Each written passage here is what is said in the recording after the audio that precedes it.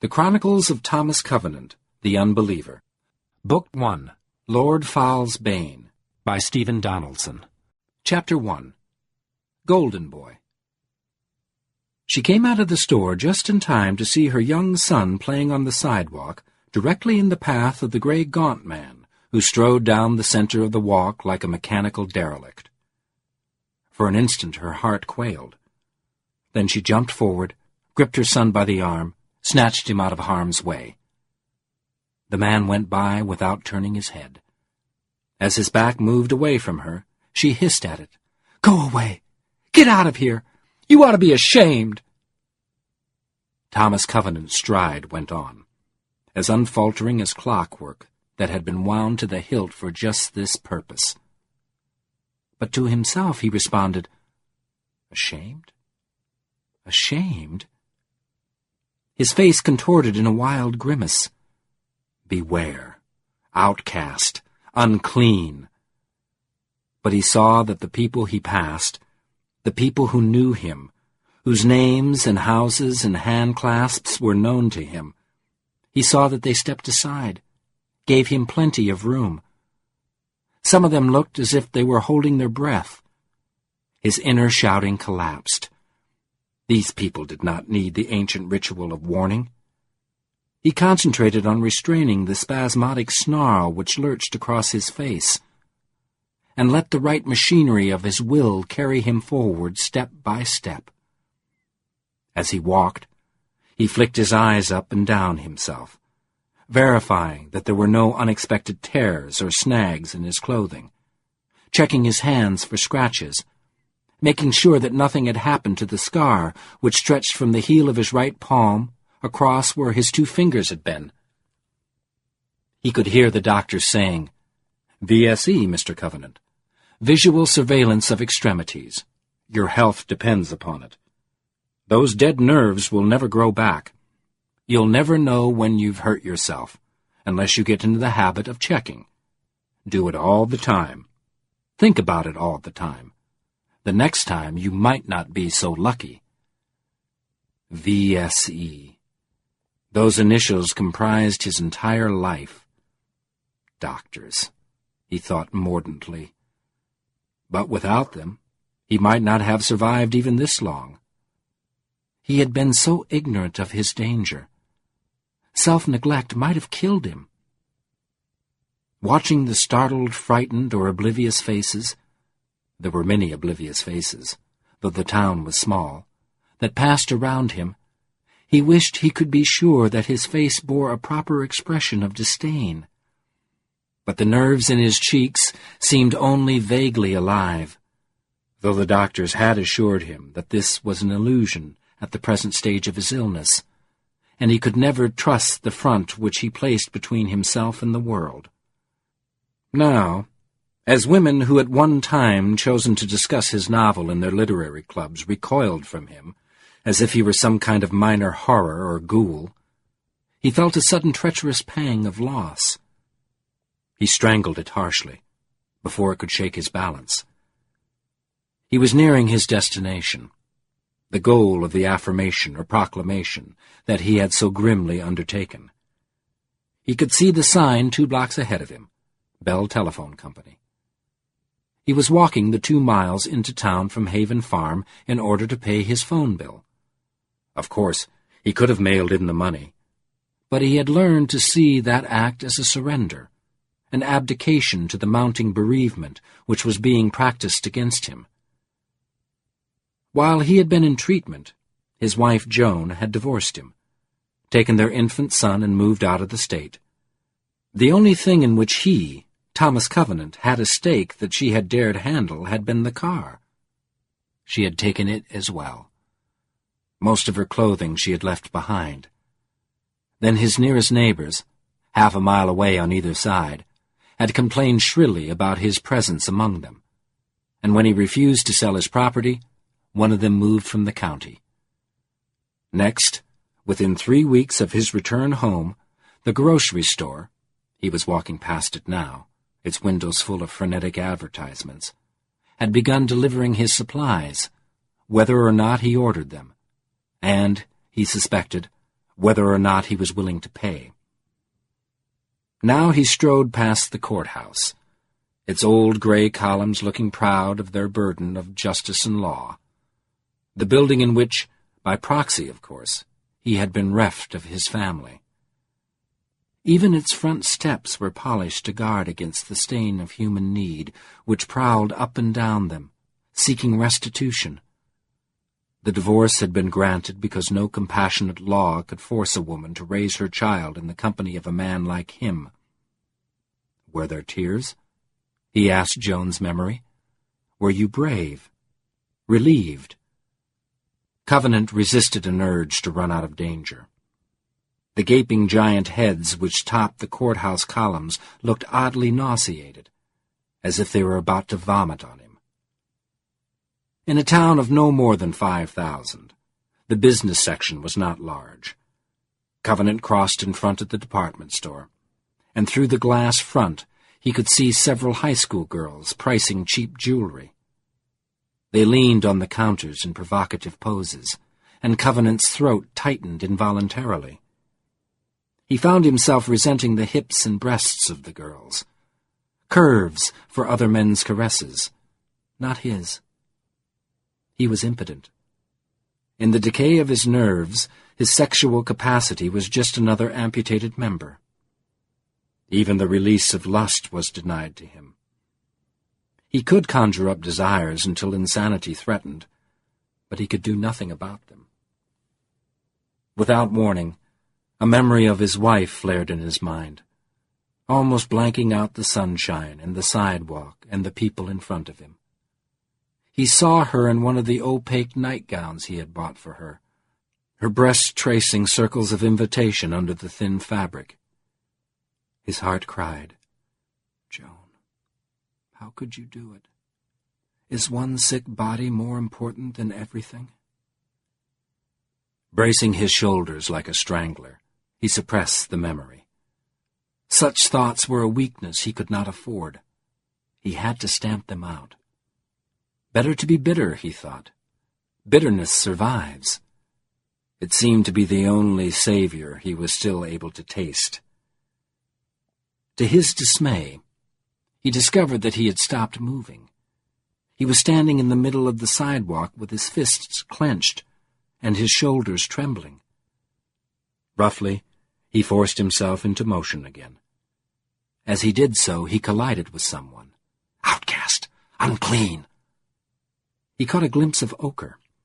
The person he had bumped seemed to be wearing a dirty reddish-brown robe. But he did not stop to apologize. He stalked on down the walk so that he would not have to face that particular individual's fear and loathing. After a moment, his stride recovered its empty mechanical tick. Now he was passing the offices of the electric company, his last reason for coming to pay his phone bill in person. 2 months ago, he had mailed in a check to the electric company. The amount was small, he had little use for power, and it had been returned to him. In fact, his envelope had not even been opened. An attached note had explained that his bill had been anonymously paid for at least a year. After a private struggle, he had realized that if he did not resist this trend, he would soon have no reason at all to go among his fellow human beings. So today he was walking the 2 miles into town to pay his phone bill in person, to show his peers that he did not intend to be shriven of his humanity. In rage at his outcasting, he sought to defy it, to assert the rights of his common mortal blood. In person, he thought. What if he were too late? If the bill had already been paid? What did he come in person for, then? The thought caught his heart in a clench of trepidation. He clicked rapidly through his VSE, then returned his gaze to the hanging sign of the Bell Telephone Company, half a block away. As he moved forward, conscious of a pressure to surge against his anxiety, he noticed a tune running in his mind along the beat of his stride. Then he recollected the words, "Golden boy with feet of clay, let me help you on your way. A proper push will take you far, but what a clumsy lad you are." The doggerel chuckled satirically through his thoughts, and its crude rhythm thumped against him like an insult, accompanied by slow strippers' music. He wondered if there were an overweight goddess somewhere in the mystical heavens of the universe, grinding out this burlesque fate. A proper push leer will take you far, but what a clumsy lad you are. Mock, pained dismay. "Oh, right, golden boy." But he could not sneer his way out of that thought, because at one time he had been a kind of golden boy. He had been happily married. He had had a son. He had written a novel in ecstasy and ignorance, and had watched it spend a year on the bestseller lists. And because of it, he now had all the money he needed. "I would be better off," he thought, "if I'd known I was writing that kind of book." But he had not known. He had not even believed that he would find a publisher, back in the days when he had been writing that book, the days right after he had married Joan. Together, they did not think about money or success. It was the pure act of creation which ignited his imagination, and the warm spell of her pride and eagerness kept him burning like a bolt of lightning, not for seconds or fractions of seconds, but for 5 months, in one long wild discharge of energy that seemed to create the landscape of the earth out of nothingness by the sheer force of its brilliance. Hills and crags, trees bent by the passionate wind, night-ridden people, all rendered into being by that white bolt striking into the heavens from the lightning rod of his writing. When he was done, he felt as drained and satisfied as all of life's love uttered in one act. That had not been an easy time. There was an anguish in the perception of heights and abysses that gave each word he wrote the shape of dried black blood. And he was not a man who liked heights. Unconstricted emotion did not come easily to him. But it had been glorious. The focusing to that pitch of intensity had struck him as the cleanest thing that had ever happened to him. The stately frigate of his soul had sailed well over a deep and dangerous ocean. When he mailed his manuscript away, he did so with a kind of calm confidence. During those months of writing, and then of waiting, they lived on her income. She, Joan Mocked Covenant, was a quiet woman, who expressed more of herself with her eyes and the tone of her skin than she did with words. Her flesh had a hue of gold, which made her look as warm and precious as a sylph or succubba of joy. But she was not large or strong, and Thomas Covenant felt constantly amazed at the fact that she earned a living for them by breaking horses. The term breaking, however, did not do justice to her skill with animals. There were no tests of strength in her work, no bucking stallions with mad eyes and foaming nostrils. It seemed to Covenant that she did not break horses. She seduced them. Her touch spread calm over their twitching muscles. Her murmuring voice relaxed the tension in the angle of their ears. When she mounted them bareback, the grip of her legs made the violence of their brute fear fade. And whenever a horse burst from her control, she simply slid from its back and left it alone until the spasms of its wildness had worn away. Then she began with the animal again. In the end, she took it on a furious gallop around Haven Farm, to show the horse that it could exert itself to the limit without surpassing her mastery. Watching her, Covenant had felt daunted by her ability. Even after she taught him to ride, he could not overcome his fear of horses. Her work was not lucrative, but it kept her and her husband from going hungry until the day a letter of acceptance arrived from the publisher. On that day, Joan decided that the time had come to have a child. Because of the usual delays of publication, They had to live for nearly a year on an advance on Covenant's royalties. Joan kept her job in one way or another for as long as she could without threatening the safety of the child conceived in her. Then, when her body told her that the time had come, she quit working. At that point, her life turned inward, concentrated on the task of growing her baby with a single-mindedness that often left her outward eyes blank and tinged with expectation. After he was born, Joan announced that the boy was to be named Roger, after her father and her father's father. Roger. Covenant groaned as he neared the door of the phone company's office. He had never even liked that name. But his son's infant face, so meticulously and beautifully formed, human and complete, had made his heart ache with love and pride. Yes, pride. A father's participation in mystery. And now his son was gone. Gone with Joan he did not know where. Why was he so unable to weep? The next instant, a hand plucked at his sleeve. "Hey, mister," a thin voice said fearfully, urgently. "Hey, mister!" He turned with a yell in his throat. "Don't touch me! Outcast! Unclean!" But the face of the boy who clutched his arm stopped him, kept him from pulling free. The boy was young, not more than 8 or 9 years old. Surely he was too young to be so afraid. His face was mottled pale and livid with dread and coercion, as if he were somehow being forced to do something which terrified him.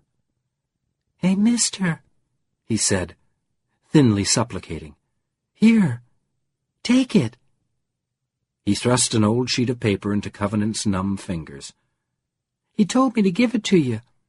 You're supposed to read it. Please, mister."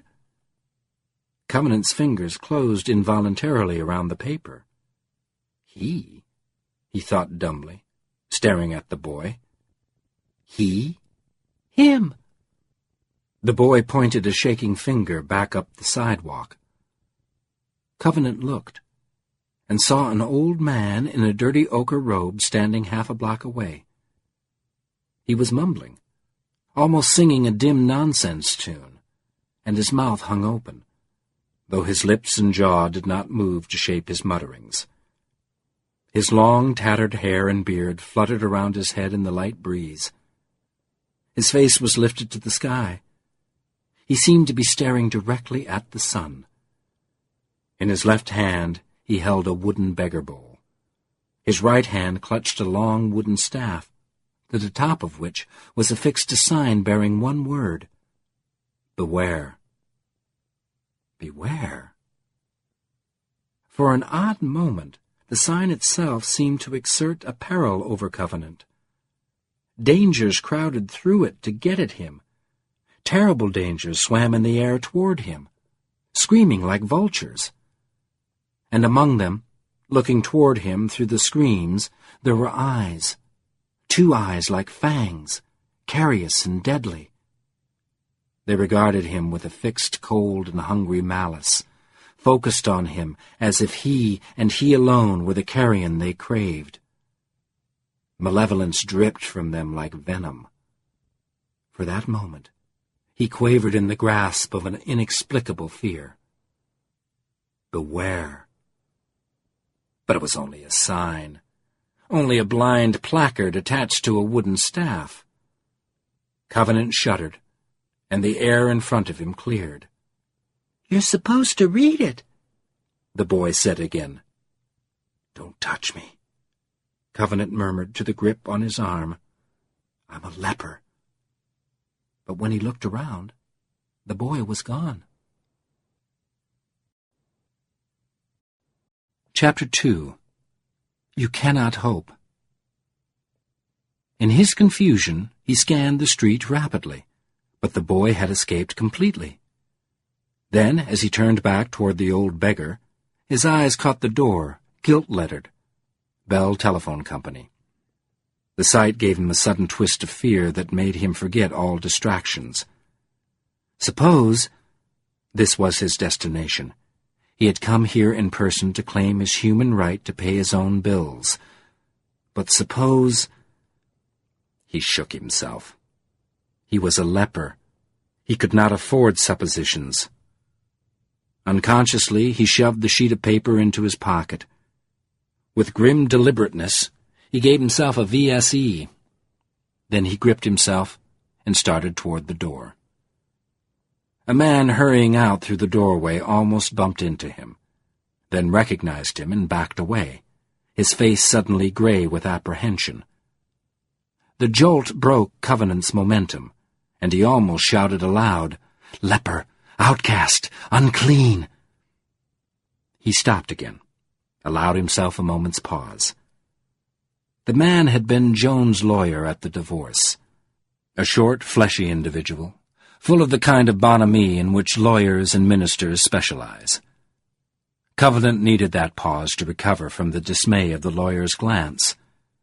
He felt involuntarily ashamed to be the cause of such dismay. For a moment, he could not recollect the conviction which had brought him into town. But almost at once he began to fume silently. Shame and rage were inextricably bound together in him. "I'm not going to let them do this to me," he rasped. "By hell! They have no right." Yet he could not so easily eradicate the lawyer's expression from his thoughts. That revulsion was an accomplished fact, like leprosy, immune to any question of right or justice. And above all else, a leper must not forget the lethal reality of facts. As Covenant paused, he thought, "I should write a poem." These are the pale deaths, which men miscall their lives. For all the sense of green things growing, each breath is but an exhalation of the grave. Bodies jerk like puppet corpses, and hell walks laughing. Laughing. Now there's a real insight. Hell fire. Did I do a whole life's laughing in that little time? He felt that he was asking an important question. He had laughed when his novel had been accepted, laughed at the shadows of deep and silent thoughts that had shifted like sea currents in Roger's face, laughed over the finished product of his book, laughed at its presence on the bestseller lists. Thousands of things, large and small, had filled him with glee. When Joan had asked him what he found so funny, he was only able to reply that every breath charged him with ideas for his next book. His lungs bristled with imagination and energy. He chuckled whenever he had more joy than he could contain. But Roger had been 6 months old when the novel had become famous, and 6 months later Covenant still had somehow not begun writing again. He had too many ideas. He could not seem to choose among them. Joan had not approved of this unproductive luxuriance. She had packed up Roger and had left her husband in their newly purchased house, with his office newly settled in a tiny 2-room hut overlooking a stream in the woods that filled the back of Haven Farm. Left him with strict orders to start writing while she took Roger to meet his relatives. That had been the pivot, the moment in which the rock had begun rolling toward his feet of clay. Begun with rumbled warnings, the stroke which had cut him off as severely as a surgeon attacking gangrene. He had heard the warnings and had ignored them. He had not known what they meant. No, rather than looking for the cause of that low thunder, he had waved goodbye to Joan with regret and quiet respect. He had seen that she was right, that he would not start to work again unless he were alone for a time. And he had admired her ability to act, even while his heart ached under the awkward burden of their separation. So when he had waved her plane away over his horizons, he returned to Haven Farm, locked himself in his office, turned on the power to his electric typewriter, and wrote the dedication of his next novel. For Joan, who has been my keeper of the possible. His fingers slipped uncertainly on the keys, and he needed 3 tries to produce a perfect copy. But he was not sea-wise enough to see the coming storm. The slow ache in his wrists and ankles he also ignored. He only stamped his feet against the ice that seemed to be growing in them. And when he found the numb purple spot on his right hand, near the base of his little finger, he put it out of his mind. Within 24 hours of Joan's departure, he was deep into the plotting of his book. Images cascaded through his imagination. His fingers fumbled, tangled themselves around the simplest words, but his imagination was sure. He had no thought to spare for the suppuration of the small wound which grew in the center of that purple stain. Joan brought Roger home after 3 weeks of family visits. She did not notice anything wrong until that evening, when Roger was asleep, and she sat in her husband's arms. The storm windows were up, and the house was closed against the chill winter wind which prowled the farm. In the still air of their living room, she caught the faint, sweet, sick smell of Covenant's infection. Months later, when he stared at the antiseptic walls of his room in the leprosarium, he cursed himself for not putting iodine on his hand. It was not the loss of 2 fingers that galled him. The surgery which amputated part of his hand was only a small symbol of the stroke which cut him out of his life, excised him from his own world, as if he were some kind of malignant infestation. And when his right hand ached with the memory of its lost members, that pain was no more than it should be. No, he berated his carelessness because it had cheated him of his one last embrace with Joan. But with her arms in his arms, on that last winter night, he had been ignorant of such possibilities. Talking softly about his new book, he held her close, satisfied for that moment with the press of her firm flesh against his, with the clean smell of her hair and the glow of her warmth. Her sudden reaction had startled him. Before he was sure what disturbed her, she was standing, pulling him up off the sofa after her. She held his right hand up between them, exposed his infection, and her voice crackled with anger and concern. "Oh, Tom, why don't you take care of yourself?" After that, she did not hesitate. She asked one of the neighbors to sit with Roger, then drove her husband through the light February snow to the emergency room of the hospital. She did not leave him until he had been admitted to a room and scheduled for surgery. The preliminary diagnosis was gangrene. Joan spent most of the next day with him at the hospital, during the time when he was not being given tests. And the next morning, at 6 o'clock, Thomas Covenant was taken from his room for surgery on his right hand. He regained consciousness 3 hours later back in his hospital bed, with 2 fingers gone. The grogginess of the drugs clouded him for a time, and he did not miss Joan until noon. But she did not come to see him at all that day, and when she arrived in his room the following morning, she was changed. Her skin was pale, as if her heart was hoarding blood, and the bones of her forehead seemed to press against the flesh. She had the look of a trapped animal. She ignored his outstretched hand. Her voice was low, constrained.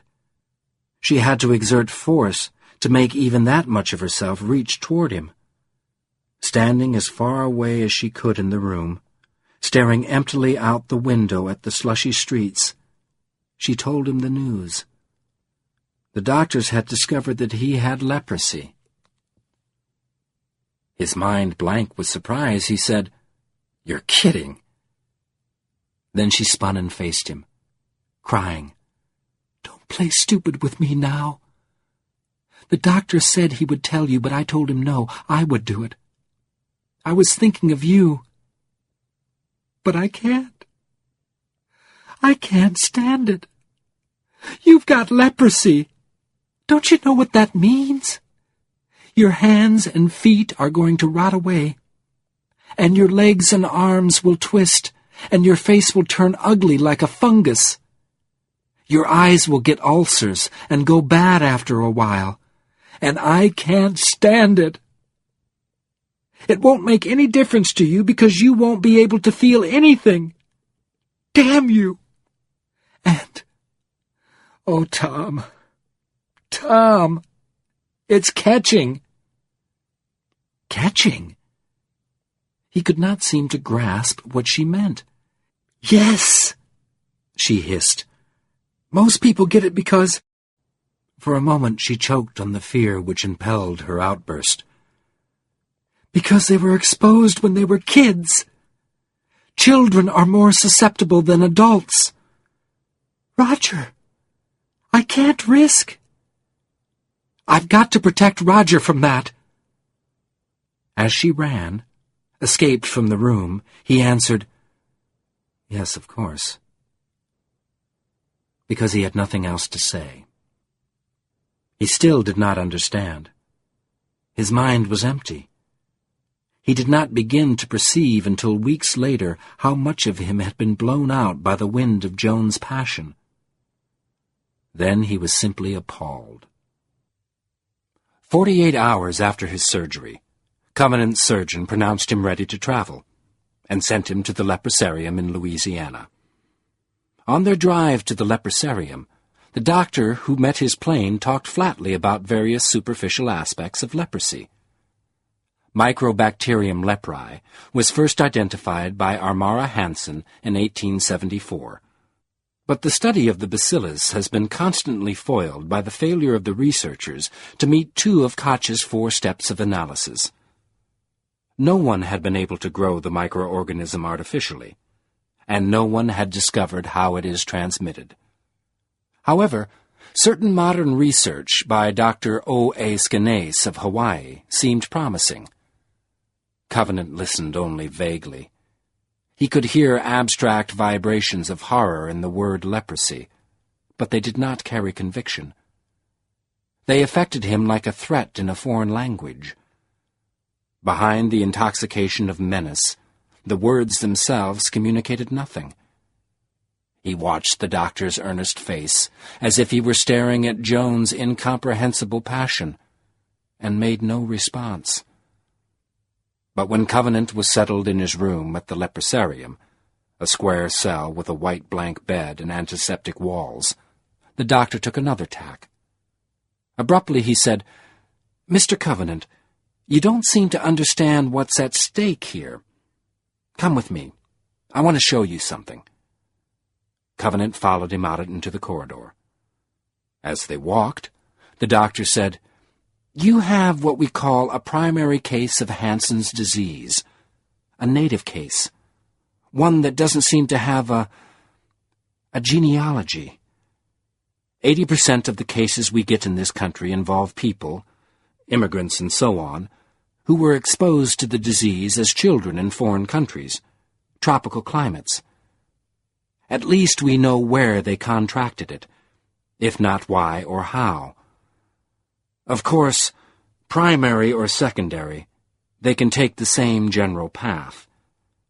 But as a rule, people with secondary cases grew up in places where Hansen's disease is less arcane than here. They recognize what they've got when they get it. That means they have a better chance of seeking help in time. I want you to meet another of our patients. He's the only other primary case we have here at present. He used to be a sort of hermit, lived alone, away from everyone in the West Virginia mountains. He didn't get to know what was happening to him until the Army tried to get in touch with him, to tell him his son was killed in the war. When the officer saw this man, he called in the Public Health Service. They sent the man to us." The doctor stopped in front of a door, like the one to Covenant's cell. He knocked, but did not wait for an answer. He pushed open the door, caught Covenant by the elbow, and steered him into the room. As he stepped across the threshold, Covenant's nostrils were assaulted by a pungent reek, a smell like that of rotten flesh lying in a latrine. It defied mere carbolic acid and ointments to mask it. It came from a shrunken figure sitting grotesquely on the white bed. "Good afternoon," the doctor said. "This is Thomas Covenant. He has a primary case of Hansen's disease and doesn't seem to understand the danger he's in." Slowly, the patient raised his arms as if to embrace Covenant. His hands were swollen stumps, fingerless lumps of pink, sick meat, marked by cracks and ulcerations from which a yellow exudation oozed through the medication. They hung on thin, hooped arms like awkward sticks, and even though his legs were covered by his hospital pajamas, they looked like gnarled wood. Half of one foot was gone, gnawed away, and in the place of the other was nothing but an unhealable wound. When the patient moved his lips to speak, and Covenant looked up at his face, his dull, cataractal eyes sat in his face as if they were the center of an eruption. The skin of his cheeks was as white-pink as an albino's. It bulged and poured away from his eyes in waves, runnelets, as if it had been heated to the melting point. And these waves were edged with thick tubercular nodules.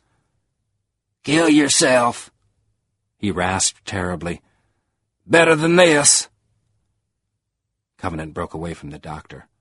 He rushed out into the hall, and the contents of his stomach spattered over the clean walls and floor like a stain of outrage. In that way he decided to survive. Thomas Covenant lived in the leprosarium for more than 6 months.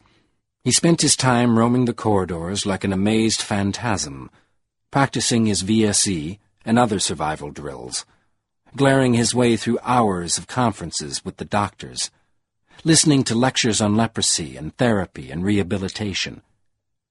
He soon learned that the doctors believed patient psychology to be the key to treating leprosy. They wanted to counsel him, but he refused to talk about himself. Deep within him, a hard core of intransigent fury was growing. He had learned that by some bitter trick of his nerves, the 2 fingers he had lost felt more alive to the rest of his body than did his remaining digits. His right thumb was always reaching for these excised fingers, and finding their scar with an awkward, surprised motion. The help of the doctors seemed to resemble this same trick. Their few sterile images of hope struck him as the gropings of an unfingered imagination. And so the conferences, like the lectures, ended as long speeches by experts on the problems that he, Thomas Covenant, faced. For weeks the speeches were pounded into him, until he began to dream them at night. Admonitions took over the ravaged playground of his mind. Instead of stories and passions, he dreamed perorations. "Leprosy," he heard night after night, "is perhaps the most inexplicable of all human afflictions.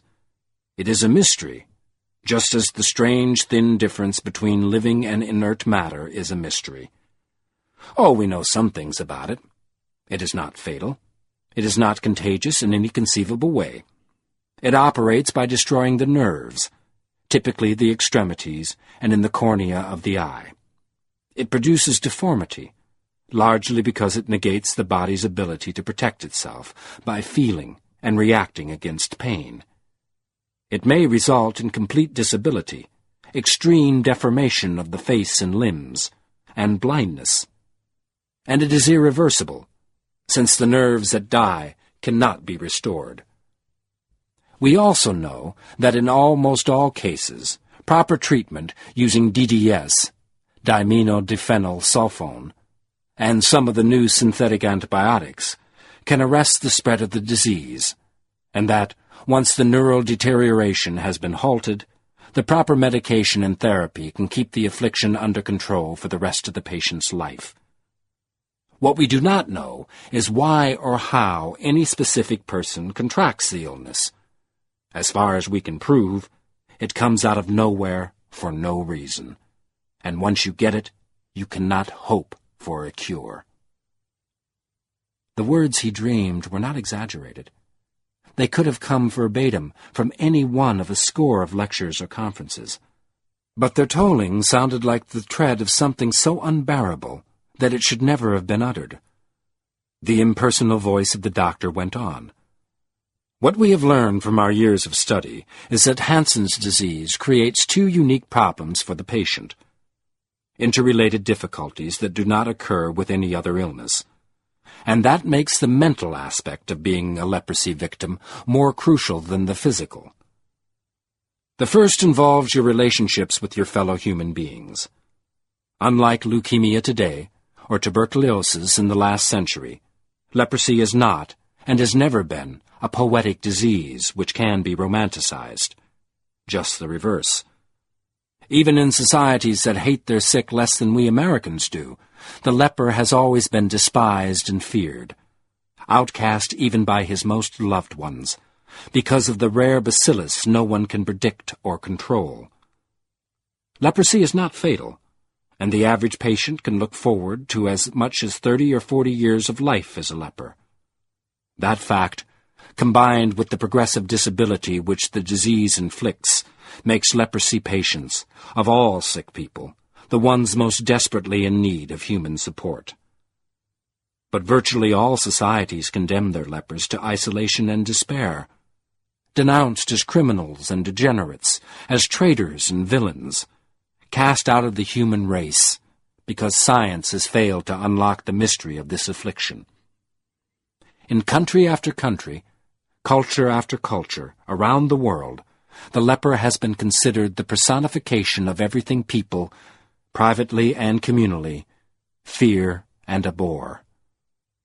People react this way for several reasons. First, the disease produces an ugliness and a bad smell that are undeniably unpleasant. And second, generations of medical research notwithstanding, people fail to believe that something so obvious and ugly and so mysterious is not contagious. The fact that we cannot answer questions about the bacillus reinforces their fear. We cannot be sure that touch or air or food or water or even compassion do not spread the disease. In the absence of any natural, provable explanation of the illness, people account for it in other ways, all bad. A proof of crime or filth or perversion, evidence of God's judgment, as the horrible sign of some psychological or spiritual or moral corruption or guilt. And they insist it's catching, despite evidence that it is minimally contagious, even to children. So many of you are going to have to live without one single human support to bear the burden with you. That is one reason why we place such an emphasis on counseling here. We want to help you learn to cope with loneliness. Many of the patients who leave this institution do not live out their full years. Under the shock of their severance, they lose their motivation. They let their self-treatment slide and become either actively or passively suicidal. Few of them come back here in time. The patients who survive find someone somewhere who is willing to help them want to live. Or they find somewhere inside themselves the strength to endure. Whichever way you go, however, one fact will remain constant. From now until you die, leprosy is the biggest single fact of your existence. It will control how you live in every particular. From the moment you awaken until the moment you sleep, you will have to give your undivided attention to all the hard corners and sharp edges of life. You can't take vacations from it. You can't try to rest yourself by daydreaming, lapsing. Anything that bruises, bumps, burns, breaks, scrapes, snags, pokes, or weakens you can maim, cripple, or even kill you. And thinking about all the kinds of life you can't have can drive you to despair and suicide. I've seen it happen. Covenant's pulse was racing, and his sweat made the sheets cling to his limbs. The voice of his nightmare had not changed. It made no effort to terrify him, took no pleasure in his fear. but now the words were as black as hate, and behind them stretched a great raw wound of emptiness. That brings us to the other problem. It sounds simple, but you will find it can be devastating. Most people depend heavily on their sense of touch. In fact, their whole structure of responses to reality is organized around their touch. They may doubt their eyes and ears, but when they touch something, they know it's real. And it is not an accident that we describe the deepest parts of ourselves, our emotions, in terms of the sense of touch. Sad tales touch our feelings. Bad situations irritate us or hurt us. This is an inevitable result of the fact that we are biological organisms. You must fight and change this orientation. You're intelligent creatures. Each of you has a brain. Use it. Use it to recognize your danger. Use it to train yourself to stay alive.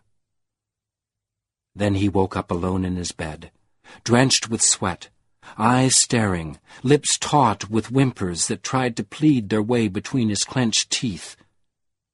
Dream after dream, week after week, the pattern played itself out. Day after day, he had to lash himself with anger to make himself leave the ineffectual sanctuary of his cell. But his fundamental decision held. He met patients who had been to the leprosarium several times before. Haunted recidivists who could not satisfy the essential demand of their torment, the requirement that they cling to life without desiring any of the recompense which gave life value. Their cyclic degeneration taught him to see that his nightmare contained the raw materials for survival. Night after night, it battered him against the brutal and irredeemable law of leprosy. Blow by blow, it showed him that an entire devotion to that law was his only defense against suppuration and gnawing rot and blindness. In his 5th and 6th months at the leprosarium, he practiced his VSE and other drills with manic diligence. He stared at the blank antiseptic walls of his cell as if to hypnotize himself with them. In the back of his mind, he counted the hours between doses of his medication, and whenever he slipped, missed a beat of his defensive rhythm, he excoriated himself with curses. In 7 months, the doctors were convinced that his diligence was not a passing phase. They were reasonably sure that the progress of his illness had been arrested. They sent him home. As he returned to his house on Haven Farm in late summer, he thought that he was prepared for everything. He had braced himself for the absence of any communication from Joan, the dismayed revulsions of his former friends and associates, though these assaults still afflicted him with a vertiginous nausea of rage and self-disgust. The sight of Joan's and Roger's belongings in the house, and the desertion of the stables where Joan had formerly kept their horses, stung his sore heart like a corrosive. But he had already set his heels against the pull of such pains. Yet he was not prepared, not for everything. The next shock surpassed his readiness. After he had double and triple checked to be sure he had received no mail from Joan, after he had spoken on the phone with the lawyer who handled his business, he had heard the woman's discomfort throbbing across the metallic connection. He went to his hut in the woods and sat down to read what he had written on his new book. Its blind poverty left him aghast. To call it ridiculously naive would have been a compliment. He could hardly believe that he was responsible for such supercilious trash. That night, he reread his first novel, the bestseller. Then, moving with extreme caution, he built a fire in his hearth and burned both the novel and the new manuscript. Fire, he thought. Purgation.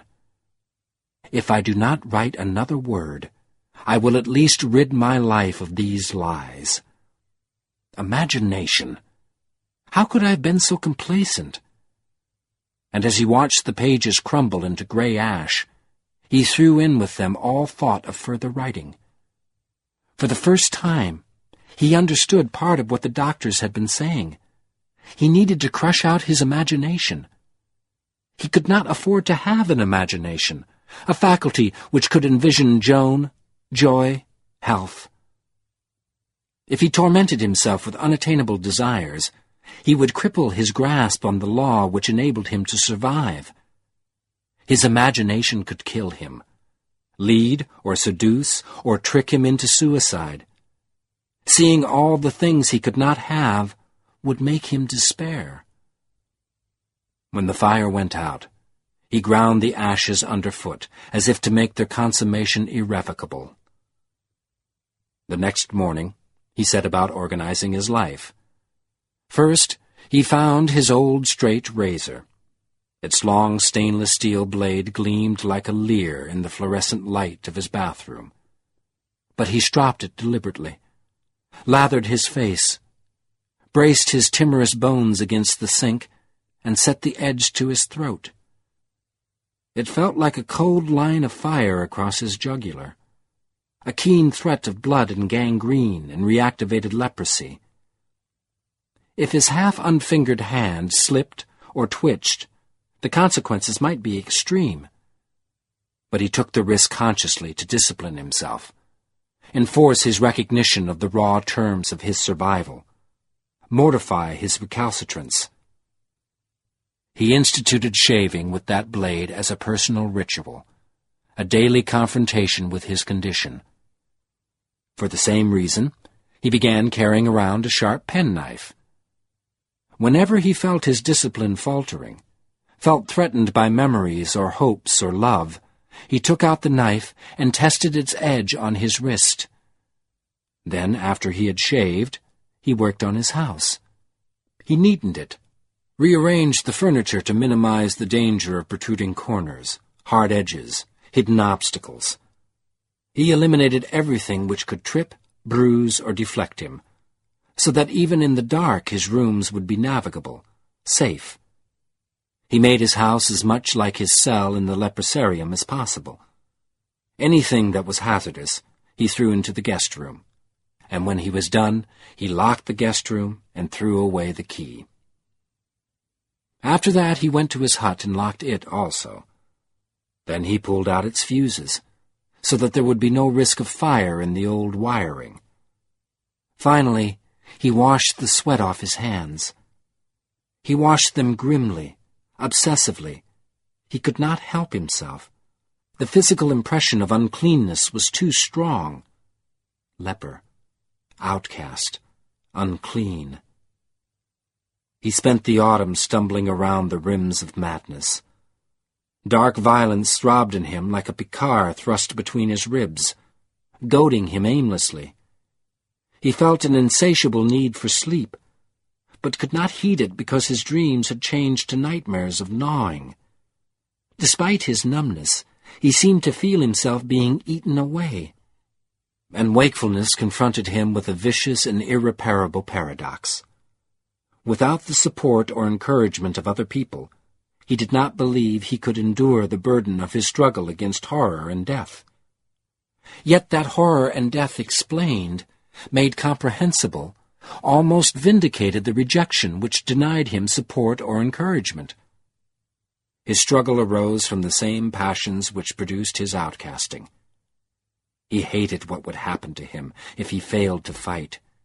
He hated himself for having to fight such a windless and interminable war. But he could not hate the people who made his moral solitude so absolute. They only shared his own fear. In the dizzy round of his dilemma, the only response which steadied him was vitriol. He clung to his bitter anger as to an anchor of sanity. He needed fury in order to survive, to keep his grip like a stranglehold on life. Some days he went from sun to sun without any rest from rage. But in time, even that passion began to falter. His outcasting was part of his law. It was an irreducible fact, as totally real and compulsory as gravity and pestilence and numbness. If he failed to crush himself to fit the mold of his facts, he would fail to survive. When he looked out over the farm, the trees which edged his property along the highway seemed so far away that nothing could bridge the gap. The contradiction had no answer. It made his fingers twitch helplessly, so that he could almost cut himself shaving. Without passion he could not fight, yet all his passions rebounded against him. As the autumn passed, he cast fewer and fewer curses at the impossibilities imprisoning him. He prowled through the woods behind Haven Farm. A tall, lean man, with haggard eyes, a mechanical stride, and 2 fingers gone from his right hand. Every cluttered trail, sharp rock, steep slope reminded him that he was keeping himself alive with caution, that he had only to let his surveillance slip to go quietly unmourned and painless out of his troubles. It gave him nothing but an addition of sorrow to touch the bark of a tree and feel nothing. He saw clearly the end that waited for him. His heart would become as effectless as his body, and then he would be lost for good and all. Nevertheless, he was filled with a sudden sense of focus, a crystallization, as if he had identified an enemy, when he learned that someone had paid his electric bill for him. The unexpected gift made him abruptly aware of what was happening. The townspeople were not only shunning him, they were actively cutting off every excuse he might have to go among them. When he first understood his danger, his immediate reaction was to throw open a window and shout into the winter, "Go ahead! By hell, I don't need you!" But the issue was not simple enough to be blown away by bravado. As winter scattered into an early March spring, he became convinced that he needed to take some kind of action. He was a person, human like any other. He was kept alive by a personal heart. He did not mean to stand by and approve this amputation. So when his next phone bill came, he gathered his courage, shaved painstakingly, dressed himself in clothes with tough fabrics, laced his feet snugly into sturdy boots, and began the 2-mile walk into town to pay his bill in person. That walk brought him to the door of the Bell Telephone Company, with trepidation hanging around his head like a dank cloud. He stood in front of the gilt-lettered door for a time, thinking, "These are the pale deaths," and wondering about laughter. Then he collected himself, pulled open the door like the gust of a gale, and stalked up to the girl at the counter, as if she had challenged him to single combat. He put his hands palms down on the counter to steady them. Ferocity sprang across his teeth for an instant. He said, "My name is Thomas Covenant." The girl was trimly dressed, and she held her arms crossed under her breasts, supporting them so that they showed to their best advantage. He forced himself to look up at her face. She was staring blankly past him. While he searched her for some tremor of revulsion, she glanced at him and asked, "Yes?" "I want to pay my bill," he said, thinking, "She doesn't know. She hasn't heard." "Certainly, sir," she answered. "What is your number?" He told her, and she moved languidly into another room to check the files. The suspense of her absence made his fear pound in his throat. He needed some way to distract himself, occupy his attention. Abruptly, he reached into his pocket and brought out the sheet of paper the boy had given him. "You're supposed to read it." He smoothed it out on the counter and looked at it. The old printing said, "A real man, real in all the ways that we recognize as real, finds himself suddenly abstracted from the world and deposited in a physical situation which could not possibly exist. Sounds have aroma, smells have color and depth, sights have texture, touches have pitch and timbre.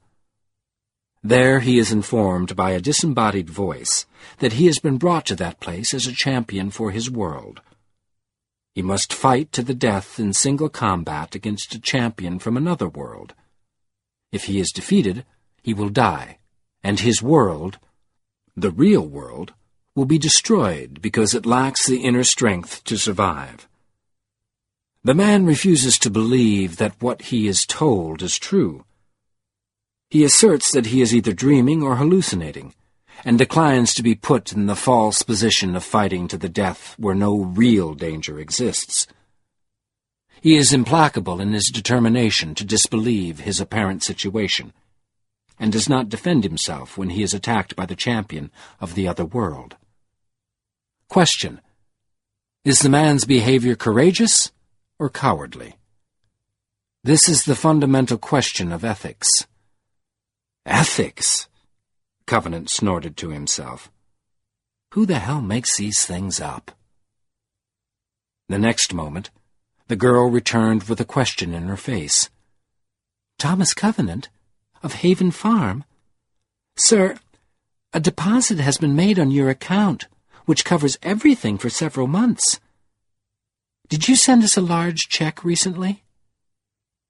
Covenant staggered inwardly, as if he had been struck, then caught himself on the counter, listing to the side like a reefed galleon.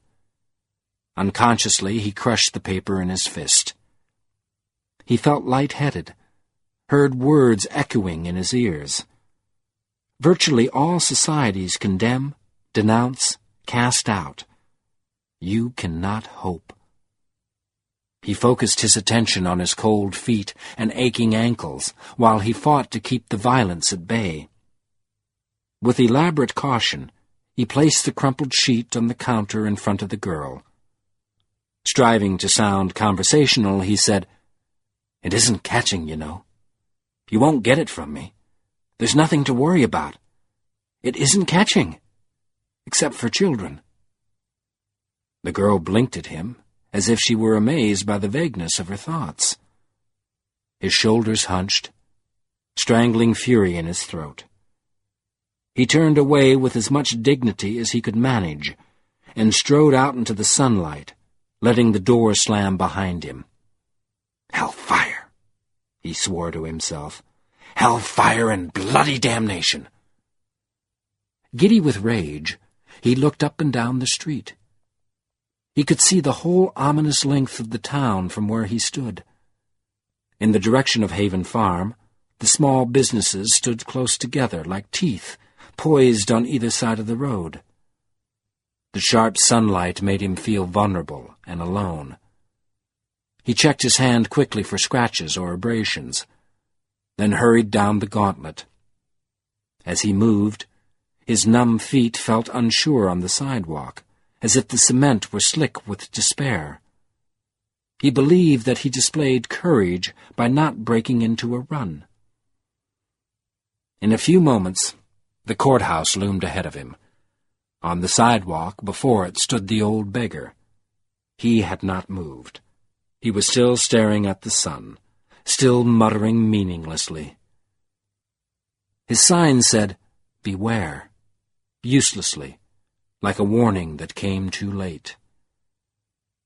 As Covenant approached, he was struck by how dispossessed the old man looked.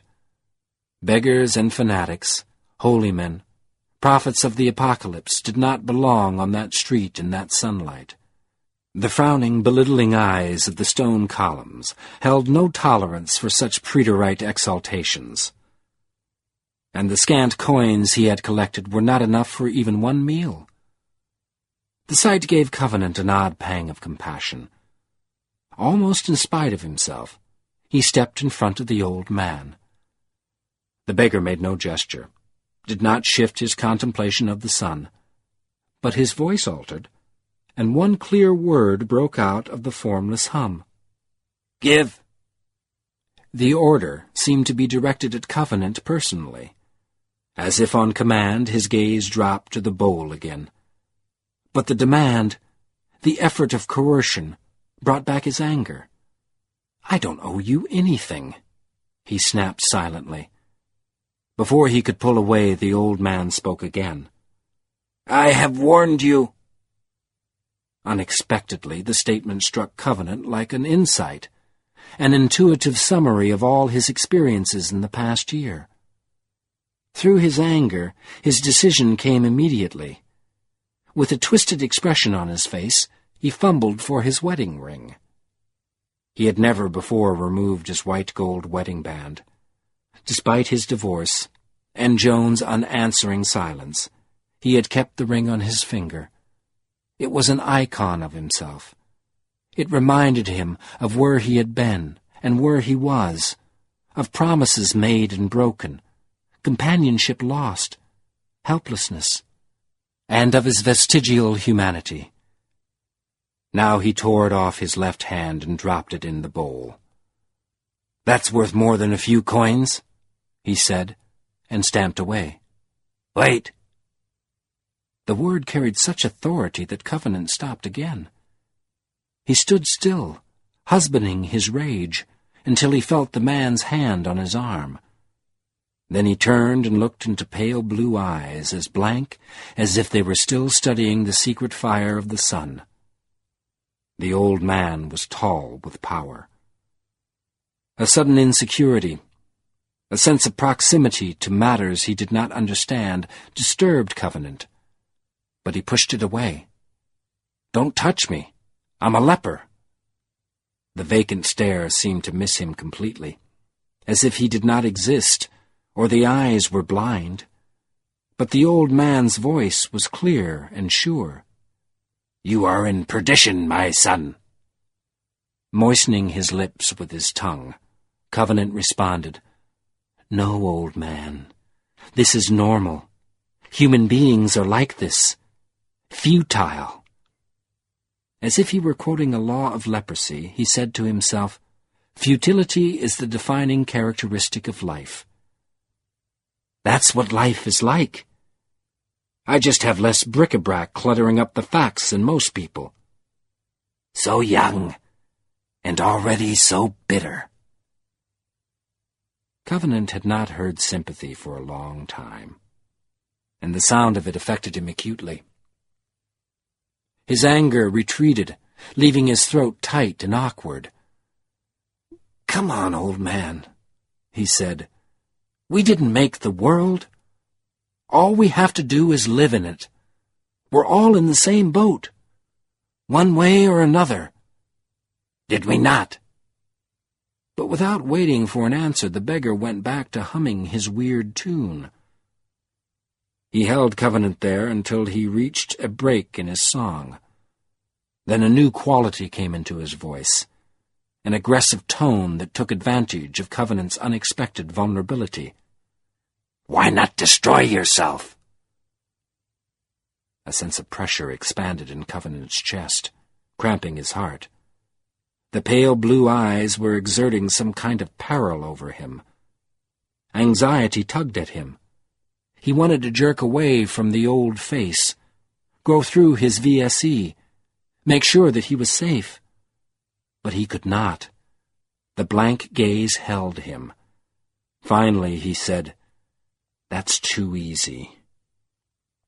His reply met no opposition, but still his trepidation grew. Under the duress of the old man's will, he stood on the precipice of his future and looked down at jagged, eager dangers. Rough damnations multiplied below him. He recognized the various possible deaths of lepers, but the panorama steadied him. It was like a touchstone of familiarity in a fantastic situation. It put him back on known ground. He found that he could turn away from his fear to say, "Look, is there anything I can do for you? Food? A place to stay? You can have what I've got." As if Covenant had said some crucial password, the old man's eyes lost their perilous cast. "You have done too much.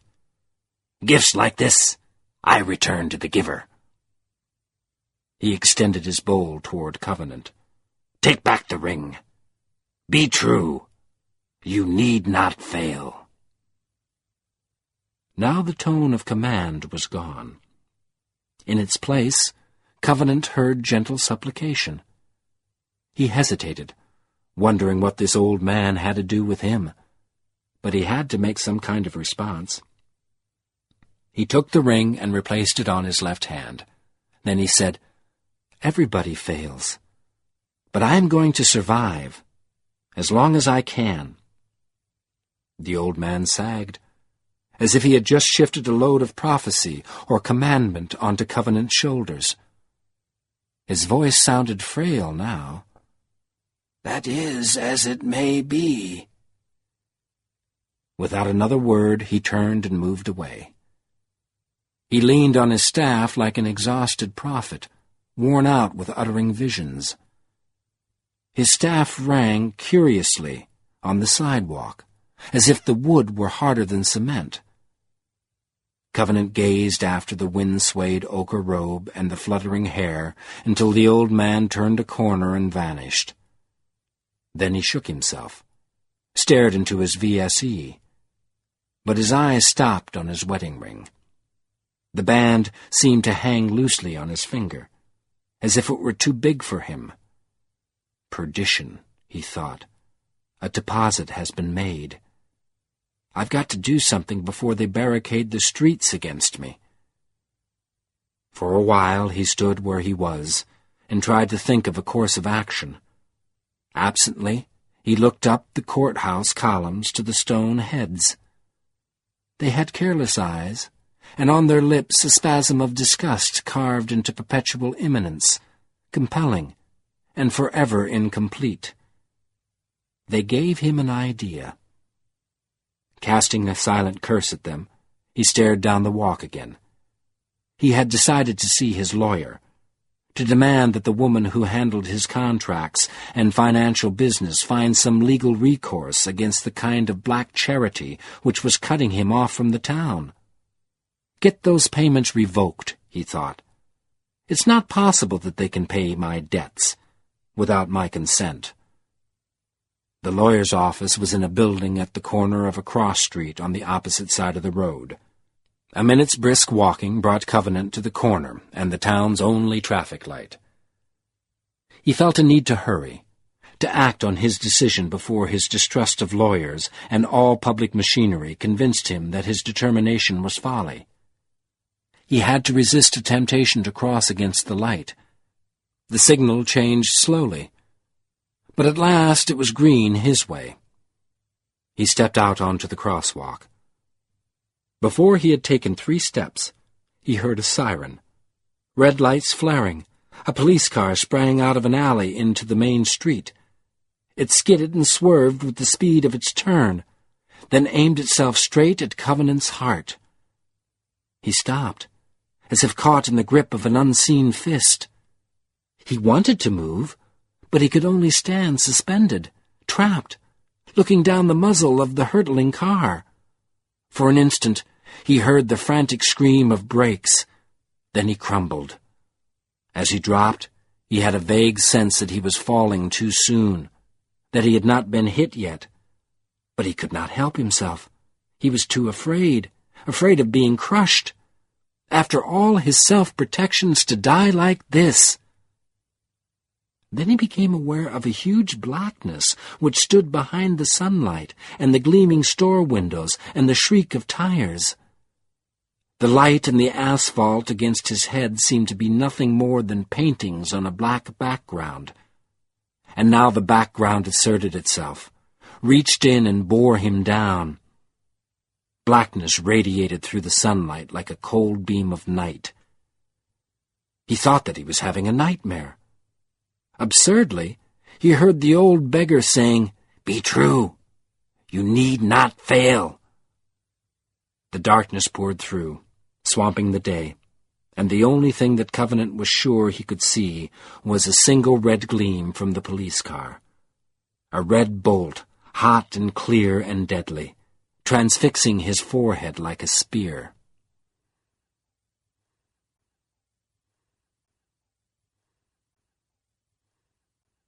Chapter 3. Invitation to a Betrayal.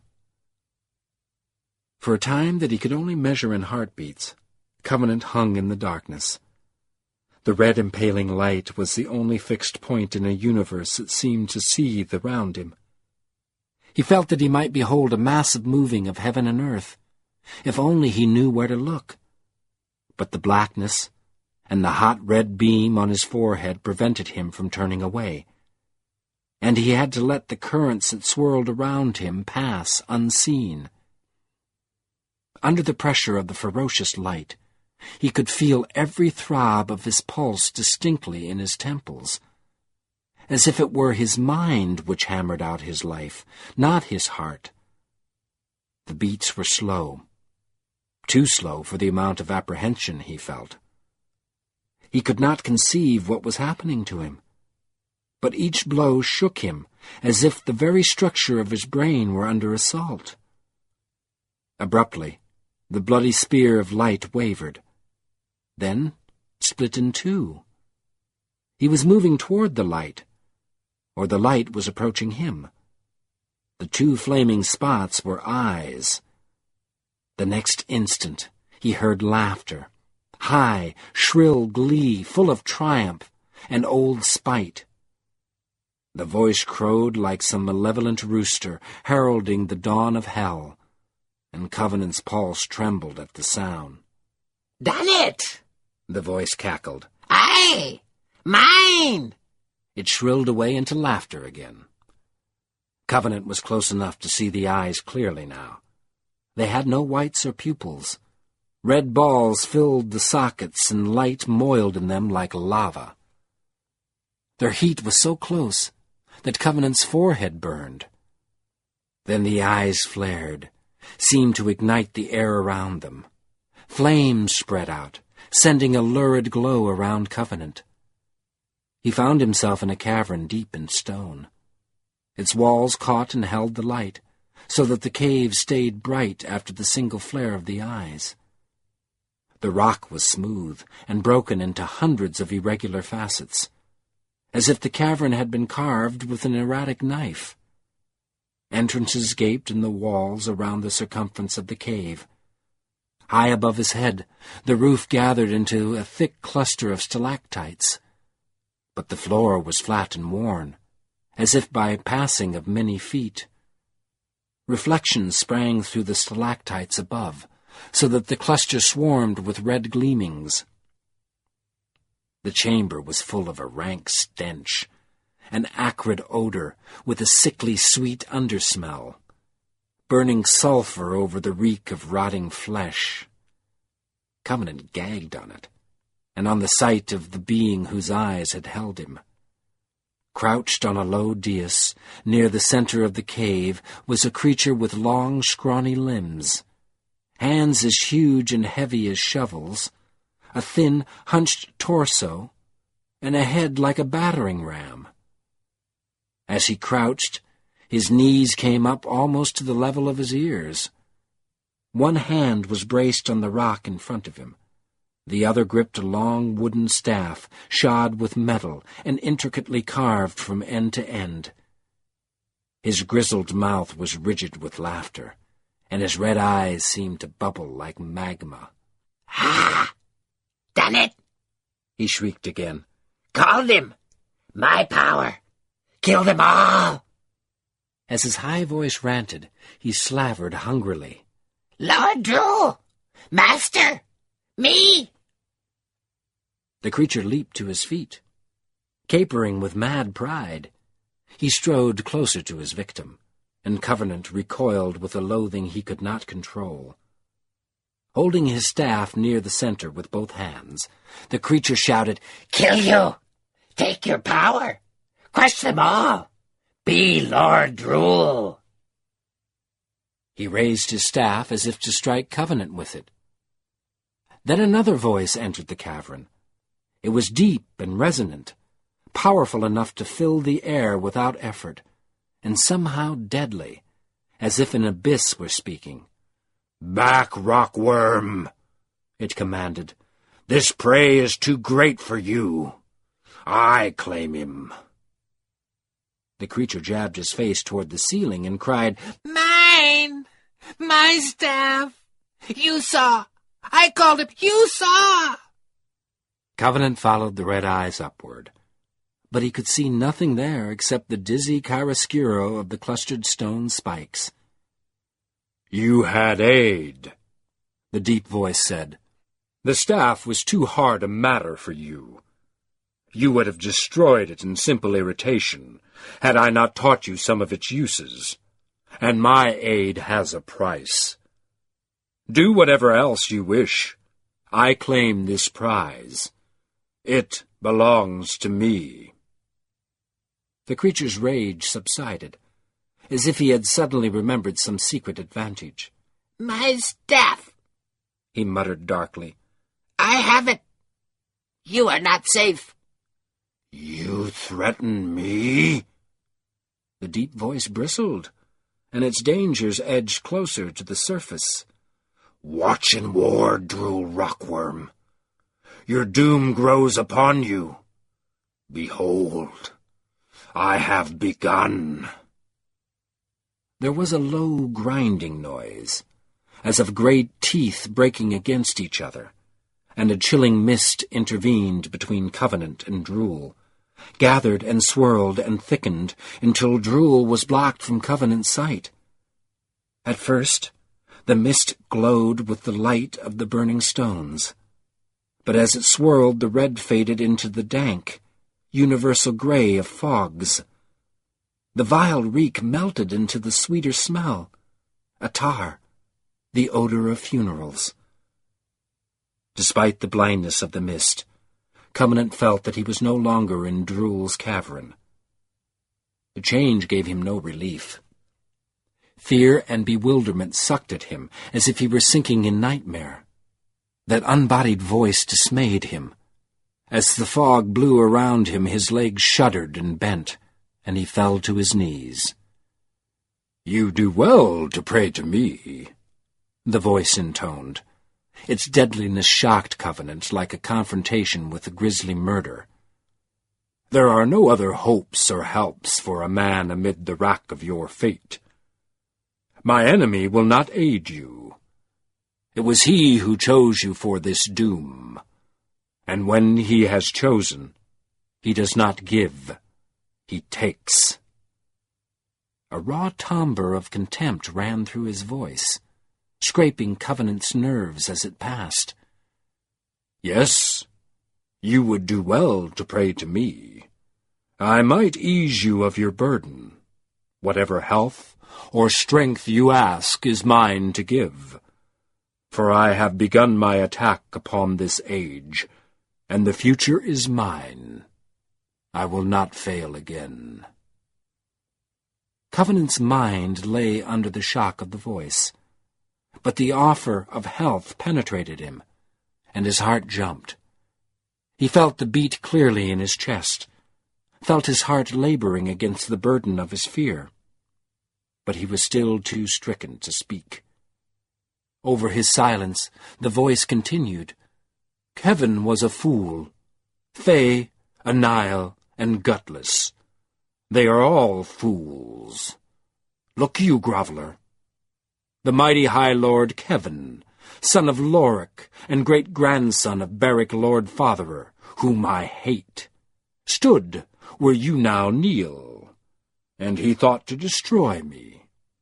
He discovered my designs, recognized some measure of my true stature, though the dotard had not set me on his right side of the council in long years without sensing his peril. Saw at the last who I was. Then there was war between us, war that blasted the West and threatened his precious keep itself. The feller fist was mine, and he knew it. When his armies faltered and his power waned, he lost himself in despair. He became mine in despair. He thought that he still might utterly undo me. Therefore he met me in that cavern from which I have rescued you, Kirwel Threndor, Heart of Thunder. Drool Rockworm does not know what a black rock it is on which he stands, and that is not his only ignorance. But of my deeper plans I say nothing.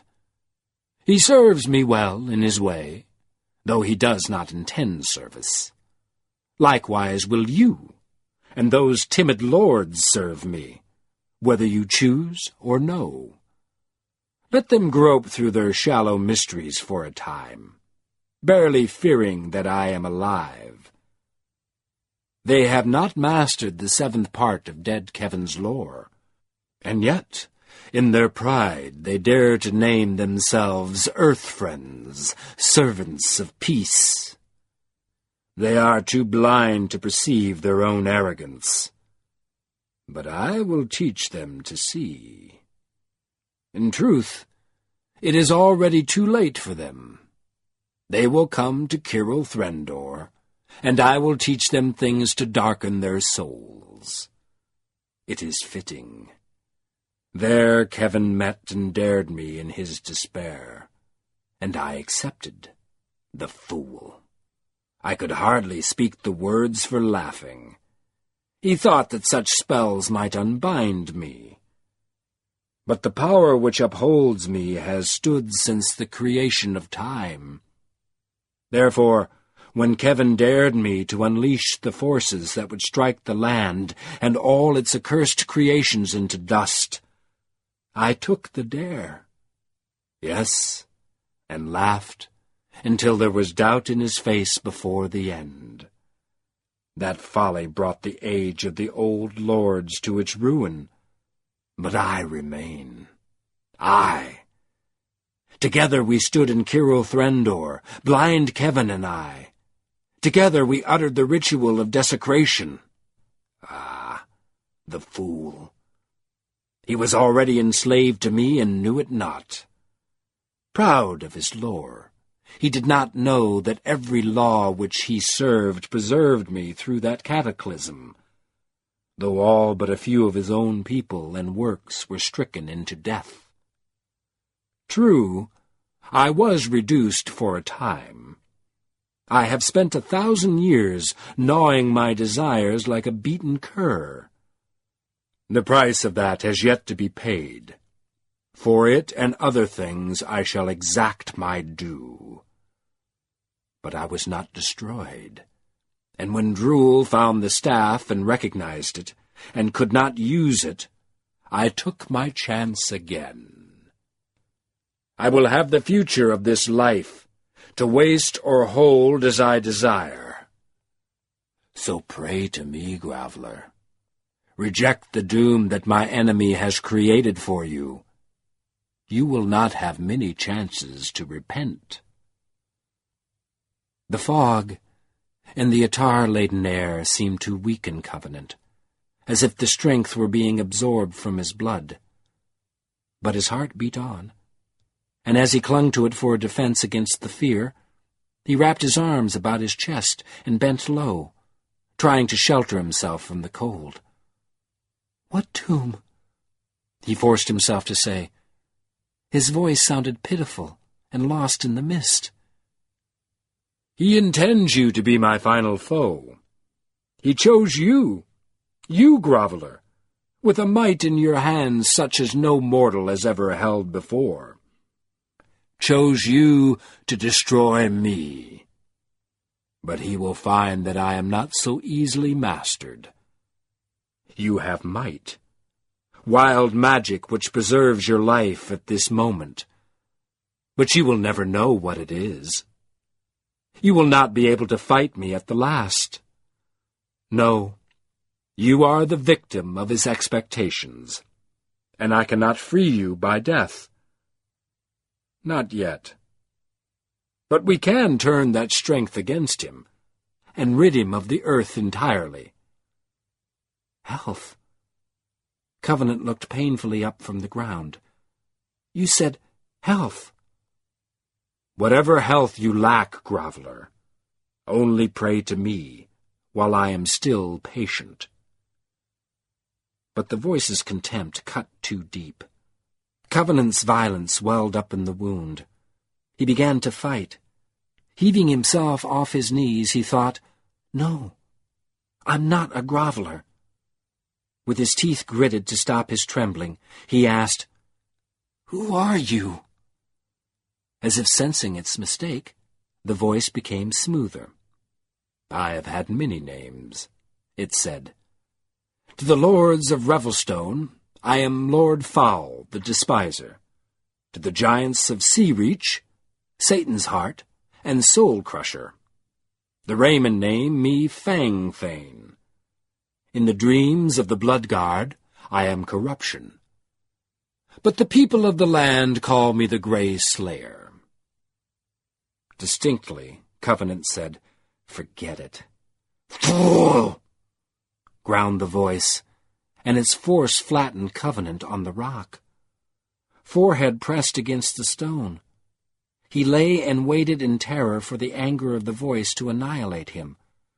"I do not take or eschew action at your bidding, and I will not forget this. I see that your pride is offended by my contempt, groveler. I will teach you the true meaning of contempt before I am done. But not now. That does not meet my purpose. Soon I will be strong enough to wrest the wild magic from you, and then you will learn to your cost that my contempt is without limit, my desires bottomless. But I have wasted time enough. Now to my purpose. Heed me well, groveler. I have a task for you. You will bear a message for me to Revelstone, to the Council of Lords. Say to the Council of Lords, and to High Lord Prothel, son of Dwyllian, that the uttermost limit of their span of days upon the land is 7 times 7 years from the present time. Before the end of those days are numbered, I will have the command of life and death in my hand. And as a token that what I say is the one word of truth, tell them this. Drool Rockworm, Cave White of Mount Thunder, has found the Staff of Law, which was lost 10 times 100 years ago by Kevin at the ritual of desecration. Say to them that the task appointed to their generation is to regain the staff. Without it, they will not be able to resist me for 7 years, and my complete victory will be achieved 6 times 7 years earlier than it would be else. As for you, groveler, do not fail with this message. If you do not bring it before the council, then every human in the land will be dead before 10 seasons have passed. You do not understand, but I tell you Drool Rockworm has the staff, and that is a cause for terror. He will be enthroned at Lord's Keep in 2 years if the message fails. Already the cave wights are marching to his call, and wolves and erviles of the demon-dim answer the power of the staff. But war is not the worst peril. Drool delves even deeper into the dark roots of Mount Thunder. Graven Threndor, peak of the Fire Lions. And there are Banes buried in the deeps of the earth, too potent and terrible for any mortal to control. They would make of the universe a hell forever. But such a Bane Drool seeks. He searches for the Ill-Earth Stone. If he becomes its master, there will be woe for low and high alike until time itself falls. Do not fail with my message, groveler. You have met Drool. Do you relish dying in his hands? The voice paused, and Covenant held his head in his arms, trying to silence the echo of Foul's threats. This is a dream, he thought. A dream. but the blindness of the mist made him feel trapped, encapsulated in insanity. He shuddered with the force of his desire for escape and warmth. "Go away! Leave me alone!" "One word more," Fowl said. "A final caution. Do not forget whom to fear at the last. I have had to be content with killing and torment. But now my plans are laid, and I have begun. I shall not rest until I have eradicated hope from the earth. Think on that, and be dismayed." Dismayed hung prolonged in the air, while around it grew the noise of grinding, great boulders crushing lesser rocks between them. The sound rushed down onto Covenant, then passed over him and away, leaving him on his knees with his head braced between his arms and his mind blank with panic. He remained rigid there until the grinding was gone, and a low hum of wind rose through the new silence. Then he opened his eyes fearfully and saw sunlight on the rock before his face.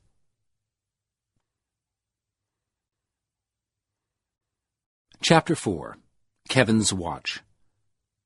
He stretched himself flat and lay still for a long time, welcoming the sun's warmth into his fog-chilled bones. The wind whistled a quiet monody around him, but did not touch him, and soon after the trouble of Fowl's passing had ended, he heard the call of faraway birds. He lay still and breathed deeply, drawing new strength into his limbs, grateful for sunshine and the end of nightmare. Eventually, however, he remembered that there had been several people nearby during his accident in the street. They were strangely silent. The town itself seemed hushed. The police car must have injured him worse than he realized. Leper's anxiety jerked him up onto his hands and knees. He found himself on a smooth stone slab. It was roughly circular, 10 feet broad, and surrounded by a wall 3 feet high. Above him arched an unbroken expanse of blue sky. It domed him from rim to rim of the wall, as if the slab were somehow impossibly afloat in the heavens. No. His breath turned to sand in his throat. Where? Then a panting voice called, "Hale!" He could not locate it. It sounded vague with distance, like a hallucination. "Hale!" His heart began to tremble. What is this? Kevin's watch! Are you in need? What the hell is this? Abruptly, he heard a scrambling noise behind him. His muscles jumped. He dove to the wall and flipped around, put his back to it. Opposite him, across a gap of open air beyond the wall, stood a mountain. It rose hugely from cliffs, level with his perch to a sun-bright peak, still tipped with snow high above him, and its craggy sides filled nearly half the slab's horizons. His first impression was one of proximity, but an instant later he realized that the cliff was at least a stone's throw away from him. Facing squarely toward the mountain, there was a gap in the wall. The low scrambling sound seemed to come from this gap. He wanted to go across the slab, look for the source of the noise, but his heart was laboring too hard. He could not move. He was afraid of what he might see. The sound came closer. Before he could react, a girl thrust her head and shoulders up into the gap, braced her arms on the stone. When she caught sight of him, she stopped to return his stare. Her long, full hair, brown with flashes of pale honey scattered through it, blew about her on the breeze. Her skin was deeply shaded with tan, and the dark blue fabric of her dress had a pattern of white leaves woven into the shoulders. She was panting and flushed, as if she had just finished a long climb, but she met Covenant's gaze with frank wonder and interest. She did not look any older than 16. The openness of her scrutiny only tightened his distress. He glared at her as if she were an apparition. After a moment's hesitation, she panted, "Are you well?" Then her words began to hurry with excitement. "I did not know whether to come myself or to seek help. From the hills, I saw a gray cloud over Kevin's watch, and within it there seemed to be a battle. I saw you stand and fall. I did not know what to do. Then I thought, better a small help soon than a large help late. So I came." She stopped herself, then asked again, "Are you well?" Well? He had been hit. His hands were only scraped, bruised, as if he had used them to absorb his fall. There was a low ache of impact in his head. But his clothing showed no damage, no sign that he had been struck and sent skidding over the pavement. He jabbed his chest with numb fingers, jabbed his abdomen and legs, but no sharp pain answered his probing. He seemed essentially uninjured. But the car must have hit him somewhere. Well? He stared at the girl as if the word had no meaning. Faced with his silence, she gathered her courage and climbed up through the gap to stand before him against the background of the mountain. He saw that she wore a dark blue shift like a long tunic, with a white cord knotted at the waist. On her feet she had sandals, which tied around her ankles. She was slim, delicately figured, and her fine eyes were wide with apprehension, uncertainty, eagerness. She took 2 steps toward him, as if he were a figure of peril, then knelt to look more closely at his aghast incomprehension. "What the bloody hell is this?" Carefully, respectfully, she asked, "How may I aid you? You are a stranger to the land, that I see. You have fought an ill cloud. Command me." His silence seemed to daunt her. She dropped her eyes. "Will you not speak? What's happening to me?" The next instant, she gasped with excitement, pointed in awe at his right hand. "Half-hand! Do legends live again?" Wonder lit her face. "Barrick Half-hand!" she breathed. "Is it true?" Barrick? At first he could not remember where he had heard that name before. Then it came back to him. Barrick. In cold panic he realized that the nightmare was not over, that this girl and Lord Fowl the Despiser were both part of the same experience. Again he saw darkness crouching behind the brilliant blue sky. It loomed over him, beat toward his head like vulture wings. Where? Awkwardly, as if his joints were half frozen with dread, he lurched to his feet.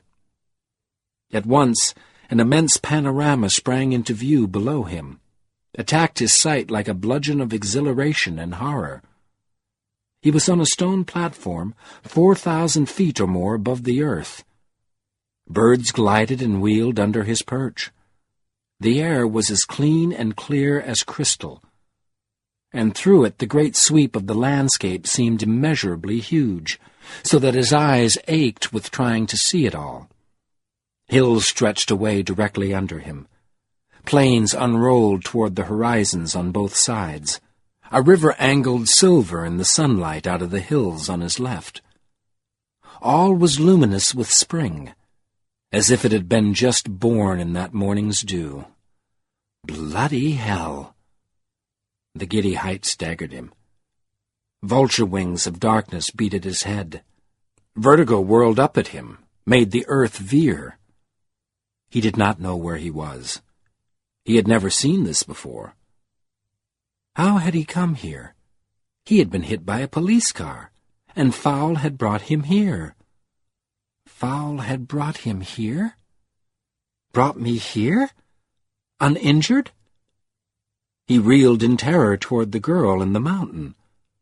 3 dizzy steps took him to the gap in the parapet. There he saw that he was on top of a slim splinter of stone, at least 500 feet long, that pointed obliquely up from the base of the cliff like a rigid finger accusing the sky. Stairs had been cut into the upper surface of the shaft, but it was as steep as a ladder. For one spinning instant, he thought dumbly, "I've got to get out of here. None of this is happening to me." Then the whole insanity of the situation recoiled on him, struck at him out of the vertiginous air like the claws of a condor. He stumbled. The maw of the fall gaped below him. He started to scream silently, "No!" As he pitched forward, the girl caught his arm, heaved at him. He swung and toppled to the stone within the parapet, pulled his knees up against his chest, covered his head. "Insane!" he cried, as if he were gibbering. Darkness writhed like nausea inside his skull. Visions of madness burned across his mindscape. How? Impossible! He had been crossing the street. He insisted upon that desperately. The light had been green. Where? He had been hit by a police car. Impossible! It had aimed itself straight for his heart, and it had hit him. And not injured him? Mad. I'm going mad, mad, mad. And not injured him? Nightmare. None of this is happening, is happening, is happening. Through the wild whirl of his misery, another hand suddenly clasped his. The grip was hard, urgent. It caught him like an anchor. Nightmare! I'm dreaming! Dreaming! The thought flared through his panic like a revelation. Dreaming! Of course he was dreaming. Juggling furiously, he put the pieces together. He had been hit by a police car, knocked unconscious, concussion. He might be out for hours, days, and while he was out, he was having this dream. That was the answer. He clutched at it as if it were the girl's grip on his straining hand. It steadied him against his vertigo, simplified his fear. But it was not enough.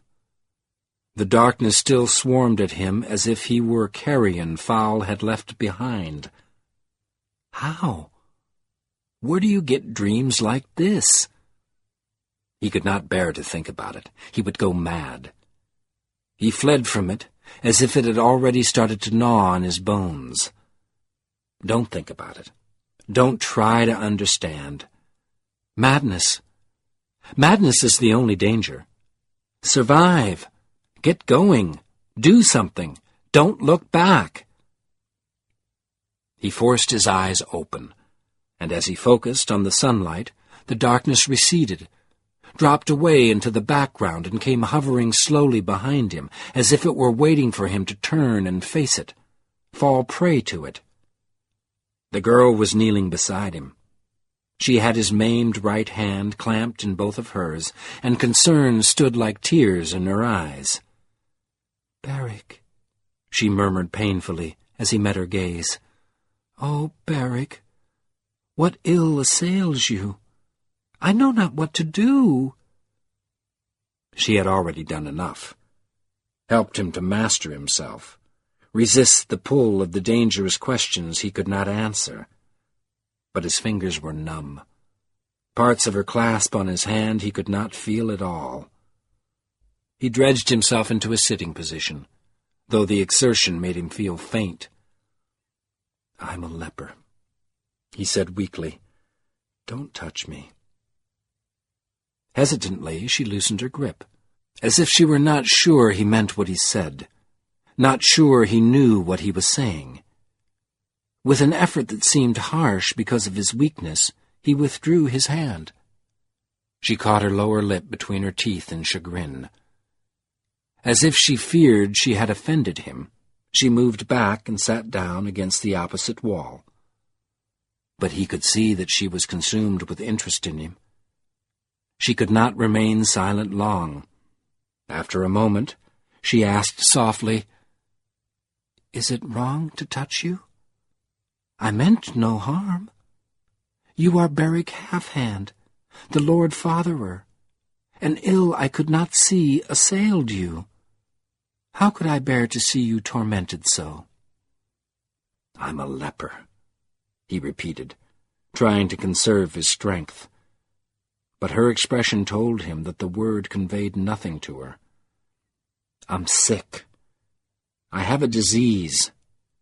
You don't know the danger." "If I touch you, will I become sick?" "Who knows?" Then, because he could hardly believe the evidence of his eyes and ears, he asked, "Don't you know what leprosy is?" "No," she answered, with a return of her earlier wonder. "No." She shook her head, and her hair swung lightly about her face. "But I am not afraid." "Be afraid," he rasped. The girl's ignorance or innocence made him vehement. Behind her words, he heard wings beating like violence. "It's a disease that gnaws at you. It gnaws at you until your fingers and toes and hands and feet and arms and legs turn rotten and fall off. It makes you blind and ugly." "May it be healed? Perhaps the Lord's—" "There's no cure." He wanted to go on, to spit out some of the bitterness Fowl had left in him. But he was too drained to sustain anger. He needed to rest and think, explore the implications of his dilemma. "Then how may I aid you? I know not what to do. You are Beric "I'm not," he sighed. The girl started, and into her surprise he repeated, "I'm not." "Then who?" "You have the omen of the hand, for the legends say that Beric Earthfriend may come again. Are you a lord?"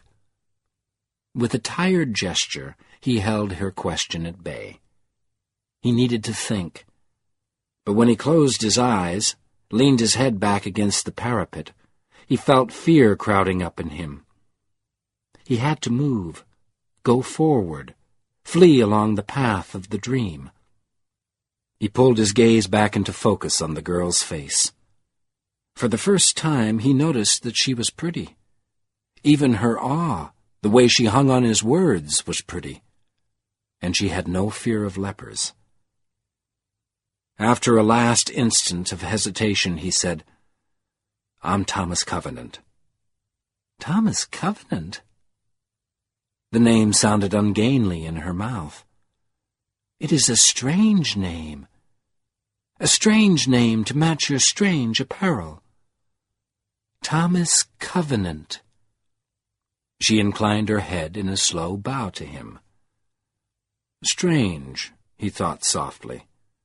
The strangeness was mutual.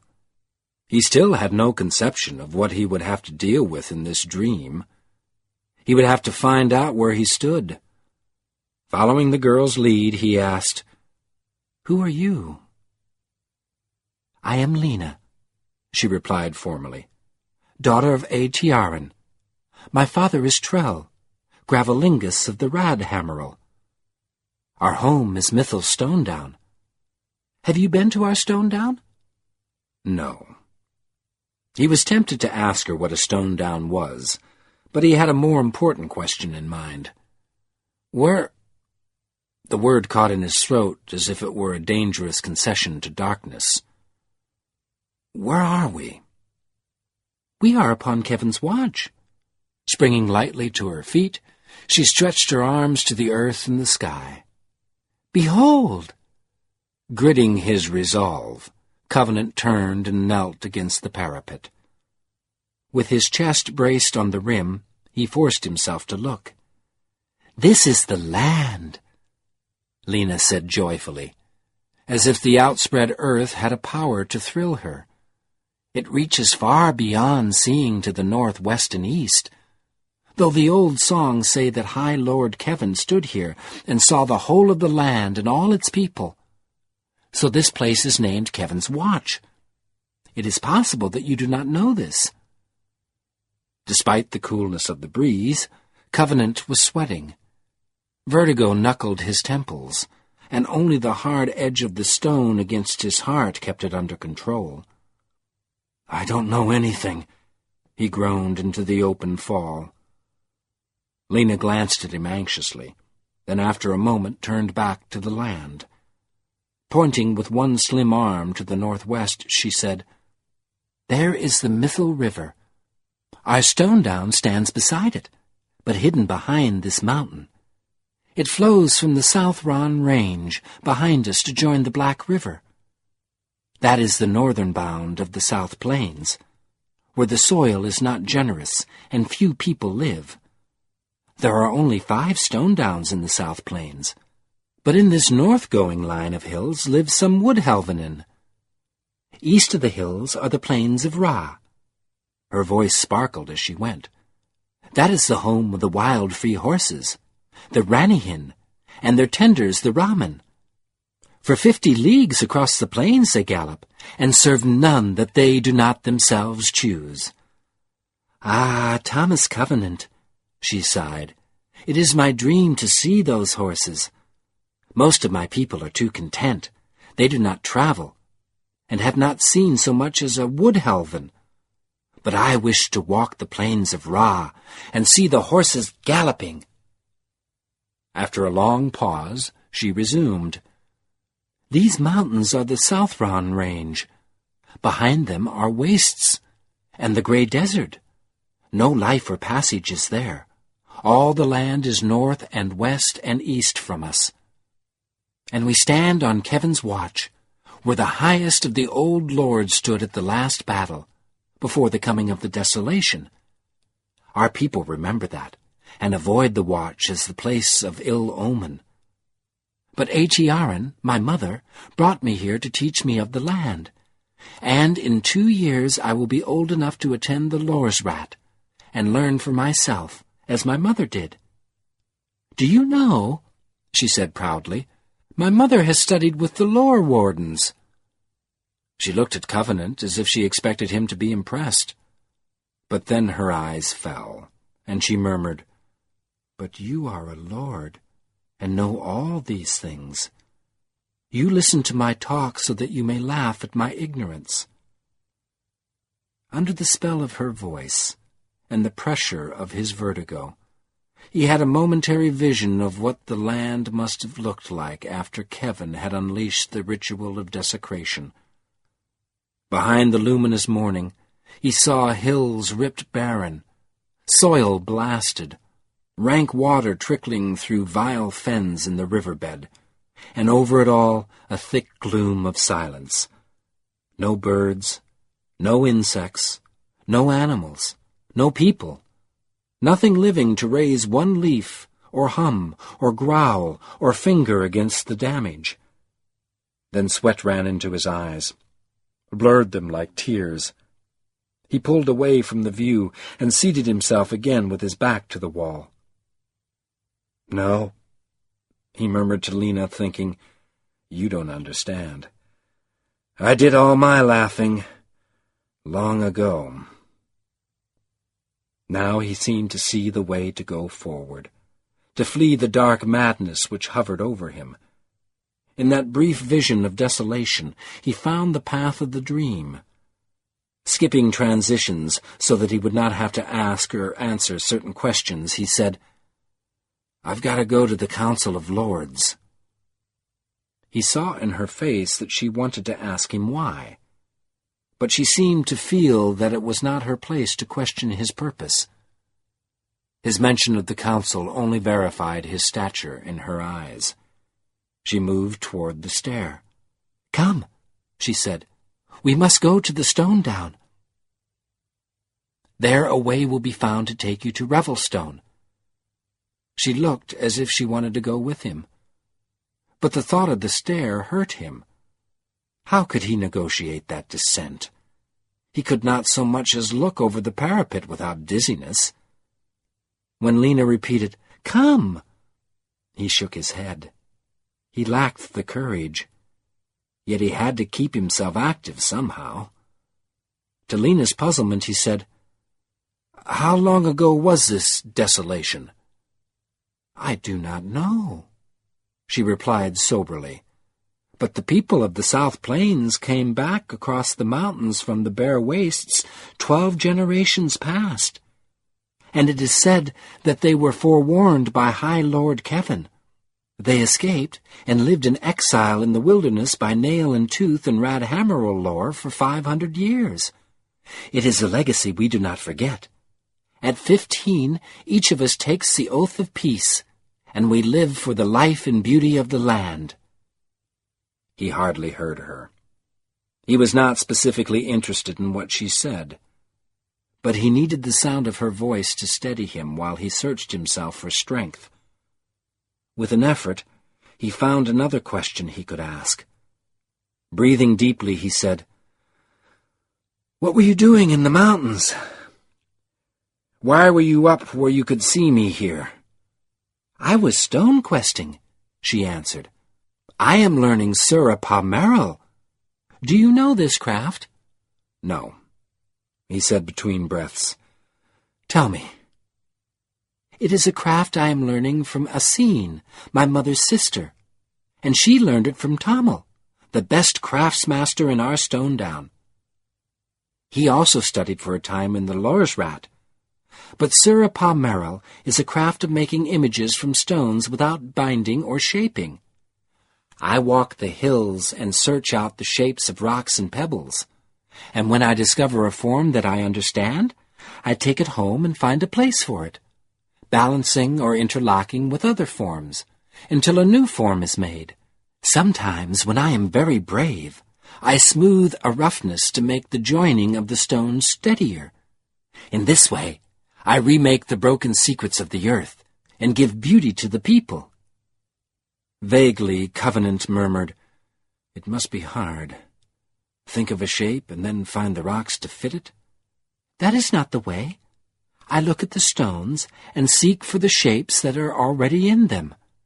I do not ask the earth to give me a horse. The craft is in learning to see what it is the earth chooses to offer. Perhaps it will be a horse." "I would like to see your work." Covenant paid no attention to what he was saying. The stairs beckoned him like the seductive face of forgetfulness, in which lepers lost their self-protective disciplines, their hands and feet, their lives. But he was dreaming. The way to endure a dream was to flow with it until it ended. He had to make that descent in order to survive. That need outweighed all other considerations. Abruptly, convulsively, he hauled himself to his feet. Planting himself squarely in the center of the circle, he ignored the mountain and the sky, ignored the long fall below him, and gave himself a thorough examination. Trembling, he probed his still-living nerves for aches or twinges, scanned his clothing for snags, rents, inspected his numb hands. He had to put that stare behind him. He could survive it because it was a dream. It could not kill him, and because he could not stand all this darkness beating about his ears. "Now listen," he snapped at Lena. "I've got to go first, and don't give me that confused look. I told you I'm a leper. My hands and feet are numb, no feeling. I can't grip, and I'm not very good at heights. I might fall. I don't want you below me. You—" He balked, then went on roughly, "You've been decent to me, and I haven't had to put up with that for a long time." She winced at his tone. "Why are you angry? How have I offended you?" "By being nice to me," he rasped silently. His face was gray with fear as he turned, dropped to his hands and knees, and backed out through the gap. In the first rush of trepidation, he lowered his feet to the stairs with his eyes closed. But he could not face the descent without his eyes. The leper's habit of watching himself, and the need to have all his senses alert, were too strong. Yet with his eyes open, the height made his head reel. So he strove to keep his gaze on the rock in front of him. From the first step, he knew that his greatest danger lay in the numbness of his feet. Numb hands made him feel unsure of every grip, and before he had gone 50 feet he was clenching the edges so hard that his shoulders began to cramp. But he could see his hands, see that they were on the rock, that the aching in his wrists and elbows was not a lie. His feet he could not see, not unless he looked down. He could only tell that his foot was on a stair when his ankle felt the pressure of his weight. In each downward step he lowered himself on to a guess. If he felt an unexpected flex in his arch, he had to catch himself with his arms and get more of his foot onto the unseen stair. He tried kicking his feet forward so that the jar of contact would tell him when his toes were against the edge of the next stair. But when he misjudged, his shins or knees struck the stone corners, and that sharp pain nearly made his legs fold. Climbing down stair by stair, staring at his hands with sweat streaming into his eyes, he cursed the fate which had cut away 2 of his fingers. 2 fingers less to save himself with if his feet failed. In addition, the absence of half his hand made him feel that his right hold was weaker than his left, that his weight was pulling leftward off the stair.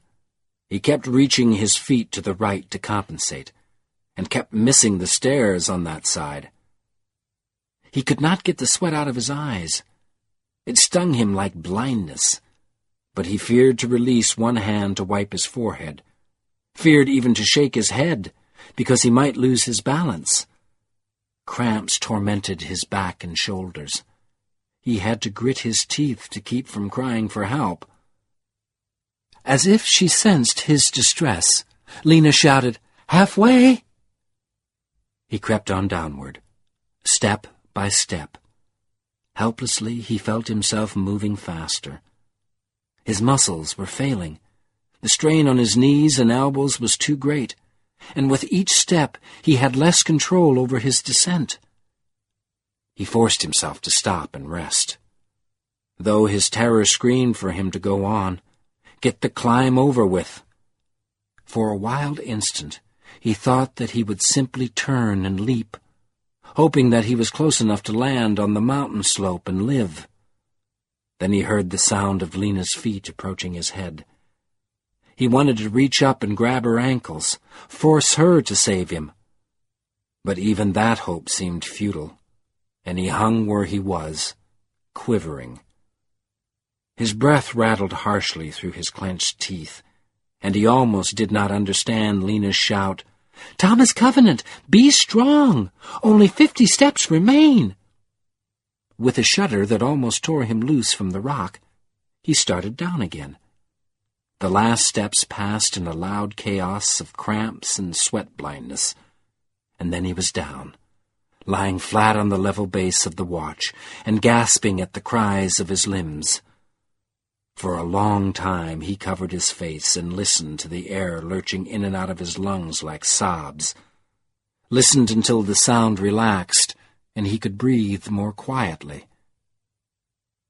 When he finally looked up, he saw the blue sky, the long black finger of Kevin's watch pointing at the noon sun, the towering slope of the mountain, and Lena bending over him, so low that her hair almost brushed his face.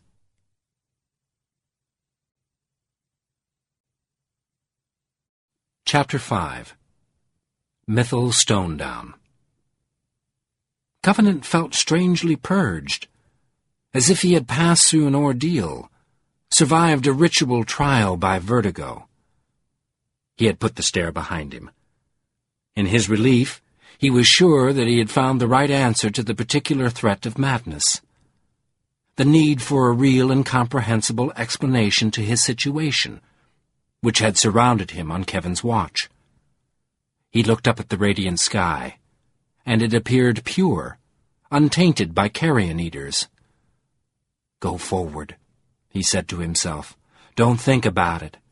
Survive." As he thought this, he looked up into Lena's soft brown eyes and found that she was smiling. "Are you well?" she asked. "Well," he echoed. "That's not an easy question." It drew him up into a sitting position. Scanning his hands, he discovered blood on the heels and fingertips. His palms were scraped raw, and when he probed his knees and shins and elbows, they burned painfully. Ignoring the ache of his muscles, he pushed to his feet. "Lena, this is important," he said. "I've got to clean my hands." She stood also, but he could see that she did not understand. "Look!" He brandished his hands in front of her. "I'm a leper. I can't feel this. No pain." When she still seemed confused, he went on. "That's how I lost my fingers. I got hurt and infected, and they had to cut my hand apart. I've got to get some soap and water." Touching the scar on his right hand, she said, "The sickness does this?" "Yes!" "There is a stream on the way toward the stone down," said Lena, "and hurtloam near it." "Let's go." Brusquely, Covenant motioned for her to lead the way.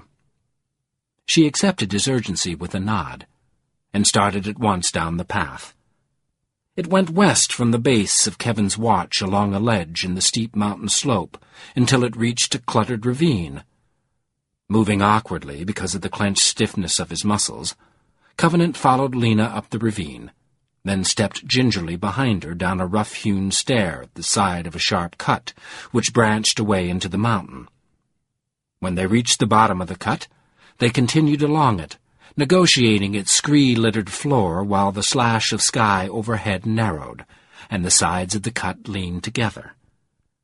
A rich, damp smell surrounded them, and the cool shadows deepened until Lena's dark tunic became dim in the gloom ahead of Covenant.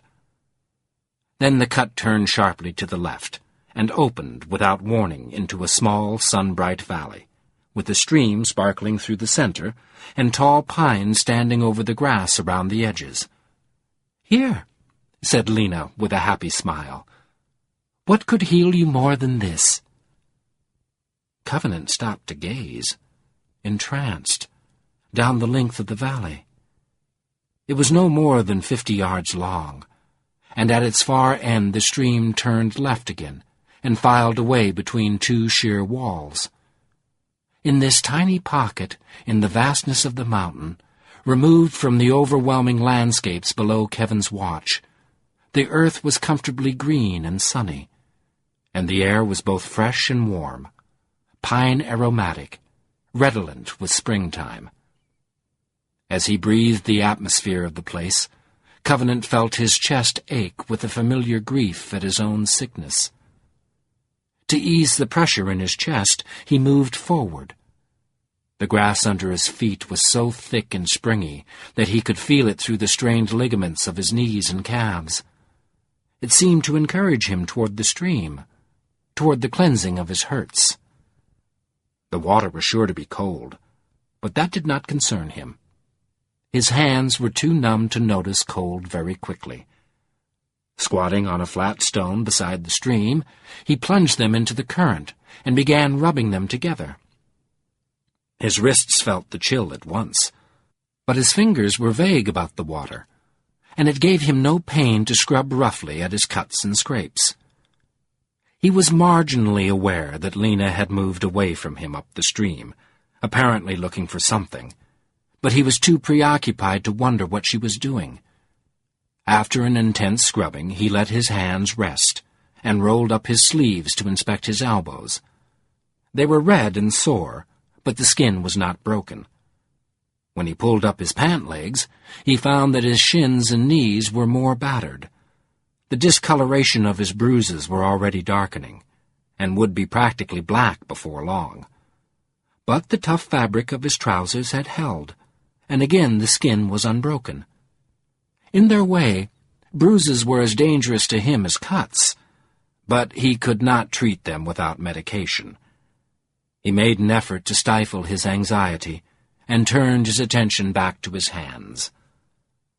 Blood still oozed from the heels and fingertips, and when he washed it off, he could see bits of black grit lodged deep in some of the cuts. But before he started washing again, Lena returned. Her cupped hands were full of thick brown mud. "This is hurtloam," she said reverently, as if she were speaking of something rare and powerful. "You must put it on all your wounds." "Mud?" His leper's caution quivered. "I need soap, not more dirt." "This is hurtloam," repeated Lena. "It is for healing." She stepped closer and thrust the mud toward him. He thought he could see tiny gleams of gold in it. He stared at it blankly, shocked by the idea of putting mud in his cuts. "You must use it," she insisted. "I know what it is." "Do you not understand? This is hurtloam. Listen, my father is Trell, Gravelingus of the Radhammerel. His work is with the Firestones, and he leaves healing to the healers. But he is a Radhammerel. He comprehends the rocks and soils, and he taught me to care for myself where there is need. He taught me the signs and places of hurtloam. This is healing earth. You must use it." "Mud?" He glared. "In my cuts. Do you want to cripple me?" Before he could stop her, Lena knelt in front of him and dropped a handful of the mud onto his bare knee. With that hand free, she spread the brown loam down his shin. Then she scooped up the remainder and put it on his other knee and shin. As it lay on his legs, its golden gleaming seemed to grow stronger, brighter. The wet earth was cool and soothing, and it seemed to stroke his legs tenderly, absorbing the pain from his bruises. He watched it closely. The relief that it sent flowing through his bones gave him a pleasure that he had never felt before. Bemused, he opened his hands to Lena, let her spread hurtloam over his cuts and scrapes. At once, the relief began to run up into him, through his elbows and wrists, and an odd tingling started in his palms, as if the hurtloam were venturing past his cuts into his nerves, trying to reawaken them. A similar tingling danced across the arches of his feet. He stared at the glittering mud with a kind of awe in his eyes. It dried quickly. Its light vanished into the brown. In a few moments, Lena rubbed it off his legs. Then he saw that his bruises were almost gone. They were in the last faded yellow stages of healing. He slapped his hands into the stream, washed away the mud, looked at his fingers. They had become whole again. The heels of his hands were healed as well, and the abrasions on his forearms had disappeared completely. He was so stunned that for a moment he could only gape at his hands and think, "Hellfire! Hellfire and bloody damnation! What's happening to me?" After a long silence, he whispered, "That's not possible." In response, Lena grinned broadly. "What's so funny?" Trying to initiate his tone, she said, "I need soap, not more dirt." Then she laughed, a teasing sparkle in her eyes. But Covenant was too full of surprise to be distracted. "I'm serious. How can this happen?" Lena dropped her eyes and answered quietly, "There is power in the earth. Power and life. You must know this. ATR and my mother says that such things as hurtloam, such powers and mysteries, are in all the earth. But we are blind to them because we do not share enough with the land and with each other. There are other things like this? Many. But I know only a few. If you travel to the council, it may be that the lords will teach you everything. But come." She swung lightly to her feet. "Here is another. Are you hungry?" As if cued by her question, an impression of emptiness opened in his stomach. How long had it been since he had eaten? He adjusted his pant legs, rolled down his sleeves, and shrugged himself to his feet.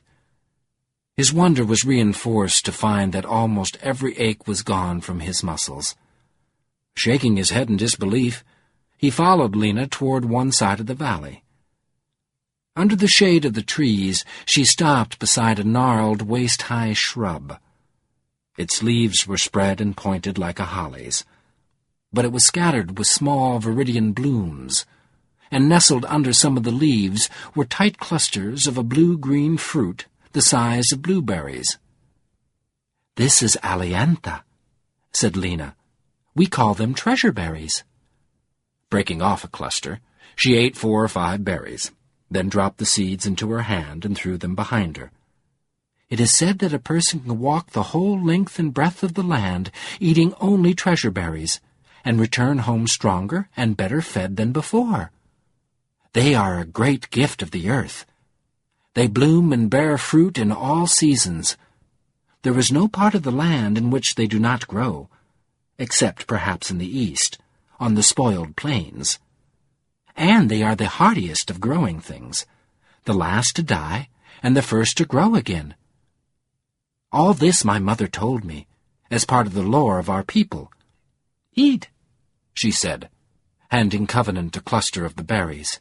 Eat, and spread the seeds over the earth, so that the aliantha may flourish.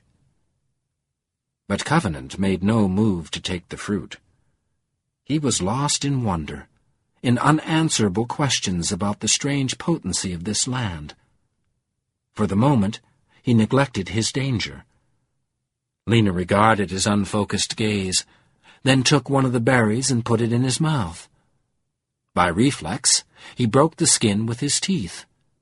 At once his mouth was filled with a light, sweet taste, like that of a ripe peach, faintly blended with salt and lime. In another moment he was eating greedily, only occasionally remembering to spit out the seeds. He ate until he could find no more fruit on that bush, then looked about him for another. But Lena put her hand on his arm to stop him.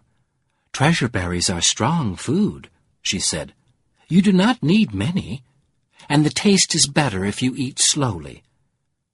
But Covenant was still hungry. He could not remember ever wanting food as much as he now wanted that fruit. The sensations of eating had never been so vivid, so compulsory. He snatched his arm away, as if he meant to strike her, then abruptly caught himself. What is this? What's happening? Before he could pursue the question, he became aware of another feeling, overpowering drowsiness. In the space of one instant, he passed almost without transition from hunger to a huge yawn that made him seem top-heavy with weariness. He tried to turn and stumbled. Lena was saying, "The hurt loam does this, but I did not expect it. When the wounds are very deadly, hurt loam brings sleep to speed the healing. But cuts on the hands are not deadly. Do you have hurts that you did not show me?" "Yes," he thought through another yawn. "I'm sick to death." He was asleep before he hit the grass. When he began to drift slowly awake, the first thing that he became conscious of was Lena's firm thighs pillowing his head. Gradually he grew aware of other things. The tree shade bedizened with glints of declining sunlight, the aroma of pine, the wind murmuring, the grass thickly cradling his body, the sound of a tune, the irregular tingling that came and went from his palms like an atavism. But the warmth on his cheek on Lena's lap seemed more important. For the time, his sole desire was to clasp Lena in his arms and bury his face in her thighs. He resisted it by listening to her song. In a soft and somehow naive tone she sang, "Something there is in beauty, which grows in the soul of the beholder, like a flower, fragile. For many are the blights, which may waste the beauty or the beholder, and imperishable, for the beauty may die, or the beholder may die, or the world may die, but the soul in which the flower grows survives. Her voice folded him in a comfortable spell, which he did not want to end. After a pause full of the scent of pine and the whispering breeze, he said softly, "I like that." "Do you? I am glad. It was made by Tommel the craft-master, for the dance when he wed Imoren Moiren daughter. But oft-times the beauty of a song is in the singing, and I am no singer. It may be that tonight A.T.R. and my mother will sing for the stone down. Then you will hear a real song." Covenant gave no answer. He lay still, only wishing to nestle in his pillow for as long as he could. The tingling in his palm seemed to urge him to embrace Lena, and he lay still, enjoying the desire and wondering where he would find the courage. Then she began to sing again. The tune sounded familiar, and behind it he heard the rumor of dark wings. Suddenly he realized that it was very much like the tune that went with Golden Boy. He had been walking down the sidewalk toward the offices of the phone company, the Bell Telephone Company. That name was written in gilt letters on the door, to pay his bill in person. He jerked off Lena's lap, jumped to his feet. A mist of violence dimmed his vision. "What song is that?" he demanded thickly. Startled, Lena answered, "No song.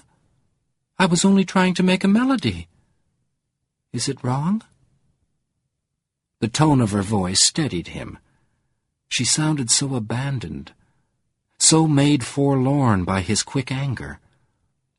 Words failed him, and the mist passed. No business, he thought. I've got no business taking it out on her. Extending his hands, he helped her to her feet.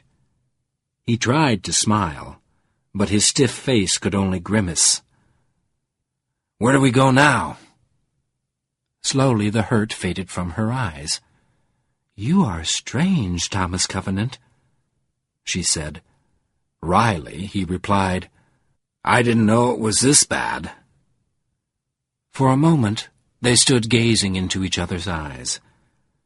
Then she surprised him by blushing and dropping his hands. There was a new excitement in her voice as she said, "We will go to the stone down. You will amaze my mother and father." Gaily she turned and ran away down the valley. She was lithe and light and graceful as she ran, and Covenant watched her, musing on the strange new feelings that moved in him. He had an unexpected sense that this land might offer him some spell with which he could conjure away his impotence, some rebirth to which he could cling even after he regained consciousness, after the land and all the insane implications faded into the miasma of half-remembered dreams. Such hope did not require that the land be real, physically, actual, and independent of his own unconscious, uncontrolled dream-weaving. No, leprosy was an incurable disease, and if he did not die from this accident, he would have to live with that fact. But a dream might heal other afflictions. It might. He set off after Lena with a swing in his stride and eagerness in his veins. The sun was down far enough in the sky to leave the lower half of the valley in shadow. Ahead of him, he could see Lena beckoning, and he followed the stream toward her, enjoying the spring of the turf under his feet as he walked. He felt somehow taller than before, as if the hurt loam had done more to him than simply heal his cuts and scrapes. Nearing Lena, he seemed to see parts of her for the first time, the delicacy of her ears when her hair swung behind them, the way the soft fabric of her shift hung on her breasts and hips, her slim waist. The sight of her made the tingling in his palms grow stronger. She smiled at him, then led the way along the stream and out of the valley. They moved down a crooked file between the sheer walls of rock which climbed above them until the narrow slit of the sky was hundreds of feet away. The trail was rocky, and Covenant had to watch his feet constantly to keep his balance. The effort made the file seem long, but within a couple 100 yards, he and Lena came to a crevice that ascended to the right away from the stream. They climbed into and along the crevice. Soon it leveled, then sloped gradually downward for a long way, but it bent enough so that Covenant could not see where he was headed. At last, the crevice took one more turn and ended, leaving Lena and Covenant on the mountainside high above the river valley. They were facing due west into the declining sun. The river came out of the mountains to their left and flowed away into the plains on their right. There was a branch of the mountain range across the valley, but it soon shrank into the plains to the north. "Here is the Mythal," said Lena, "and there is Mythal Stone Down." Covenant saw a tiny knot of huts north of him on the east side of the river. "It is not a great distance," Lena went on, "but the path travels up the valley and then back along the river. The sun will be gone when we reach our stone down. Come." Covenant had an uneasy moment looking down the slope of the mountain, still more than 200 feet above the valley, but he mastered it and followed Lena to the south. The mountainside relaxed steadily, and soon the path lay along grassy slopes and behind stern rock buttresses, through dells and ravines, among mazes of fallen boulders. And as the trail descended, the air became deeper, softer, and less crystalline. The smells slowly changed, grew greener. Pine and aspen gave way to the loam of the grasslands. Covenant felt that he was alive to every graduation of the change, every nuance of the lowering altitude. Through the excitement of his new alertness, the descent passed quickly. Before he was ready to leave the mountains, the trail rolled down a long hill, found the river, and then swung north along it. The Mythal was narrow and brisk where the path first joined it, and it spoke with wet rapidity in a voice full of resonances and rumors. But as the river drew toward the plains, it broadened and slowed, became more philosophical in its low, self-communing mutter. Soon its voice no longer filled the air. Quietly it told itself its long tale as it rolled away on its quest for the sea. Under the spell of the river, Covenant became slowly more conscious of the reassuring solidity of the land. It was not an intangible dreamscape. It was concrete, susceptible to ascertainment. This was an illusion, of course, a trick of his racked and smitten mind, but it was curiously comforting. It seemed to promise that he was not walking into horror, chaos, that this land was coherent, manageable, that when he had mastered its laws, its peculiar facts, he would be able to travel unscathed the path of his dream, retain his grip on his sanity. Such thoughts made him feel almost bold as he followed Lena's lithe back, the swaying appeal of her hips. While Covenant wandered in unfamiliar emotions, the Mythal Valley dropped into shadow. The sun crossed behind the western mountains, and though light still glowed on the distant plains, a thin veil of darkness thickened in the valley. As he watched, the rim of the shadow stretched itself high up the mountain on his right, climbing like a hungry tide the shores of day. In the twilight, he sensed his peril sneaking furtively closer to him, though he did not know what it was. Then the last ridge of the mountains fell into dusk, and the glow on the plains began to fade. Lena stopped, touched Covenant's arm, pointed. "See?" she said. "Here is Mythal Stone Down." They stood atop a long, slow hill, and at its bottom were gathered the buildings of the village. Covenant could see the houses quite clearly, though lights already shone faintly behind some of the windows. Except for a large open circle in the center of the village, the stone down looked as erratically laid out as if it had fallen off the mountain not long ago. But this impression was belied by the smooth sheen of the stone walls and the flat roofs. And when he looked more closely, Covenant saw that the stone down was not, in fact, unorganized. All the buildings faced in toward the center. None of them had more than one story, and all were stone, with flat slabs of rock for roofs, but they varied considerably in size and shape. Some were round, others square or rectangular, and still others so irregular from top to bottom that they seemed more like squat hollow boulders than buildings. As she and Covenant stared down toward the stone down, Lena said, 5 times 100 people of the South Plains live here.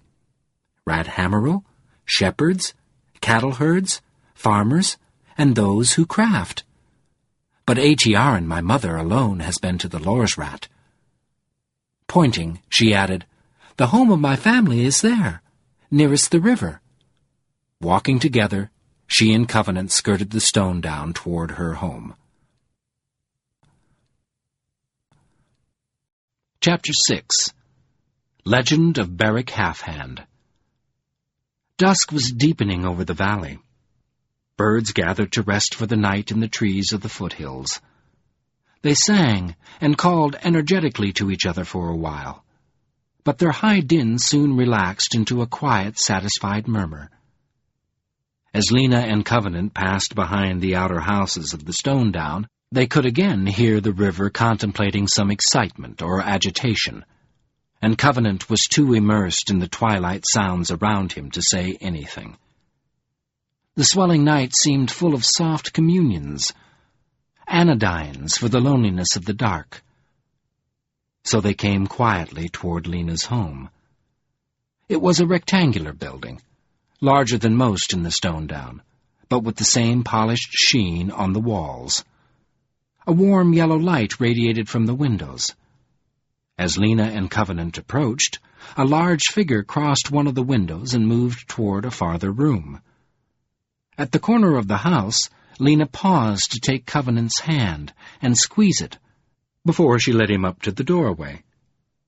The entry was covered with a heavy curtain. She held it aside and drew him into the house. There she halted. Looking around swiftly, he observed that the room he had entered went the depth of the house, but it had 2 curtained doors on either wall. In it, a stone table and benches with enough space to seat 6 or 8 people occupied the middle of the floor, but the room was large enough so that the table did not dominate it. Cut into the rock walls all around the room were shelves, and these were full of stoneware jars and utensils, some obviously for use in cooking and eating, others with functions which Covenant could not guess. Several rock stools stood against the walls, and the warm yellow light filled the chamber, glowing on the smooth surfaces and reflecting off rare colors and textures in the stone. The light came from fires in several stone pots, one in each corner of the room, and one in the center of the table. But there was no flicker of flames. The light was as steady as its stone containers, and with the light came a soft smell as of newly broken earth. After only a cursory glance around the chamber, Covenant's attention was drawn to the far end of the room. There, on a slab of stone against the wall, sat a huge granite pot, half as tall as a man, and over the pot, peering intently at its contents, stood a large man, a great pillar of a figure, as solid as a boulder. He had his back to Lena and Covenant, but did not seem to be aware of them. He wore a short brown tunic with brown trousers under it, but the leaf pattern, woven into the fabric of his shoulders, was identical to Lena's. Under the tunic, his massive muscles bunched and stretched as he rotated the pot. It looked prodigiously heavy, but Covenant half expected the man to lift it over his head to pour out its contents. There was a shadow over the pot, which the brightness of the room did not penetrate, and for some time the man stared into the darkness, studying it while he rotated the pot. Then he began to sing. His voice was too low for Covenant to make out the words, but as he listened, he felt a kind of invocation in the sound, as if the contents of the pot were powerful. For a moment nothing happened. Then the shadow began to pale. At first, Covenant thought that the light in the room had changed, but soon he saw a new illumination starting from the pot. The glow swelled and deepened, and at last shone out strongly, making the other lights seem thin. With a final mutter over his work, the man stood upright and turned around. In the new brightness, he seemed even taller and broader than before, as if his limbs and shoulders and deep chest drew strength, stature, from the light. And his forehead was ruddy from the head of the pot. Seeing Covenant, he stared in surprise. An uneasy look came into his eyes, and his right hand touched his thick reddish hair. Then he extended the hand, palm forward, toward Covenant, and said to Lena, "Well, daughter, you bring a guest, but I remember that our hospitality is in your charge today." The strange potency of a moment before was gone from his voice. He sounded like a man who did not speak much with people. But though he was treating his daughter sternly, he seemed essentially calm. "You know I promised more graveling today, and Atiaran, your mother, is helping deliver the new child of Odana Murrenmate.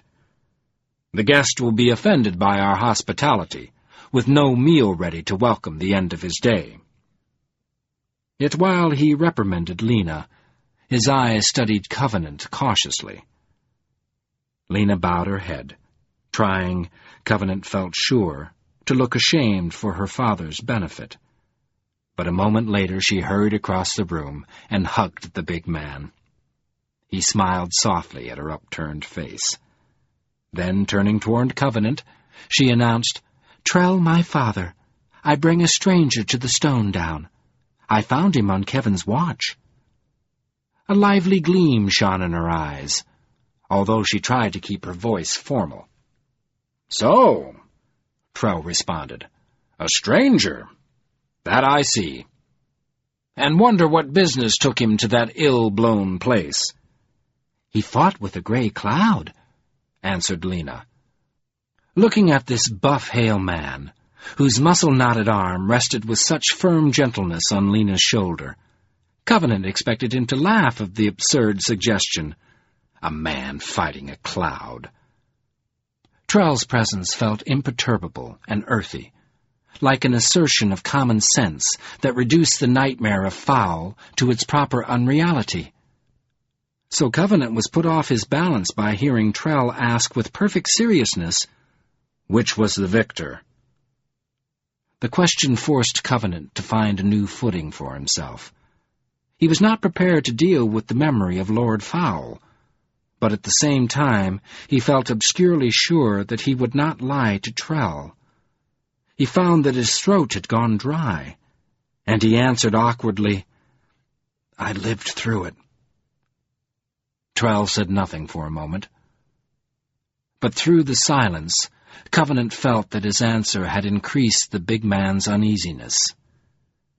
Trell's eyes shifted away, then came back as he said, "I see. And what is your name, stranger?" Promptly, Lena smiled at Covenant and answered for him, "Thomas Covenant, Covenant of Kevin's Watch." "What, girl?" asked Trell. "Are you a prophet, that you speak for someone higher than you?"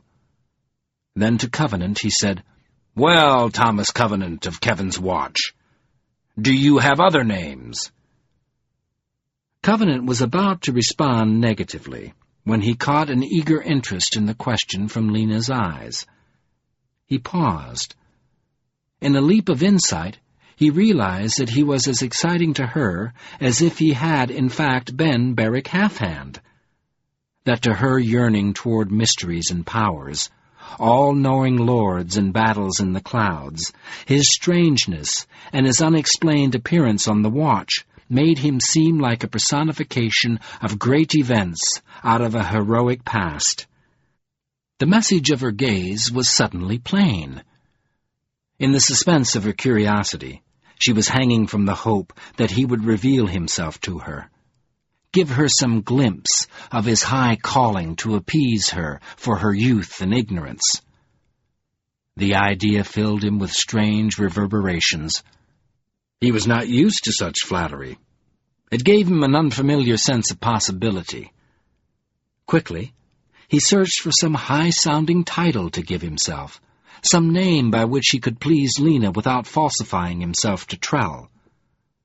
Then he had an inspiration. "Thomas Covenant," he said, as if he were rising to a challenge. "The Unbeliever." Immediately, he felt that with that name he had committed himself to more than he could measure at present. The act made him feel pretentious, but Lena rewarded him with a beaming glance, and Trell accepted the statement gravely. "Well, Thomas Covenant," he replied, "you are welcome to Mythal Stonedown. Please accept the hospitality of this home. I must go now to take my graveling as I promised. It may be that Atiaran, my wife, will return soon, and if you prod her, Lena may remember to offer you refreshment while I am gone." While he spoke, Trell turned back to his stone pot. He wrapped his arms around it, lifted it from its base. With red-gold flames reflecting a dance in his hair and beard, he carried the pot toward the doorway. Lena hurried ahead of him to hold open the curtain, and in a moment Trell was gone, leaving Covenant with one glimpse of the contents of the pot. It was full of small round stones like fine gravel, and they seemed to be on fire. "Damnation," Covenant whispered. "How heavy is that thing?" "3 men cannot lift the pot alone," replied Lena proudly. "But when the graveling burns, my father may lift it easily. He is a gravelingus of the Ranhammerl, deep with the lore of stone." Covenant stared after him for a moment, appalled by Trell's strength. Then Lena said, "Now, I must not fail to offer you refreshment. Will you wash or bathe? Are you thirsty? We have good spring wine." Her voice brought back the scintillation of Covenant's nerves. His instinctive distrust of Trell's might dissipated under the realization that he had a power of his own. This world accepted him. It accorded him importance. People like Trell and Lena were prepared to take him as seriously as he wanted. All he had to do was keep moving, follow the path of his dream to Revelstone, whatever that was. He felt giddy at the prospect. On the impetus of the moment, he determined to participate in his own importance, enjoy it while it lasted. To cover his rush of new emotions, he told Lena that he would like to wash. She took him past a curtain into another room, where water poured continuously from the spout in the wall. A sliding stone valve sent the water into either a wash basin or a large tub, both formed of stone. Lena showed him some fine sand to use as soap, and left him. The water was cold, but he plunged his hands and head into it with something approaching enthusiasm. When he was done, he looked around for a towel, but did not see one. Experimentally, he eased a hand over the glowing pot that lit the room. The warm yellow light dried his fingers rapidly, so he leaned over the pot, rubbing the water from his face and neck, and soon even his hair was dry. By force of habit, he went through his VSE, examining the nearly invisible marks where his hands had been cut. Then he pushed the curtain out of his way and re-entered the central chamber. He found that another woman had joined Lena. As he returned, he heard Lena say, "He says he knows nothing of us." Then the other woman looked at him. and he guessed immediately that she was Aetiarin.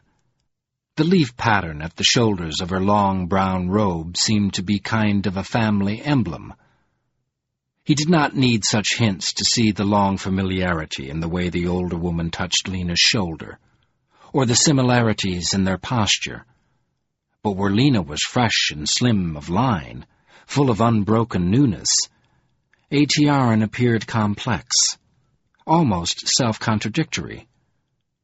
Her soft surface, her full figure, she carried as if it were a hindrance to the hard strength of experience within her, as if she lived with her body on the basis of an old and difficult truce. And her face bore the signs of that truce. Her forehead seemed prematurely lined, and her deep, spacious eyes appeared to open inward on a weary battleground of doubts and uneasy reconciliations. Looking at her over the stone table, Covenant received a double impression of a frowning concern, the result of knowing and fearing more than other people realized, and an absent beauty that would rekindle her face if only she would smile. After a brief hesitation, the older woman touched her heart and raised her hand toward Covenant, as Trell had done. "Hail, guest, and welcome. I am Aetiarin, Trellmate. I have spoken with Trell, and with Lena, my daughter. You need no introduction to me, Thomas Covenant. Be comfortable in our home."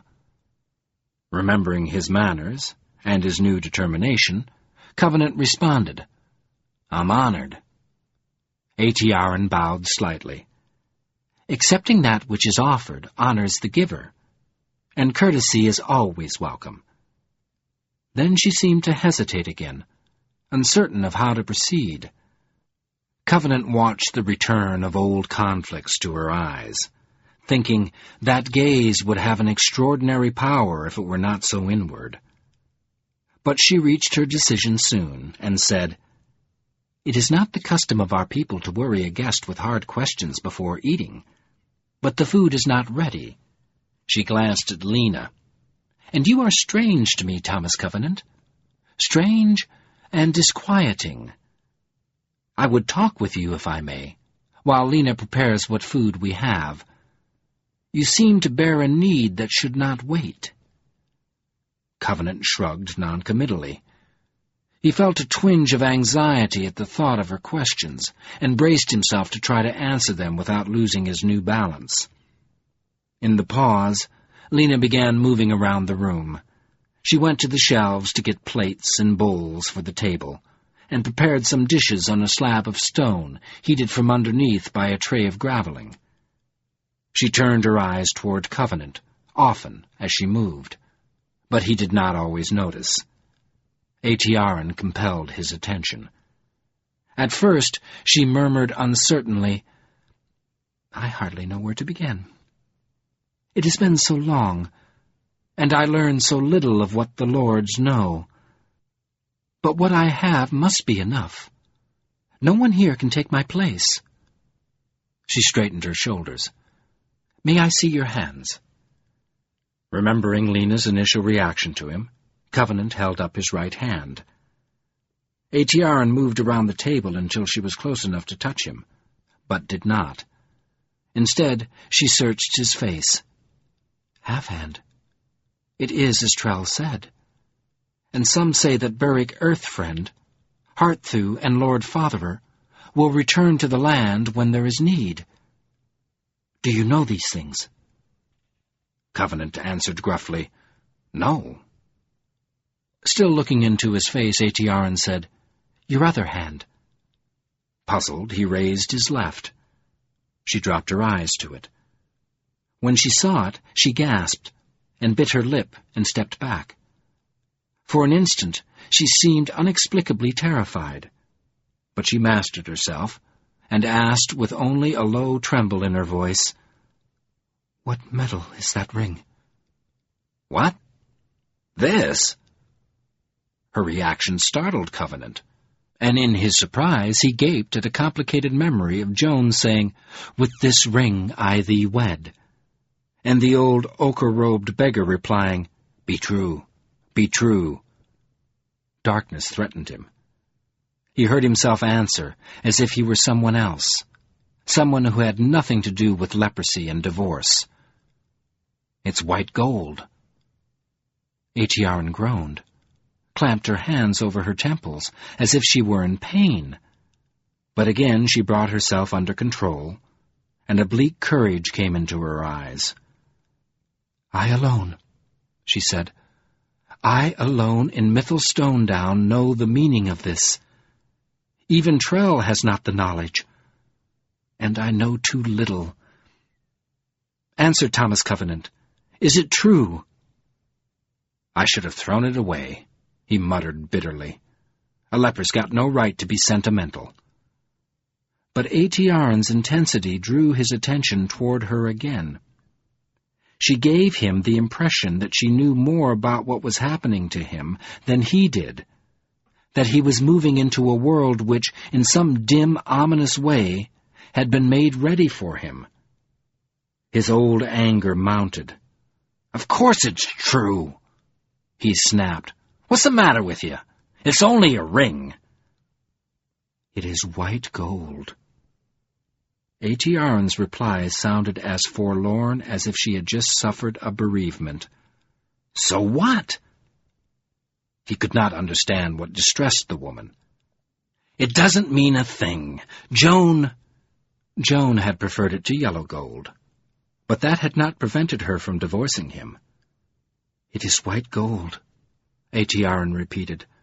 "The lords sing an ancient lore song concerning the bearer of white gold. I remember only part of it, thus: and he who wields white wild magic gold is a paradox, for he is everything and nothing, hero and fool, potent, helpless. And with the one word of truth or treachery, he will save or damn the earth, because he is mad and sane, cold and passionate, lost and found.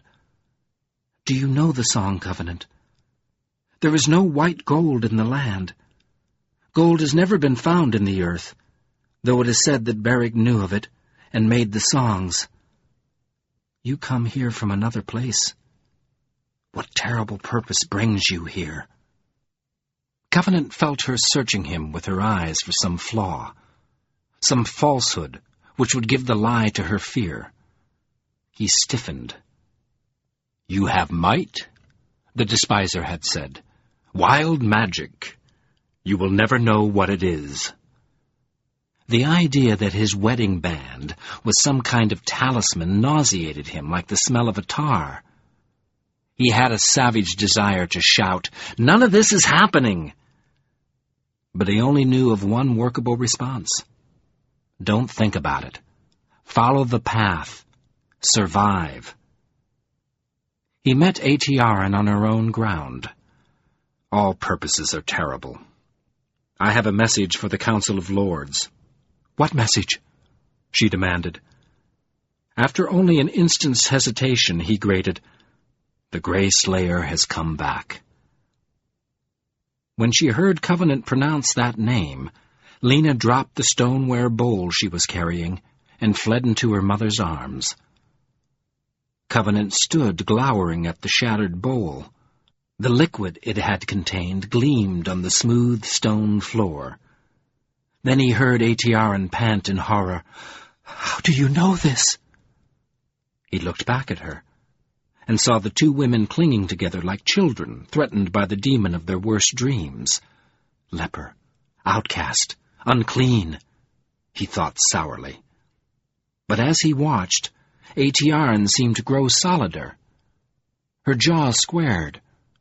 Her broad glance hardened. For all her fear, she was a strong woman comforting her child, and bracing herself to meet her danger. Again she asked, "How do you know?" She made him feel defensive, and he replied, "I met him on Kevin's watch." "Ah, alas!" she cried, hugging Lena. "Alas for the young in this world! The doom of the land is upon them. Generations will die in agony, and there will be war and terror and pain for those who live. Alas, Lena, my daughter, you were born into an evil time, and there will be no peace or comfort for you when the battle comes. Ah, Lena, Lena!" Her grief touched an undefended spot in Covenant, and his throat thickened. Her voice filled his own image of the land's desolation with a threnody he had not heard before. For the first time, he sensed that the land held something precious which was in danger of being lost. This combination of sympathy and anger tightened his nerves still further. He vibrated to a sharper pitch, trembled. When he looked at Lena, he saw that a new awe of him had already risen above her panic. The unconscious offer in her eyes burned more disturbingly than ever. He held himself still until Atiaran and Lena slowly released each other.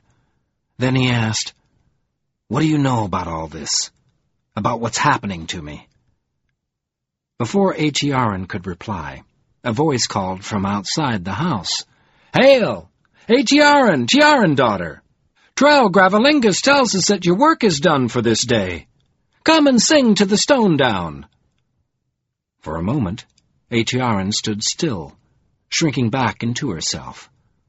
Then she sighed, "Ah, the work of my life has just begun," and turned to the door. Holding aside the curtain, she said into the night, "We have not yet eaten. I will come later. But after the gathering I must speak with the circle of elders." "They will be told," the voice answered. "Good," said Atiaran. But instead of returning to Covenant, she remained in the doorway, staring into the darkness for a while. When she closed the curtain at last and faced Covenant, her eyes were moist, and they held a look that he at first thought was defeat. But then he realized that she was only remembering defeat. "No, Thomas Covenant," she said sadly, "I know nothing of your fate. Perhaps if I had remained at the Lor's Rat longer, if I had had the strength. But I passed my limit there and came home. I know a part of the old lore that Mythel Stonedown does not guess, but it is too little.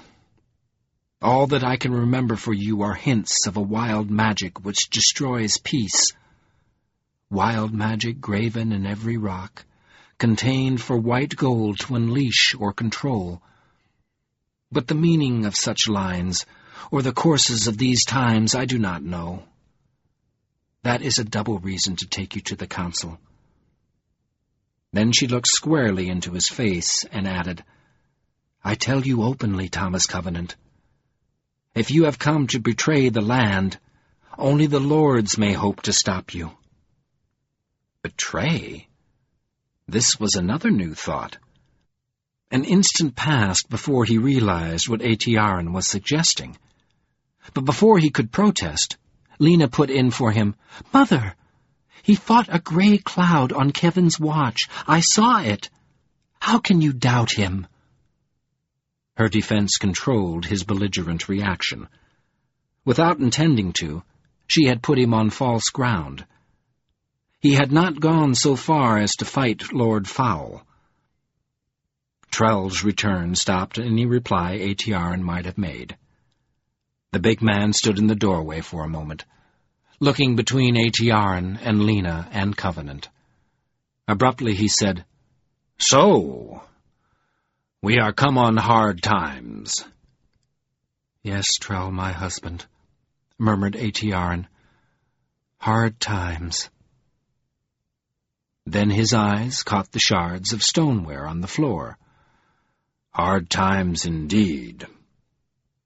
He chided gently, "when stoneware is broken, and the pieces left to powder underfoot." This time Lena was genuinely ashamed.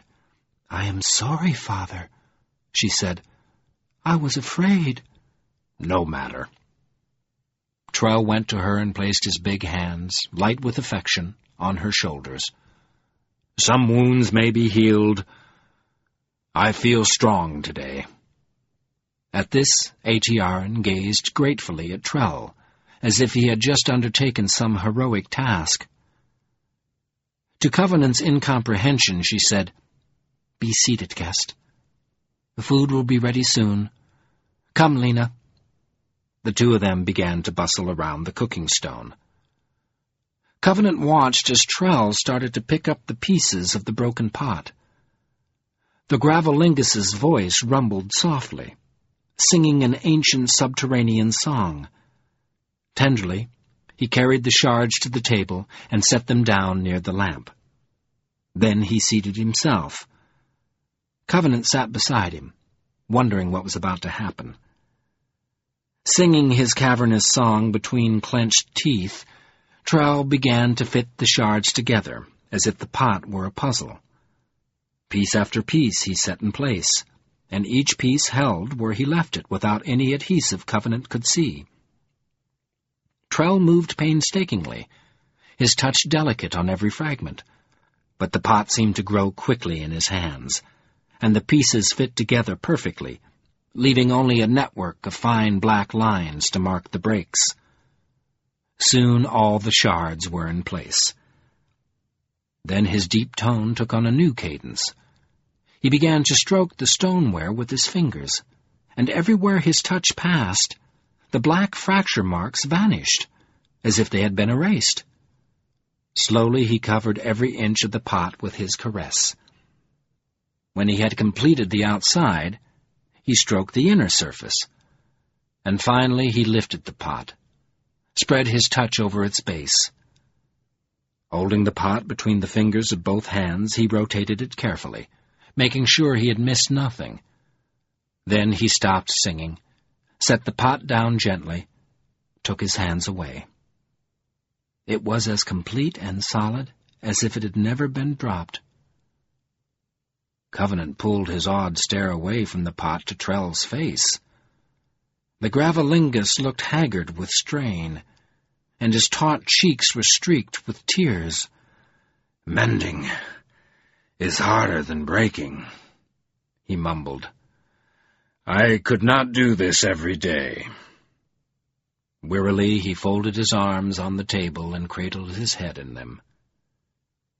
Aetiarin stood behind her husband, massaging the heavy muscles of his shoulders and neck, and her eyes were full of pride and love.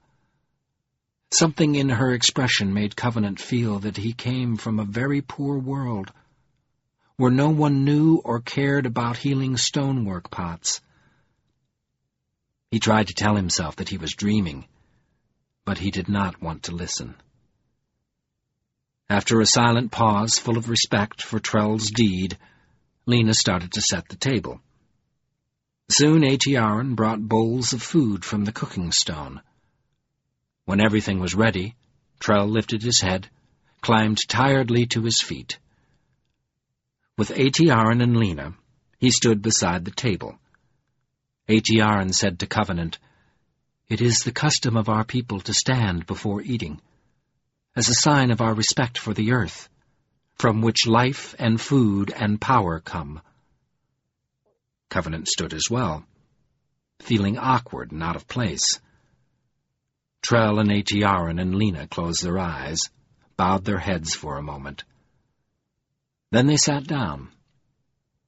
When Covenant had followed them to the bench, they began to pass around the food. It was a bountiful meal. There was cold salt beef covered with streaming gravy, wild rice, dried apples, brown bread, and cheese. And Covenant was given a tall mug of a drink which Lena called spring wine. This beverage was as clear and light as water, slightly effervescent, and it smelled dimly of aliantha. But it tasted like a fine beer which had been cured of all bitterness. Covenant had downed a fair amount of it before he realized that it added a still keener vibration to his already thrumming nerves. He could feel himself tightening. He was too full of unusual pressures. Soon he was impatient for the end of the meal, impatient to leave the house and expand in the night air. But Lena's family ate slowly, and a pall hung over them. They dined as deliberately as if this meal marked the end of all their happiness together. In the silence, Covenant realized that this was a result of his presence. It made him uneasy.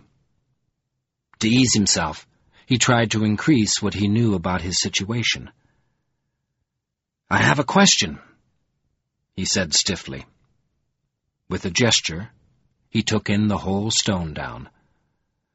"No wood.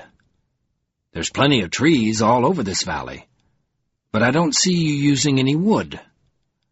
Are the trees sacred or something?" After a moment, Atiaran replied, "Sacred? I know the word, but its meaning is obscure to me.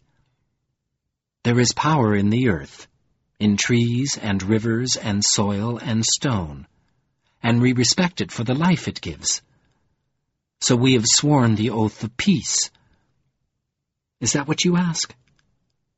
We do not use wood because the wood lore, the Lillian Rill, is lost to us, and we have not sought to regain it. In the exile of our people, when desolation was upon the land, many precious things were lost. Our people clung to the Radhammerl lore, in the South Ron Range and the wastes, and it enabled us to endure. The wood lore seemed not to help us, and it was forgotten. Now that we have returned to the land, the stone lore suffices for us. But others have kept the Lillian Rill. I have seen soaring woodhelven in the hills far north and east of us, and it is a fair place. Their people understand wood and flourish. There is some trade between Stonedown and Woodhelven, but wood and stone are not traded."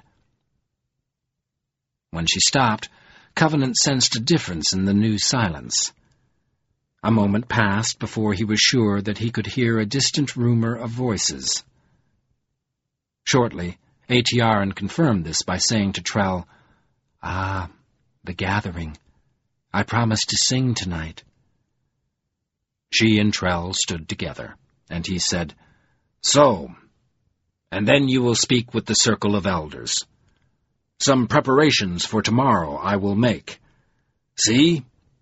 He pointed at the table. "It will be a fine day. There is no shadow on the heart of the stone." Almost in spite of himself, Covenant looked where Trell pointed, but he could see nothing.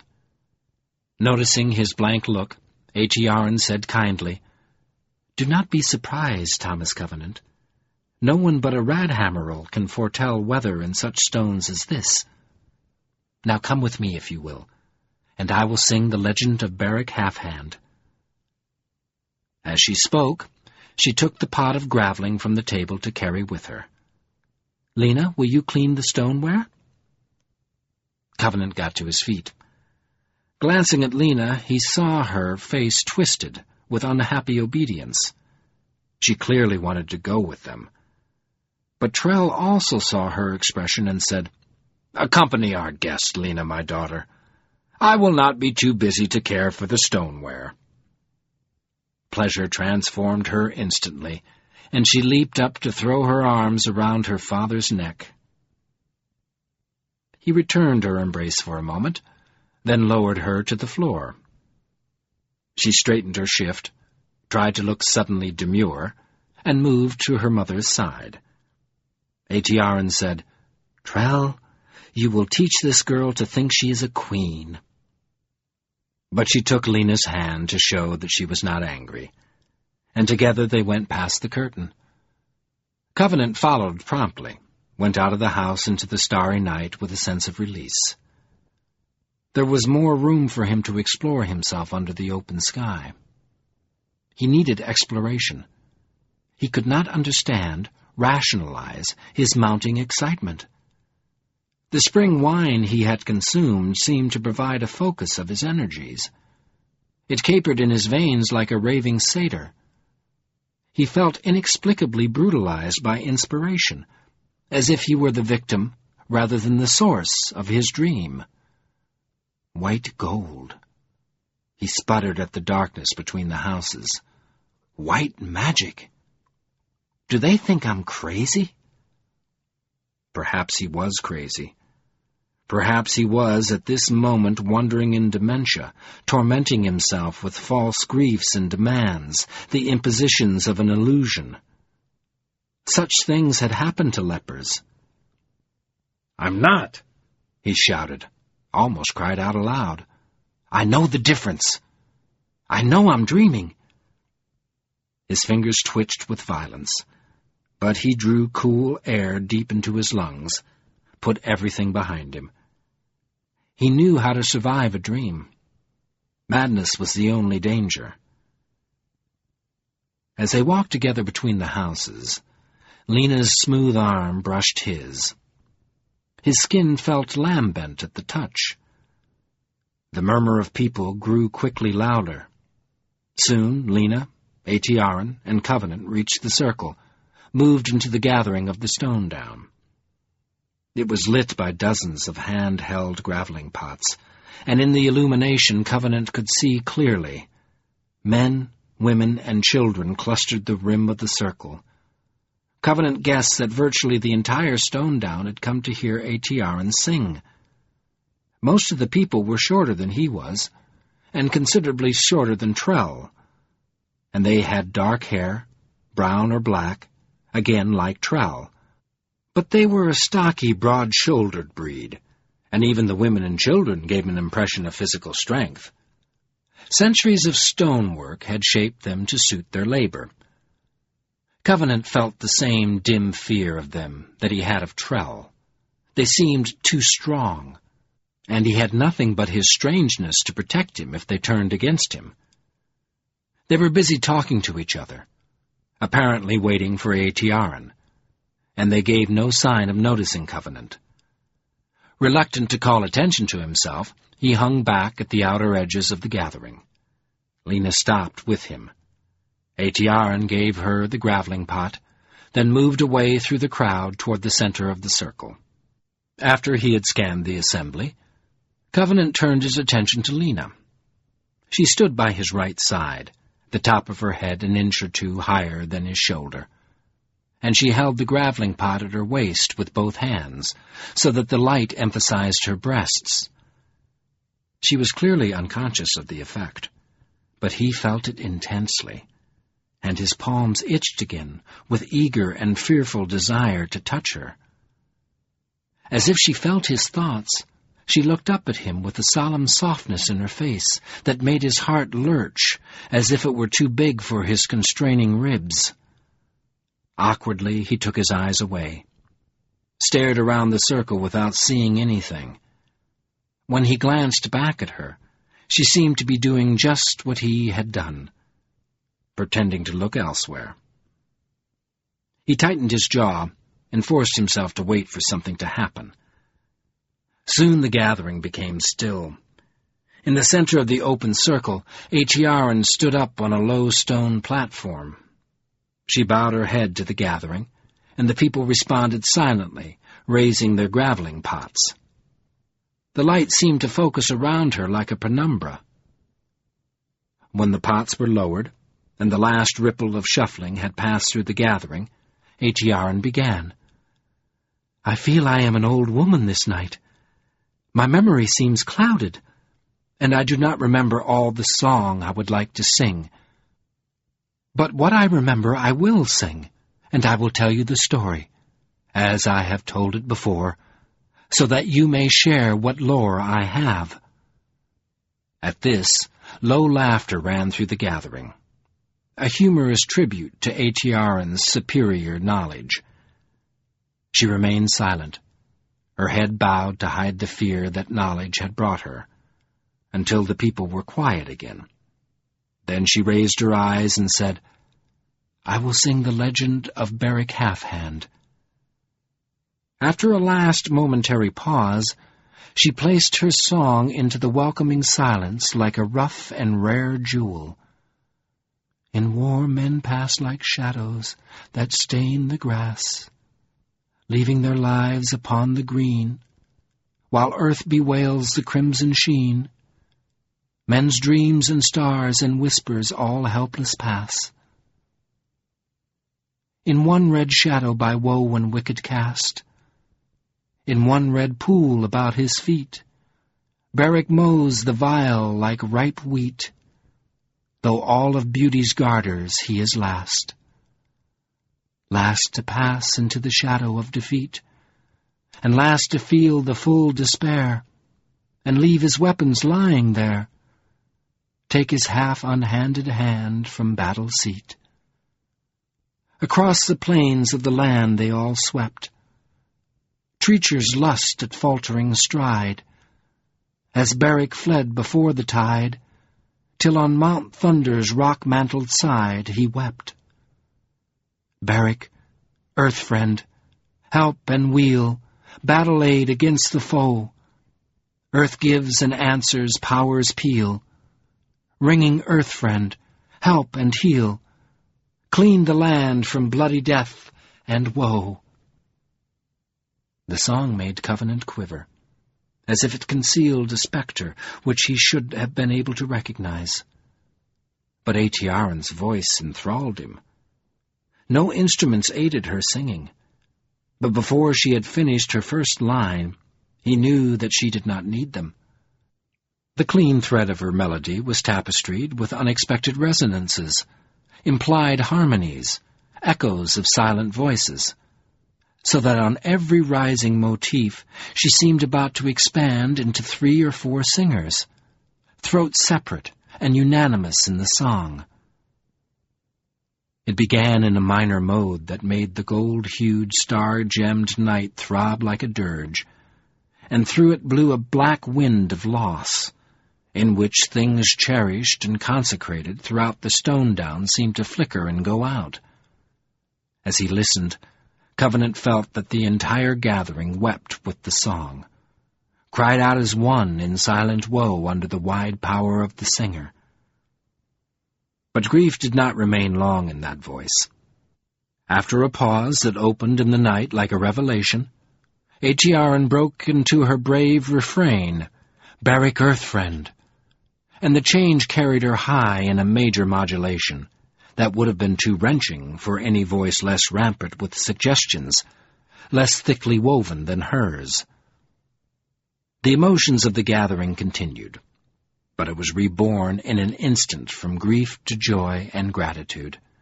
And as Aetiaren's long last high note sprang from her throat like a salute to the mountains and the stars, the people held up their graveling pots and gave a resounding shout. Beric, Earthfriend, hail! Then slowly they lowered their lights and began to press forward, moving closer to Aetiaren to hear her story. The common impulse was so simple and strong that Covenant took a few steps as well before he could recollect himself. Abruptly, he looked about him, focused his eyes on the faint glimmering stars, smelled the pervasive aroma of the graveling. The unanimous reaction of the stone down frightened him. He could not afford to lose himself in it. He wanted to turn away, but he needed to hear Beric's story, so he stayed where he was. As soon as the people had settled themselves, Aetiaren began. It came to pass that there was a great war in the eldest days, in the age that marks the beginning of the memory of mankind, before the old lords were born, before the giants came across the sun-birthed sea to make the alliance of rock brothers, a time before the oath of peace, before the desolation and High Lord Kevin's last battle. It was a time when the Vials, who sired the Demon-dim, were a high and lofty race, and the Cave-Wights smithed and smelted beautiful metals to trade in open friendship with all the people in the land. In that time, the land was one great nation, and over it ruled a king and queen. They were a hale pair, rich with love and honor, and for many years they held their sway in unison and peace. But after a time a shadow came over the heart of the king. He tasted the power of life and death over those who served him, and learned to desire it. Soon mastery became a lust with him, as necessary as food. His nights were spent in dark quests for more power, and by day he exercised that power, becoming hungrier and more cruel as the lust overcame him. But the queen looked on her husband and was dismayed. She desired only that the health and fealty of the past years should return. But no appeal, no suasion or power of hers could break the grip of cruelty that degraded the king. And at last, when she saw that the good of the land would surely die if her husband were not halted, she broke with him, opposed his might with hers. Then there was war in the land. Many who had felt the cut of the king's lash stood with the queen, and many who hated murder and loved life joined her also. The chiefest of these was Barak, strongest and wisest of the queen's champions. But the fear of the king was upon the land, and whole cities rose up to fight for him, killing to protect their own slavery. Battle was joined across the land, and for a time it seemed that the queen would prevail. Her heroes were mighty of hand, and none were mightier than Barak, who was said to be a match for any king. But as the battle raged, a shadow, a gray cloud from the east, fell over the hosts. The queen's defenders were stricken at heart, and their strength left them. But her enemies found a power of madness in the shadow. They forgot their humanity. They chopped and trampled and clawed and bit and maimed and defiled until their gray onslaught whelmed the heroes. And Barak's comrades broke one by one into despair and death.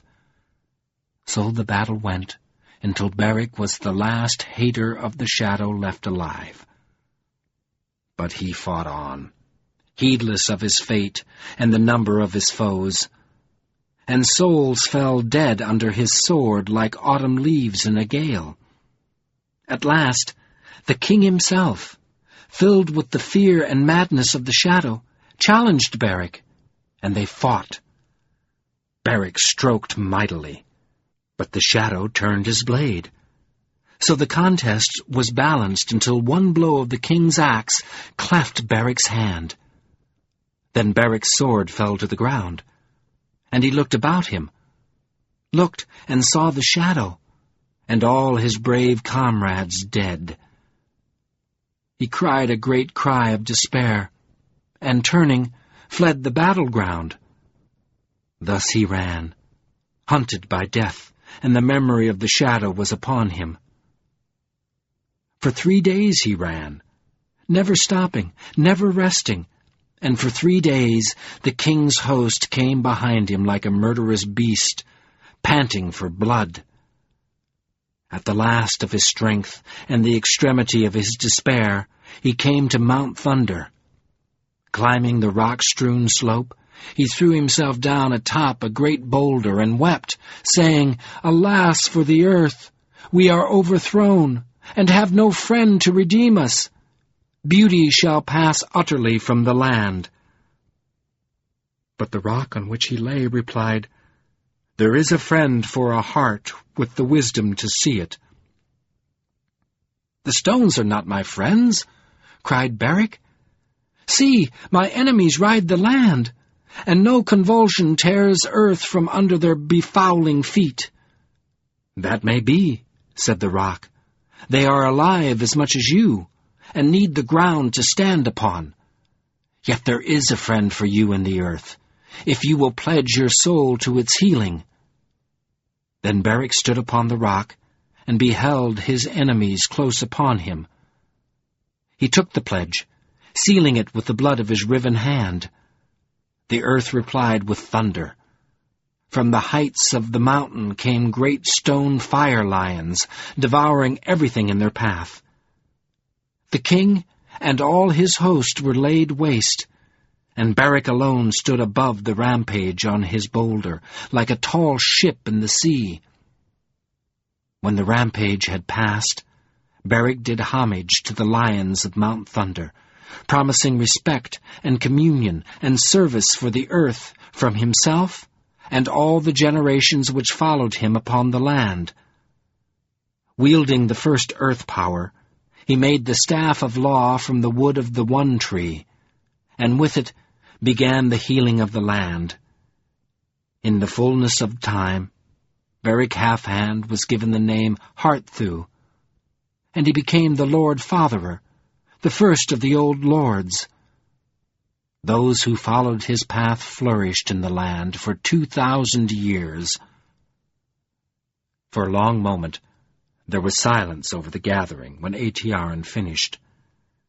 Then together, as if their pulses moved to a single beat, the Stone-Downers began to surge forward, stretching out their hands to touch her in appreciation. She spread her arms to hug as many of her friends as she could, and those who could not reach her embraced each other, sharing the oneness of their communal response. Months. Months. Months. Months. Months. Months. Months. Months. Months. Months. Months. Chapter 7. Lena. Alone in the night, alone because he could not share the spontaneous embracing impulse of the Stone-Down, Covenant felt suddenly trapped, threatened. A pressure of darkness cramped his lungs. He could not seem to get enough air. A leper's claustrophobia was on him, a leper's fear of crowds, of unpredictable behavior. Beric, he panted with mordant intensity. These people wanted him to be a hero. With a stiff jerk of reputation, he swung away from the gathering, went stalking in high dudgeon between the houses, as if the Stone-Downers had dealt him a mortal insult. Beric. His chest heaved at the thought. Wild magic. It was ridiculous. Did not these people know he was a leper? Nothing could be less possible for him than the kind of heroism they saw in Beric Half-Hand.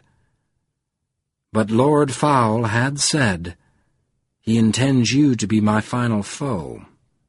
He chose you to destroy me." In stark dismay, he glimpsed the end toward which the path of the dream might be leading him. He saw himself drawn ineluctably into a confrontation with the despiser. He was trapped. Of course, he could not play the hero in some dream war. He could not forget himself that much. Forgetfulness was suicide. Yet he could not escape this dream without passing through it, could not return to reality without awakening. He knew what would happen to him if he stood still and tried to stay sane. Already, only this far from the lights of the gathering, he felt dark night beating toward him, circling on broad wings out of the sky at his head. He lurched to a halt, stumbled to lean against a wall, caught his forehead in his hands. "I can't," he panted. All his hopes that this land might conjure away his impotence, heal his sore heart, somehow fell into ashes. Can't go on. Can't stop. What's happening to me? Abruptly, he heard steps running toward him. He jumped erect and saw Lena hurrying to join him. The swing of her graveling pot cast mud shadows across her figure as she moved. In a few more strides, she slowed, then stopped, holding her pot so that she could see him clearly. "Thomas Covenant?" she asked tentatively. "Are you not well?" "No!" he lashed at her. "I'm not well. Nothing's well, and it hasn't been since—" The words caught in his throat for an instant. "Since I was divorced." He glared at her. defying her to ask what a divorce was. The way she held her light left most of her face in darkness. He could not see how she took his outburst, but some inner sensitivity seemed to guide her. When she spoke, she did not aggravate his pain with crude questions or condolences. Softly she said, "I know a place where you may be alone." He nodded sharply. Yes. He felt that his distraught nerves were about to snap. His throat was thick with violence. He did not want anyone to see what happened to him. Gently, Lena touched his arm, led him away from the stone down toward the river. Under the dim starlight, they reached the banks of the Mythil, then turned downriver. In half a mile they came to an old stone bridge that gleamed with a damp black reflection, as if it had just arisen from the water for Covenant's use. The suggestiveness of that thought made him stop. He saw the span as a kind of threshold. Crisis lurked in the dark hills beyond the far riverbank. Abruptly he asked, "Where are we going?" He was afraid that if he crossed that bridge he would not be able to recognize himself when he returned. "To the far side," Lena said. "There you may be alone. Our people do not often cross the Mythil. It is said that the western mountains are not friendly, that the Ill of Doom's retreat, which lies beyond them, has bent their spirit.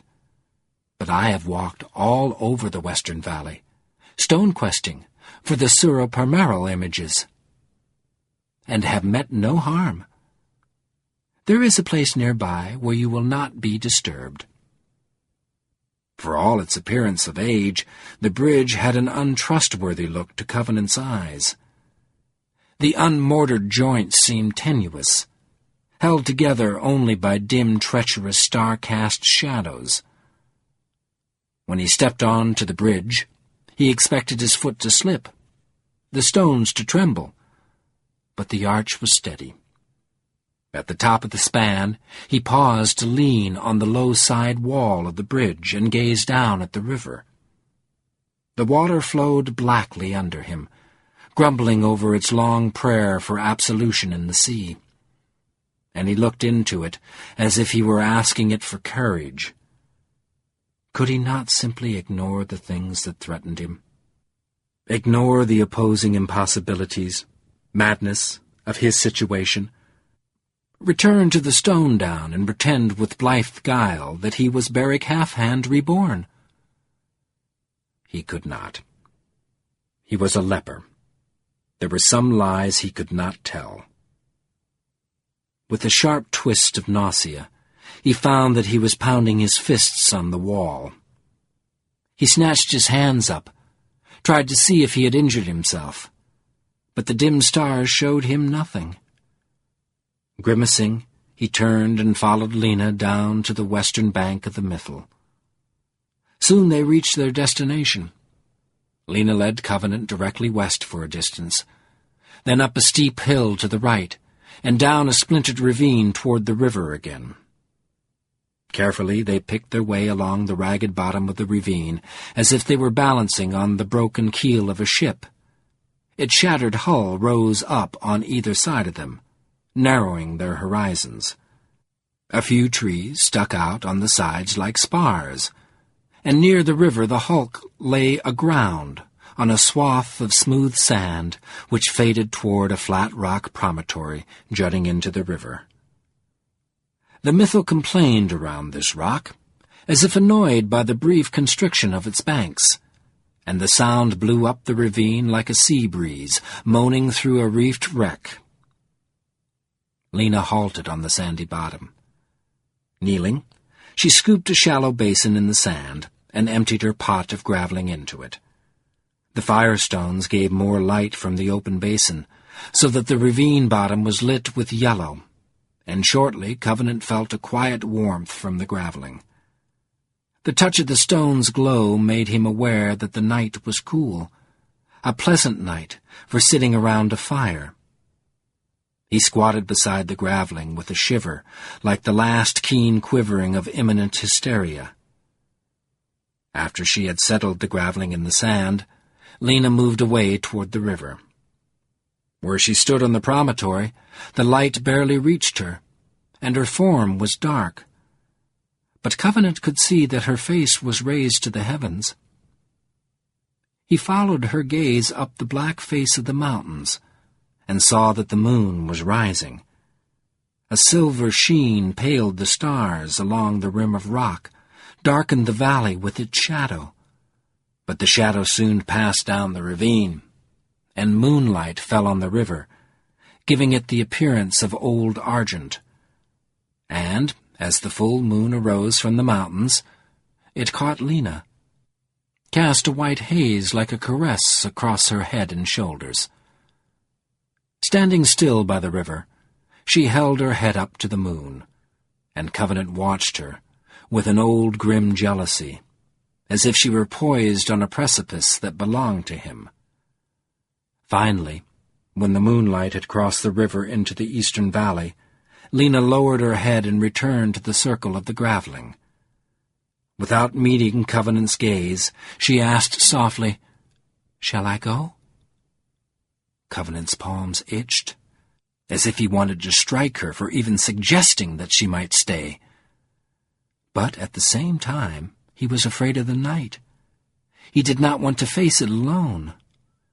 Awkwardly, he got to his feet, paced a short distance away from her. Scowling up the hulk of the ravine, he fought to sound neutral as he said, "What do you want?" Her reply, when it came, was quiet and sure. "I want to know more of you." He winced, ducked his head as if claws had struck at him out of the air. Then he snatched himself erect again. "Ask." "Are you married?" At that he whirled to face her, as if she had stabbed him in the back. Under the hot distress of his eyes and his bared teeth, she faltered, lowered her eyes, and turned her head away. Seeing her uncertainty, he felt that his face had betrayed him again. He had not willed the snarling contortion of his features. He wanted to contain himself, not give way like this, not in front of her. Yet she aggravated his distress more than anything else he had encountered. Striving for self-control, he snapped, "Yes.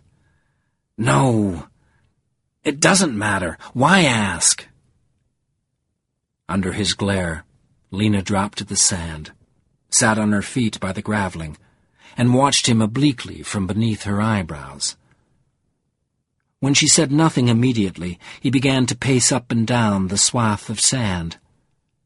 As he moved, he turned and pulled fiercely at his wedding ring.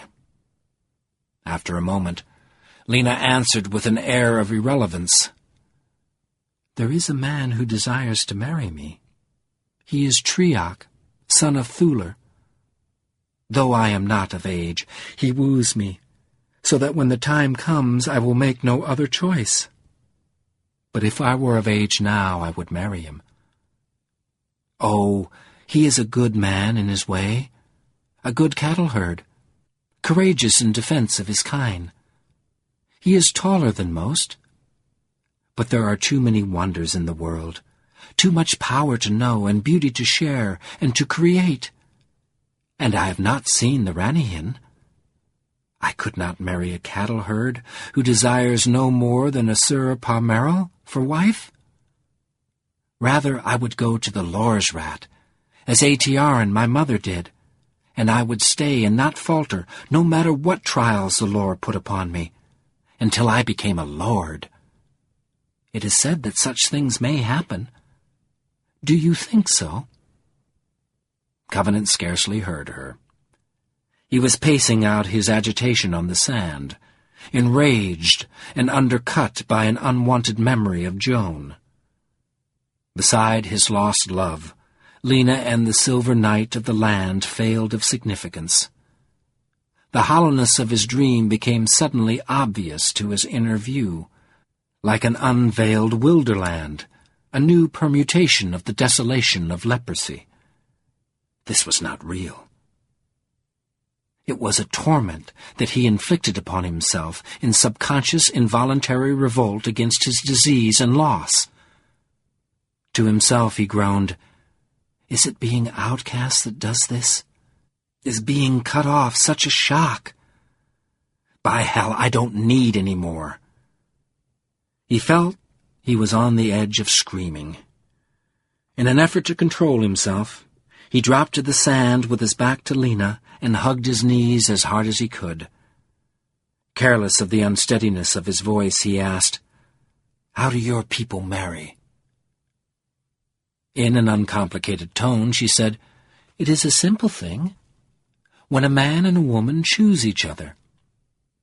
After the two have become friends, if they wish to marry, they tell the circle of elders, and the elders take a season to assure themselves that the friendship of the two is secure, with no hidden jealousy or failed promise behind them to disturb their course in later years. Then the stone down gathers in the center, and the elders take the two in their arms and ask, 'Do you wish to share life in joy and sorrow, work and rest, peace and struggle, to make the land new?' The two answer, 'Life with life, we choose to share the blessings and the service of the earth.'" For a moment, her starlit voice paused reverently. Then she went on. The stone down shouts together, "It is good.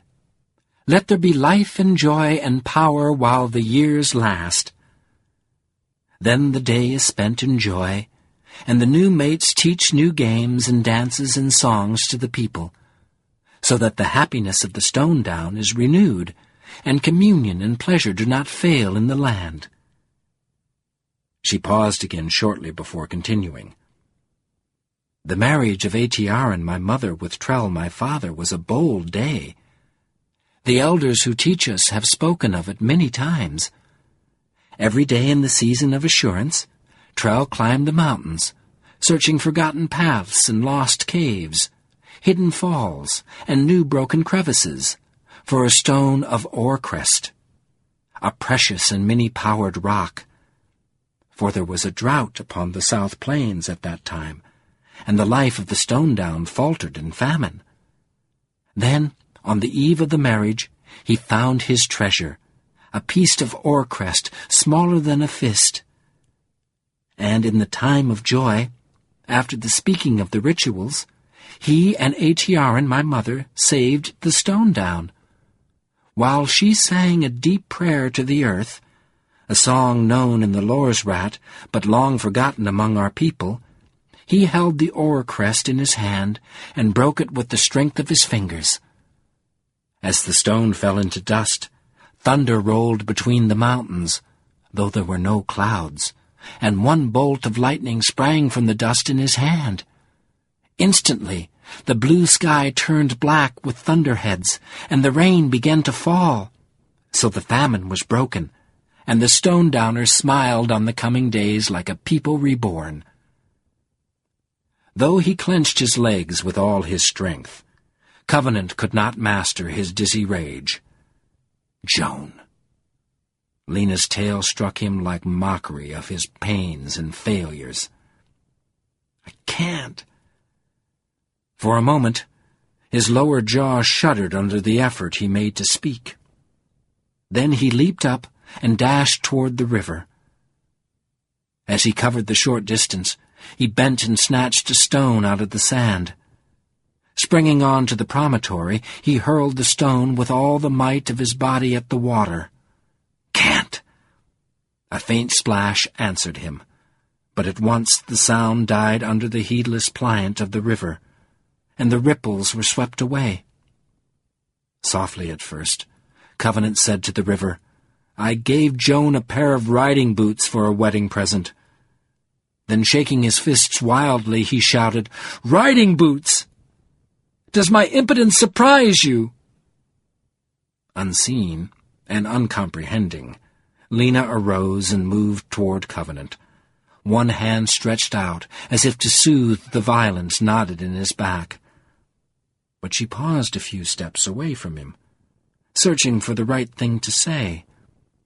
After a moment she whispered, "What happened to your wife?" Covenant's shoulders jerked. Thickly he said, "She's gone." "How did she die?" "Not her. Me. She left me. Divorced. Terminated. When I needed her." Indignantly, Lena wondered, why would such a thing happen while there is life? "I'm not alive." She heard fury climbing to the top of his voice. "I'm a leper. Outcast. Unclean. Lepers are ugly and filthy and abominable." His words filled her with horror and protest. "How can it be?" she moaned. "You are not abominable? What world is it that dares treat you so?" His muscles jumped still higher in his shoulders, as if his hands were locked on the throat of some tormenting demon. "It's real. That is reality. Fact. The kind of thing that kills you if you don't believe it." With a gesture of rejection toward the river, he gasped, "This is a nightmare." Lena flared with sudden rage. "I do not believe it. It may be that your world... But the land... the land is real."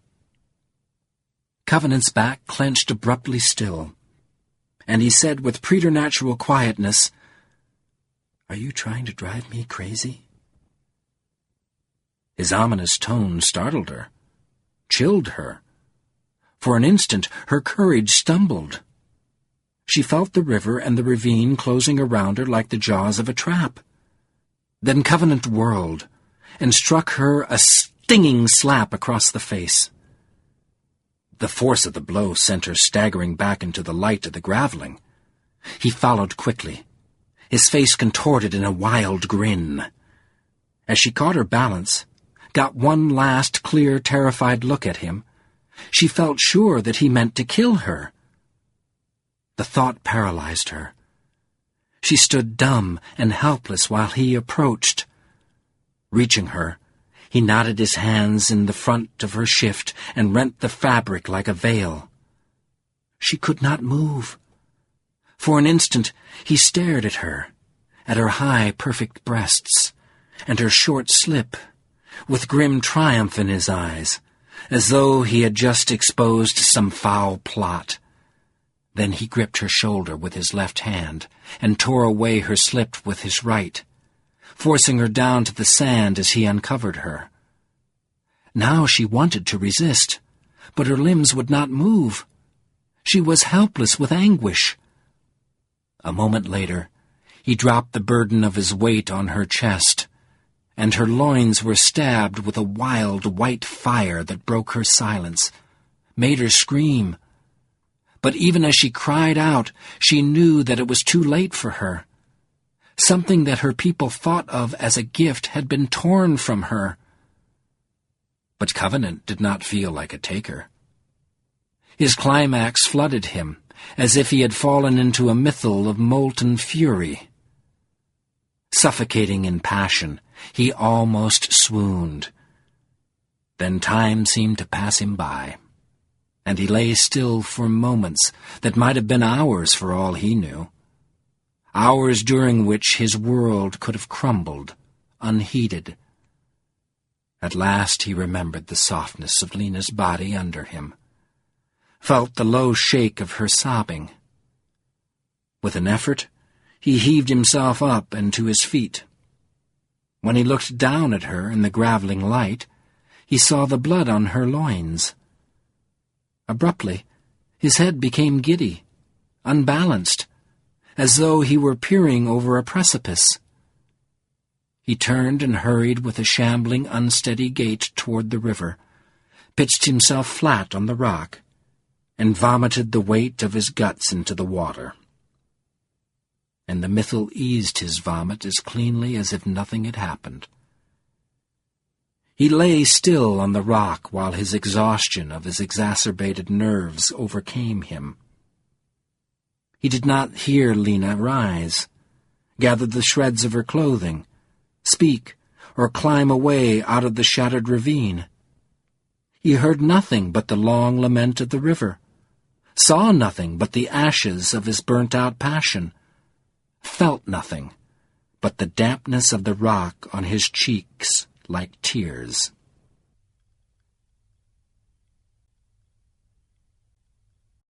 Chapter 8. The Dawn of the Message. The hard bones of the rock slowly brought Thomas Covenant out of dreams of close embraces. For a time, he drifted on the rising current of the dawn, surrounded on his aesthetic sufficient bed by the searching self-communion of the river, the fresh odors of day, the wheeling cries of birds as they sprang into the sky.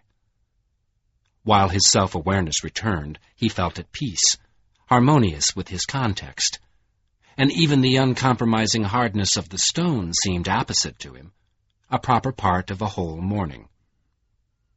His first recollections of the previous night were of orgasm, heart-rending, easing release, and satisfaction so precious that he would have been willing to coin his soul to make such things part of his real life.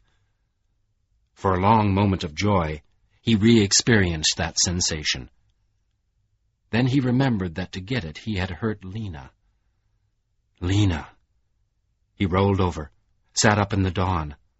The sun had not yet risen above the mountains, but enough light reflected into the valley from the plains for him to see that she was gone. She had left her fire burning in the sand up the ravine from him. He lurched to his feet, scanned the ravine and both banks of the Mytho for some sign of her, or, his imagination leaped, of stone-downers seeking vengeance. His heart thudded.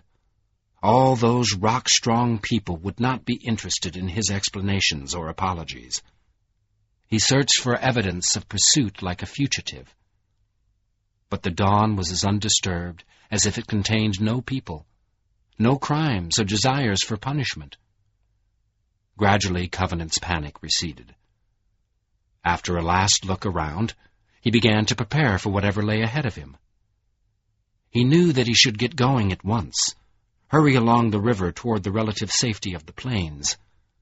But he was a leper. He could not undertake solitary journeys lightly. He needed to organize himself. He did not think about Lena. He knew instinctively that he could not afford to think about her. He had violated her trust, violated the trust of the stone down. That was as close to his night's rage as he could go. It was past, irrevocable, and illusory, like the dream itself. With an effort that made him tremble, he put it behind him. Almost by accident on Kevin's watch, he had discovered the answer to all such insanity. Keep moving. Don't think about it. Survive. That answer was even more necessary now. His barrack fear of the previous evening seemed relatively unimportant. His resemblance to a legendary hero was only part of a dream, not a compulsory fact or demand. He put it behind him also. Deliberately, he gave himself a thorough scrutiny and VSC. When he was sure that he had no hidden injuries, no dangerous purple spots, he moved out to the end of the promontory. He was still trembling. He needed more discipline, mortification. His hands shook, as if they could not steady themselves without his usual shaving ritual. But the penknife in his pocket was inadequate for shaving. After a moment, he took a deep breath, gripped the edge of the rock, and dropped himself, clothes and all, into the river for a bath. The current tugged at him seductively, urging him to float off under blue skies into a spring day. But the water was too cold. He could only stand the chill long enough to duck and thrash in the stream for a moment. Then he hauled himself onto the rock and stood up, blowing spray off his face. Water from his hair kept running into his eyes, blinding him momentarily to the fact that Aitiaran stood on the sand by the graveling. She contemplated him with a grave, firm glance. Covenant froze, dripping, as if he had been caught in the middle of a flagrant act. For a moment, he and Atiaran measured each other across the sand and rock. When she started to speak, he cringed inwardly, expecting her to revile, denounce, hurl imprecations. But she only said, "Come to the graveling. You must dry yourself." In surprise, he scrutinized her tone with all the high alertness of his senses. But he could hear nothing in it except determination and quiet sadness. Suddenly he guessed that she did not know what happened to her daughter. Breathing deeply to control the labor of his heart, he moved forward and huddled down next to the graveling. His mind raced with improbable speculations to account for Atiaran's attitude, but he kept his face to the warmth and remained silent, hoping that she would say something to let him know where he stood with her. Almost at once, she murmured, "I knew where to find you. Before I returned from speaking with the circle of elders, Lena told Trell that you were here." She stopped, and Covenant forced himself to ask, "Did you see her?"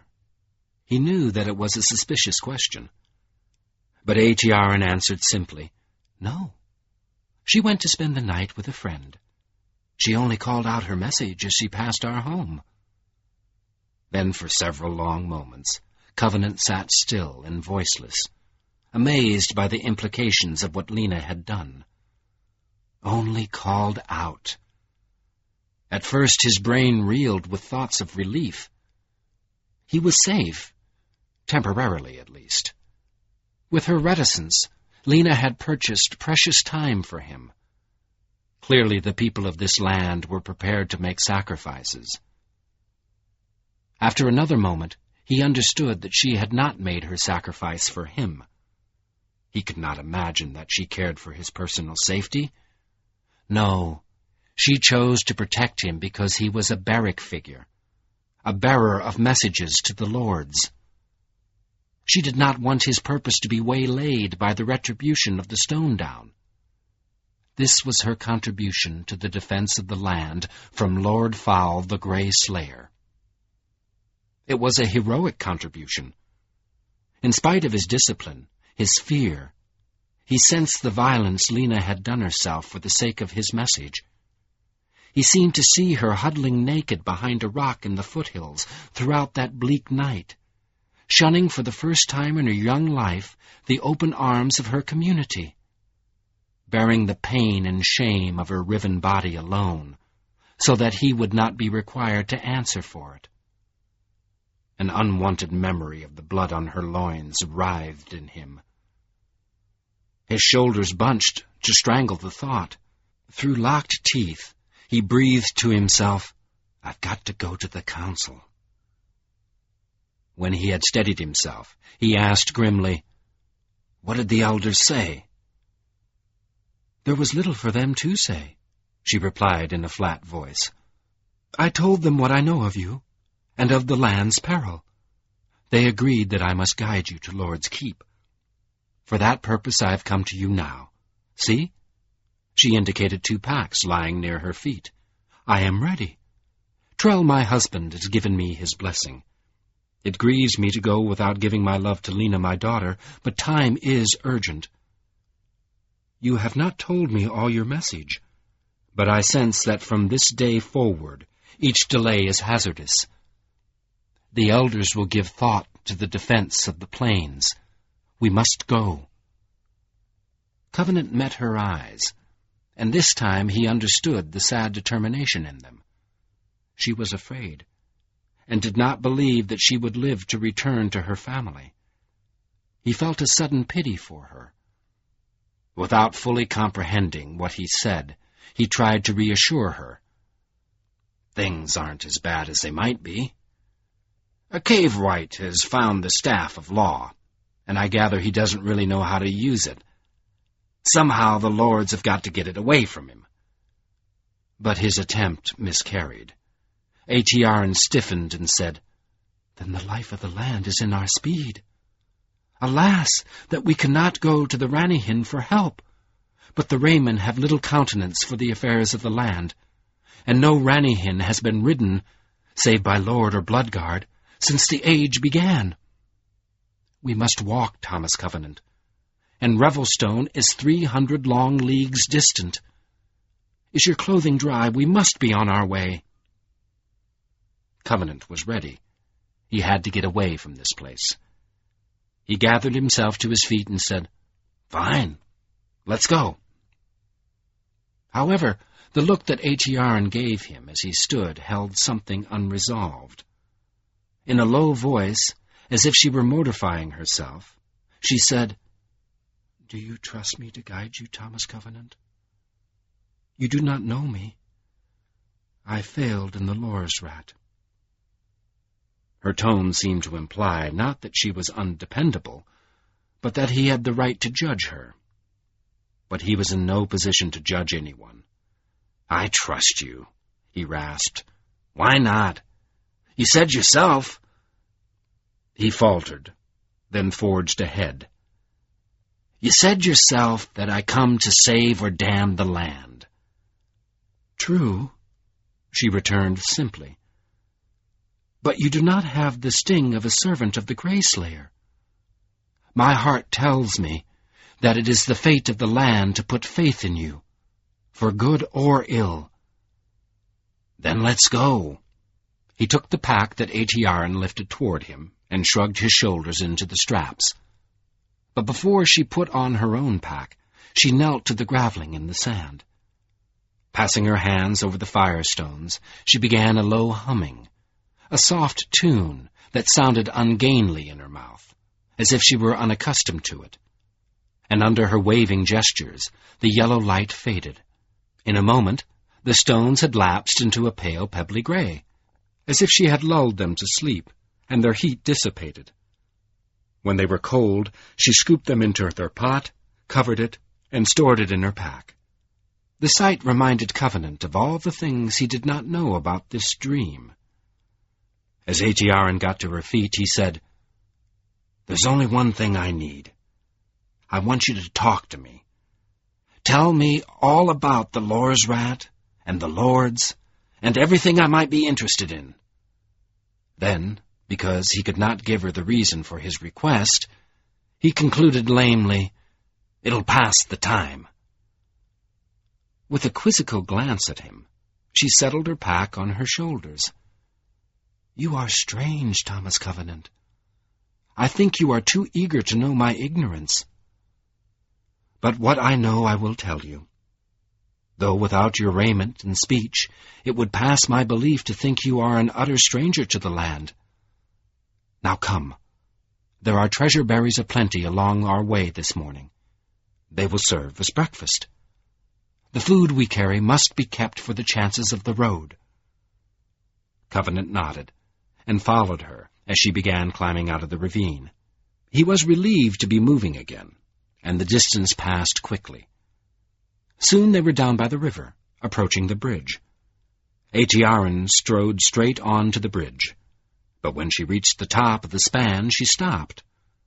A moment after, Covenant joined her.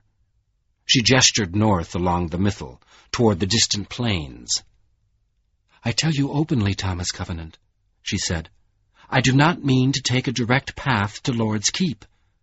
The keep is west of north from us, 300 leagues as the eye sees across the center plains of the land.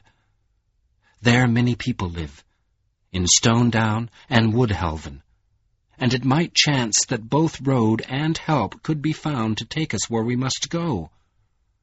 But we could not hope for horses. They are rare in the land, and few folk but those of Revelstone know them.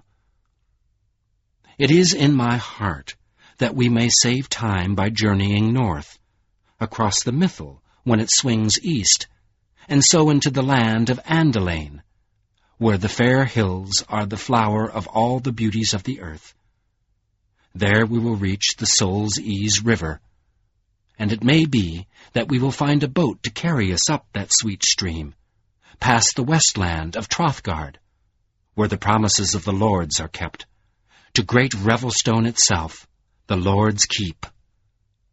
All travelers are blessed by the currents of the soul's ease, and our journey will end sooner if we find a carrier there.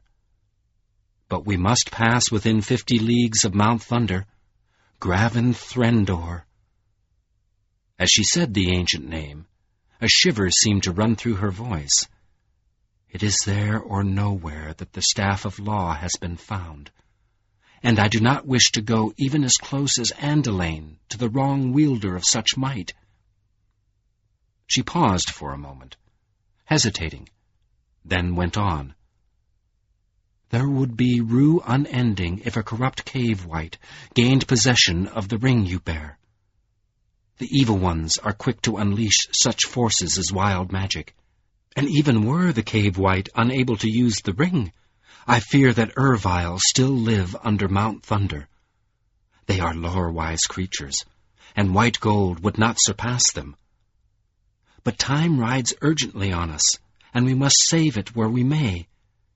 And there is another reason for seeking the passage of Andelaine at this time of year, if we hasten.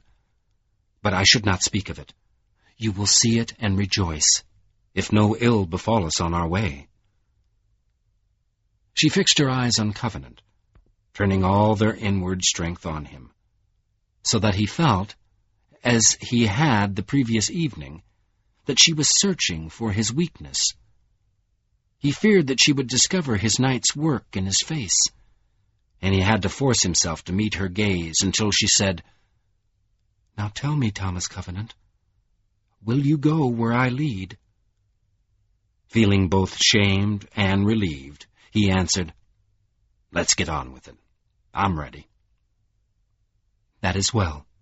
She nodded, started again toward the east bank. But Covenant spent a moment looking down at the river. Its soft plaint sounded full of echoes, and they seemed to moan at him with serene irony. "Does my impotence surprise you?" A cloud of trouble darkened his face, but he clenched himself, rubbed his ring, and stalked away after Atiaran, leaving the Mythal to flow on its way like a stream of forgetfulness, or a border of death. As the sun climbed over the eastern mountains, Atiaran and Covenant were moving north, downstream along the river toward the open plains. At first, they traveled in silence. Covenant was occupied with short forays into the hills to his right, gathering aliantha. He found their tangy peach flavor as keenly delicious as before. A fine essence in their juice made hunger and taste into poignant sensations. He refrained from taking all the berries off any one bush. He had to range away from Atiaran's sternly forward track often to get enough food to satisfy him. And he scattered the seeds faithfully, as Lena had taught him. Then he had to trot to catch up with Atiaran. In this way, he passed nearly a league, and when he finished eating, the valley was perceptibly broader. He made one last side trip, this time to the river for a drink, then hurried to take a position beside Atiaran. Something in the set of her features seemed to ask him not to talk, so he disciplined himself to stillness with survival drills. Then he strove to regain the mechanical ticking stride which had carried him so far from Haven Farm. Atiaran appeared resigned to a trek of 300 leagues, but he was not. He sensed that he would need all his leper's skills to hike for even a day without injuring himself. In the rhythm of his steps, he struggled to master the unruliness of his situation. He knew that eventually he would have to explain his peculiar danger to Atiaran. He might need her help, at least her comprehension. But not yet. Not yet. He did not have enough control. But after a while she changed direction, began angling away from the river up into the northeastern foothills. This close to the mountains, the hills were steep and involuted, and she seemed to be following no path. Behind her, Covenant scrambled up and staggered down the rocky, twisting slopes, though the natural lay of the land tried constantly to turn them westward. The sides of his neck started to ache from the weight of his pack, and twitches jumped like incipient cramps under his shoulder blades. Soon he was panting heavily, and muttering against the folly of A.T.R.'s choice of directions. Toward mid-morning, she stopped to rest on the downward curve of a high hill. She remained standing, but Covenant's muscles were trembling from exertion, and he dropped to the ground beside her, breathing hard. When he had regained himself a little, he panted, "Why didn't we go around? North past these hills, then east. Save all this up and down." "2 reasons," she said shortly. "Ahead there is a long file north through the hills, easy walking, so that we will save time. And again," she paused while she looked around, "we may lose something. Since we left the bridge, there has been a fear in me that we are followed." "Followed?" Covenant jerked out. "Who?" "I do not know. It may be that the spies of the Grey Slayer are already abroad. It is said that his highest servants, his ravers, cannot die while he yet lives. They have no bodies of their own, and their spirits wander until they find living beings which they can master. Thus they appear as animals or humans, as chance allows, corrupting the life of the land. But it is my hope that we will not be followed through these hills. Are you rested? We must go." After adjusting her robe under the straps of her pack, she set off again down the slope. A moment later, Covenant went groaning after her. For the rest of the morning, he had to drive himself to persevere in the face of exhaustion. His legs grew numb with fatigue, and the weight on his back seemed to constrict his breathing, so that he panted as if he were suffocating. He was not conditioned for such work. Lurching unsteadily, he stumbled up and down the hills. Time and again, only his boots and tough trousers saved him from damage. But A.T.R. moved ahead of him smoothly, with hardly a wasted motion or false step, and the sight of her drew him onward. But finally she turned down into a long ravine that ran north as far as he could see, like a cut in the hills.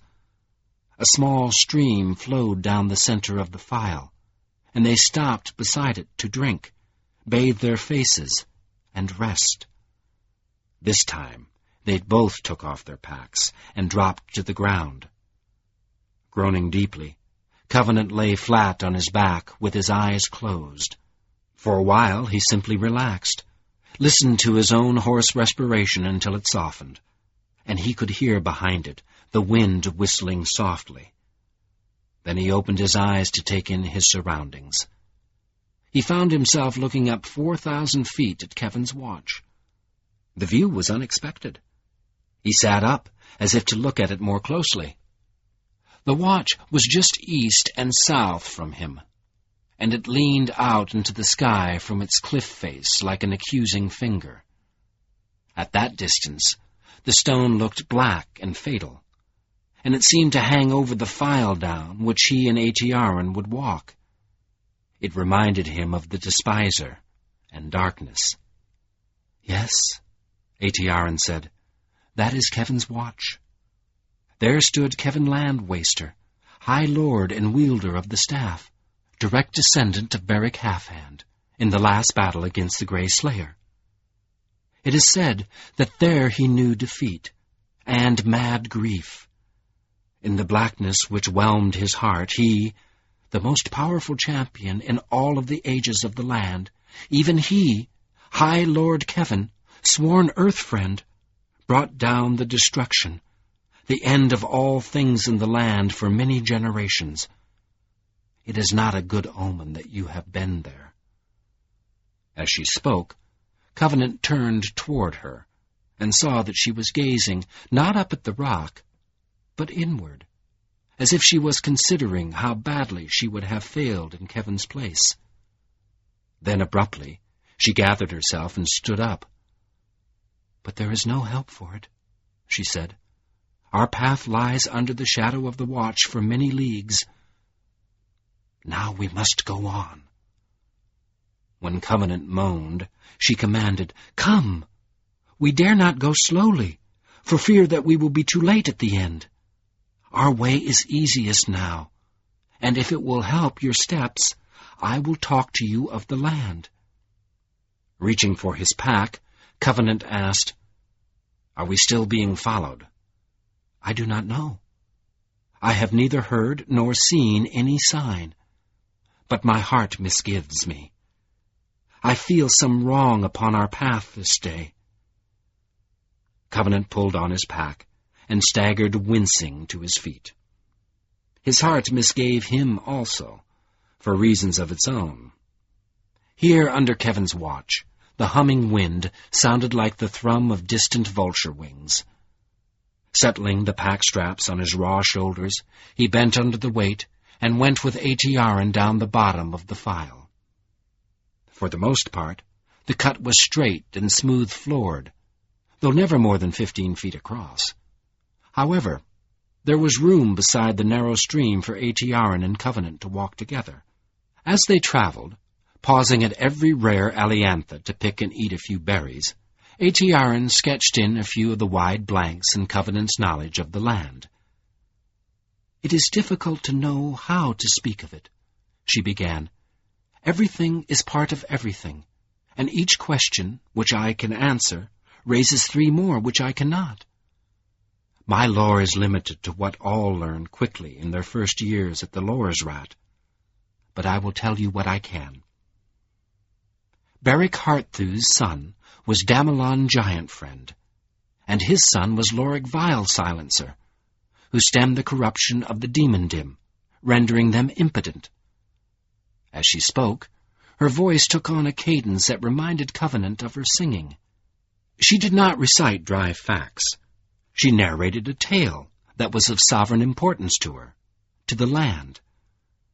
And Kevin, whom we name Land-Waster, more in pity than in condemnation of his despair, was the son of Lorik, and High Lord in his place when the staff was passed on.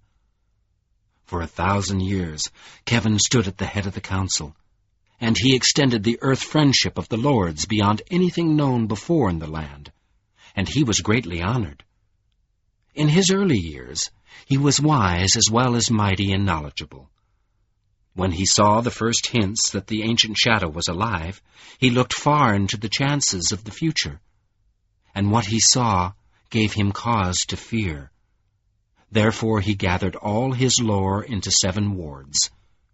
7 wards of ancient lore, for land's protection, wall and door, and hid them, so that his knowledge would not pass from the land, even if he and the old lords fell.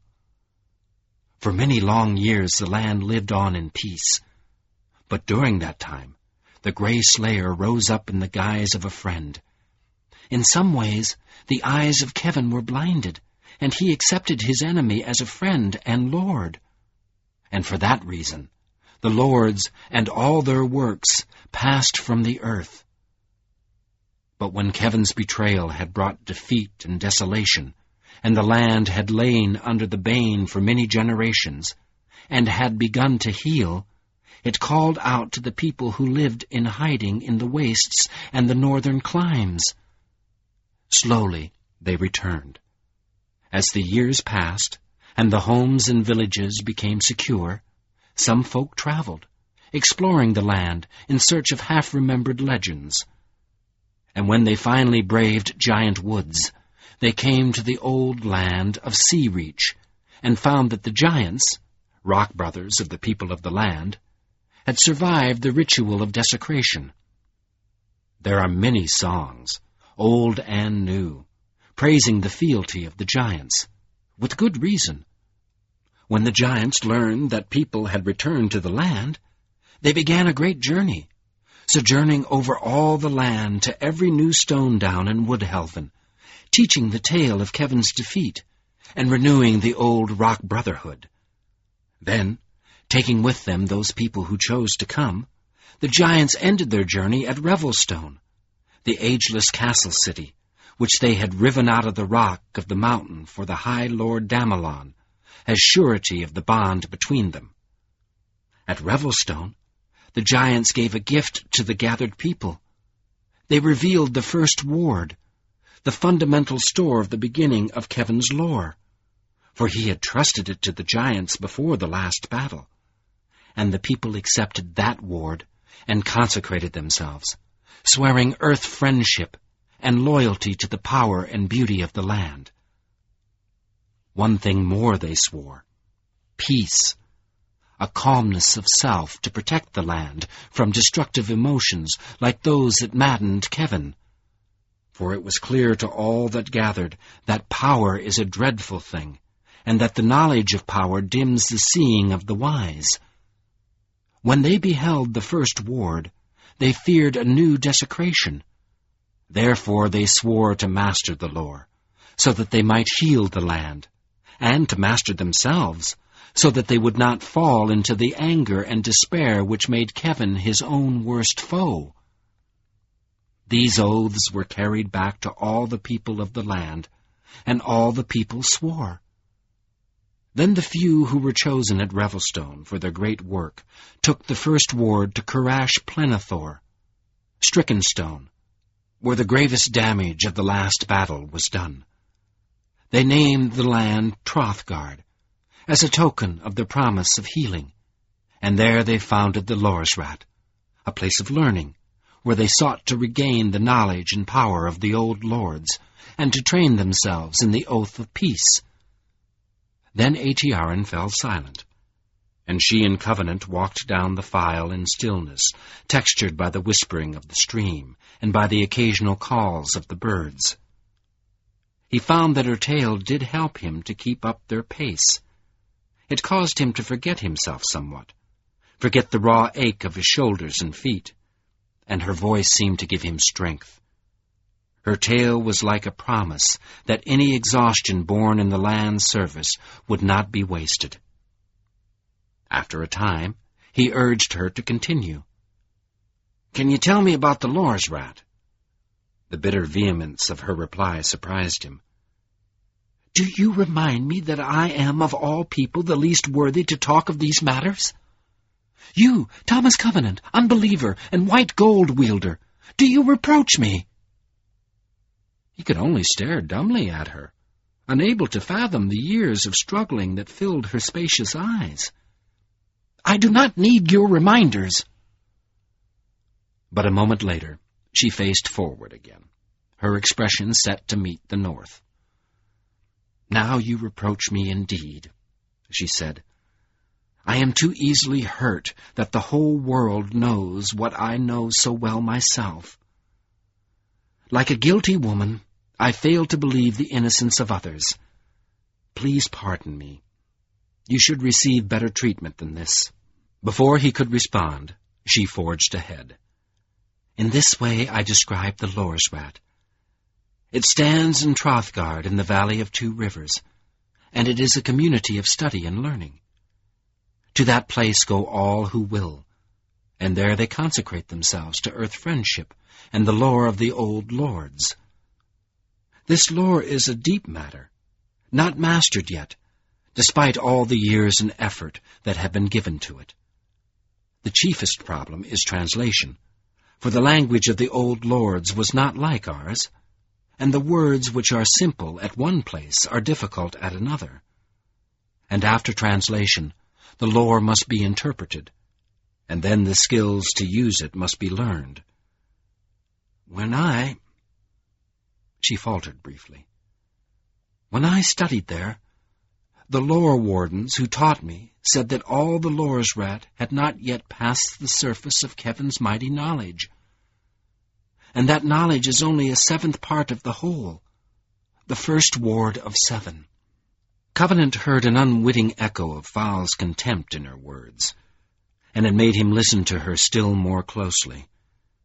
"Easiest of translation," she went on, "has been the war lore, the arts of battle and defense. But there much skill is required. Therefore, one part of the Loresrat deals solely with those who would follow the sword and join the war ward of Lord's Keep.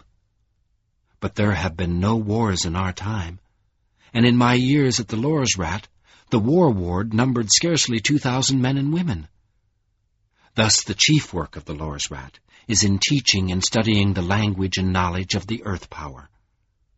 First, the new learners are taught the history of the land, the prayers and songs and legends. In time, all that is known of the old lords and their struggles against the Grey Slayer. Those who master this become lore wardens. They teach others, or search out new knowledge and power from the first ward. The price of such mastery is high. Such purity and determination and insight and courage are required by Kevin's lore. And there are some, she said, as if she were resolved not to spare her own feelings, who cannot match the need. I failed when that which I learned made my heart quail, when the lore wardens led me to see, just a little way, into the despite of the Grey Slayer. That I could not bear, and so I broke my devotion, and returned to Mythos Stonedown to use the little that I knew for my people. And now, when I have forgotten so much, my trial is upon me. She sighed deeply, as if it grieved her to consent to her fate. But that is no matter. In the Lor's Rat, those who follow and master both sword and staff, who earn a place in the war ward among the lore wardens, and who do not turn away to pursue private dreams in isolation, as do the unfettered, those brave hearts are named lords, and they join the council which guides the healing and protection of the land. From their number, they choose the High Lord to act for all, as the lore requires, and one High Lord to wield the law, to keep all uncorrupt earth's powers core. In my years at the Lor's Rat, the High Lord was Verial Tamaranthamate, son of the Penthal. But he was old, even for a lord, and the lords live longer than other folk. And our Stonedown has had no news of Revelstone or Lor's Rat for many years. I do not know who leads the council now. Without thinking, Covenant said, Prothel, son of Dewillian. Ah, Aetiaran gasped. he knows me. As a lore warden, he taught me the first prayers. He will remember that I failed, and will not trust my mission. She shook her head in pain. Then, after a moment's reflection, she added, And you have known this. You know all. Why do you seek to shame the rudeness of my knowledge? That is not kind. Hellfire! Covenant snapped. Her reproach made him suddenly angry. Everybody in this whole business, you and... But he could not bring himself to say Lena's name. And everyone keep accusing me of being some sort of closet expert. I tell you, I don't know one damn thing about this unless somebody explains it to me. I'm not your bloody barrack.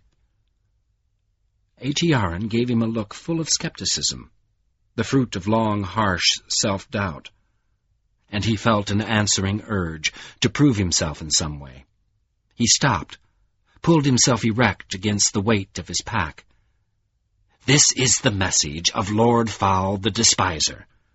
Say to the Council of Lords, and to High Lord Prothel, son of Dewillian, that the uttermost limit of their span of days upon the land is 7 times 7 years from the present time. Before the end of those days are numbered, I will have the command of life and death in my hand. Abruptly, he caught himself. His words seemed to beat down the file like ravens, and he felt a hot leper's shame in his cheeks, as though he had defiled the day. For an instant, complete silence surrounded him. The birds were as silent as if they had been stricken out of the sky, and the stream appeared motionless. In the noon heat, his flesh was slick with sweat. For that instant, Aetiaran gaped aghast at him. Then she cried, Melanchurian Abatha! Do not speak it until you must! I cannot preserve us from such ills.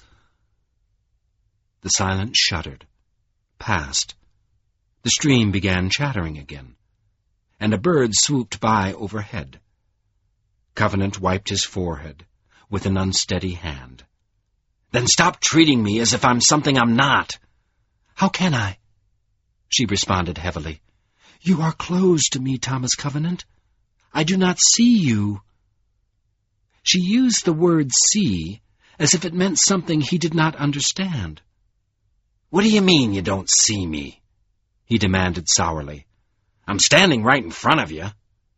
"You are closed to me," she repeated. "I do not know whether you are well or ill."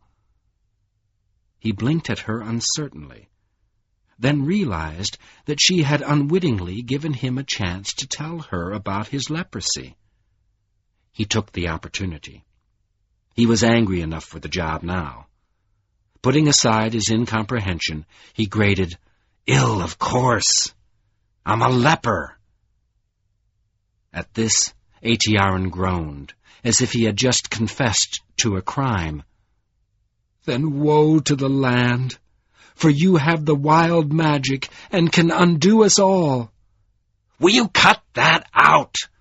Brandishing his left fist, he gritted, "It's just a ring, to remind me of everything I have to live without.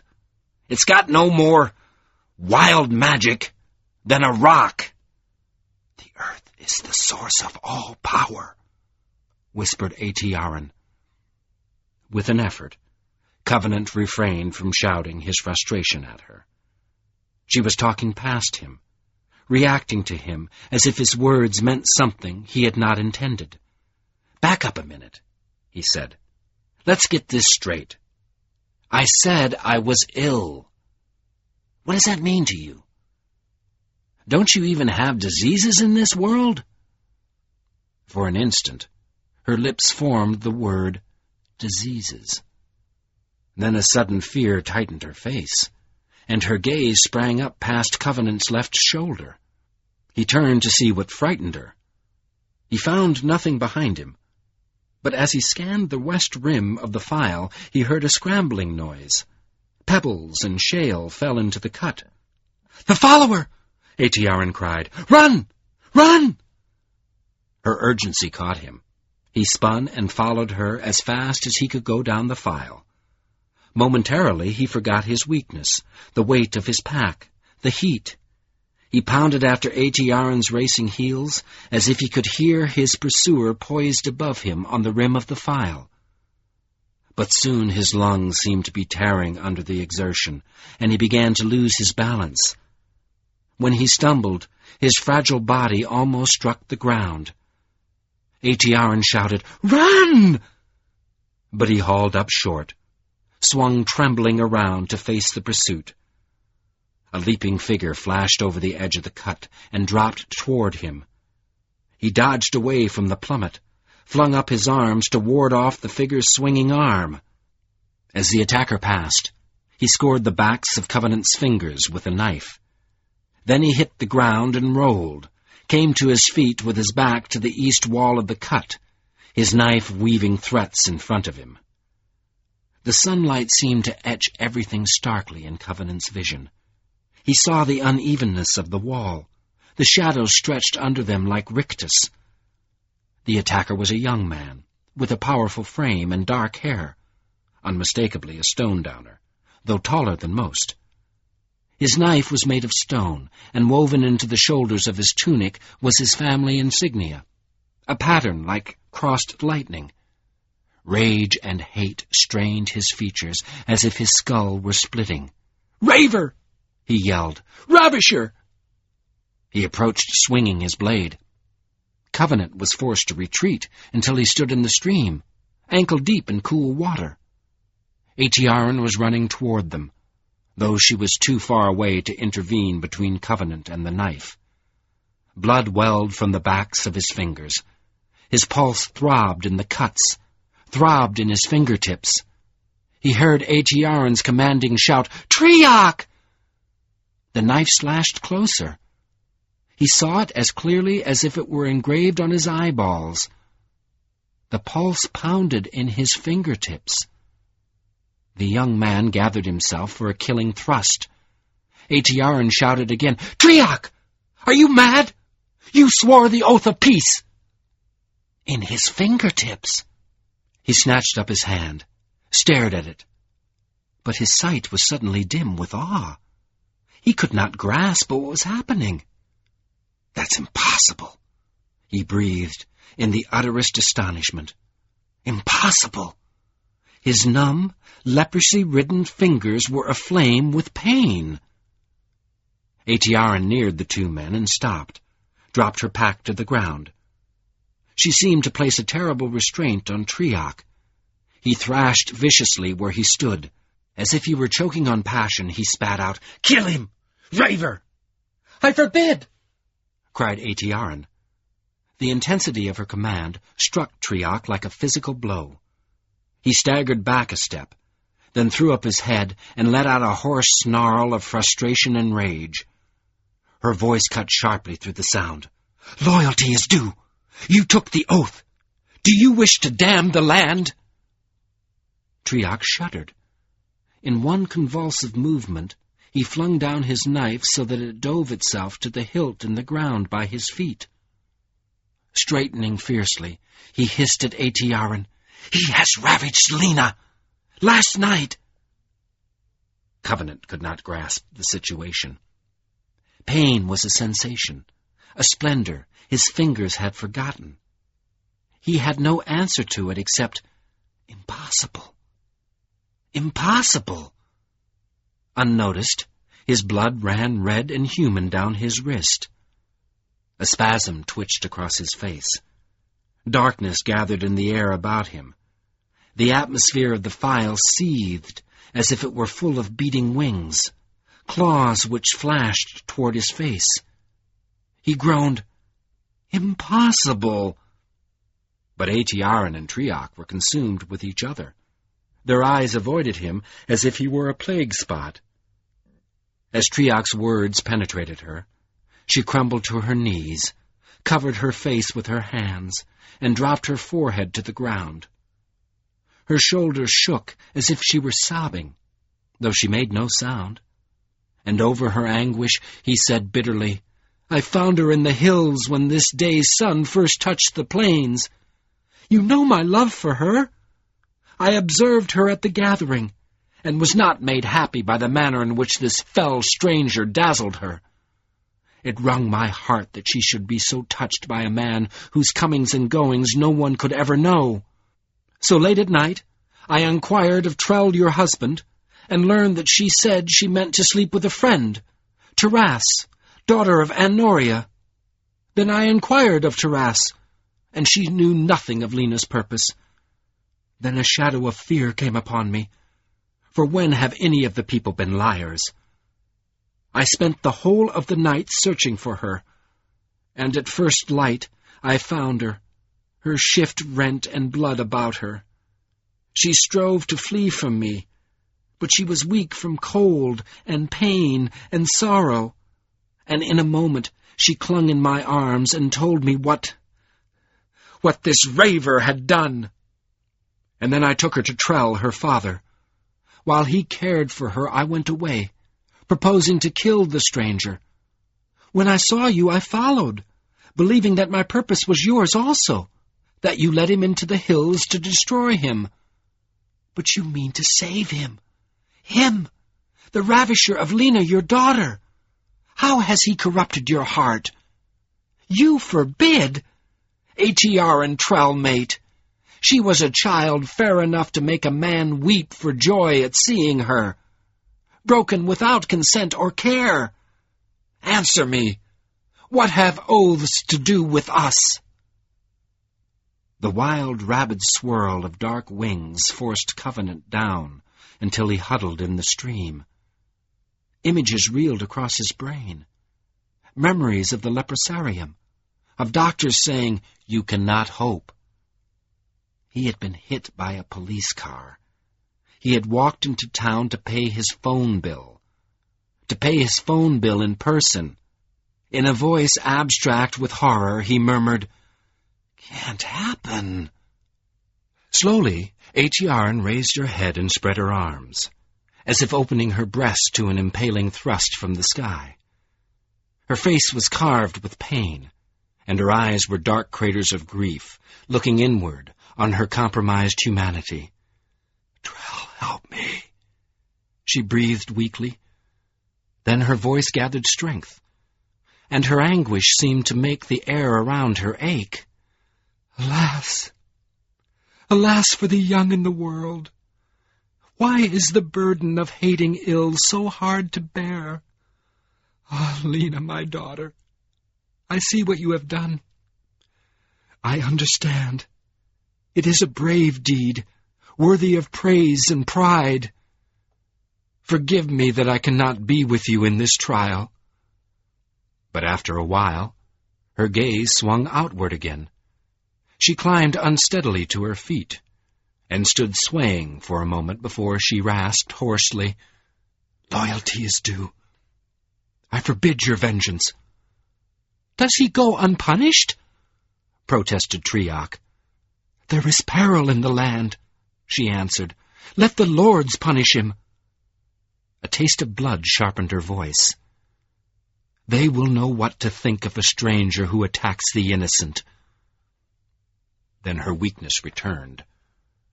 "The matter is beyond me. Triak, remember your oath." She gripped her shoulders, knotted her fingers on the leaf pattern of her robe, as if to hold down her sorrow. Triak turned toward Covenant. There was something broken in the young man's face. A shattered or wasted capacity for contentment, joy. He snarled with the force of an anathema. "I know you, unbeliever. We will meet again." Then abruptly he began moving away. He accelerated until he was sprinting, beating out his reproaches on the hard floor of the file. In a moment he reached a place where the west wall sloped away, and then he was out of sight, gone from the cut in the hills. "Impossible," Covenant murmured. "Can't happen. Nerves don't regenerate." But his fingers hurt, as if they were being crushed with pain. Apparently nerves did regenerate in the land. He wanted to scream against the darkness and the terror, but he seemed to have lost all control of his throat, voice, self. As if from a distance, made great by abhorrence or pity, Atiaran said, "You have made of my heart a wilderland." "Nerves don't regenerate." Covenant's throat clenched, as if he were gagging, but he could not scream. "They don't." "Does that make you free?" she demanded softly, bitterly. "Does it justify your crime?" "Crime?" He heard the word like a knife thrust through the beating wings. "Crime?" His blood ran from the cuts as if he were a normal man, but the flow was decreasing steadily. With a sudden convulsion, he caught hold of himself, cried miserably, "I'm in pain!" The sound of his wail jolted him, knocked the swirling darkness back a step. Pain. The impossibility bridged a gap for him. Pain was for healthy people, people whose nerves were alive. Can't happen. Of course it can't. That proves it. Proves this is all a dream. All at once, he felt an acute desire to weep. But he was a leper, and he had spent too much time learning to dam such emotional channels. Lepers could not afford grief. Trembling feverishly, he plunged his cut hand into the stream. "Pain is pain," Atiaran grated. "What is your pain to me? You have done a black deed, unbeliever. Violent and cruel, without commitment or sharing. You have given me a pain that no blood or time will wash clean. And Lena, my daughter, I pray that the lords will punish. Punish!" The running water was chill and clear. After a moment, his fingers began to sting in the cold, and an ache spread up through his knuckles to his wrist.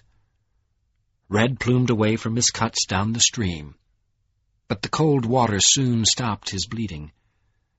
As he watched the current rinse clean his injury, his grief and fear turned to anger.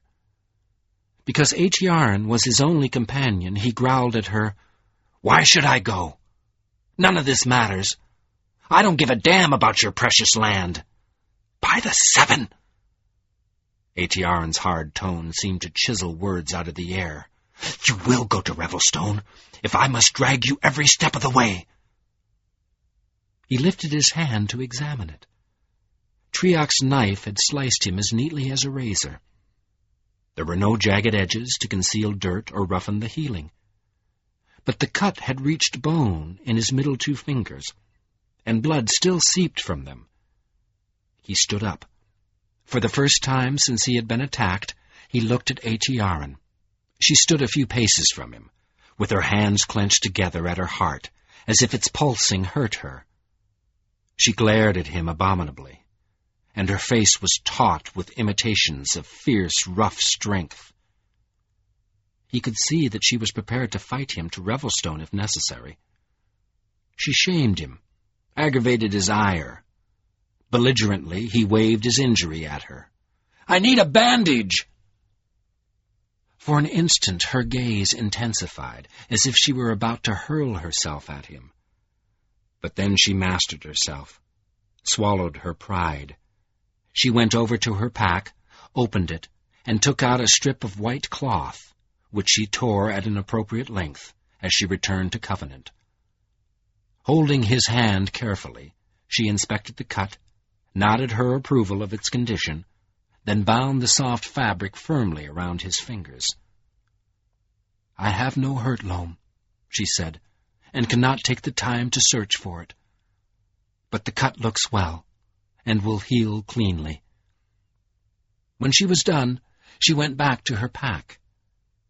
Swinging it onto her shoulders, she said, "Come, we have lost time." Without a glance at Covenant, she set off down the file. He remained where he was for a moment, tasting the ache of his fingers. There was a hot edge to his hurt, as if the knife were still in the wound. But he had the answer to it now. The darkness had receded somewhat, and he could look around him without panic. Yet he was still afraid. He was dreaming healthy nerves. He had not realized that he was so close to collapse. Helpless, lying unconscious somewhere, he was in the grip of a crisis of his ability to survive. To weather it, he would need every bit of discipline or intransigence he could find. On an impulse, he bent and tried to pull Trioc's knife from the ground with his right hand. His half-grip slipped when he tugged straight up on the handle, but by working it back and forth he was able to loosen it, draw it free. The whole knife was shaped and polished out of one flat sliver of stone, with a haft, leather-bound, for a secure hold, and an edge that seemed sharp enough for shaving. He tested it on his left forearm, and found that it lifted off his hair as smoothly as if the blade were lubricated. He slipped it under his belt. Then he hitched his pack higher on his shoulders and started after Aetiarin.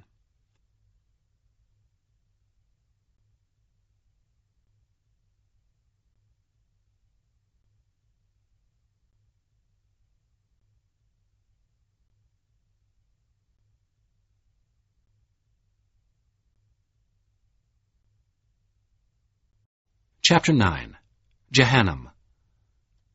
Before the afternoon was over, he had lapsed into a dull, hypnotized throb of pain.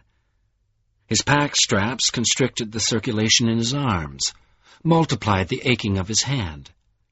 His damp socks gave him blisters to which his toes were acutely and impossibly sensitive. Weariness made his muscles as awkward as lead. But Aetiarin moved constantly, severely, ahead of him down the file, and he followed her as if he were being dragged by the coercion of her will. His eyes became sightless with fatigue. He lost all sense of time, of movement, of everything except pain. He hardly knew that he had fallen asleep, and he felt a detached, impersonal sense of surprise when he was finally shaken awake. He found himself lying in twilight on the floor of the file. After rousing him, Achiaran handed him a bowl of hot broth. Dazedly, he gulped it. When the bowl was empty, she took it and handed him a large flask of spring wine. He gulped it also. From his stomach, the spring wine seemed to send long, soothing fingers out to caress and relax each of his raw muscles, loosening them until he felt that he could no longer sit up. He adjusted his pack as a pillow, then lay down to sleep again. His last sight before his eyes fell shut was of Achiaran, sitting enshadowed on the far side of the graveling pot, her face set relentlessly toward the north. The next day dawned clear, cool, and fresh. Achiaran finally succeeded in awakening Covenant as darkness was fading from the sky. He sat up painfully, rubbed his face as if it had gone numb during the night. A moment passed before he recollected the new sensitivity of his nerves. Then he flexed his hands, stared at them as if he had never seen them before. They were alive. Alive.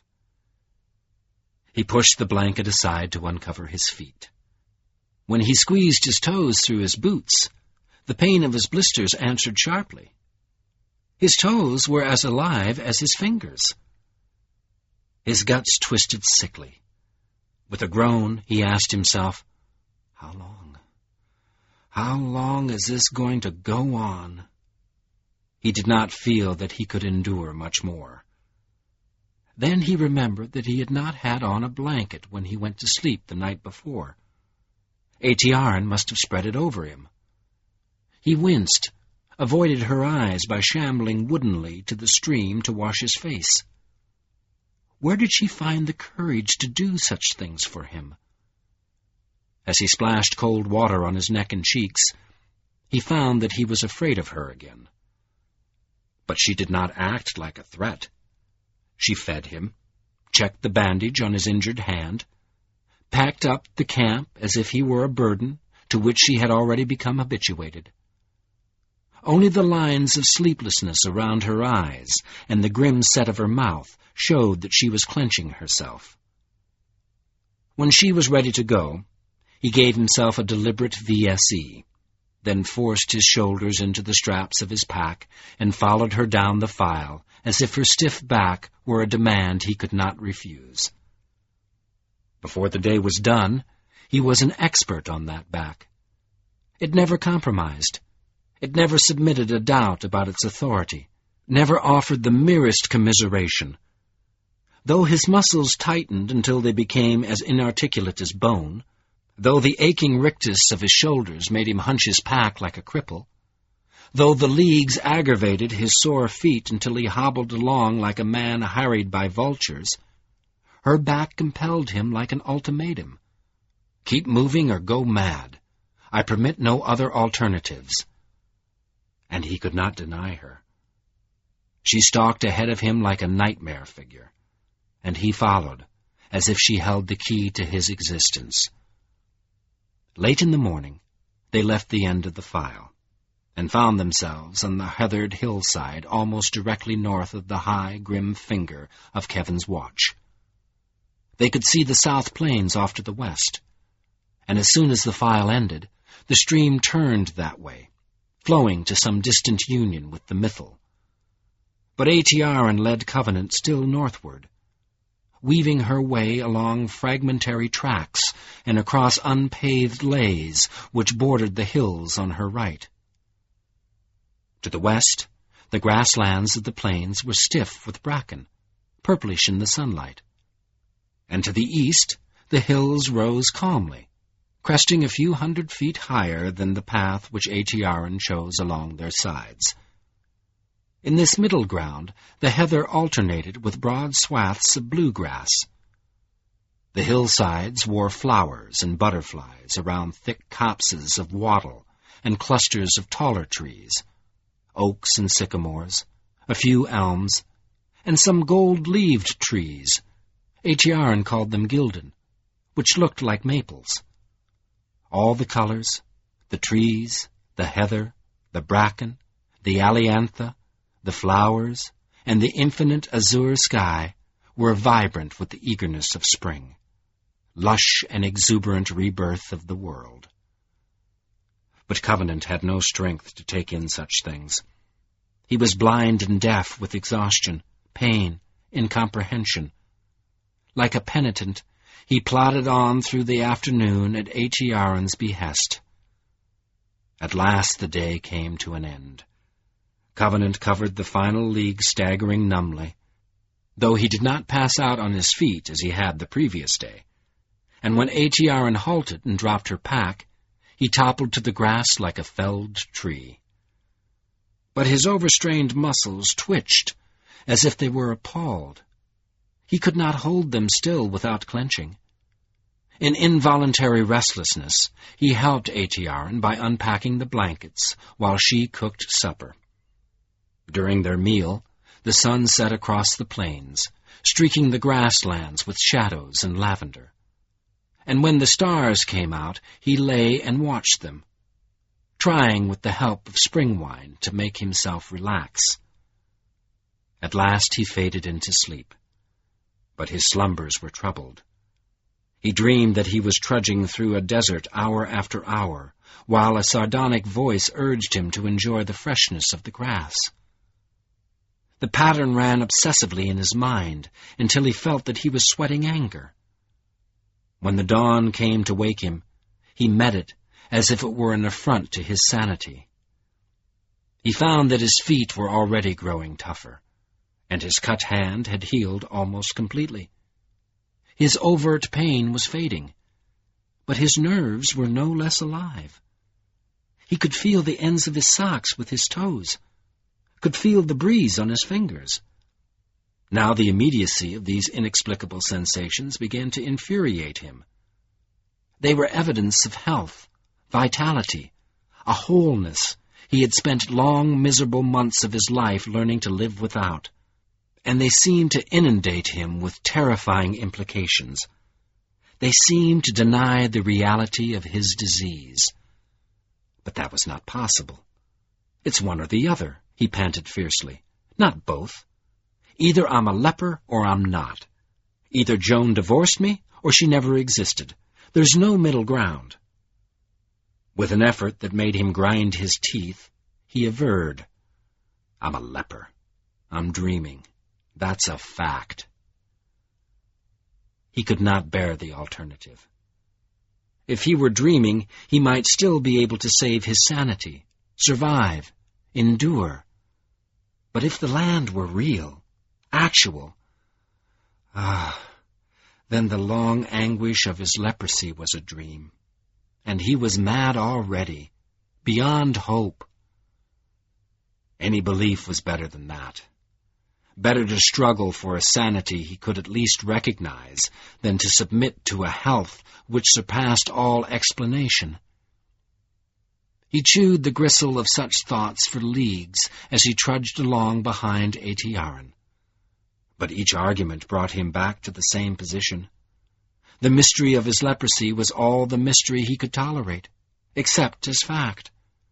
It determined his response to every other question of credibility.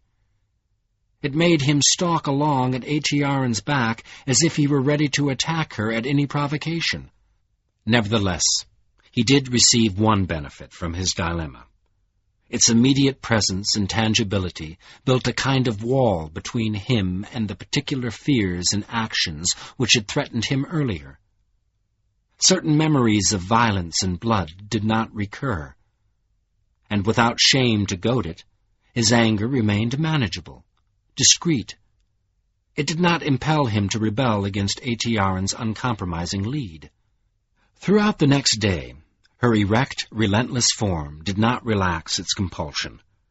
Up slopes and down hillsides, across glens, around thickets, along the western margin of the hills, she drew him onward against his fuming mind and recalcitrant flesh.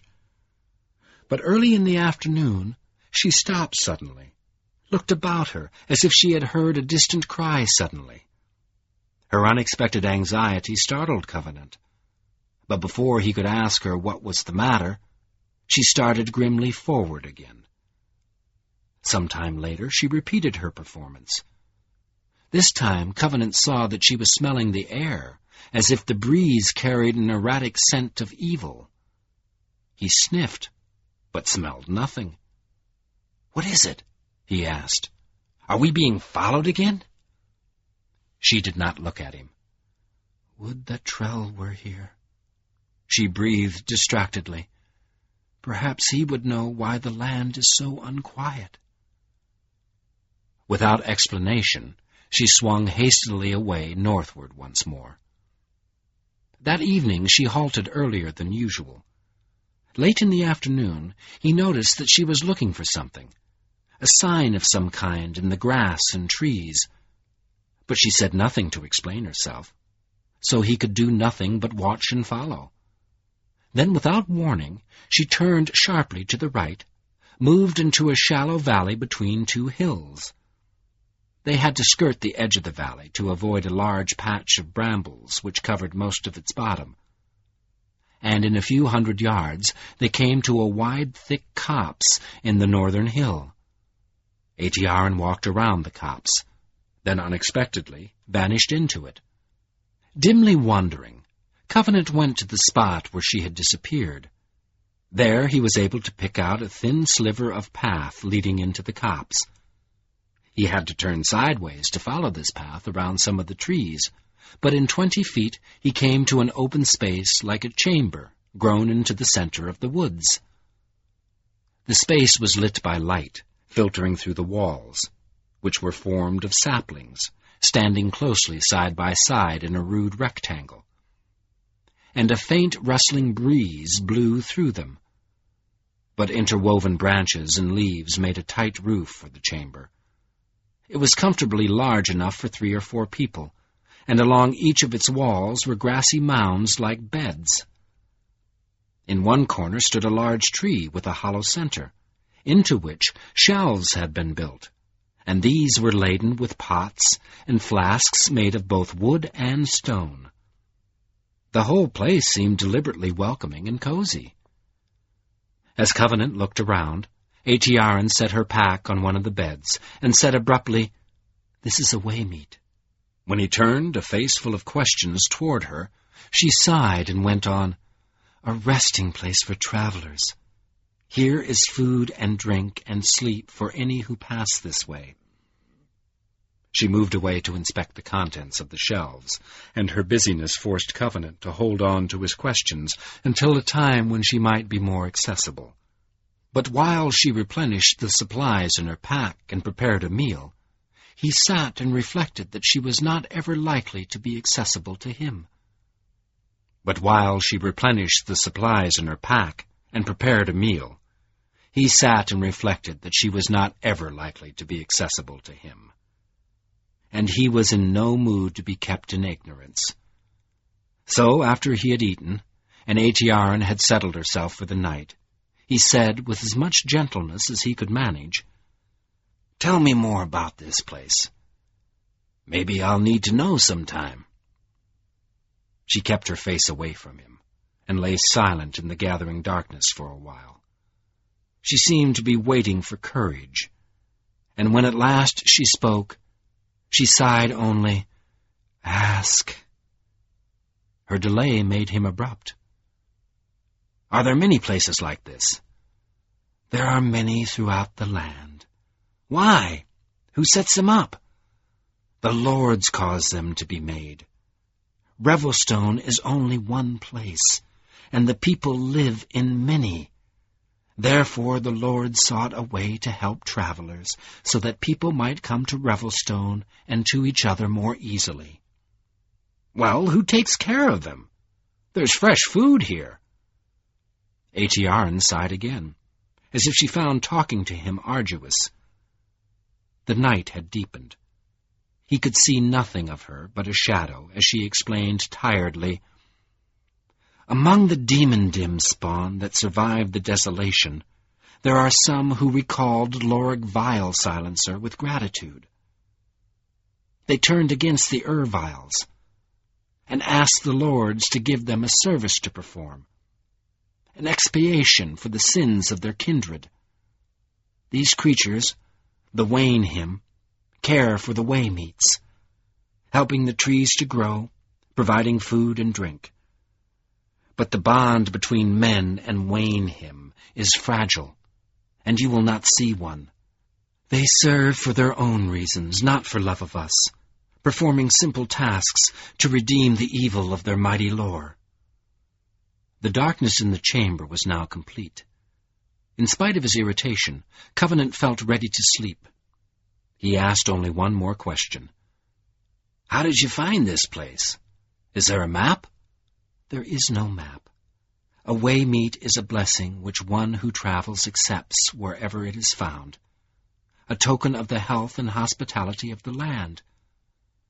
They may be found when they are needed. The Wainhim leave signs in the surrounding land." Covenant thought he could hear a note of appreciation in her voice, which clashed with her reluctance. The sound reminded him of her constant burden of conflicts, her sense of personal weakness in the face of the land's strong need, her desires to both punish and preserve him. But he soon forgot such things as the image of Waymeets filled his reverie. Enfolded by the smell of the fresh grass on which he lay, he swung easily into sleep. During the night, the weather changed. The morning came glowering under heavy clouds on a ragged wind out of the north, and Covenant met it with a massive frown that seemed to weigh down his forehead. He awoke before Atiaran called him. Though he had slept soundly in the security of the Waymeet, he felt as tired as if he had spent the whole night shouting at himself. While Atiaran was preparing breakfast, he took out Triak's knife, then scanned the shelves and found a basin for water and a small mirror. He could not locate any soap. Apparently the Wainhim relied on the same fine sand which he had used in Atiaran's home. So he braved himself to shave without lather. Triak's knife felt clumsy in his right hand, and he could not shake lurid visions of slitting his throat. To marshal his courage, he studied himself in the mirror. His hair was tousled wildly. With his stubbled beard, he looked like a rude prophet. His lips were thin and tight, like the chiseled mouth of an oracle, and there was grit in his gaunt eyes. All he needed to complete the picture was a touch of frenzy. Muttering slightly, all in good time, he brought the knife to his cheek. To his surprise, the blade felt slick on his chin, and it cut his whiskers without having to be scraped over them repeatedly. In a short time he had given himself a shave, which appeared adequate, at least by contrast, and he had not damaged himself. With a sardonic nod towards his reflection, he put the blade away in his pack and began eating his breakfast. Soon he and Atiaran were ready to leave the Waymeet. She motioned for him to precede her. He went ahead a few steps along the path, then stopped to see what she was doing. As she left the chamber, she raised her head to the leafy ceiling and said softly, "We give thanks for the Waymeet. The giving of this gift honors us, and in accepting it, we return honor to the giver. We leave in peace." Then she followed Covenant out of the copse. When they reached the open valley, they found dark clouds piling over them out of the north. Tensely, Atiaran looked at the sky, smelled the air. She seemed distraught by the coming rain. Her reaction made the boiling thunderheads appear ominous to Covenant, and when she turned sharply down the valley to resume her northward path, he hurried after her, calling out, "What's the matter?" "Ill upon evil," she replied. "Do you not smell it? The land is unquiet. What's wrong? I do not know, she murmured so quietly that he could barely hear her. There is a shadow in the air, and this rain. Ah, the land. What's wrong with rain? Don't you get rain in the spring? Not from the north, she answered over her shoulder. The spring of the land arises from the southwest. No, this rain comes straight from Graven Threndor. The cave white-staff wrong-wielder tests his power. I feel it. We are too late. She stiffened her pace into the claws of the wind, and Covenant pressed on behind her. As the first raindrop struck his forehead, he asked, "Does this staff really run the weather?" "The old lords did not use it so. They had no wish to violate the land. But who can say what such power may accomplish?" When the full clouts of the storm hit them, the wind scourged the rain southward, as if the sky were lashing out at them, at every defenseless living thing. Soon the hillsides were drenched with ferocity. The wind rent at the trees, tore, battered the grass. It struck daylight from the hills, buried the earth in preternatural light. In moments, Aetiaran and Covenant were soaked, gasping through the torrent. They kept their direction by facing the dark fury, but they could see nothing of the terrain. They staggered down rough slopes, wandered helplessly into hip-deep streams, lurched headlong through thickets. They forced against the wind as if it were the current of some stinging limbo, some abyss running from nowhere mercilessly into nowhere. Yet Aetiaran lunged onward erect, with careless determination, and the fear of losing her kept Covenant lumbering at her heels. But he was wearying rapidly. With an extra effort that made his chest ache, he caught up with Aetiaran, grabbed her shoulder, shouted in her ear, "Stop! We've got to stop!" "No!" she screamed back. "We are too late! I do not dare!" Her voice barely reached him through the howl of the wind. She started to pull away, and he tightened his grip on her robe, yelling, "No choice! We'll kill ourselves!" The rain thrashed brutally. For an instant he almost lost his hold. He got his other arm around her, tugged her streaming face close to his. "Shelter!" he cried. "We've got to stop!" Through the water, her face had a drowning look as she answered, "Never! No time!" With a quick thrust of her weight and a swing of her arms, she broke his grip, tripped him to the ground. Before he could recover, she snatched up his right hand and began dragging him on through the grass and mud, hauling him like an unsupportable burden against the opposition of the storm. Her pull was so desperate that she had taken him several yards before he could heave upward and get his feet under him. As he braced himself, her hold slipped off his hand, and she fell away from him, shouting, "By hell, we're going to stop!" He leapt after her. But she eluded his grasp, ran unevenly from him into the spite of the storm. He stumbled along behind her. For several long moments he slipped and scrambled through the flailing rain after her untouchable back, furious to get his hands on her. But some inner resource galvanized her strength beyond anything he could match. Soon he failed at the pace. The rain hampered him, as if he were trying to run on the bottom of a breaking wave. Then a vicious skid sent him sledding down the hill with his face full of mud. When he looked up again through the rain and dirt, Aetiaran had vanished into the dark storm, as if she were in terror of him, dreaded his touch. Fighting his way to his feet, Covenant roared at the rampant clouds, "Hellfire! You can't do this to me!" Without warning, just as his fury peaked, a huge white flash exploded beside him. He felt that a bolt of lightning had struck his left hand. The blast threw him up the hill, to his right. For uncounted moments he lay dazed, conscious only of the power of the detonation and the flaming pain in his hand. His wedding ring seemed to be on fire, but when he recovered enough to look, he could see no mark on his fingers, and the pain faded away while he was still hunting for its source. He shook his head, thrust himself into a sitting position.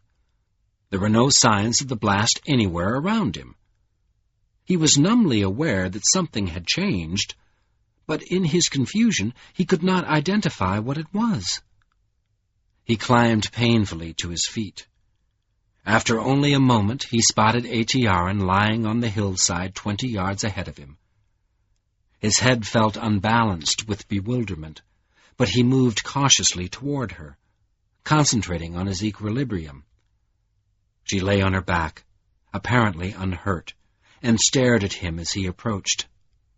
When he reached her, she said in wonderment, "What have you done?" The sound of her voice helped focus his attention. He was able to say without slurring, "Me? I didn't. Nothing." Atiaran came slowly to her feet. Standing in front of him, she studied him gravely, uncertainly, as she said, "Something has aided us. See? The storm is less, and the wind is changed. It blows now as it should.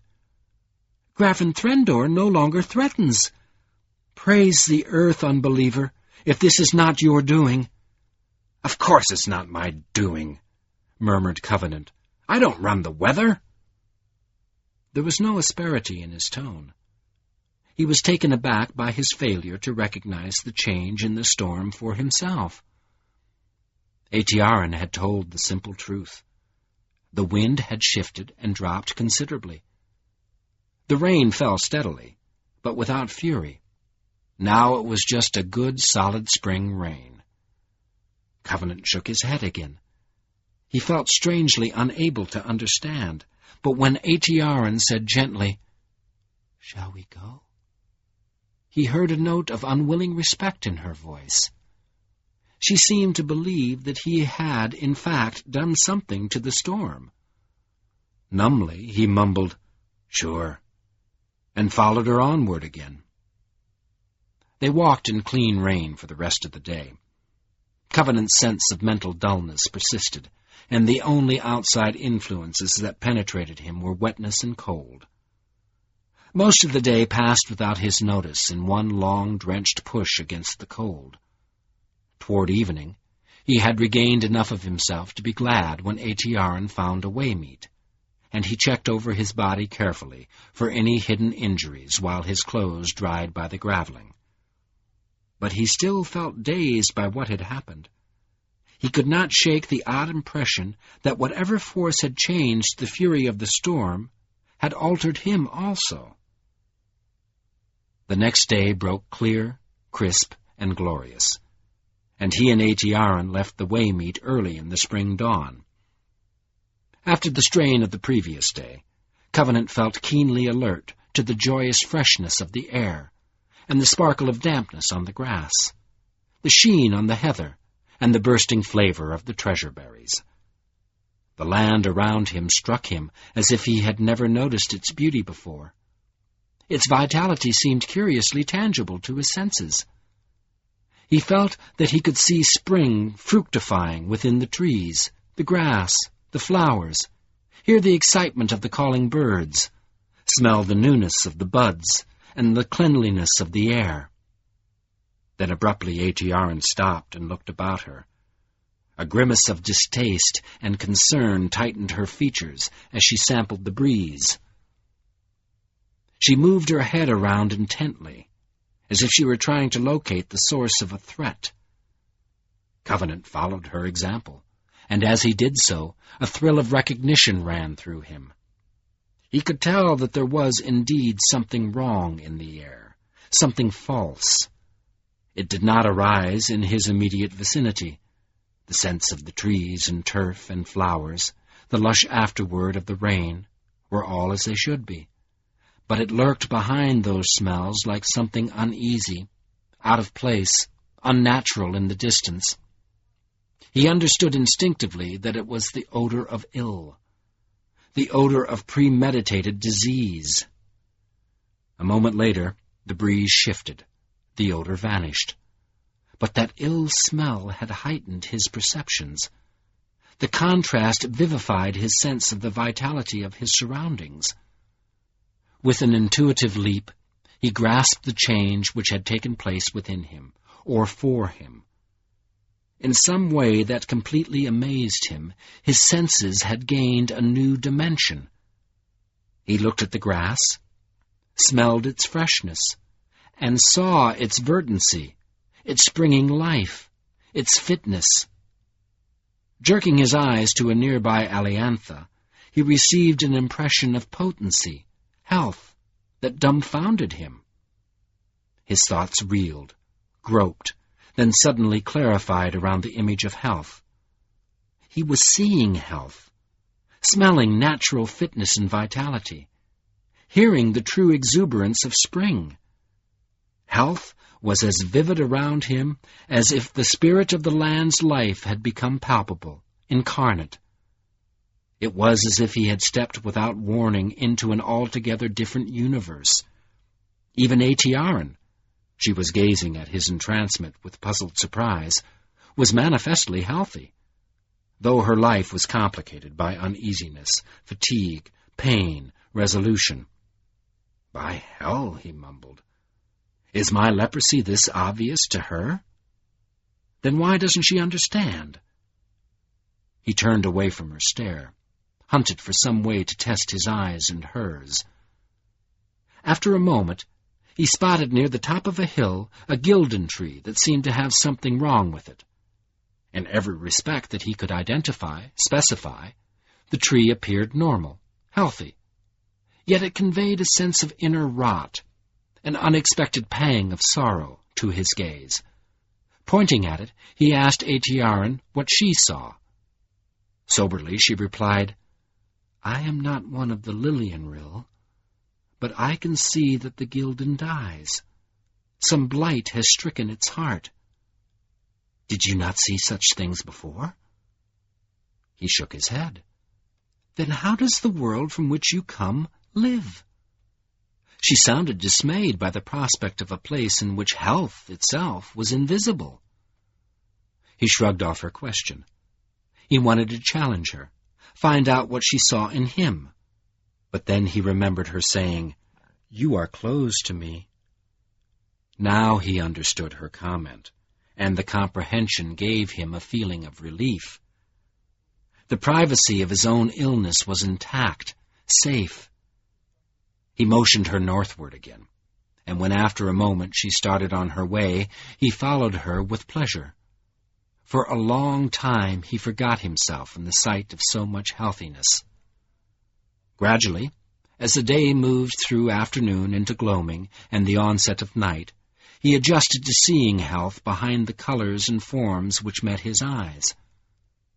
Twice more his nostrils had caught the elusive odor of wrongness, but he could not find it anywhere near the creek by which Atiaran chose to make camp. In its absence, he thought that he would sleep peacefully. But somehow, a rosy dream of soul health and beauty became a nightmare, in which spirits threw off their bodies and revealed themselves to be ugly, rotten, contemptuous. He was glad to wake up, glad even to take the risk of shaving without the aid of a mirror. On the 6th day, the smell of wrong became persistent, and it grew stronger as Atiaran and Covenant worked their way north along the hills. A brief spring shower dampened their clothes in the middle of the morning, but it did not wash the odor from the air. That smell made Covenant uneasy, whetted his anxiety until he seemed to have a cold blade of dread poised over his heart. Still he could not locate, specify, the odor.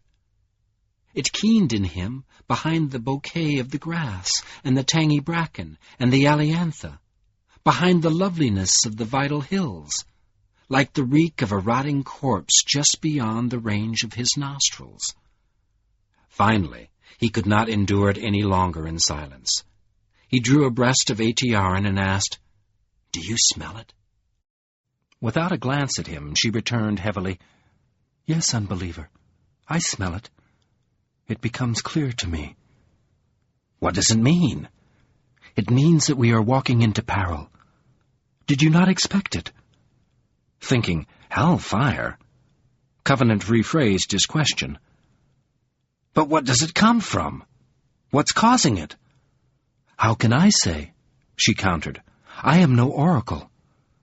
Covenant caught himself on the edge of an angry retort. With an effort, he kept his temper.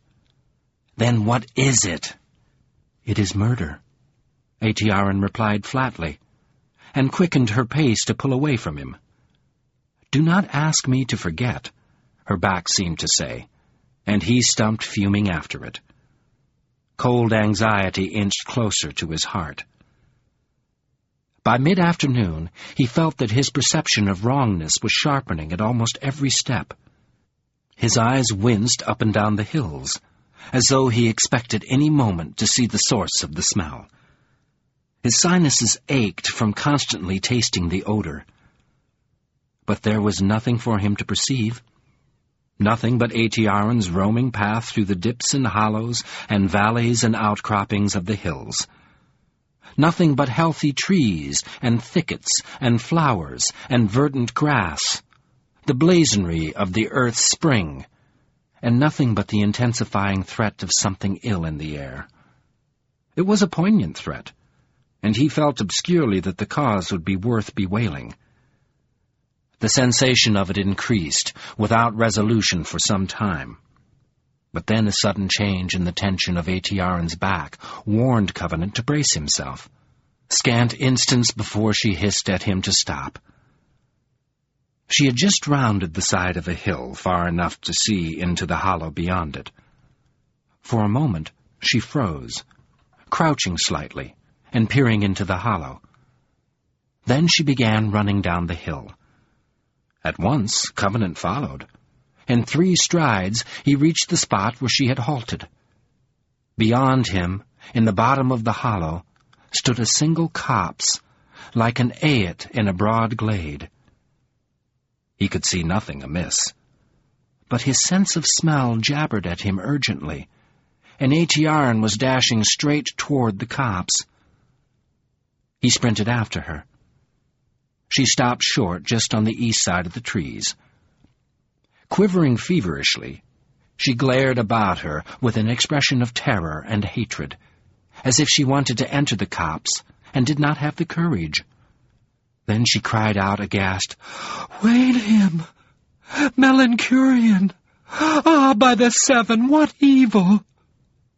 When Covenant reached her side, she was staring a silent scream at the trees. She held her hands clasped together at her mouth, and her shoulders shook. As soon as he looked at the copse, he saw a thin path leading into it. Impulsively, he moved forward, plunged between the trees. In 5 steps, he was in the open space, much like the other waymeets he had seen.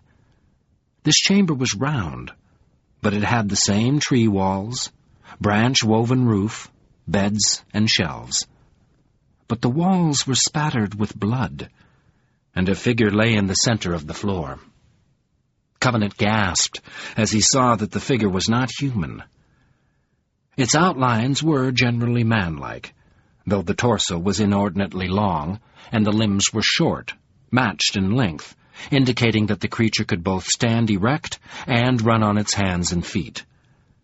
But the face was entirely alien to Covenant. A long, flexible neck joined the hairless head to the body. 2 pointed ears perched near the top of the skull on either side. The mouth was as thin as a mere slit in the flesh. And there were no eyes. 2 gaping nostrils surrounded by a thick, fleshy membrane filled the center of the face. The head had no other features. Driven through the center of the creature's chest, pinning it to the ground, was a long iron stake. The chamber stank of violence so badly that in a few breaths Covenant felt about to suffocate. He wanted to flee. He was a leper. Even dead things were dangerous to him. But he forced himself to remain still, while he sorted out one impression. On seeing the creature, his first thought had been that the land was rid of something loathsome. But as he gritted himself, his eyes and nose corrected him. The wrongness which assailed his senses came from the killing, from the spike, not from the creature. Its flesh had a hue of ravaged health. It had been natural, right, a proper part of the life of the land. Gagging on the stench of the crime, Covenant turned and fled. As he broke out into the sunlight, he saw Atiaran already moving away to the north, almost out of the hollow. He needed no urging to hurry after her. His bones ached to put as much distance as possible between himself and the desecrated way-meat. He hastened in her direction, as if there were fangs snapping at his heels. For the rest of the day, he found relief in putting leagues behind him.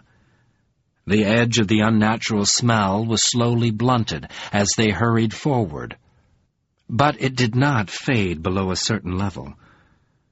When he and Atiaran were forced by fatigue and darkness to stop for the night, he felt sure that there was uneasiness still ahead, that the killer of the Wayne hymn was moving invidiously to the north of them.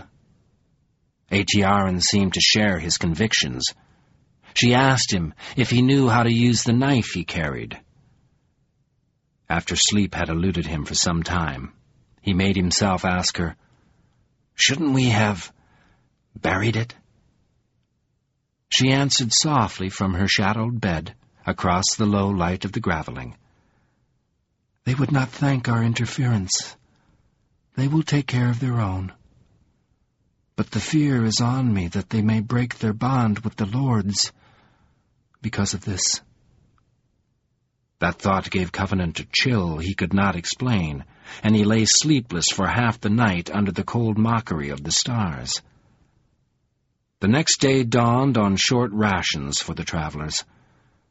Atiaran had planned to replenish her supplies at a way-meet the previous day, so now she had no spring wine left, and little bread or staples. However, they were in no danger of going hungry. Treasure berries were plentiful along their path. But they had to start without warm food to steady them after the cold, uncomforting night.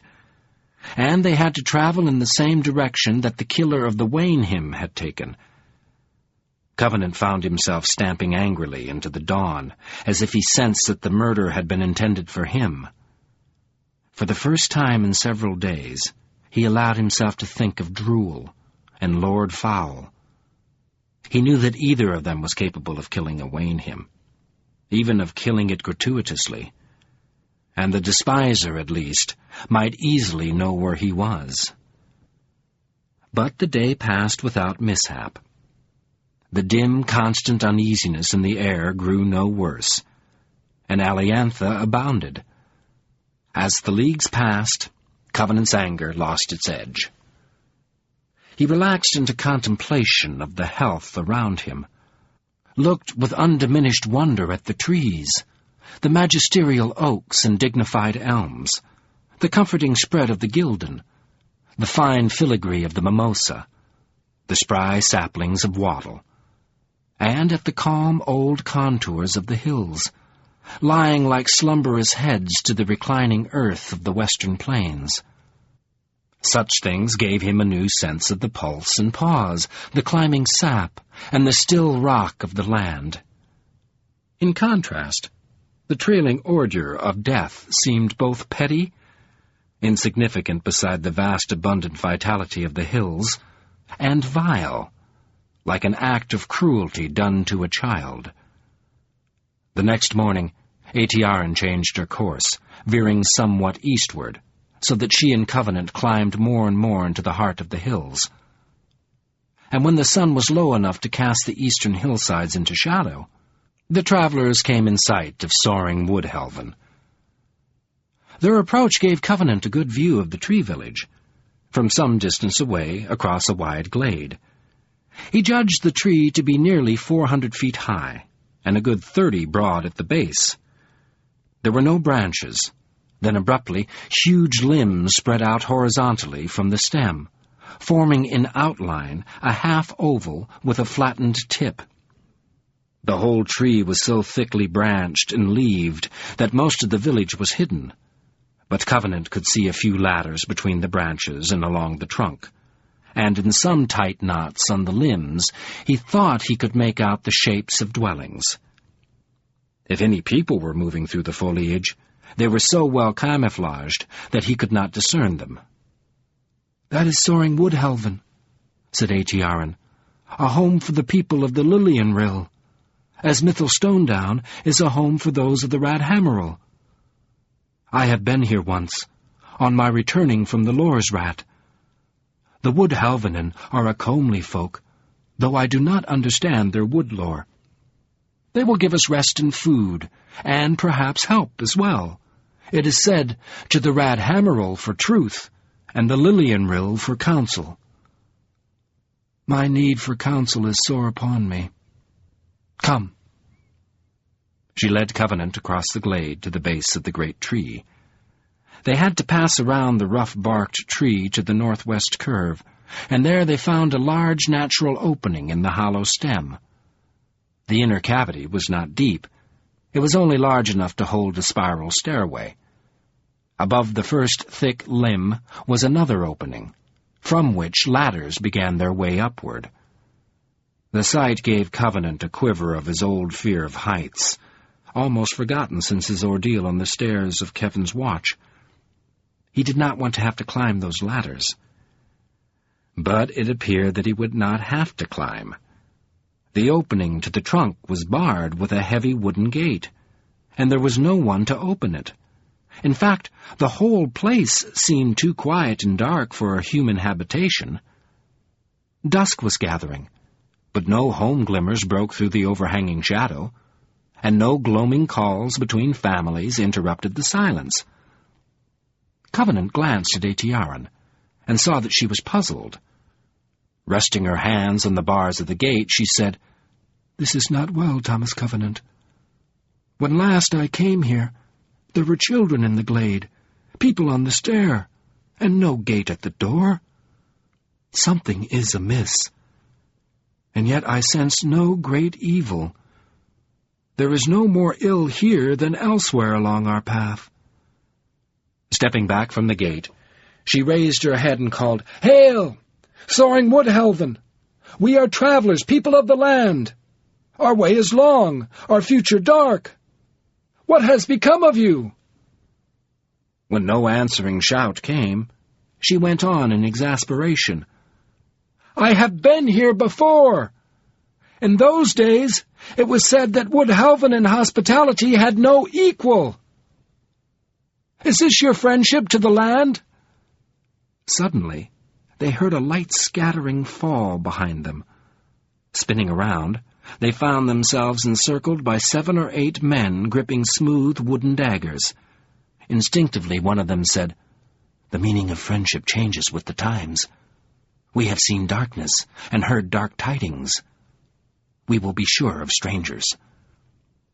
A torch flared in the hands of the man who had spoken. Through the glare, Covenant got his first look at the Woodhelvenen. They were all tall, slim, and lithe, with fair hair and light eyes. They dressed in cloaks of woodland colors, and the fabric seemed to cling to their limbs, as if to avoid snagging on branches. Each man held a pointed dagger of polished wood, which gleamed dully in the torchlight. Covenant was at a loss, but Aetiarin gathered her robe about her and answered with stern pride, "Then be sure I am Aetiarin Trailmate of Mythel Stonedown. This is Thomas Covenant, Unbeliever, and message-bearer to the lords. We come in friendship and need, seeking safety and help. I did not know that it is your custom to make strangers prisoner." The man who held the torch stepped forward and bowed seriously. "When we are sure, we will ask your pardon. Until that time, you must come with me to a place where you may be examined. We have seen strange tokens, and we see more now." He nodded at Covenant. We would make no mistake, either in trust or in doubt. Will you accompany me?" "Very well," Aetiarin sighed. "But you would not be treated so in Mythos Stonedown." The man replied, "Let the Stonedowners taste our troubles before they despise our caution. Now come behind me." He moved forward to open the gate. At the command, Covenant balked. He was not prepared to go climbing around a tall tree in the dark.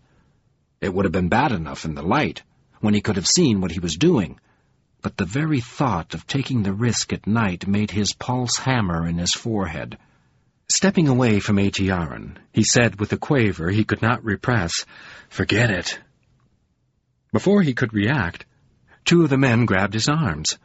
He tried to twist away, but they held him, pulled his hands up into the torchlight.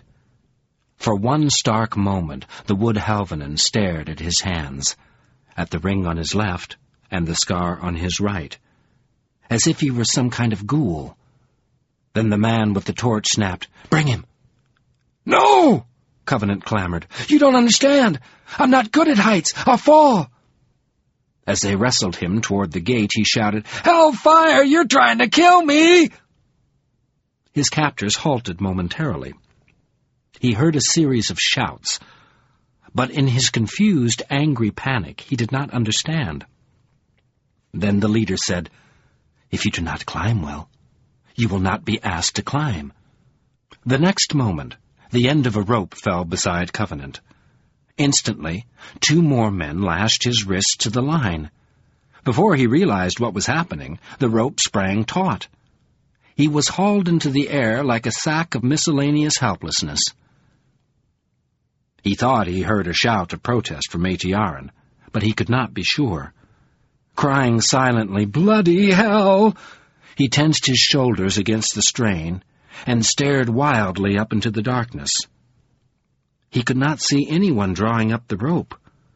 In the last glimmering of the torch, the line seemed to stretch up into an abyss, and that made him doubly afraid. Then the light below him vanished.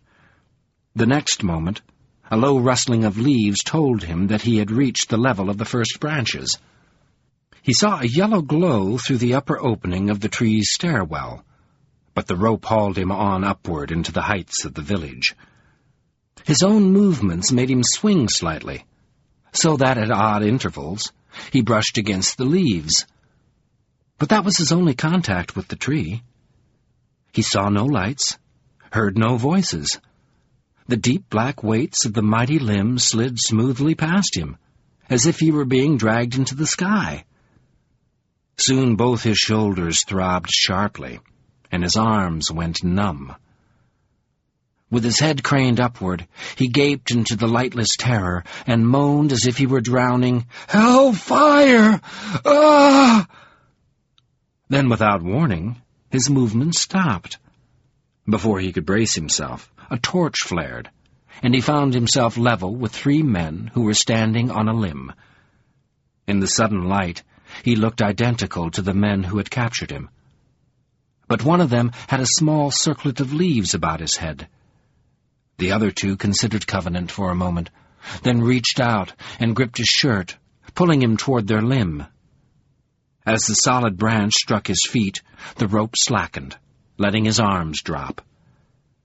His wrists were still tied together, but he tried to get a hold of one of the men, keep himself from falling off the limb. His arms were dead.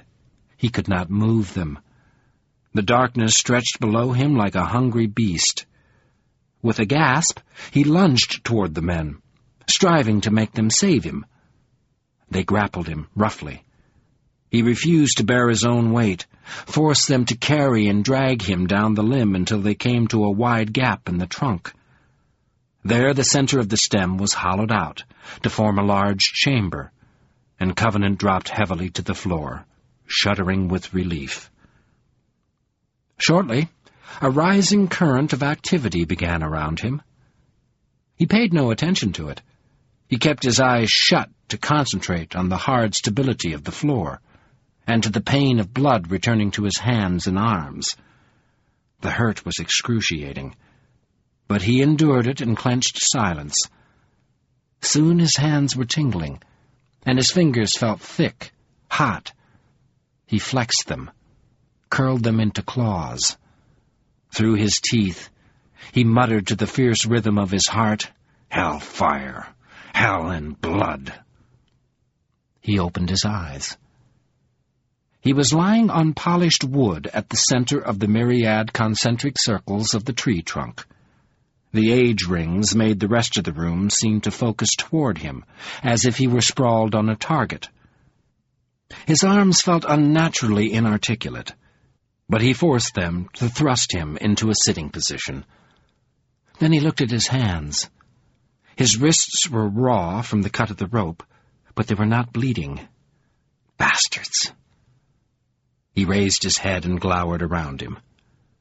The chamber was about 20 feet wide and seemed to fill the whole inside diameter of the trunk. The only opening was the one through which he had stumbled, and he could see darkness outside. But the room was brightly lit by torches set into the walls, torches which burned smokelessly and did not appear to be consumed. The polished walls gleamed as if they were burnished, but the ceiling, high above the floor, was rough, untouched wood. 5 wood halvenin stood around Covenant in the hollow. 3 men, including the one wearing the circlet of leaves, and 2 women.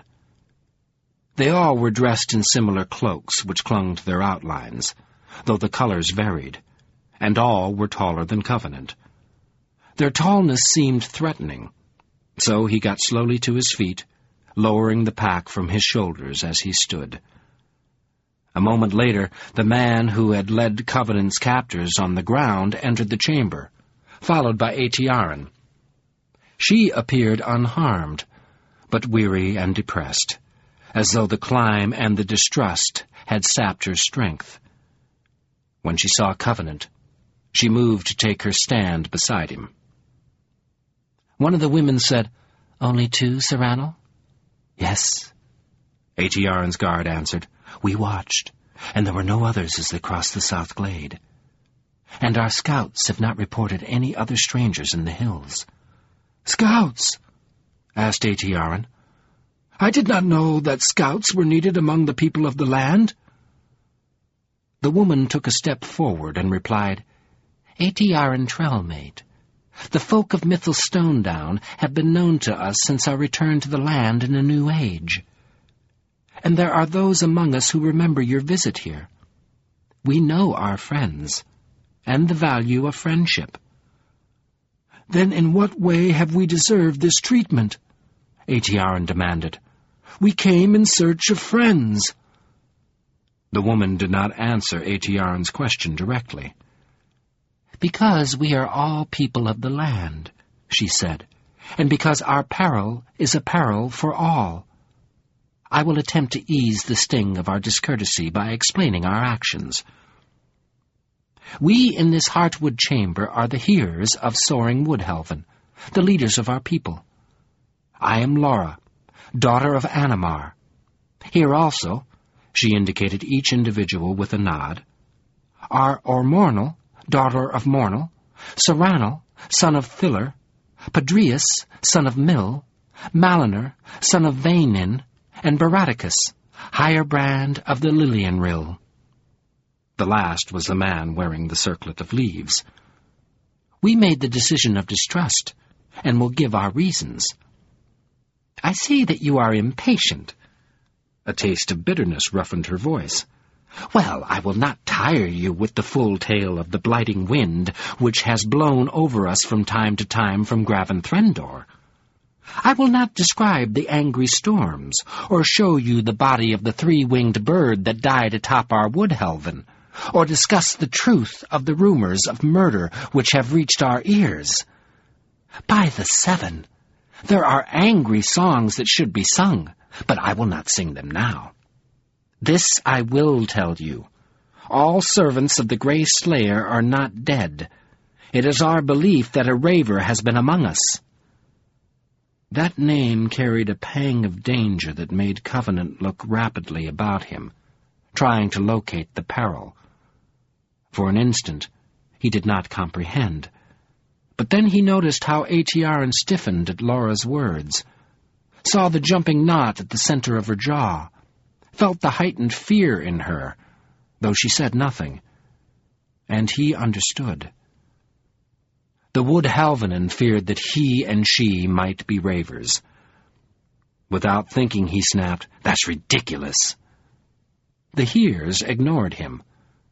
After a short pause, Sir Ranald continued Laura's explanation. 2 days passed, in the high sun of afternoon, when our people were busy at their crafts and labors, and the children were playing in the upper branches of the tree. A stranger came to Soaring Wood Halvan. 2 days earlier, the last ill storm out of Mount Thunder had broken suddenly and turned into good. And on the day the stranger came, our hearts were glad, thinking that a battle we knew not of had been won for the land. He wore the appearance of a stone-downer, and said his name was Jehannam. We welcomed him with the hospitality which is the joy of the land. We saw no reason to doubt him, though the children shrank from him with unwonted cries and fears. Alas for us, the young saw more clearly than the old. He passed among us with dark hints and spite in his mouth, casting sly ridicule on our crafts and customs. And we could not answer him, but we remembered peace, and did nothing for a day. In that time, Jehannam's hints turned to open foretelling of doom.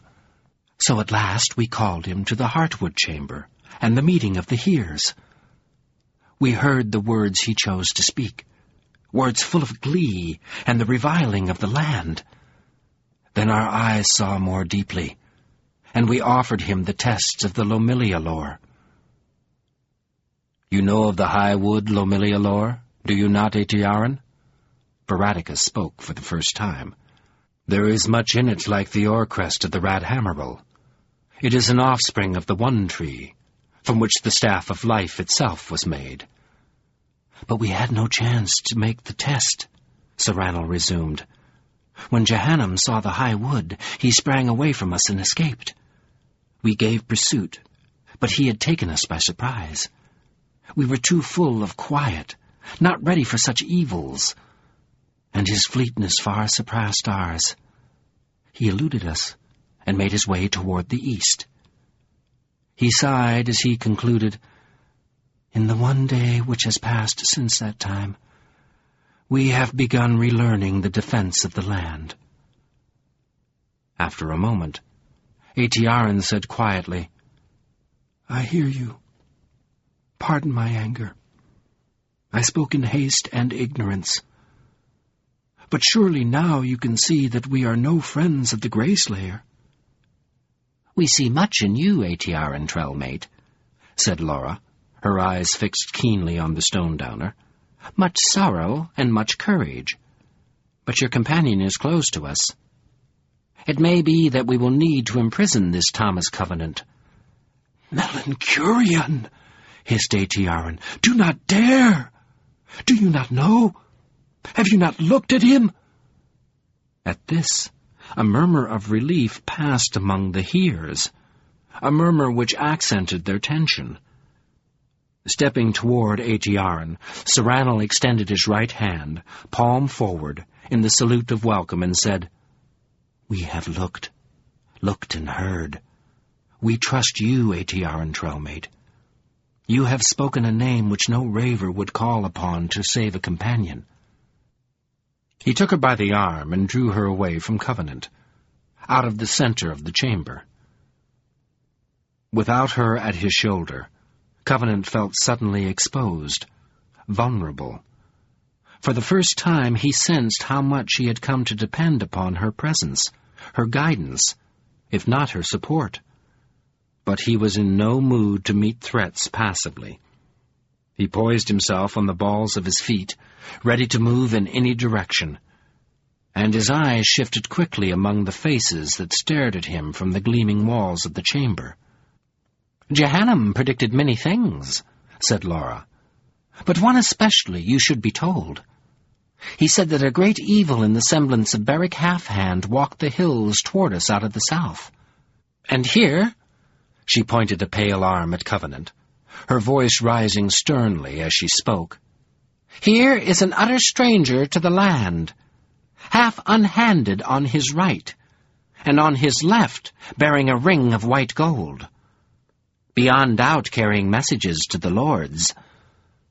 Messages, or doom." With a pleading intensity, Aetiarin said, "Do not presume to judge. Remember the oath. You are not lords, and dark words may be warnings as well as prophecies. Will you trust the word of a raver?" Baraticus shrugged slightly. "It is not the message we judge. Our test is for the man." Reaching behind him, he lifted up a smooth wooden rod 3 feet long from which all the bark had been stripped. He held it by the middle gently, reverently. "This is Lomilialor." As he said the name, the wood glistened, as if its clear grain were moist with dew. What the hell is this? Covenant tried to balance himself for whatever was coming, but the higher brand's next move caught him by surprise. Baraticus swung his rod and lofted it toward the Unbeliever. He jerked aside and clutched at the Lomilialor with his right hand. But he did not have enough fingers to get a quick grip on it. It slipped away from him, dropped to the floor with a wooden clink that seemed unnaturally loud in the hush of the chamber.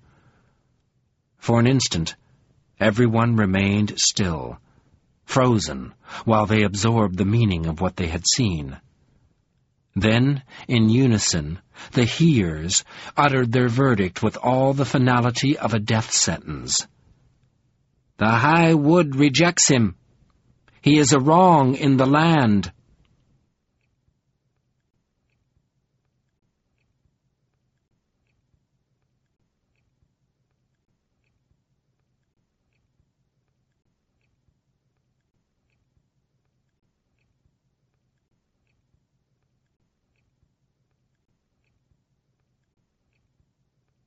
Chapter 10. The Celebration of Spring. In one fluid motion, Baraticus drew a club from his cloak and raised it as he moved toward Covenant. Covenant reacted instinctively, defensively. Before the higher brand could reach him, he stooped and snatched up the Lomilialor rod with his left hand. As Baraticus swung the club at his head, he slashed at the higher brand's arm with the rod. In a shower of white sparks, the club sprang into splinters. Baraticus was flung back as if he had been blasted away by an explosion. The force of the hit vibrated through Covenant's hand to his elbow, and his fingers were struck momentarily numb. The rod started to slip from his hand. He gaped at it, thinking, "What the hell?" But then the mute astonishment of the hearers and the higher brand's crumpled form steadied him. "Test me," he rasped. "Bastards!" He took the rod in his right hand, holding it by the middle as Baraticus had done. Its glistening wood felt sick. It gave him a sensation of slippage, as if it were oozing from his grasp, though the wood did not actually move. As he gripped it, he glared around at the hearers, put all the anger their treatment had sparked in him into his gaze. "Now why don't you tell me one more time about how this thing rejects me?" Serranel and Laura stood on either side of Aetiarin, with Malinor opposite them against the wall. O'Mornell and Padrius were bent over the fallen higher brand. As Covenant surveyed them, Aetiarin faced him grimly. "In the older age," she said, "when High Lord Kevin trusted the Grey Slayer, he was given priceless gifts of Orecrest and Lomilialor. The tale says that these gifts were soon lost, but while the Grey Slayer possessed them, they did not reject him. It is possible for despite to wear the guise of truth. Perhaps the wild magic surpasses truth." "Thanks a lot." Covenant glared at her. "What are you trying to do to me?" In a pale voice, Laura replied, "That is the tale. But we are only woodhelvenen, not lords. Such matters are beyond us. Never in the memory of our people has a test of truth struck down a higher brand of the Lillian rill. What is the song? He will save or damn the earth? Let us pray that we will not find damnation for our distrust." Extending an unsteady hand toward Covenant in the salute of welcome, she said, "Hail, Unbeliever! Pardon our doubts, and be welcome in soaring Woodhelven." For an instant, Covenant faced her with a bitter retort twisting his lips. But he found when he met her eyes that he could see the sincerity of her apology. The perception abashed his vehemence. With conflicting intentions, he muttered, "Forget it." Laura and Serrano both bowed, as if he had accepted her apology. Then they turned to watch as Baraticus climbed dazedly to his feet. His hands pulled at his face, as if it were covered with cobwebs. But he assured Ormornal and Padrius that he was unharmed. With a mixture of wonder and dismay in his eyes, he also saluted Covenant. Covenant responded with a dour nod. He did not wait for the higher brand to ask. He handed the Lomilia lore to Baraticus, and was glad to be rid of its disquieting, insecure touch.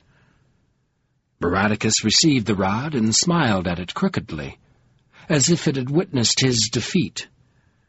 Then he slipped it away into his cloak. Turning his smile toward Covenant, he said, "Unbeliever, our presences are no longer needed here. You have not eaten, and the weariness of the journey lies heavily upon you. Will you accept the hospitality of my house?" The invitation surprised Covenant. For a moment he hesitated, trying to decide whether or not he could trust the higher brand. Baraticus appeared calm, unhostile, but his smile was more complex than Laura's apology. But then Covenant reflected that if the question were one of trust, he would be safer with Baraticus alone than with all the hearers together. Stiffly he said, "You honor me." The higher brand bowed. "In accepting a gift, you honor the giver." He looked around at the other Woodhelvenen. And when they nodded their approval, he turned and bowed out of the Heartwood chamber. Covenant glanced toward Aetiaran, but she was already talking softly to Serrano. Without further delay, he stepped out into the broad limb beside Baraticus. The night over the great tree was now scattered with lights, the home fires of the Woodhelvenen. They illuminated the fall far down through the branches, but did not reach to the ground. Involuntarily, Covenant clutched at Baraticus's shoulder. "It is not far," the higher brand said softly. "Only up to the next limb. I will come behind you. You will not fall." Cursing softly through his teeth, Covenant gripped the rungs of the ladder. He wanted to retreat, to go back to the solidity of the hardwood chamber, but pride and anger prevented him. And the rungs felt secure, almost adhesive to his fingers. When Baraticus placed a reassuring hand on his back, he started awkwardly upward. As Baraticus had promised, the next limb was not far away. Soon Covenant reached another broad branch. A few steps out from the trunk it forked, and in the fork sat the higher brand's home. Holding Baraticus's shoulders for support, he gained the doorway, crossed the threshold as if he were being blown in by a gust of relief. He was in a neat two-roomed dwelling, formed entirely from the branches of the tree. Interwoven limbs made part of the floor and all the walls, including the partition between the rooms. And the ceiling was a dome of twigs and leaves. Along one wall of the first room, broad knees of wood grew into the chamber like chairs, and a bunk opposite them. The place had a warm, clean atmosphere, an ambiance of devotion to lore that Covenant found faintly disturbing, like a reminder that the higher brand could be a dangerous man. While Covenant scanned the room, Baraticus set torches in each of the outer walls and lit them by rubbing his hands over their ends and murmuring softly. Then he rummaged around in the far room for a moment and returned, carrying a tray laden with slabs of bread and cheese, a large bunch of grapes, and a wooden jug. He set a small three-legged table between two of the chairs, put the tray on it, and motioned for Covenant to sit down. At the sight of the food, Covenant discovered that he was hungry. He had eaten nothing but aliantha for the past 2 days.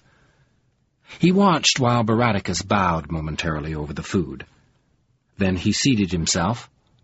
Following his host's example, he made sandwiches with cheese and grapes between slices of fresh bread, and helped himself liberally to the jug of spring wine. In the first rush of eating, he said nothing, saving his attention for the food.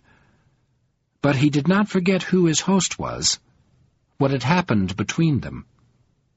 Leaving the spring wine with Covenant, Baraticus cleared away the remains of the meal.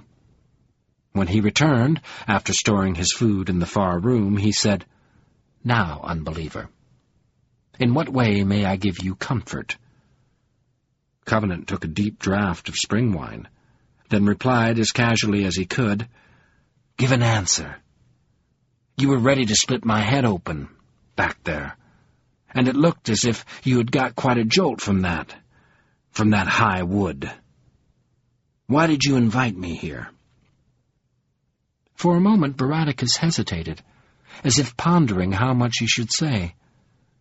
Then he reached into his back room, picked up a smooth staff nearly 6 feet long, and sat down on the bed across from Covenant. As he spoke, he began polishing the white wood of the staff with a soft cloth. "There are many reasons, Thomas Covenant. You required a place to sleep, and my home is nearer to the hardwood chamber than any other, for one who dislikes heights. And neither you nor I are necessary for the consideration of counsel and help which will be done this night. Atiaran knows the land. She will say all that need be said concerning your journey, and both Serrano and Laura are able to give any help she may ask." As he looked across the room at the higher brand's working hands and light penetrating eyes, Covenant had the odd feeling that his test was being resumed, that the encounter with the Lomilialor had only begun Baraticus's examining. But the spring wine unknotted his fears and tensions. He was not anxious. Steadily he said, "Tell me more." "I also intended that my offer of hospitality should be an apology. I was prepared to injure you, and that violation of my oath of peace needs reparation. Had you shown yourself to be a servant of the Grey Slayer, it would have sufficed to capture you. An injury might have deprived the lords of a chance to examine you. So in that way I was wrong, and became more wrong still when you lifted the Lomilialor, and its fire struck me. I hope to amend my folly." Covenant recognized the higher brand's frankness, but his sense of being probed sharpened rather than faded. He held his host's eyes as he said, "You still haven't answered my question." In an unsurprised tone, Baraticus countered, "Are there other reasons? What do you see in me?" "You're still testing me," Covenant growled. The higher brand nodded slowly. Perhaps I am." He got to his feet and braced one end of the staff against the floor as he gave a last touch to its polish. Then he said, "See, Thomas Covenant, I have made a staff for you. When I began it, I believed it was for myself, but now I know otherwise. Take it. It may serve you when help and counsel fail." To the brief question in Covenant's eyes, he replied, "No, this is not high wood, but it is good nonetheless. Let me give it to you." Covenant shook his head. "Finish your testing." Suddenly Baraticus raised the staff and struck the wood under his feet a hard blow. For an instant, the entire limb shook, as if a gale had come up. The smaller branches thrashed, and the dwelling tossed like a chip on an angry wave. Covenant feared that the tree was falling, and he gripped his chair in apprehension. But almost immediately the violence passed. Baraticus leveled his pale eyes at Covenant and whispered, "Then hear me, unbeliever. Any test of truth is no greater than the one who gives it, and I have felt your power. In the memory of the Lilian Rill, no higher brand has ever been struck by the high wood. We are the friends of the one tree, not its foes. But besides you, I am as weak as a child. I cannot force the truth from you. In spite of my testing, you might be the Grey Slayer himself, come to turn all the life of the land to ashes." Incensed by the suggestion, Covenant spat, "That's ridiculous!" Baraticus stepped closer, drove his probing gaze deep into Covenant's eyes. Covenant squirmed. He could feel the higher brand exploring parts of him that he wanted to protect, keep hidden. "What has that bastard fowl to do with me?" he demanded bitterly. "I didn't exactly choose to be his errand boy." Abruptly, Baraticus's eyes widened, and he fell back across the room as if he had seen something of astonishing power. He caught himself on the bed, sat there for a moment while he watched his hands tremble on the staff. Then he said carefully, "True. One day I may be wise enough to know what can be relied upon. Now I need time to understand. I trust you, my friend. At the last trial, you will not abandon us to death. Here." He proffered the staff again. "Will you not accept my gift?" Covenant did not reply at once. He was trembling also, and he had to clench himself before he could say without a tremor, "Why? Why do you trust me?" The higher brand's eyes gleamed, as if he were on the verge of tears, but he was smiling as he said, "You are a man who knows the value of beauty." Covenant stared at that answer for a moment, then looked away. A complex shame came over him. He felt unclean, tainted, in the face of Baraticus's trust. But then he stiffened. Keep moving. Survive. What does trust have to do with it? Brusquely, he reached out and accepted the staff. It felt pure in his hands, as if it had been shaped from the healthiest wood by the most loving devotion. He gripped it, scrutinized it, as if it could provide him with the innocence he lacked. A short time later, he surprised himself with a wide yawn. He had not realized that he was so tired.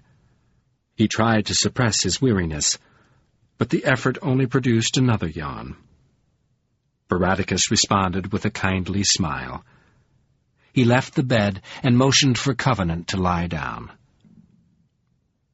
Covenant had no intention of going to sleep, but as soon as he was horizontal, all the spring wine he had consumed seemed to rush to his head, and he felt himself drifting on the high tree breeze.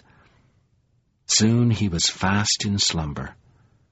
He slept soundly, disturbed only by the memory of the higher brand's intense questioning eyes, and by the sensation that the lomilia lore was slipping through his fingers, no matter how hard he clenched it.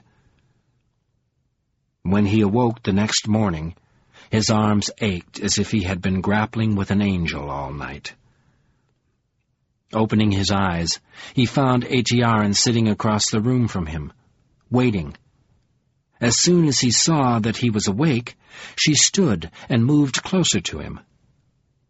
"Come, Thomas Covenant," she said. "Already we have lost the dawn of this day." Covenant studied her for a moment. The background of her face held a deepening shadow of fatigue, and he guessed that she had spent much of the night talking with the Hears. But she seemed somehow comforted by what she had shared and heard, and the brightness of her glance was almost optimistic. Perhaps she now had some sort of hope. He approved of anything that might reduce her hostility toward him, and he swung out of bed as if he shared her optimism. Despite the soreness of his arms, he felt remarkably refreshed, as if the ambience of the Wood Helven had been exerting its hospitality, its beneficence, to help him rest. Moving briskly, he washed his face, dried himself on a thick towel of leaves, then checked himself for injuries and adjusted his clothing. A loaf lay on the three-legged table, and when he broke off a hunk for his breakfast, he found that it was made of bread and meat baked together. Munching it, he went to look out one of the windows. Aetiarin joined him, and together they gazed through the branches northward. In the far distance they saw a river running almost directly east, and beyond it the hills spread on to the horizon. But something more than the river separated these northern hills from those beside which the travelers had been walking since they left Mythel Stonedown. The land beyond the river seemed to ripple in the morning sunshine, as if the quiet earth were flowing over shoals, as if there the secret rock of the land ruffled the surface, revealing itself to those who could read it. From his high Wood Helven vantage, Covenant felt he was seeing something that surpassed even his new perceptions.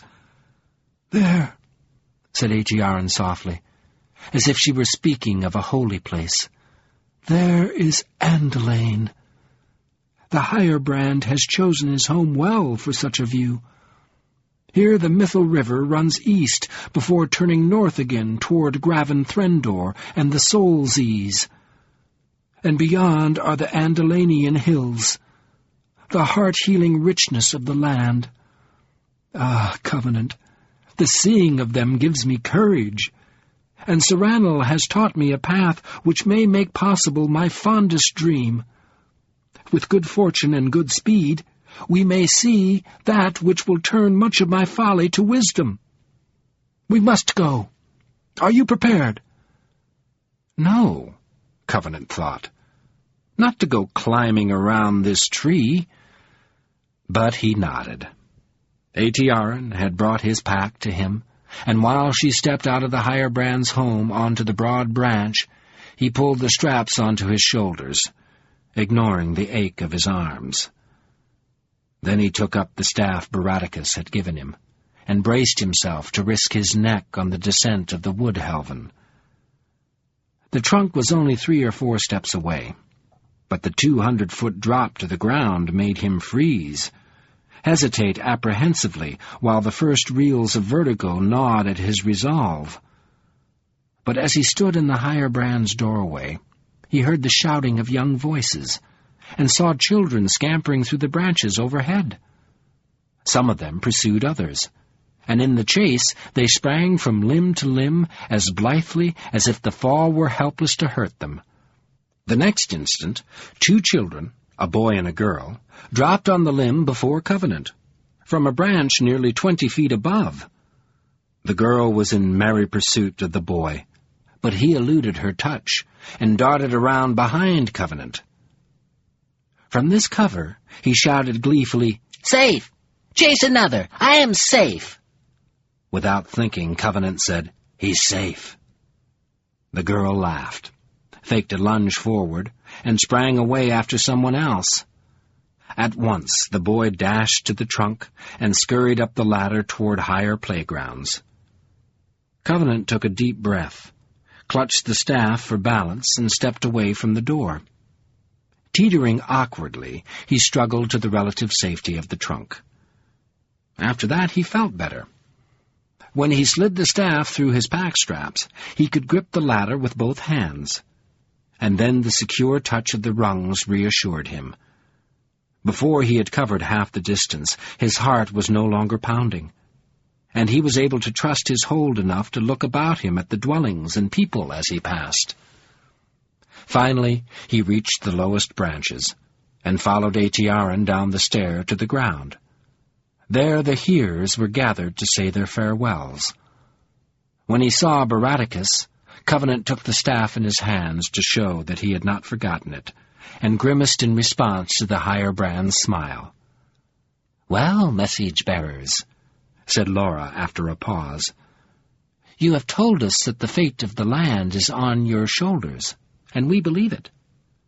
It sorrows us that we cannot ease the burden, but we judge that no one can take your place in this matter. What little help we can give, we have given. All which remains for us is to defend our homes and to pray for you. We wish you good speed for the sake of all the land, and for your own sake we urge you to be in time for the celebration. There are great omens of hope for any who view that festival. ATR and Trailmate, go in peace and fealty. Remember the path Serranal taught you, and do not turn aside. Thomas Covenant, Unbeliever, and stranger to the land, be true. In the hour of darkness, remember the higher brand's staff. Now, be on your way." Aetiarin replied as formally as if she were completing a ritual. "We go, remembering soaring Woodhelven for home and help and hope." She bowed, touching her palms to her forehead, and then spreading her arms wide. Uncertainly, Covenant followed her example. The hearers returned the heart-opening gesture of farewell with ceremonial deliberateness.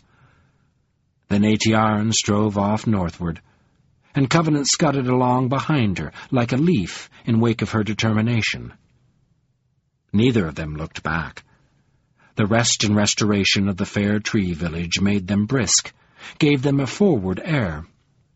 They were both in their separate ways eager for Andalane, and they knew that Jehannam had left soaring Woodhelven toward the east, not the north.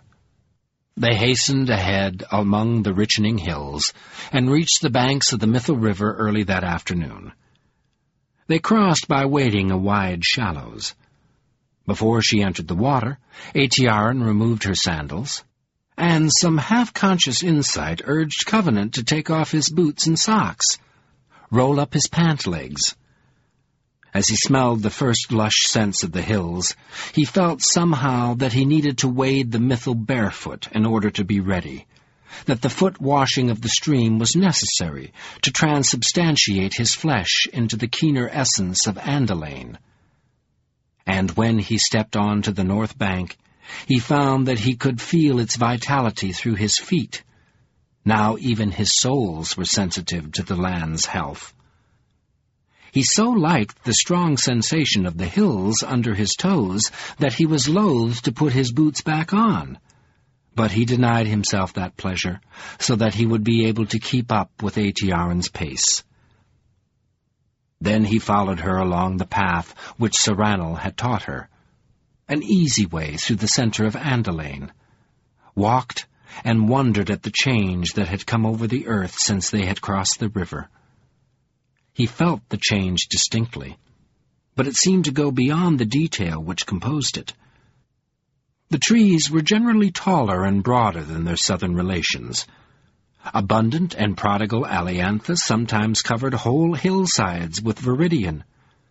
The rises and vales luxuriated in deep aromatic grass.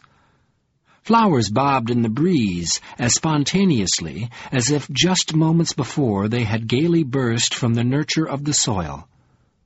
Small woodland animals, rabbits, squirrels, badgers, and the like, scampered around, only vaguely remembering that they were wary of humans. But the real difference was transcendent. The Andalanian hills carried a purer impression of health to all Covenant senses than anything else he had experienced. The aura of rightness here was so powerful that he began to regret he belonged in a world where health was impalpable, indefinite, discernible only by implication. For a time, he wondered how he would be able to endure going back, waking up. But the beauty of Andalane soon made him forget such concerns. It was a dangerous loveliness, not because it was treacherous or harmful, but because it could seduce. Before long, disease, VSE, despite, anger, all were forgotten, lost in the flow of health from one vista to another around him. Enclosed in the hills, surrounded by such tangible and specific vitality, he became more and more surprised that Atiaran did not wish to linger. As they hiked over the lambent terrain, penetrating league after league deeper into Andalane, he wanted to stop at each new revelation, each new valley or avenue or dale, to savor what he saw, grip it with his eyes until it was part of him, indelible, secure against any coming bereavement. But Atiaran pushed on, arising early, stopping little, hurrying late. Her eyes were focused far away, and the fatigue mounting behind her features seemed unable to reach the surface. Clearly, even these hills paled for her beside her anticipation of the unexplained celebration. Covenant had no choice but to urge himself after her. Her will tolerated no delay. Their second night away from soaring Woodhelven was so bright and clear that they did not have to stop with the setting of the sun, and Atiaran kept going until nearly midnight. After supper, Covenant sat for a while looking at the sky and the piquant stars. The aging crescent of the moon stood high in the heavens, and its white silver sent down only a suggestion of the eldritch light which had illuminated the first night in the land. Casually, he remarked, "The moon will be dark in a few days." At that, Atiaran looked at him sharply, as if she suspected that he had discovered some secret of hers. But she said nothing, and he did not know whether she reacted to a memory or to an anticipation. The next day began as splendidly as the previous one. Sunshine begemmed the dew, sparkled like diamonds among the grass and leaves. Air as fresh as the earth's first breath carried the tang of aliantha and larch, the fragrance of gildan and peony across the hills. Covenant beheld such things with something like bliss in his heart, and followed Atiaran northward as if he were content. But early in the afternoon something happened which darkened all his joy, offended him to the marrow of his bones. As he traveled down a natural lane between tree-thick hills, walking with a fine sense of the springy grass under his feet, he stepped without warning on a patch of turf that felt as dangerous as a pit of quicksand. Instinctively he recoiled, jerking back 3 steps. At once the threatened sensation vanished, but his nerves remembered it from the sole of his foot up the whole length of his leg.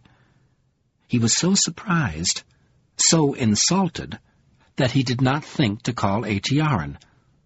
Instead, he cautiously approached the spot on which he had felt the danger, and touched it with one tentative toe. This time, however, he felt nothing but the lush grass of Andalane. Bending down, he went over the grass for a yard in all directions with his hands. But whatever had fired his senses of wrongness was gone now, and after a moment of perplexity, he started forward again. At first he took each step gingerly, expecting another jolt, but the earth seemed as full of pure, resonant vitality as before. Shortly he broke into a trot to catch up with Atiaran. Toward evening he felt the sting of wrong again, as if he had stepped into acid. This time he reacted in violent revulsion. He pitched forward, as if diving away from a blast of lightning, and a yell ripped past his teeth before he could stop himself. Atiaran came back to him at a turn, and found him pawing over the grass, tearing up the blades in handfuls of outrage. "Here!" he gritted, thumping the turf with his fist. "By hell, it was here!" Atiaran blinked at him blankly. He jumped to his feet, pointed an accusing finger at the ground. "Didn't you feel it? It was there! Hellfire!" His finger quivered. "How did you miss it?" "I felt nothing," she replied evenly. He shuddered and dropped his hand. "It felt as if I stepped in quicksand, or acid, or—" He remembered the slain wane him. "Or murder." Slowly Atiaran knelt beside the spot he indicated. For a moment she studied it, then touched it with her hands. When she stood up, she said, "I feel nothing." "It's gone," he interrupted. "But I have not the touch of a rad hammerel," she went on. "Have you felt this before?" "Once, earlier." "Ah," she sighed, "would that I were a lord, and knew what to do. There must be an evil working deep in the earth, a great evil indeed, if the Andalanian hills are not altogether safe. But the ill is new yet, or timid. It does not remain. We must hope to outrun it. Ah, weak! Our speed becomes less sufficient with each passing day." She pulled her robe tightly about her, strode away into the evening. She and Covenant traveled on without a halt until night was thick around them, and the waning moon was high in its path among the stars. The next day, Covenant felt convulsions of ill through the grass more often. Twice during the morning, and 4 times during the afternoon and evening, one foot or the other recoiled with sudden ferocity from the earth. And by the time Atiaran stopped for the night, his nerves from his legs to the roots of his teeth were raw and jangling. He felt intensely that such sore spots were an affront to, even a betrayal of, Andalane, where every other touch and line and hue of sky and tree and grass and hill was redolent with richness. Those attacks, pangs, stings, made him involuntarily wary of the ground itself, as if the very foundation of the earth had been cast into doubt. On the 5th day since soaring Woodhelven, he felt the wrongness of the grass less often, but the attack showed an increase in virulence. Shortly after noon, he found a spot of ill that did not vanish after he touched it. When he set his foot on it again, he felt a quiver as if he had stepped on an ache in the ground. The vibration rapidly numbed his foot, and his jaws hurt from clenching his teeth, but he did not break away. Calling to Atiaran, he knelt on the grass and touched the earth's sore with his hands. To his surprise, he felt nothing.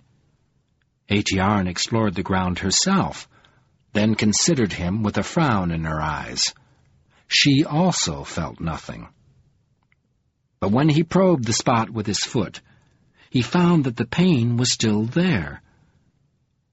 It scraped his brain, made sweat bead on his forehead, drew a snarl from his throat. As the ache spread through his bones, sending cold numbness up his leg, he bent to slide his fingers under the sole of his boot. But his hand still felt nothing. Only his feet were sensitive to the peril. On an impulse, he threw off one boot, removed his sock, and placed his bare foot on the spot of ill. This time, the discrepancy was even more surprising. He could feel the pain with his booted foot, but not with his bare one. And yet his sensations were perfectly clear. The wrong arose from the ground, not from his boot. Before he could stop himself, he snatched off his other boot and sock, and cast them away from him. Then he dropped heavily to sit on the grass, and clutched his throbbing head in both hands. "I have no sandals for you," Atiaran said stiffly. "You will need footwear before this journey has reached its end." Covenant hardly heard her.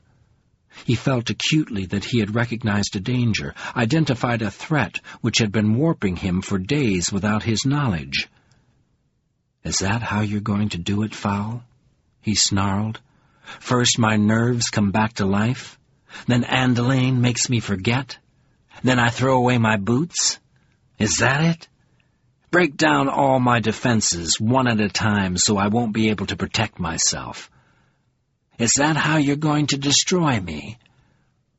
"We must go on," Atiaran said. "Decide what you will do." "Decide? Bloody hell."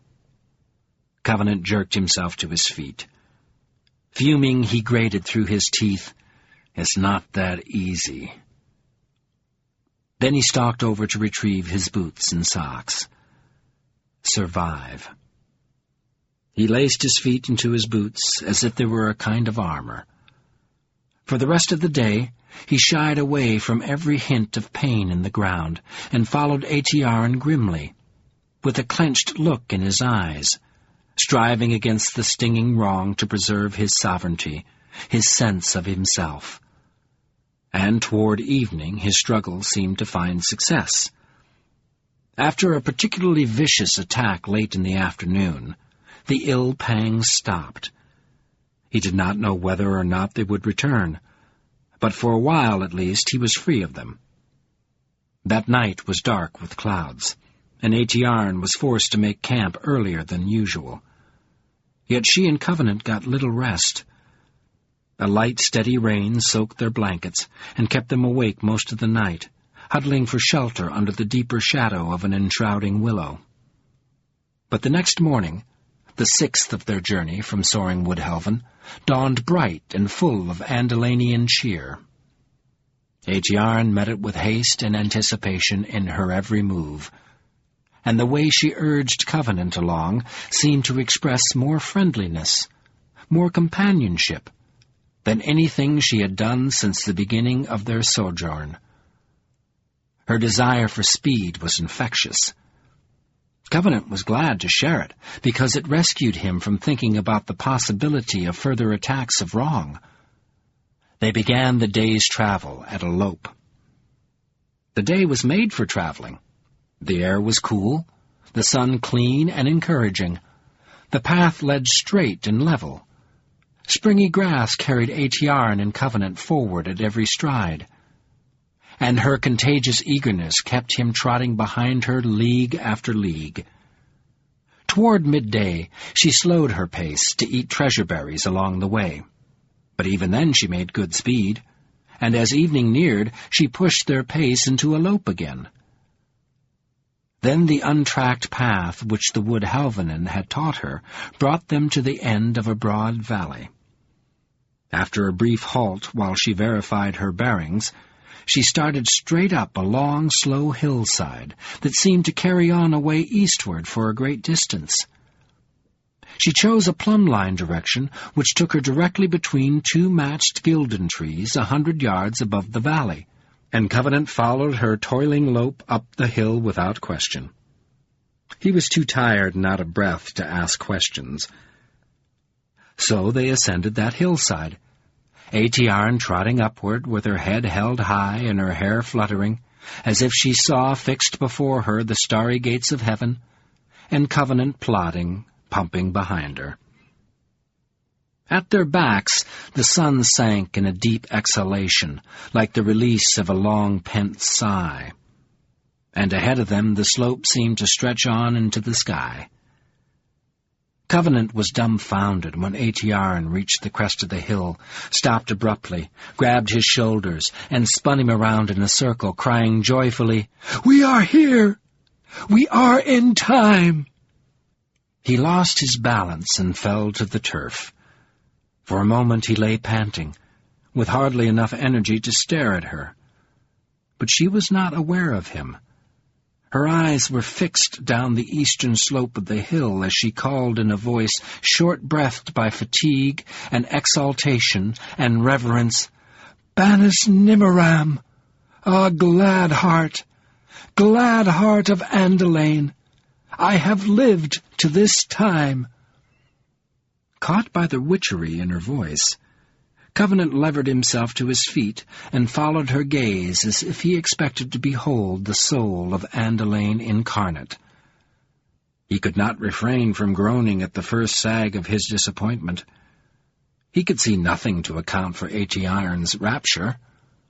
Nothing that was more healthy or precious than the myriad vistas of Andalane past, which she had rushed unheeding. Below him, the grass dipped into a smooth, wide bowl set into the hills like a drinking cup for the night sky. With the sun gone, the outlines of the bowl were not clear, but starlight was enough to show them that there were no trees, no bushes, no interruptions to the smoothness of the bowl. It looked as regular as if the surface of the grass had been sanded and burnished. On this night, the stars seemed especially gay, as if the darkness of the moon challenged them to new brightness. But Covenant felt that such things were not enough to reward his bone-deep fatigue. However, Aetiarin did not ignore his groan. Taking his arm, she said, "Do not judge me yet," and drew him forward. Under the branches of the last tree on the bowl's lip, she dropped her pack and sat against the trunk, facing down the hill. When Covenant had joined her, she said softly, "Control your mad heart, Unbeliever. We are here in time. This is Banis Nimmeram, the dark of the moon on the middle night of spring. Not in my generation has there been such a night, such a time of rareness and beauty. Do not measure the land by the standard of yourself. Wait. This is Banis Nimmeram, the celebration of spring, the finest rite of all the treasures of the earth. If you do not disturb the air with anger, we will see the dance of the wraiths of Andalane." As she spoke, her voice echoed with rich harmonics, as if she were singing, and Covenant felt the force of what she promised, though he did not understand. It was not a time for questions, and he set himself to wait for the visitation. Waiting was not difficult. First, Aetiarin passed bread and the last of her spring wine to him, and eating and drinking eased some of his weariness. Then, as the night deepened, he found that the air which flowed up to them from the bowl had a lush, restful effect. When he took it far into his lungs, it seemed to unwind his cares and dreads, setting everything but itself behind him and lifting him into a stare of calm suspense. He relaxed in the gentle breeze, settled himself more comfortably against the tree. Aetiarin's shoulder touched his with warmth, as if she had forgiven him.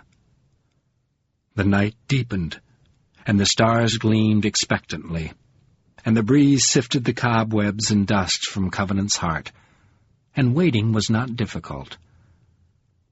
The first flickering light came like a twist of resolution which brought the whole night into focus. Across the width of the bowl he saw a flame like the burn of a candle, tiny in the distance, and yet vivid, swaying yellow and orange as clearly as if he held the candlestick in his hands. He felt strangely sure that the distance was meaningless. If the flame were before him on the grass, it would be no larger than his palm. As the wraith appeared, Aetiarin's breath hissed intently between her teeth, and Covenant sat up straighter to concentrate more keenly. With a lucid cycling movement, the flame moved down into the bowl. It was not halfway to the bottom when a second fire arrived on the northern rim. Then 2 more wraiths entered from the south, and then, too sudden to be counted, a host of flames began tracing their private ways into the bowl from all directions. Some passed within 10 feet of Aetiarin and Covenant on either side, but they seemed unconscious of the observers. They followed their slow cycles as if each were alone in the hills, independent of every gleam but its own. Yet their lights poured together, casting a dome of gold through which the stars could barely be seen, and at moments particular wraiths seemed to bow and revolve around each other, as if sharing a welcome of their way toward the center. Covenant watched the great movement that brought thousands of flames, bobbing at shoulder height, into the bowl, and he hardly dared to breathe. In the excess of his wonder, He felt like an unpermitted spectator beholding some occult enactment which was not meant for human eyes. He clutched his chest as if his chance to see the celebration to its end rode on the outer silence of his respiration, as if he feared that any sound might violate the fiery conclave, scare the wraiths away. Then a change came over the gathered flames. Up to the sky rose a high, scintillating, wordless song, an arching melody. From the center of the bowl, the private rotations of the wraiths resolved themselves into radiating, circling dance. Each wraith seemed finally to have found its place in a large wheel-like pattern, which filled the bowl, and the wheel began to turn on its center. But there were no lights in the center. The wheel turned on a hub of stark blackness, which refused the flow of the wraiths. As the song spread through the night, the great circle revolved, each flame dancing a secret independent dance, various in moves and sways, each flame keeping its place in the whole pattern as it turned. And in the space between the inner hub and the outer rim, more circles rolled, so that the whole wheel was filled with many wheels, all turning, and no wraith kept one position long. The flames flowed continuously through their moving pattern, so that as the wheel turned, the individual wraiths danced from place to place, now swinging along the outer rim, now gyring through the middle circles, now circling the hub. Every wraith moved and changed places constantly, but the pattern was never broken.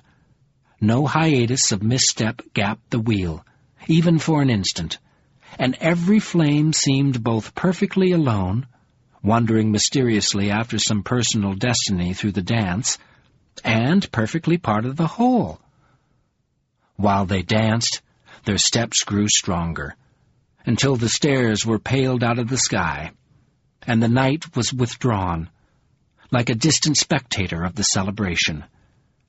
And the beauty and wonder of the dance made Covenant's suspense a yearning ache. Then a new change entered the festival. Covenant did not realize it until Audiobook touched his arm. Her signal sent a thrill of awareness through him, and he saw that the wheel of the wraith was slowly bending. The rest of the wheel retained its shape, and the black core did not move. Gradually, the turning circle became lopsided as the outer wraiths moved closer to the onlookers. Soon, the growing bulge pointed unmistakably at Covenant. In response, he seemed to feel their song more intensely. A keening, ecstatic lament. A threnody as thoroughly passionate as a dirge, and as dispassionate as a sublime impersonal affirmation. Their nearing flames filled him with awe and fascination, so that he shrank within himself, but could not move. Cycle after cycle, the wraiths reached out toward him, and he clasped his hands over his knees and held himself still, taut-hearted, and udderless before the fiery dancers. In moments, the tip of this long extension from the circle stood above him, and he could see each flame bowing to him as it danced. Then the rim of the extension dipped, and the pace of the dance slowed, as though to give each wraith a chance to linger in his company. Soon the fires were passing within reach of his hand. Then the long arm of the dance flared, as if a decision had run through the dancers. The nearest wraith moved forward to settle on his wedding band. He flinched, expecting the fire to burn him, but there was no pain. The flame attached itself to the ring as to a wick, and he felt faintly the harmonies of the celebration song through his finger. As the wraith held to his ring, it danced and jumped as if it were feeding excitedly there, and slowly its color turned from flaming yellow-orange to silver-white. When the transformation was complete, the wraith flashed away, and the next took its place, A succession of fires followed, each dancing on his ring until it became argent, and as his anxiety relaxed, the succession grew faster. In a short time, the line of glistening white wraiths had almost reached back to the rest of the dance. Each new flame presented itself swiftly, as if eager for some apotheosis, some culmination of its being in the white gold of Covenant's ring. Before long, his emotion became too strong to let him remain seated. He surged to his feet, holding out his ring so that the wraiths could light on it without lowering themselves. Aetiarin stood beside him. He had eyes only for the transformation which his ring somehow made possible, but she looked away, across the dance. What she saw made her dig her fingers like claws of despair into his arm. "No! By the 7! This must not be!" Her cry snatched at his attention. His gaze jumped across the bowl. "There! That is the meaning of the ill your feet have felt." What he saw staggered him like a blow to the heart. Coming over the northeast rim of the bowl, into the golden light, was an intruding wedge of darkness, as pitch-dark and unilluminable as the spawning ground of night. The wedge cut its narrow way down toward the dance, and through the song of the flames it carried a sound like a host of bloody feet rushing over clean grass. Deliberately, agonizingly, it reached inward without breaking its formation. In moments, the tip of darkness sliced into the dance and began plunging towards its center. In horror, Covenant saw that the dance did not halt or pause. At the wedge's first touch, the song of the wraiths dropped from the air as if it had been ripped away by sacrilege, leaving no sound behind it but a noise like running murder. But the dance did not stop. The flames went on revolving as if they were unconscious of what was happening to them, helpless. They followed their cycles into the wedge's path and vanished as if they had fallen into an abyss. No wraith emerged from that darkness. Swallowing every light that it touched, the black wedge gouged its way into the celebration. "They will all die!" Aetiarin groaned. "They cannot stop, cannot escape. They must dance until the dance is done, all dead, every wraith, every bright light of the land. This must not be. Help them, Covenant! Help them!" But Covenant did not know how to help. He was paralyzed. The sight of the black wedge made him feel as nauseated as if he were being observed across a gulf of numbness, his fingers being eaten by a madman. Nauseated and enraged and impotent, as if he had waited too long to defend himself. And now, with no hands with which to fight back, the knife of Triac slipped from his numb fingers and disappeared in darkness. How? For an instant, Aetiarin dragged furiously at him. "Covenant, help them!" she shrieked into his face. Then she turned and raced down the valley to meet the wedge. The wraiths. Her movement broke the freeze of his horror. Snatching up the staff of Baraticus, he ducked under the flames and sped after her, holding himself bent over to stay below the path of the wraiths. A madness seemed to hasten his feet. He caught Aetiarin before she was halfway to the hub. Thrusting her behind him, he dashed on toward the penetrating wedge, spurred by a blind conviction that he had to reach the center before the blackness did. Aetiarin followed, shouting after him, "Ware and ward! They are Erviles! Demon-dim corruption!" He scarcely heard her. He was forced on the furious need to gain the center of the dance. For better speed, he ran more upright, flicking his head aside whenever a wraith flashed near the level of his eyes. With a last burst, he broke into the empty core of the wheel. He halted. Now he was close enough to see that the wedge was composed of tall, crowded figures, so black-fleshed that no light could gleam or glisten on their skin. As the helpless wraiths swung into the wedge, the attackers ate them. The Urviles drew nearer. The tip of their wedge was a single figure, larger than the rest. Covenant could see it clearly. It looked like one of the Wainhim grown tall and evil.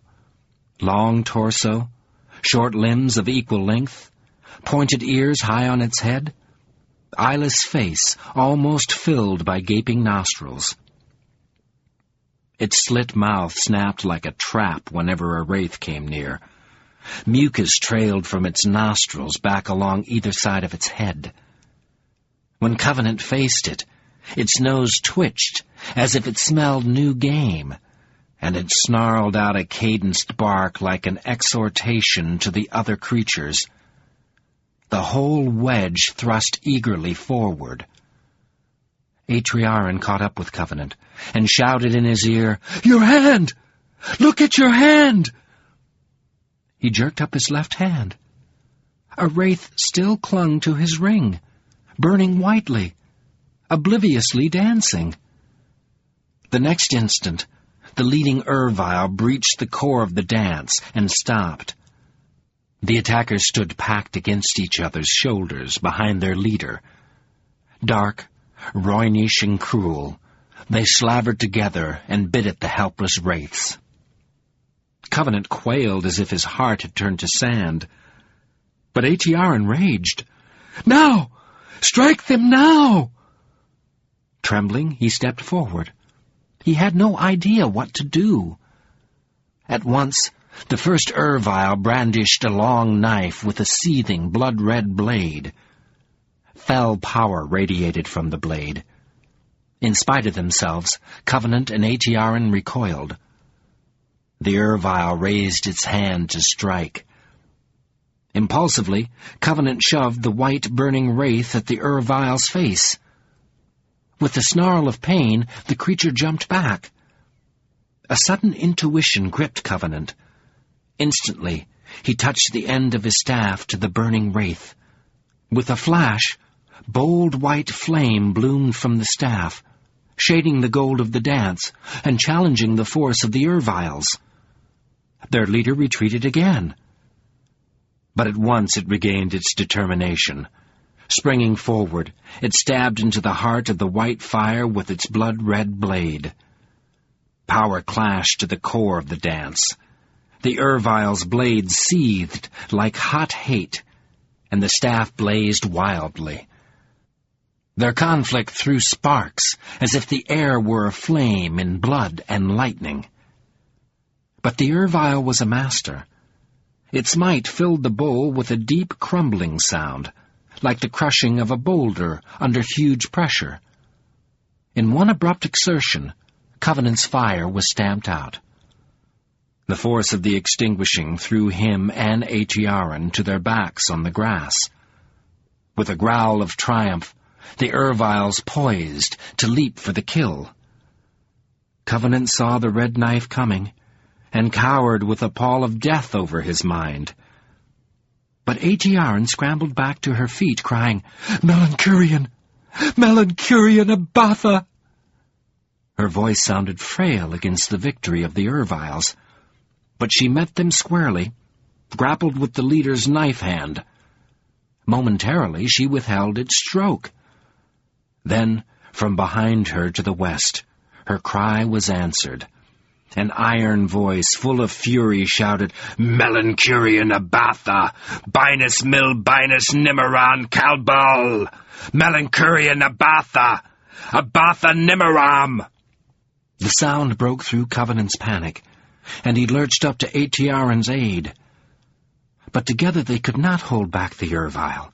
It flung them to the ground again. At once it pounced on them.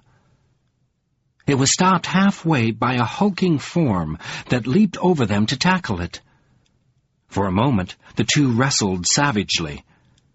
Then the newcomer took the blood-red blade and drove it into the heart of the creature. A burst of snarls broke from the Urviles. Covenant heard a sweeping noise, like the sound of many children running. Looking up, he saw a stream of small animals pour into the bowl. Rabbits, badgers, weasels, moles, foxes, a few dogs. With silent determination, they hurled themselves at the Erviles. The wraiths were scattering. While Covenant and Aetiaran stumbled to their feet, the last flame passed from the bowl.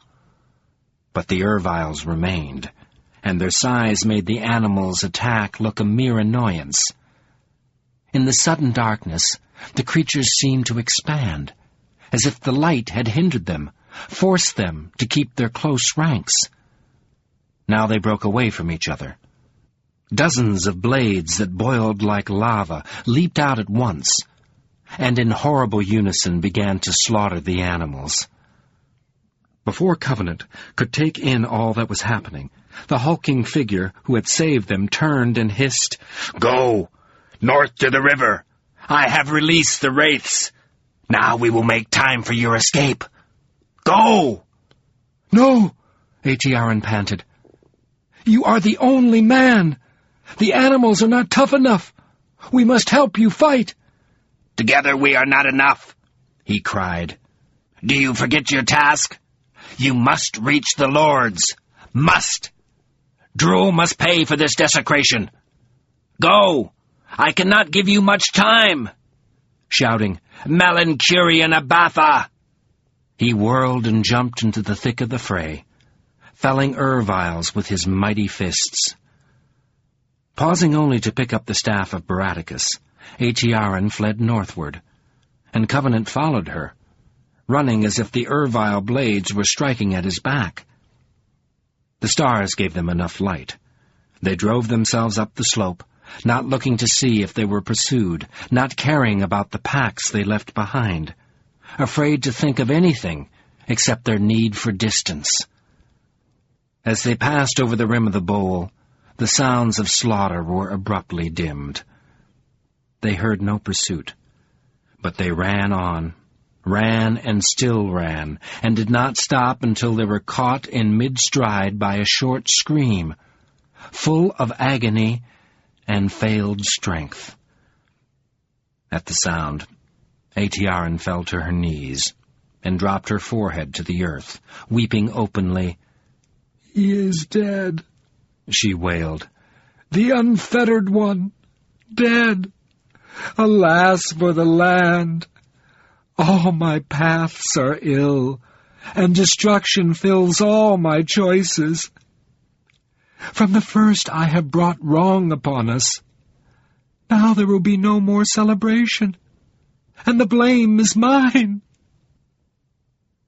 Raising her face to Covenant, she sobbed, "Take your staff and strike me, unbeliever."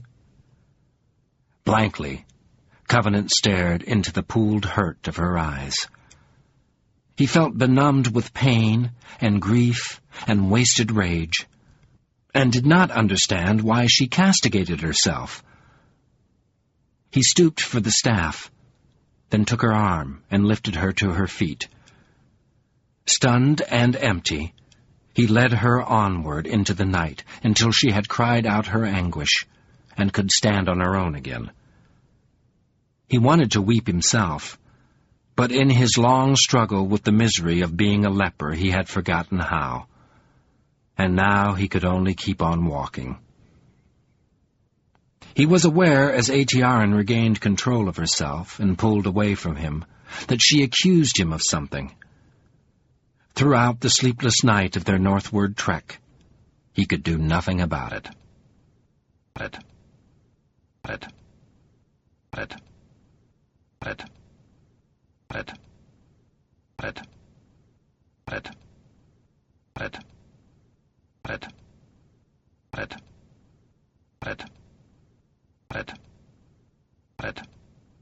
Chapter 11. The Unhomed. Gradually, night stumbled, as if stunned and wandering aimlessly into an overcast day. Limped through the wilderland of transition, as though there were no knowing where the waste of darkness ended, and the ashes of light began. The low cloud seemed full of grief, tense and uneasy with accumulated woe, and yet effectless, unable to rain, as if the air clenched itself too hard for tears. And through the dawn, Aetiaran and Covenant moved heavily, unevenly, like pieces of broken lament. The coming of day made no difference to them, did not alter the way they fled. Terrorless because their capacity for fear was exhausted, into the north. Day and night were nothing but disguises, motley raiment, for the constant shadow on the land's heart. To that heart they could not guess how much damage had been done. They could only judge their own hurt.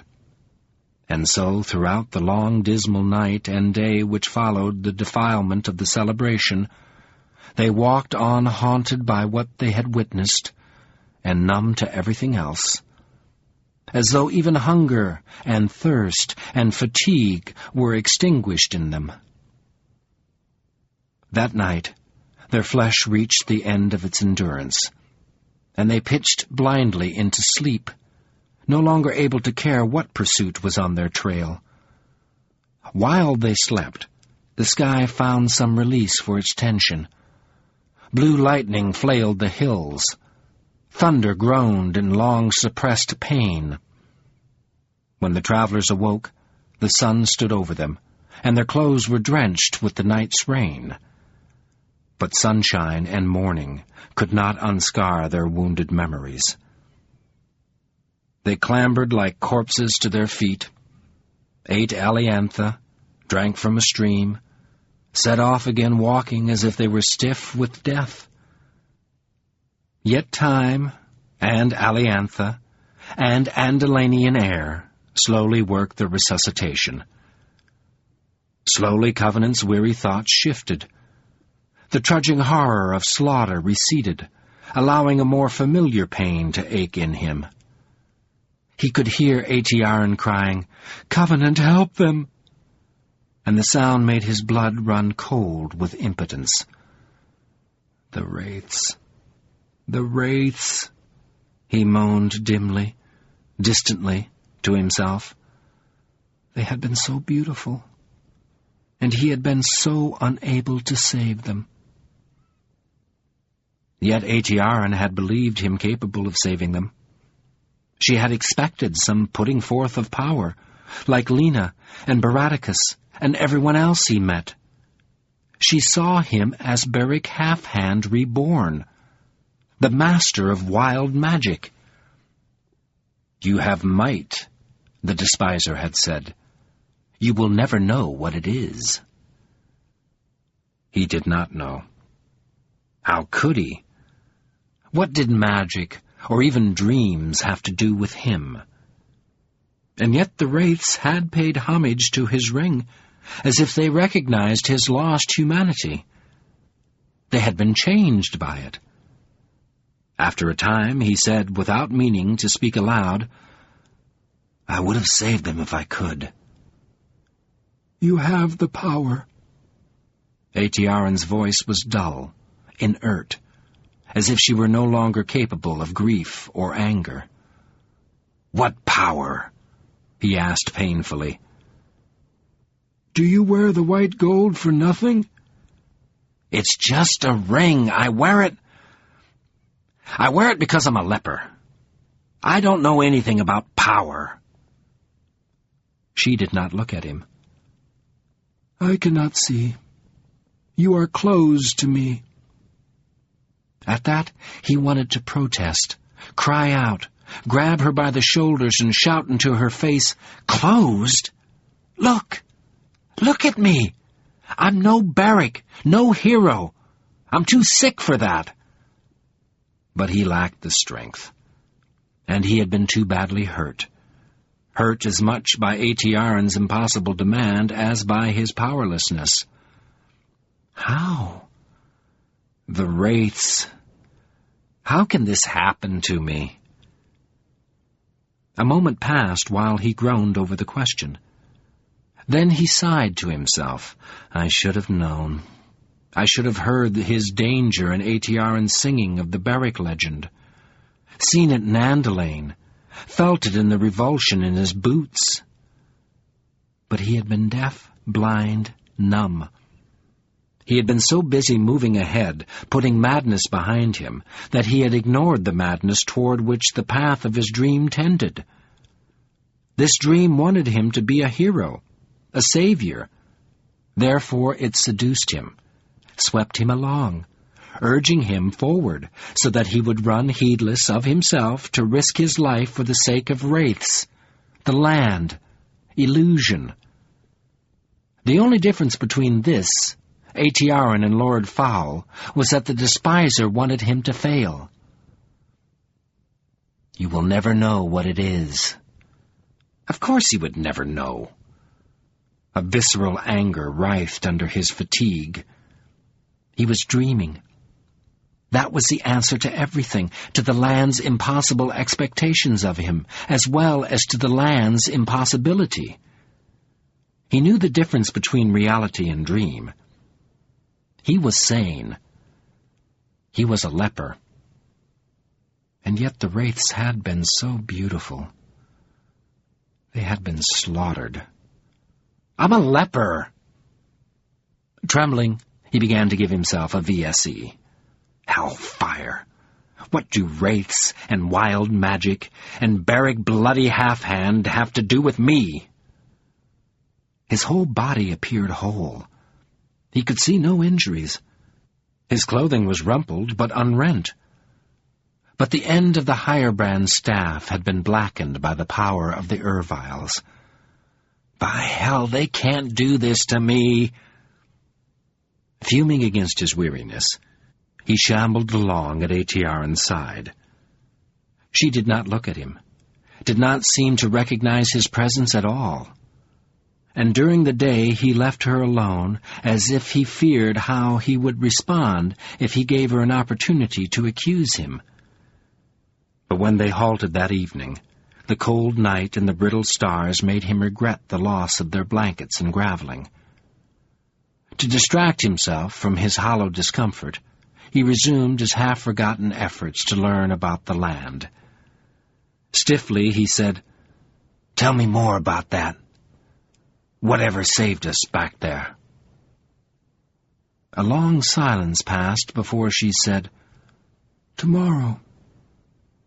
Her voice was lightless, unillumined by anything except torpor or defeat. "Let me be until tomorrow." Covenant nodded in the darkness. It felt thick with cold and beating wings. But he could answer it better than he could reply to Aetiarin's tone. For a long time he shivered as if he were prepared to resent every dream that afflicted a miserable mankind, and at last he fell into fitful slumber. The next day, the 9th from soaring Woodhelven, Aetiarin told Covenant about the Unfettered One in a voice as flat as crushed rock, as if she had reached the point where what she said, how she exposed herself, no longer mattered to her. "There are those from the Lorsrat," she said, "who find that they cannot work for the land or the lore of the old lords in the company of their fellows, lords or lore wardens, the followers of sword or staff. Those have some private vision which compels them to seek it in isolation. But their need for aloneness does not divide them from the people. They are given the rights of unfettering, and freed from all common demands to quest after their own lore with the blessing of the lords and the respect of all who love the land. For the lords learned long ago that the desire for aloneness need not be a selfish desire, if it is not made so by those who do not feel it. Many of the unfettered have never returned into knowledge, but stories have grown up around those ones who have not vanished utterly. Some are said to know the secrets of dreams, others to practice deep mysteries in the arts of healing, still others to be the friends of the animals, speaking their language, and calling on their help in times of great need. Such a one saved us. Her voice thickened momentarily. A learner of the wraiths and a friend to the small beasts of the woods. He knew more of the 7 words than my ears have ever heard. She groaned softly. A mighty man, to have been so slain. He released the wraiths and saved our lives. Would that I were worth so much. By the 7. No evil has ever before been aimed at the wraiths of Andalane. The Grey Slayer himself never dared, and it is said that the ritual of desecration itself had no power to touch them. Now it is in my heart that they will not dance again. After a heavy pause, she went on. No matter. All things end, in perversion and death. Sorrow belongs to those who also hope. But that unfettered one gave his life so that you and your message and your ring might reach the Lords. This we will accomplish, so that such sacrifices may have meaning. She fell silent again for a moment, and Covenant asked himself, is that why? Is that what living is for? To vindicate the deaths of others? But he said nothing, and shortly Aetiaren's thoughts limped back to her subject. But the unfettered. Some are dreamers, some healers, some share the life of the animals. Some delve the earth to uncover the secrets of the cave wights. Others learn the lore of the demon dim. Whatever knowledge guides the one's private prophecy. I have even heard it whispered that some unfettered follow the legend of Cair Royal Wildwood, of Garrotting Deep, and become forestals. But that is a perilous thought, even when whispered. Never before have I seen one of the unfettered, but I have heard the rites of unfettering. A hymn is sung. Dully she recited, Free, unfettered, shriven, free. Dream that what is dreamed will be. Hold eyes clasped shut until they see, and sing the silent prophecy, and be unfettered, shriven, free. There is more, but my weakness will not recall.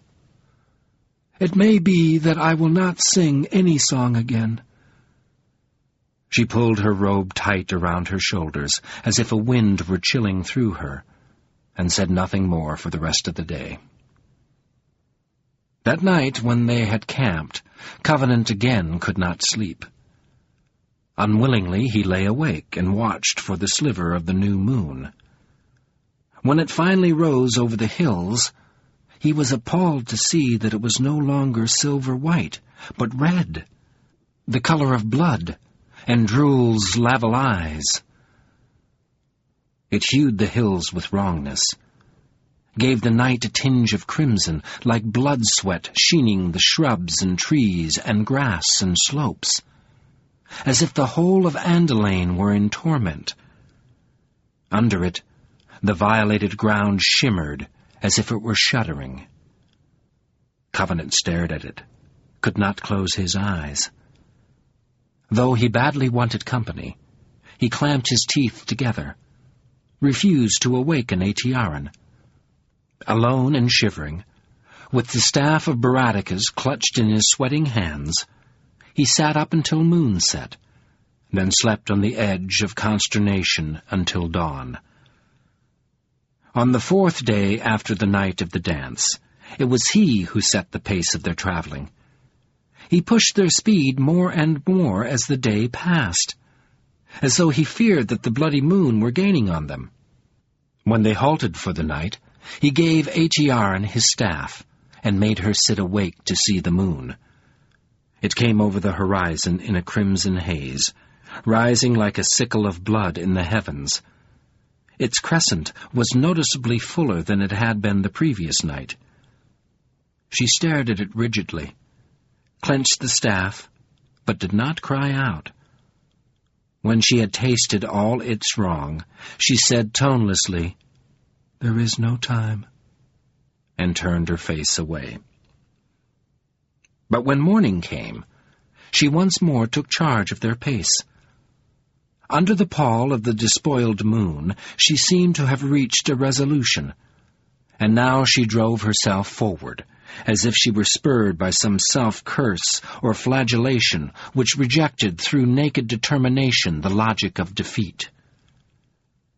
She seemed to believe that she had lost everything for herself and for the land, yet the way she walked showed that pain could be as sharp a goad as any. Again Covenant found himself hurrying as hard as he could to keep up with her fierce back. He accepted her pace in the name of his complex dread. He did not want to be caught by the forces that would attack wraiths and render moons incarnadine. But he was scrupulous about his VSE and other self-protection. If he could have found a blade other than his penknife, he would have shaved with it. They spent that day, part of the night, and the morning of the next day stumbling forward on the verge of a run. Covenant sustained their rate as best he could, but long days and restless nights had drained his stamina, made his stride ragged and his muscles irresilient. He came to lean more and more on his staff, unable to keep his balance without it. And even with it, he might have fallen if he had been pursuing such a pace in some other region. But the keen essence of Andalane supported him. Healthy air salved his lungs. Thick grass cushioned his sore joints. Gildan shaded him. Treasure berries burst with energy in his mouth. At last, near noon on the 6th day, he and Atiaran staggered over the crest of a hill and saw at the bottom of the slope beyond them the Sol Zis River. Blue under the azure sky, it meandered broad, quiet and slow, almost directly eastward across their path, like a demarcation or boundary of achievement. As it turned and ran among the hills, it had a glitter of youth, a sparkle of contained exuberance, which could burst into laughter the moment it was trickled by other shoals. And its water was as clean, clear, and fresh as an offer of baptism. At the sight of it, Covenant felt a rushing desire to plunge in, as if the stream had the power to wash away his mortality. But he was distracted from it almost immediately. Some distance away to the west, and moving upstream in the center of the river, was a boat with a skiff with a tall figure in the stern. The instant she saw it, Atiaran cried out sharply, waved her arms, and began pelting down the slope, calling with a frantic edge of her voice, "Hail! Help! Come back! Come back!" Covenant followed less urgently. His gaze was fixed on the boat. With the swing of its prow, it turned in their direction. Atiaran threw her arms into the air again, gave one more call, then dropped to the ground. When Covenant reached her, she was sitting with her knees clasped to her chest, and her lips trembled as if her face were about to break. She stared feverishly at the approaching boat. As it drew nearer, Covenant began to see, with growing surprise, just how tall the steering figure was. Before the boat was within 100 feet of them, he was sure that the steersman was twice his own height, and he could see no means of propulsion. The craft appeared to be nothing more than an enormous rowboat, but there were no oarlocks, no oars, no poles. He gaped widely at the boat as it glided closer. When it was within 30 feet of them, Atiaran thrust herself to her feet and called out, "Hail, Rock Brother! The giants of Sea Reach are another name for friendship. Help us!" The boat kept gliding towards the bank, but its steersman did not speak, and shortly Aetiarin added in a whisper that only Covenant could hear, "I beg you." The giant kept his silence as he approached. For the last distance, he swung the tiller over so that the boat's prow aimed squarely at the riverbank. Then, just before the craft struck, he drove his weight down in the stern. The prow lifted out of the water and grounded itself securely a few yards from Aetiarin and Covenant. In a moment, the giant stood before them on the grass, offering them the salute of welcome. Covenant shook his head in wonder. He felt that it was impossible for anyone to be so big. The giant was at least 12 feet tall, but the rocky concreteness of the giant's presence contradicted him. The giant struck his perceptions as tangibly as stumbling on rough stone. Even for a being 12 feet tall, he appeared gnarled with muscles, like an oak come to life. He was dressed in a heavy leather jerkin and leggings, and carried no weapons. A short beard, as stiff as iron, jutted from his face, and his eyes were small, deep-set, and enthusiastic. From under his brows, massed over his sockets like the wall of a fortress, his glances flashed piercingly, like gleams from his cavernous thoughts. Yet, in spite of his imposing appearance, he gave an impression of incongruous geniality, of immense good humor. "Hail, Rock Sister," he said in a soft, bubbling tenor voice, which sounded too light and gentle to come from his bemuscled throat. "What is your need? My help is willing, but I am a legate, and my embassy brooks little delay." Covenant expected Aetiarin to blurt out her plea. The hesitation with which she met the giant's offer disturbed him. For a long moment she gnawed her lips as if she were chewing over her rebellious flesh, searching for an utterance which would give direction, one way or another, to a choice she hated. Then, with her eyes downcast, as if in shame, she murmured uncertainly, "Where do you go?"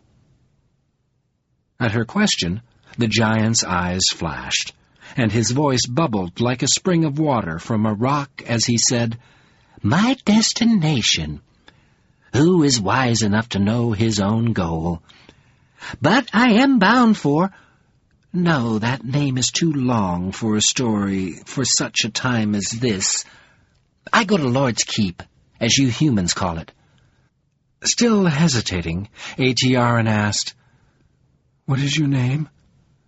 "That is another long story," the giant returned, and repeated, "What is your need?" But Aetiarin insisted dully, "Your name." Again a gleam sprang from under the giant's massive brows. "There is power in names. I do wish to be invoked by any but friends." "Your name!" Aetiarin groaned. For an instant, the giant paused, undecisive. Then he said, "Very well. Though my embassy is not a light one, I will answer for the sake of the loyalty between my people and yours. To speak shortly, I am called Saltheart Foam Follower." Abruptly, some resistance, some hatred of her decision, crumbled in Aetiarin, as if it had been defeated at last by the giant's trust. She raised her head, showing Covenant and Foam Follower the crushed landscape behind her eyes. With grave deliberation, she gave the salute of welcome. "Let it be so, Saltheart Foam Follower, Rock Brother, and Giant's Legate. I charge you by the power of your name, and by the great keep of faith, which was made between Damelon Giant Friend and your people, to take this man, Thomas Covenant, unbeliever and stranger to the land, in safety to the Council of Lords." He bears messages to the council from Kevin's watch. Ward him well, Rock Brother. I can go no farther." "What?"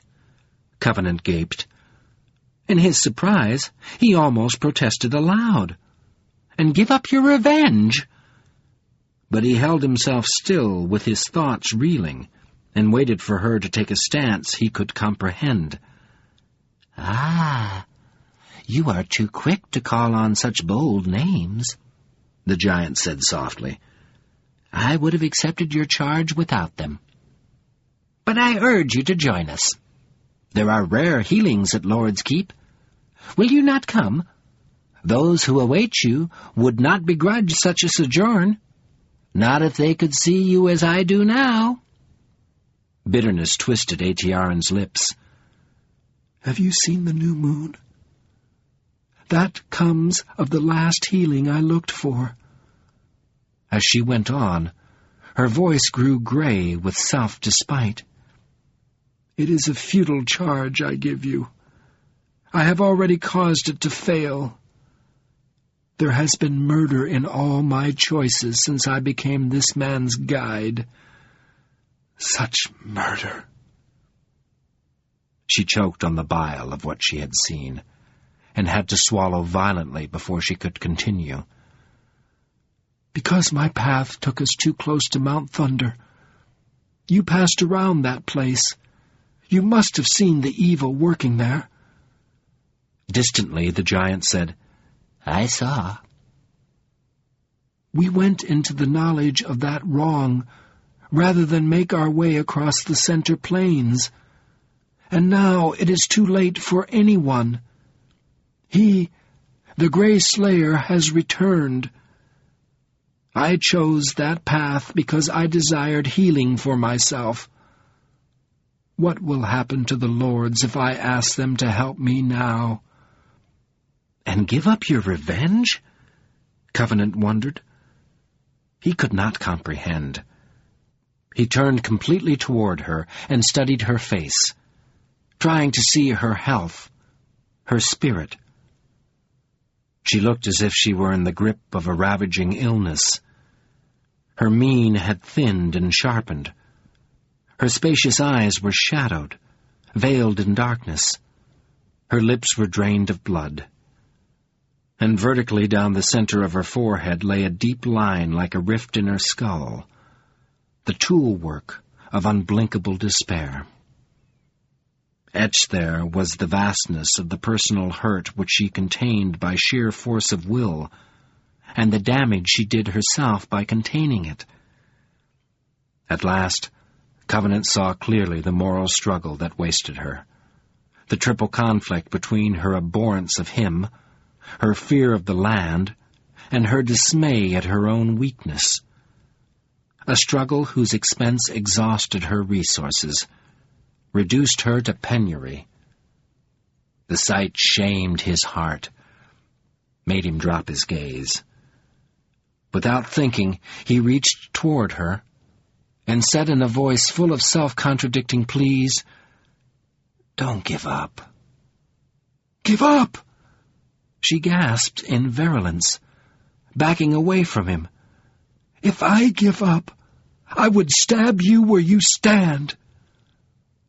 Suddenly, she thrust a hand into her robe and snatched out a stone knife like the one Covenant had lost. Brandishing it, she spat, "Since the celebration, since you permitted race to die, this blade has cried out for your blood. Other crimes I could set aside. I speak for my own. But that, to countenance such desecration—" She hurled the knife savagely to the ground, so that it struck hilt-deep in the turf by Covenant's feet. "Behold!" she cried, and in that instant her voice became abruptly gelid, calm. "I wound the earth instead of you. It is fitting. I have done little else since you entered the land. Now hear my last word, unbeliever. I let you go because these decisions surpass me. Delivering children in the stone down does not fit me for such choices. but I will not intrude my desires on the hope of the land, barren as that hope is. Remember that I have withheld my hand. I have kept my oath." "Have you?" he asked, moved by a complex impulse of sympathy and nameless ire. She pointed a trembling finger at her knife. "I have not harmed you. I have brought you here." "You've hurt yourself." "That is my oath." She breathed stiffly. "Now farewell. When you have returned in safety to your own world, remember what evil is." He waited to protest, argue, but her emotion mastered him, and he held himself silent before the force of her resolve. Under the duress of her eyes, he bent and drew her knife out of the grass. It came up easily. He half expected to see blood ooze from the slash it had made in the turf, but the thick grass closed over the cut, hiding it as completely as an absolution. Unconsciously, he tested the blade with his thumb, felt its acuteness. When he looked up again, he saw that Atiaran was climbing up the hill and away, moving with the unequal stride of a cripple. "This isn't right," he shouted at her back. "Have mercy! Pity!" But his tongue felt too thick with the pain of her renunciation. He could not speak. "At least forgive yourself." The tightness of his face gave him a nasty impression that he was grinning.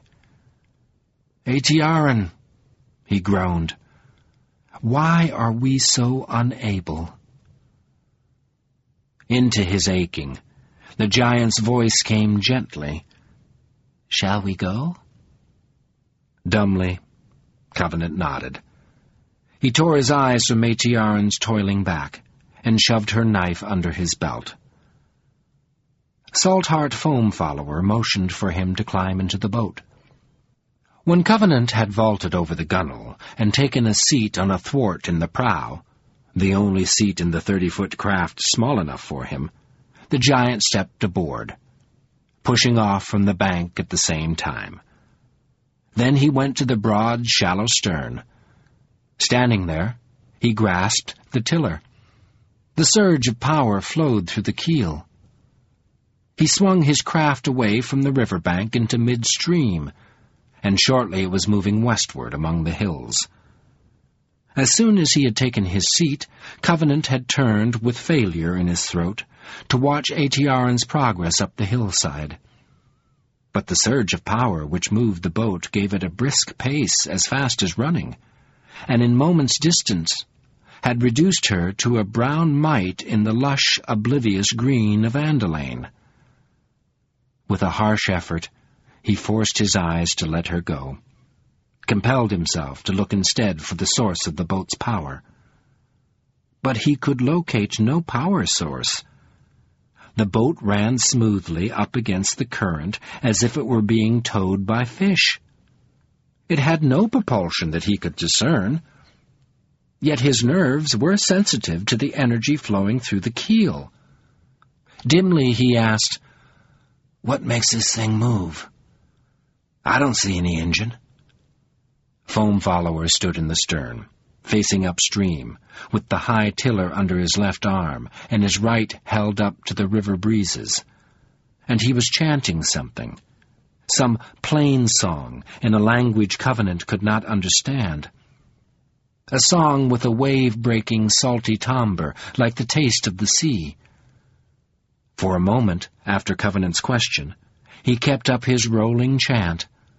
But soon its language changed, and Covenant heard him sing, "Stone and sea are deep in life, two unalterable symbols of the world, permanence at rest and permanence in motion, participants in the power that remains." Then Foamfollower stopped, and looked down at Covenant with humor sparkling under his unbreachable brows. "A stranger to the land," he said. "Did that woman teach you nothing?" Covenant stiffened in his seat. The giant's tone seemed to demean Atiaran, denigrate the cost she had borne. His bland, impregnable forehead and humorous glance appeared impervious to sympathy. But her pain was vivid to Covenant. He had been dispossessed of so much normal human love and warmth. In a voice rigid with anger, he retorted, "She is Atiaran Trellmate of Mythos Stonedown, and she did better than teach me. She brought me safely past Ravers, murdered Wainhim, a bloody moon, Erviles. Could you have done it?"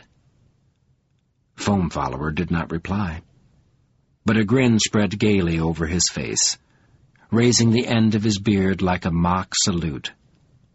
"By hell!" Covenant flared. "Do you think I'm lying? I wouldn't condescend to lie to you." At that, the giant's humor burst into high, head-back, bubbling laughter. Covenant watched, stifling with rage, while Foam Follower laughed. Briefly, he bore the affront. Then he jumped from his seat and raised his staff to strike the giant. Foam Follower stopped him with a placating gesture. "Softly, Unbeliever," he said. "Will you feel taller if I sit down?" "Hell and blood!" Covenant howled. Swinging his arm savagely, he struck the floorboards, with the ervile blackened end of his staff. The boat pitched, as if his blow had sent the river into convulsions. Staggering, he clutched a thwart to save himself from being thrown overboard. In a moment, the spasm ceased, leaving the sun-glittered stream as calm as before. But he remained gripping the thwart for several long heartbeats, while his nerves jangled and his ring throbbed heavily. "Covenant," he snarled to steady himself, "you would be ridiculous if you weren't so ridiculous." He drew himself erect and stood with his feet braced until he had a stranglehold on his emotions. Then he bent his gaze toward Foam Follower, probed the giant's aura, but he could perceive no ill. Foam Follower seemed as hale as native granite. "Ridiculous," Covenant repeated. "She deserves respect."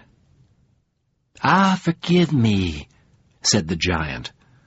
With a twist, he lowered the tiller so that he could hold it under his arm in a sitting position.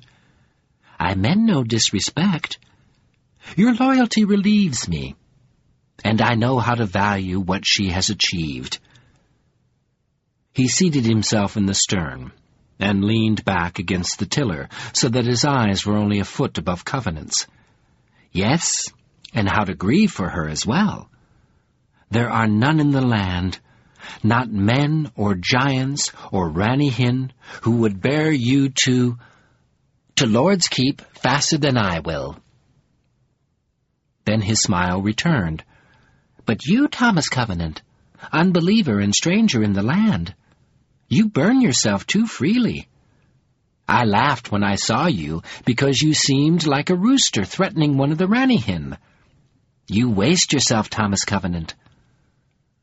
Covenant took a double grip on his anger and said quietly, "Is that a fact? You judge too quickly, giant." Another fountain of laughter bubbled out of Foam Follower's chest. "Bravely said. Here is a new thing in the land, a man accusing a giant of haste. Well, you are right. But you did not know that men consider us a—" He laughed again. "A deliberate people? I was chosen as legate because short human names, which bereave their bearers of so much history and power and meaning, are easier for me than most of my people. Now it appears that they are not too easy." Once more he threw back his head and let out a stream of deep gaiety. Covenant glared at the giant, as if all this humor were incomprehensible to him. Then, with an effort, he pulled himself away, dropped his staff into the bottom of the boat, and sat down on the thwart, facing forward, into the west and the afternoon sun. Foam Follower's laughter had a contagious sound, a coloration of uncomplicated joy. But he resisted it. He could not afford to be the victim of any more seductions. Already he had lost more of himself than he could hope to regain. Nerves don't regenerate. He told the words as if they were a private litany, icons of his embattled self. Giants don't exist. I know the difference. Keep moving. Survive. He chewed his lips, as if that pain could help him keep his balance, keep his rage under command. At his back, Saltheart Foam Follower softly began to chant again. His song rolled through its channel like a long inlet to the sea, rising and falling like a condensation of the tides, and the winds of distance blew through the archaic words. At intervals, they returned to their refrain, "Stone and sea are deep in life," then voyaged away again. The sound of long sojourning reminded Covenant of his fatigue, and he slumped in the prow to rest. Foam Follower's question caught him wondering. "Are you a storyteller, Thomas Covenant?" Absently he replied, "I was, once." "And you gave it up?" "Ah, that is as sad a tale in 3 words as any you might have told me.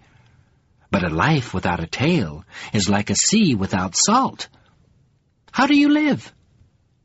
Covenant folded his arms across the gunwales and rested his chin on them. As the boat moved, Andalaine opened constantly in front of him like a bud.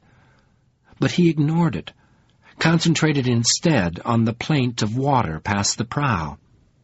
Unconsciously, he clenched his fist over his ring. "I live." "Another," Foam Follower returned. "In 2 words, a sadder story than the first. Say no more. With 1 word you will make me weep." If the giant intended any umbrage, Covenant could not hear it. Foam Follower sounded half teasing, half sympathetic. Covenant shrugged his shoulders and remained silent. After a moment, the giant went on. "Well, this is a bad pass for me. Our journeying will not be easy. I had hoped that you would lighten the leagues with a story. But no matter.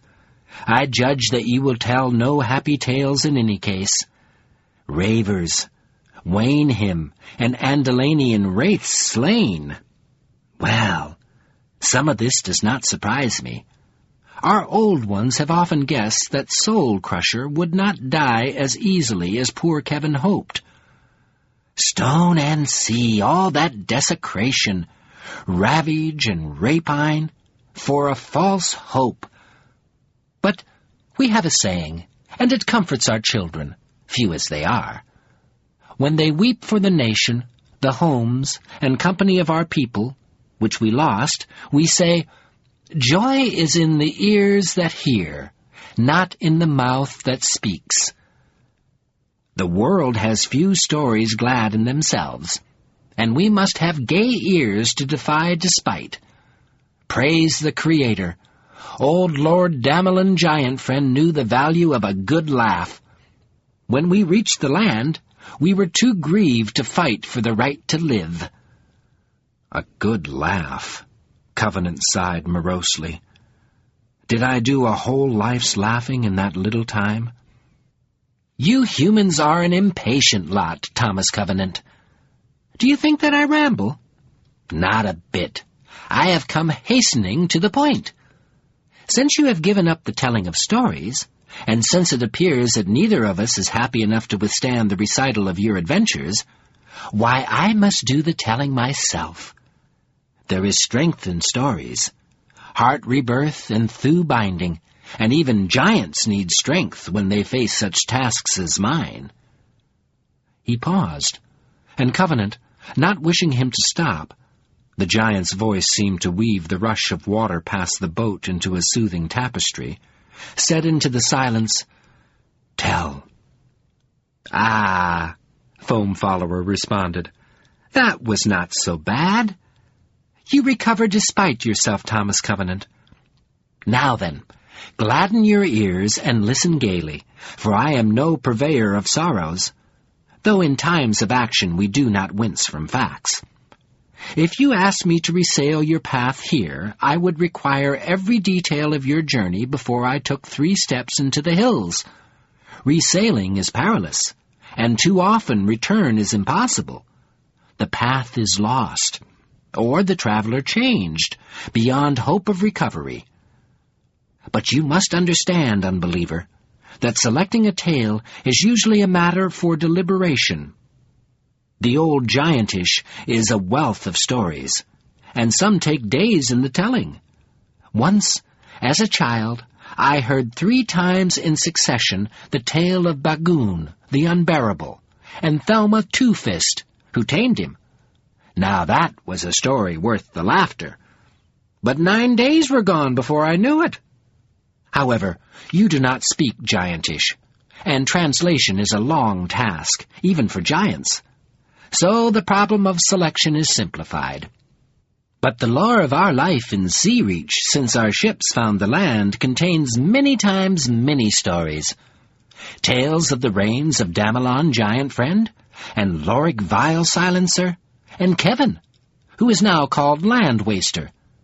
Tales of the building, the carving out of the mountain of Revelstone, revered rock, a hallmark of allegiance and fealty in the eternal stone of time, as Kevin once sang it, the mightiest making that the giants have done in the land, a temple for our people to look upon and remember what can be achieved.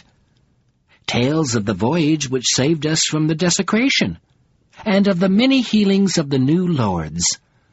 But again, selection is made easy because you are a stranger. I will tell you the first story of the Sea Reach giants, the Song of the Unhomed. Covenant looked about him at the shining blue tranquility of the Soul's Ease, and settled himself to hear Foam Follower's story.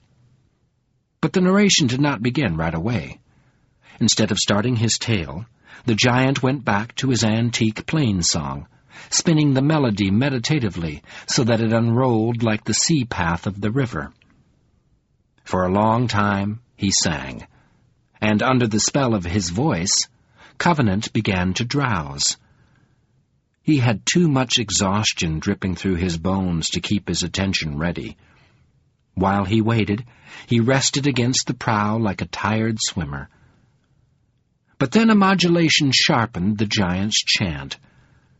The melody took on keener edges and turned itself into the angle of a lament. Soon Foam Follower was singing words that Covenant could understand. We are the unhomed, lost voyagers of the world.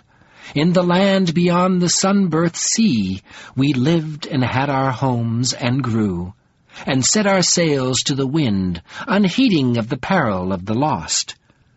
We are the unhomed, from home and hearth, stone-sacred dwellings crafted by our reverent hands.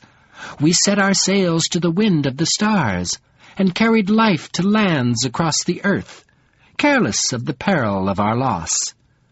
We are the unhomed, lost voyagers of the world, from desert shore to high cliff crag, home of men and sylvan sea-edge fairylands. From dream to dream we set our sails, and smiled at the rainbow of our loss.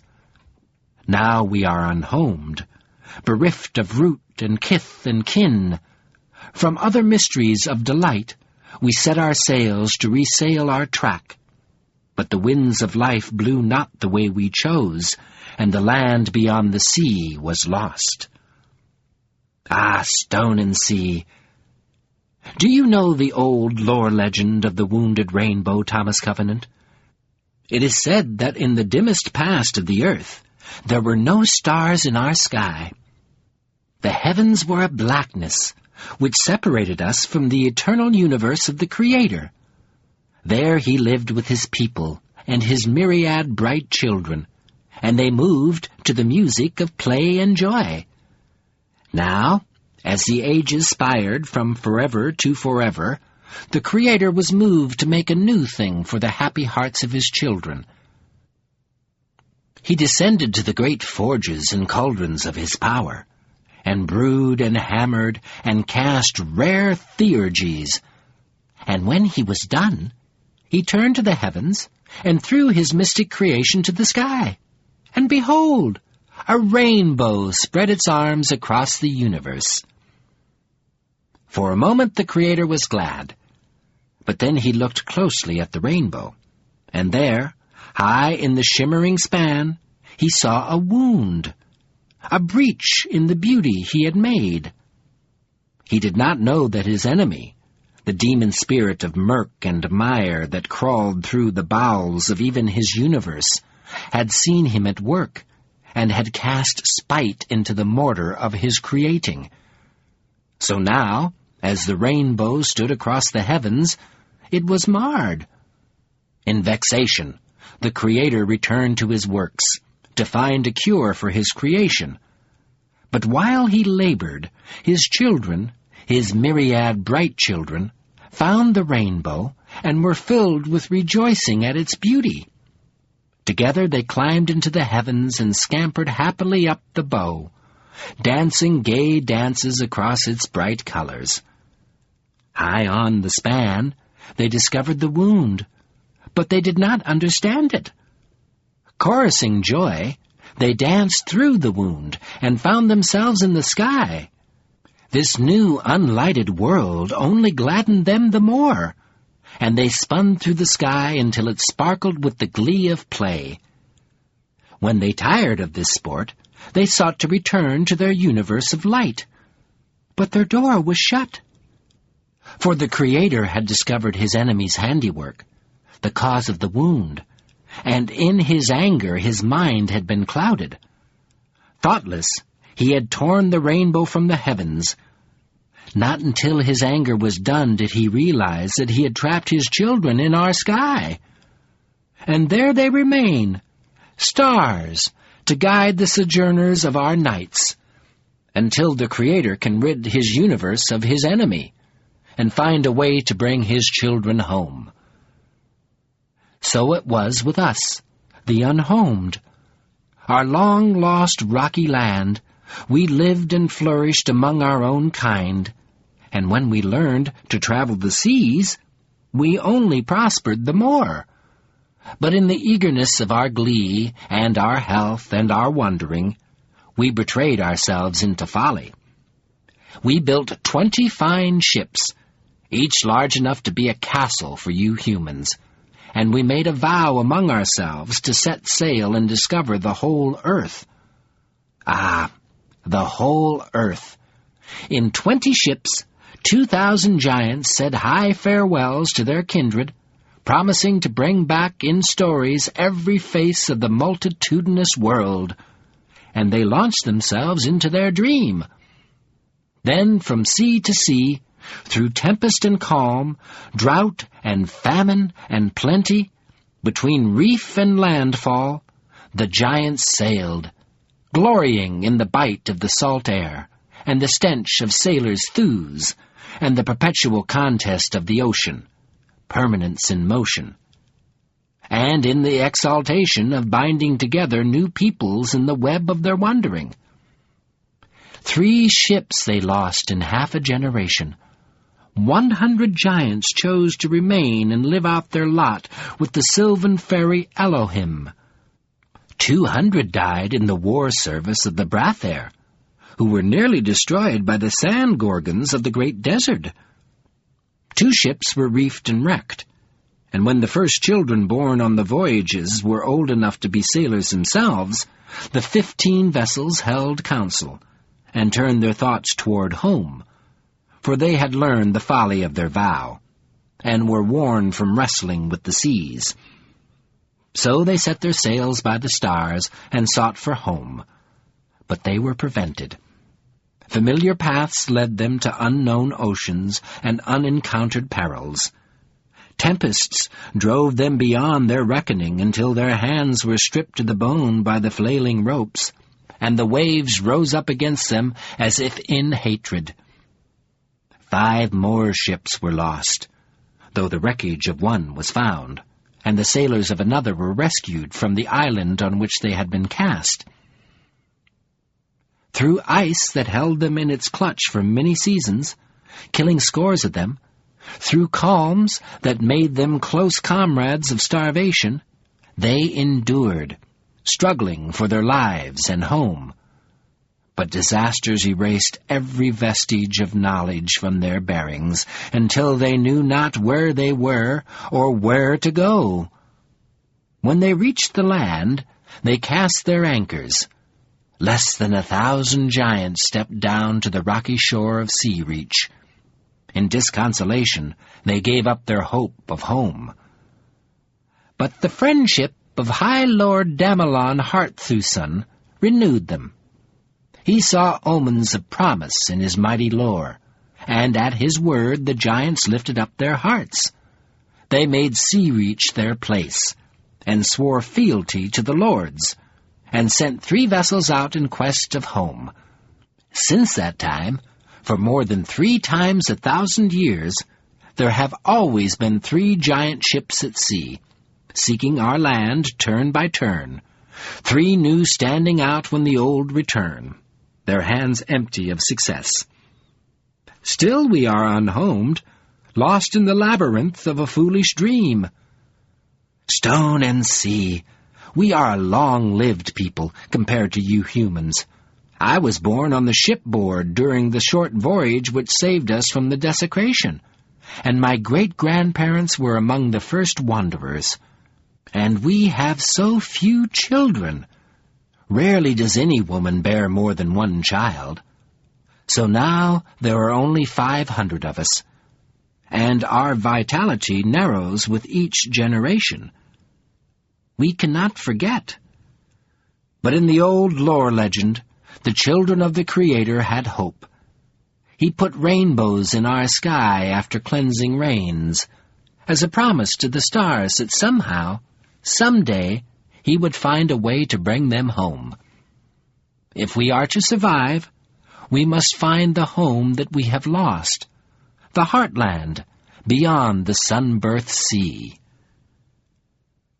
During Foam Follower's tale, the sun had declined into late afternoon, and as he finished, sunset began on the horizon. Then the Soulseas ran out of the west with fiery orange-gold glory, reflected flame for flame in its burnished countenance. In the fathomless heavens, the fire radiated both loss and prophecy, coming night and promised day, darkness which would pass. For when the true end of day and light came, there would be no blazonry to make it admirable, no spectacle or fine fire or joy, nothing for the heart to behold, but decay and gray ashes. In splendor, Foam Follower lifted up his voice again and sang with a plummeting ache, "We set our sails to resail our track, but the winds of life blew not the way we chose, and the land beyond the sea was lost." Covenant pushed himself around to look at the giant. Foam Follower's head was held high, with wet streaks of gleaming gold-orange fire drawn delicately down his cheeks. As Covenant watched, the reflected light took on a reddish shade and began to fade. Softly the giant said, "Laugh, Thomas Covenant. Laugh for me. Joy is in the ears that hear." Covenant heard the subdued, undemanding throb and supplication in Foam Follower's voice, and his own choked pain groaned in answer. But he could not laugh. He had no laughter of any kind in him. With a spasm of disgust for the limitations that crippled him, he made a rough effort in another direction. I'm hungry. For an instant, Foam Follower's shadowed eyes flared as if he had been stung. But then he put back his head and laughed for himself. His humor seemed to spring straight from his heart, and soon it had banished all tension and tears from his visage. When he had relaxed into quiet chuckling, he said, "Thomas Covenant, I do not like to be hasty, but I believe you are my friend. You have toppled my pride, and that would be fair service even had I not laughed at you earlier. Hungry, of course you are hungry. Bravely said. I should have offered you food earlier. You have the transparent look of a man who has eaten only aliantha for days. Some old seers say that privation refines the soul, but I say it is soon enough to refine the soul when the body has no other choice. Happily, I am well supplied with food." He pushed a prodigious leather sack toward Covenant with his foot and motioned for him to open it. When Covenant loosened its drawstrings, he found salt beef, cheese, old bread, and more than a dozen tangerines as big as his 2 fists, as well as a leather jug which he could hardly lift. To postpone this difficulty, he tackled the staples first, washing the salt out of his throat with sections of tangerine. Then he turned his attention to the jug. "That is diamond draft," said Foam Follower. "It is a vital brew. Perhaps I should—" "No, the more I look at you, my friend, the more weariness I see. Just drink from that jug. It will aid your rest." Tilting the jug, Covenant sipped the diamond draught. It tasted like light whiskey, and he could smell its potency, but it was so smooth that it did not burn or bite. He took several relishing swallows, and at once felt deeply refreshed. Carefully, he closed the jug, replaced the food in the sack, then with an effort pushed the sack back into Foam Follower's reach. The diamond draught glowed in his belly, and he felt that in a little while he would be ready for another story. But as he lay down under the thwarts in the bow, the twilight turned into crystal darkness in the sky, and the stars came out lornly, like scattered children. Before he knew that he was drowsing, he was asleep. It was an uneasy slumber. He staggered numbly through plague-ridden visions full of dying moons and slaughter and helpless, ravaged flesh, and found himself lying in the street near the front bumper of the police car. A circle of townspeople had gathered around him. They had eyes of flint, and their mouths were stretched in one uniform rictus of denunciation. Without exception, they were pointing at his hands. When he lifted his hands to look at them, he saw that they were rife with purple, leprous bruises. Then 2 white-clad, brawny men came up to him and manhandled him onto a stretcher. He could see the ambulance nearby, but the men did not carry him to it immediately. They stood still, holding him at waist level like a display to the crowd. A policeman stepped into the circle. His eyes were the color of contempt. He bent over Covenant and said grimly, "You got in my way. That was wrong. You ought to be ashamed." His breath covered Covenant with the smell of a tar. Behind the policeman, someone raised his voice. It was as full of unction as that of Jones' lawyer. It said, "That was wrong." In perfect unison, all the townspeople vomited gouts of blood onto the pavement. "I don't believe this," Covenant thought. At once, the unctuous voice purred, "He doesn't believe us!" A silent howl of reality, rabid assertion of fact, sprang up from the crowd. It battered Covenant until he cowered under it, abject and answerless. Then the townspeople chorused, "You are dead. Without the community you can't live. Life is in the community, and you have no community. You can't live if no one cares." The unison of their voices made a sound like crumbling, crushing. When they stopped, Covenant felt that the air in his lungs had been turned to rubble. With a sigh of satisfaction, the unctuous voice said, "Take him to the hospital. Heal him. There is only one good answer to death. Heal him and throw him out." The two men swung him into the ambulance. Before the door slammed shut, he saw the townspeople shaking hands with each other, beaming their congratulations. After that, the ambulances started to move.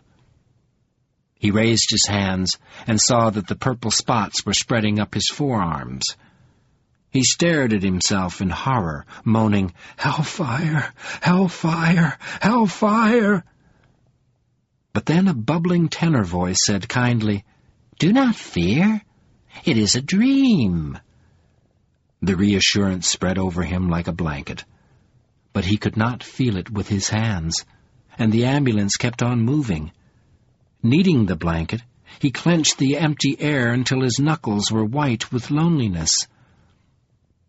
When he felt that he could not ache any more, the ambulance rolled over, and he fell out of the stretcher into blankness.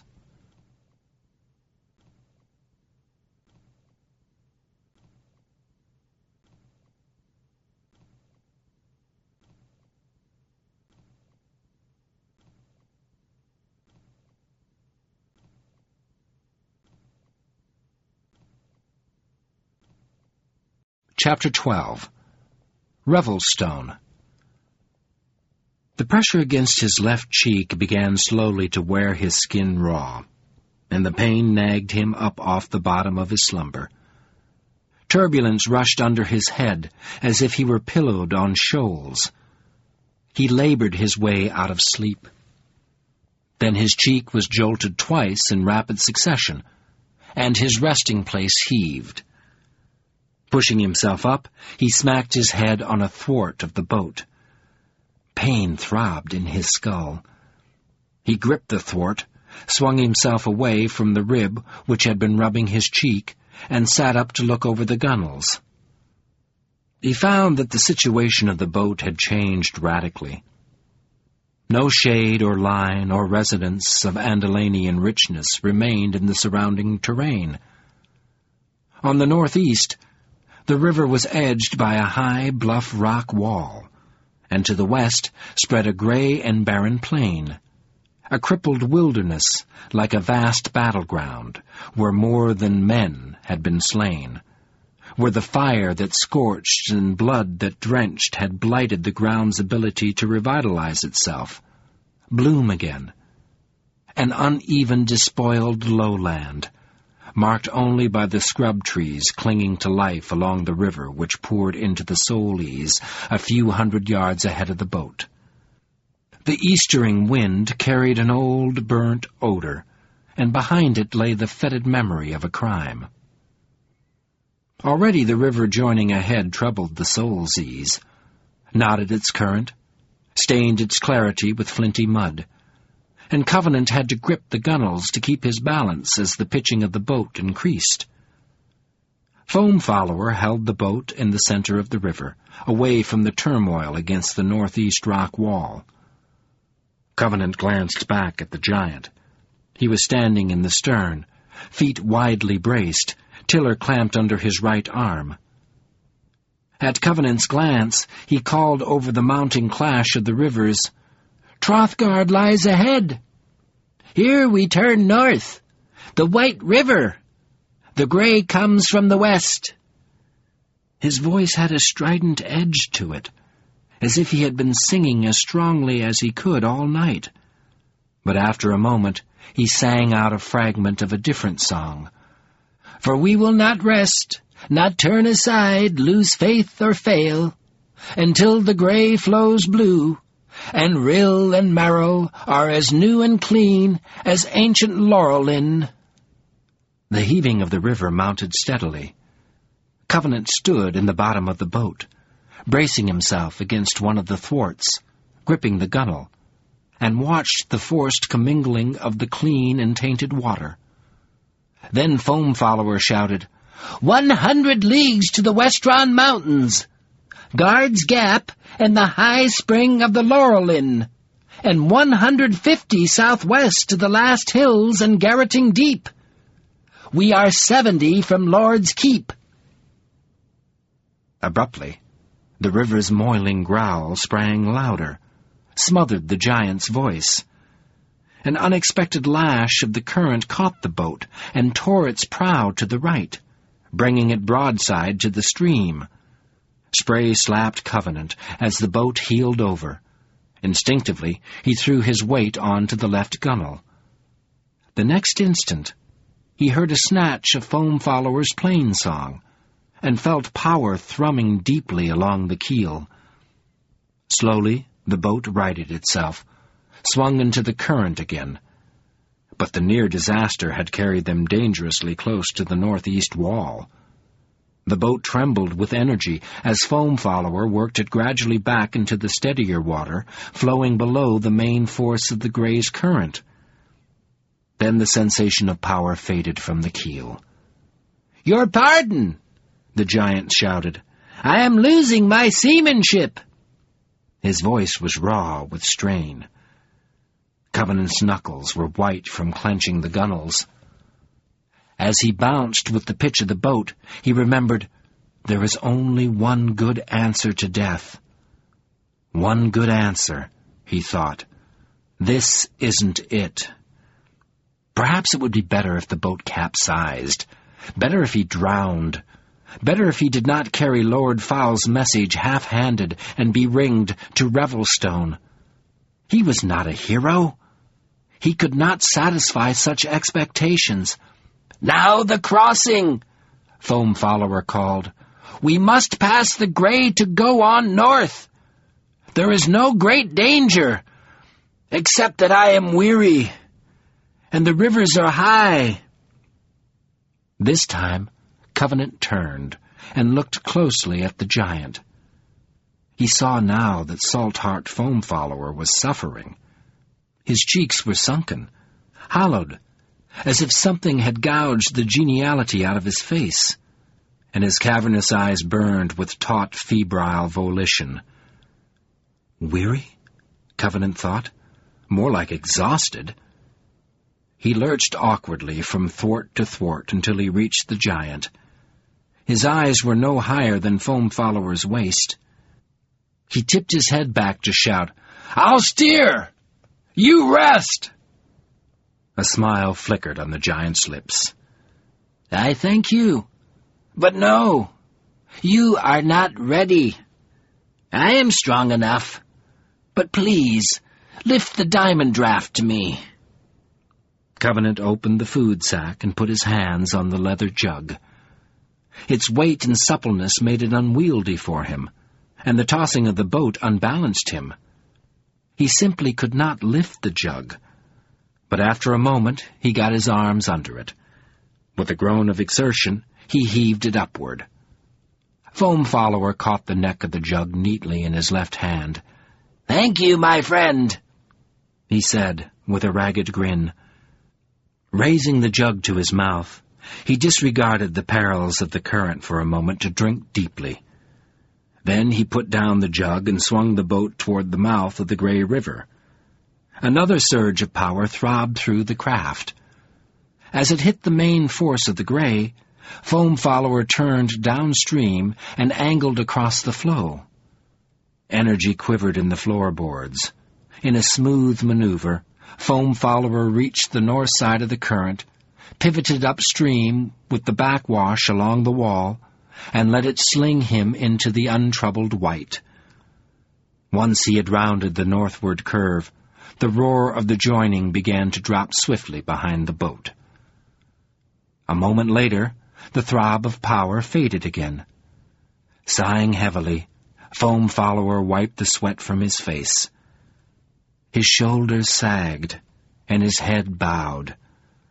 With labored slowness, he lowered the tiller, and at last dropped it into the stern of the boat.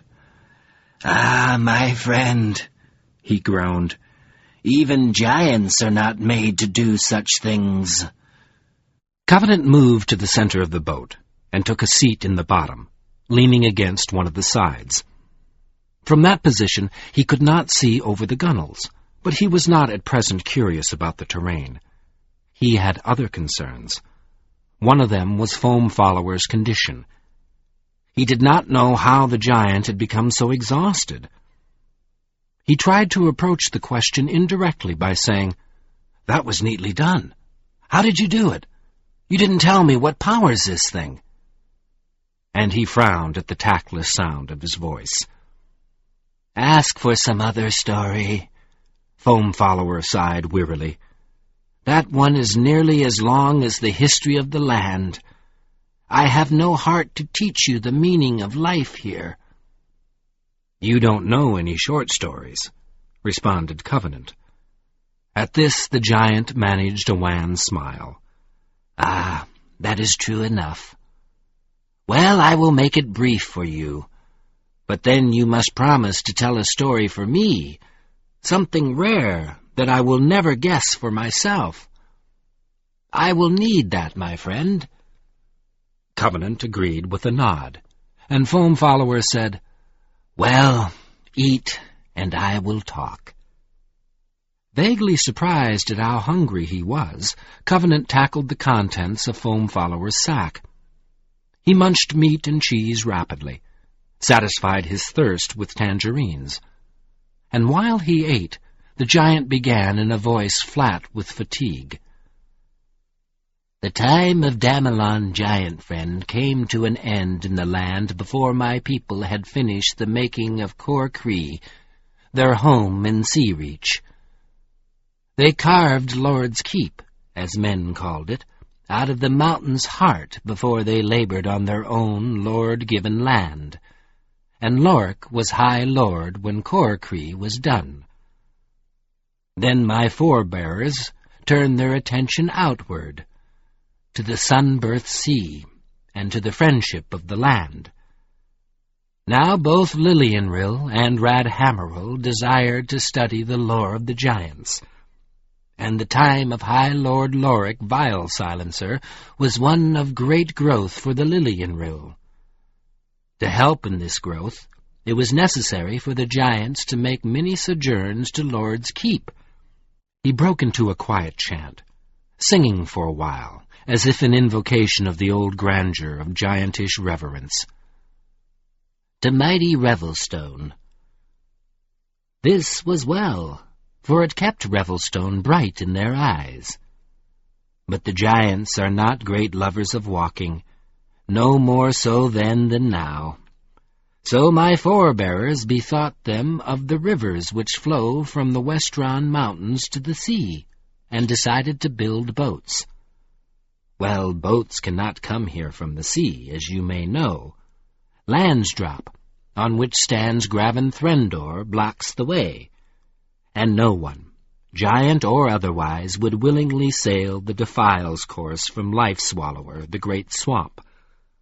So the giants built docks on the Soulseas, upriver from Graven Threndor, and the narrows called Treacher's Gorge. There they kept such boats as this.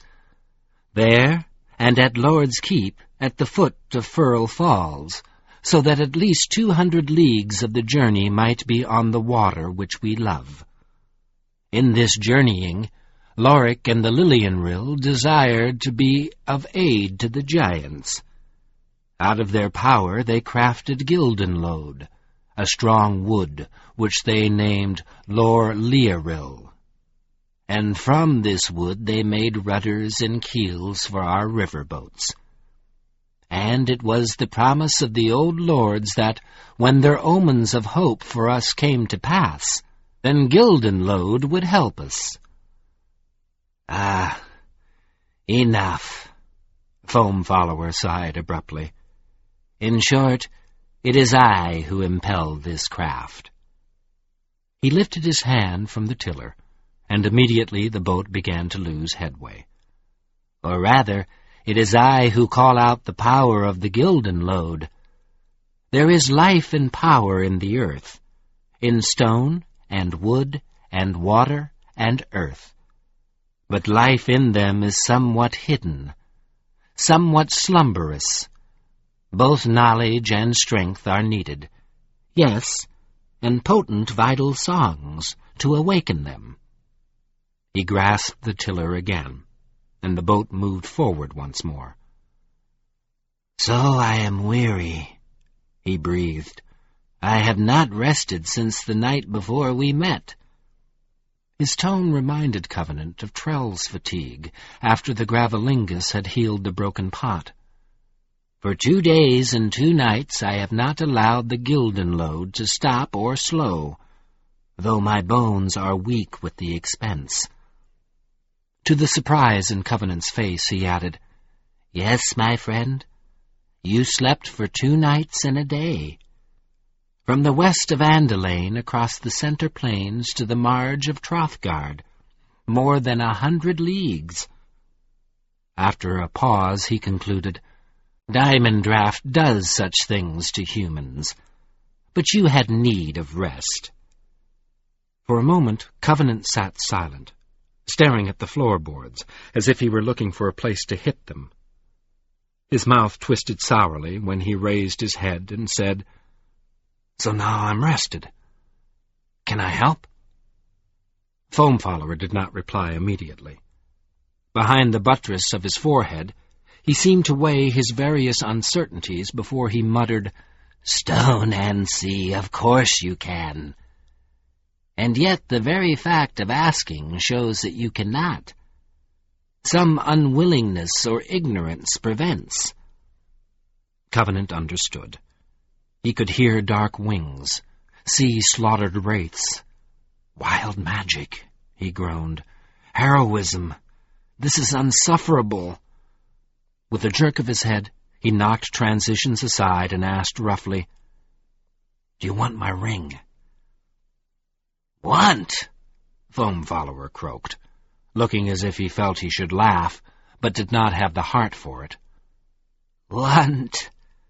His voice quavered painfully, as if he were confessing to some kind of aberration. "Do not use such a word, my friend. Wanting is natural, and may succeed or fail without wrong. Say covet, rather. To covet is to desire something which should not be given. Yes, I covet your unearth, wild magic, peace-ending white gold. There is wild magic graven in every rock, contained for white gold to unleash or control. I admit the desire, but do not tempt me. Power has a way of revenging itself upon its usurpers. I would not accept the ring if you offered it to me." "But you do know how to use it?"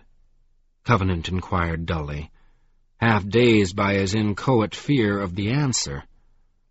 This time Foam Follower did laugh. His humor was emaciated, a mere wisp of its former self, but it was clean and gay. "Ah, bravely said, my friend.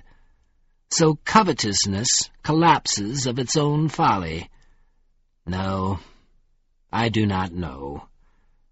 If the wild magic may not be called up by the simple decision of use, then I do not understand it at all. Giants do not have such lore. We have always acted for ourselves, though we gladly use such tools as Gildan load. Well, I am rewarded for unworthy thoughts. Your pardon, Thomas Covenant." Covenant nodded mutely, as if he had been given an unexpected reprieve. He did not want to know how wild magic worked. He did not want to believe in it in any way. Simply carrying it around was dangerous. He covered it with his right hand and gazed dumbly, helplessly at the giant. After a moment, Foam Follower's fatigue quenched his humor. His eyes dimmed, and his respiration sighed wearily between his slack lips. He sagged on the tiller, as if laughing had cost him vital energy. "Now, my friend," he breathed, "my courage is nearly spent. I need your story. Story? Covenant thought. I don't have any stories. I burned them. He had burned them, both his new novel and his bestseller. They had been so complacent, so abjectly blind to the perils of leprosy, which lurked secretive and unpredictable behind every physical or moral existence, and so unaware of their own sightlessness. They were carrion, like himself fit only for flames. What story could he tell now? But he had to keep moving, act, survive. Surely he had known that before he had become the victim of dreams. Had he not learned it at the leprosarium, in putrefaction and vomit? Yes, survive! And yet this dream expected power of him, expected him to put an end to slaughter. Images flashed through him like splinters of vertigo, mirror shards. Joan, police car, drools, laval eyes. He reeled as if he were falling. To conceal his sudden distress, he moved away from Foam Follower, went to sit in the prow facing north. "The story," he said thickly. In fact, he did know one story in all its grim and motley disguises. He sorted quickly, vividly, until he found one which suited the other things he needed to articulate. "I'll tell you a story. A true story." He gripped the gunwales, fought down his dizziness. "It's a story about culture shock." "Do you know what culture shock is?" Foam Follower did not reply. "Never mind. I'll tell you about it. Culture shock is what happens when you take a man out of his own world and put him down in a place where the assumptions, the standards of being a person, are so different that he can't possibly understand them. He isn't built that way. If he's facile, he can pretend to be someone else until he gets back to his own world. Or he can just collapse and let himself be rebuilt. However, there's no other way. I'll give you an example. While I was at the leprosarium, the doctors talked about a man, a leper like me, outcast. He was a classic case. He came from another country, where leprosy is a lot more common. He must have picked up the bacillus there as a child, and years later, when he had a wife and 3 kids of his own and was living in another country, he suddenly lost the nerves in his toes and started to go blind. Well, if he'd have stayed in his own country, he would have been... The disease is common. It would have been recognized early. As soon as it was recognized, he and his wife and his kids and everything he owned and his house and his animals and his close relatives, they would have all been declared unclean. His property and house and animals would have been burnt to the ground, and he and his wife and his kids and his close relatives would have been sent away to live in the most abject poverty in a village with other people who had the same disease. He would have spent the rest of his life there, without treatment, without hope, while hideous deformity gnawed his arms and legs and face, until he and his wife and his kids and his close relatives all died of gangrene. Do you think that's cruel? Let me tell you what did happen to the man. As soon as he recognized his disease, he went to his doctor. His doctor sent him to the leprosarium, alone, without his family, where the spread of the disease was arrested. He was treated, given medicine and training, rehabilitated. Then he was sent home to live a normal life with his wife and kids. How nice. There was only one problem. He couldn't handle it. To start with, his neighbors gave him a hard time. Oh, at first they didn't know he was sick. They weren't familiar with leprosy, didn't recognize it. But the local newspaper printed a story on him so that everyone in town knew he was the leper. They shunned him, hated him, because they didn't know what to do about him. Then he began to have trouble keeping up his self-treatments. His home country didn't have medicine and lepers therapy. In his bones he believed that such things were magic, that once his disease was arrested he was cured, pardoned, given a stay of something worse than execution. But lo and behold, when he stops taking care of himself, the numbness starts to spread again. Then comes the clincher. Suddenly he finds that behind his back, while he wasn't even looking, much less alert, he has been cut off from his family. They don't share his trouble. Far from it. They want to get rid of him, go back to living the way they were before. So they pack him off to the leprosarium again. But after getting on the plane, they didn't have planes in his home country either. He goes into the bathroom, as if he had been disinherited without anyone ever telling him why, and slits his wrists. He gaped wide-eyed at his own narration.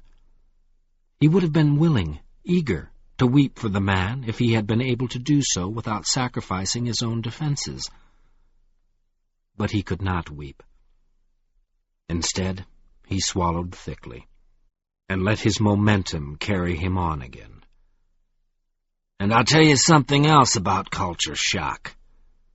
Every world has its own ways of committing suicide, and it is a lot easier to kill yourself using methods that you are not accustomed to. I would never try to slit my wrists. I've read too much about it, talked about it too much. It's too vivid. I would throw up. But I could go to that man's world and sip belladonna tea without nausea, because I don't know enough about it.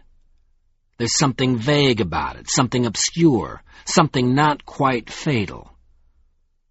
So the poor man in the bathroom sat there for over an hour, just letting his lifeblood run into the sink.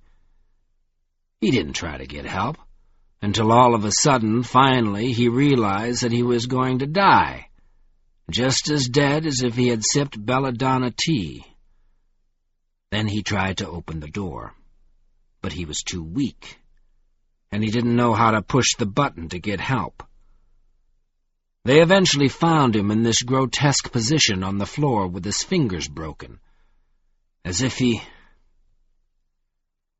had tried to crawl under the door. He could not go on. Grief choked him into silence, and he sat still for a time, while water lamented dimly past the prow. He felt sick, desperate for survival. He could not submit to these seductions. Then Foam Follower's voice reached him.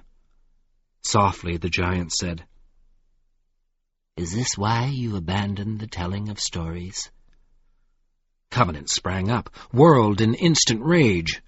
"This land of yours is trying to kill me," he spat fiercely. You're pressuring me into suicide. White gold, barrack, wraiths. You're doing things to me that I can't handle. I'm not that kind of person. I don't live in that kind of world. All these seductions. Hell and blood. I'm a leper. Don't you understand that?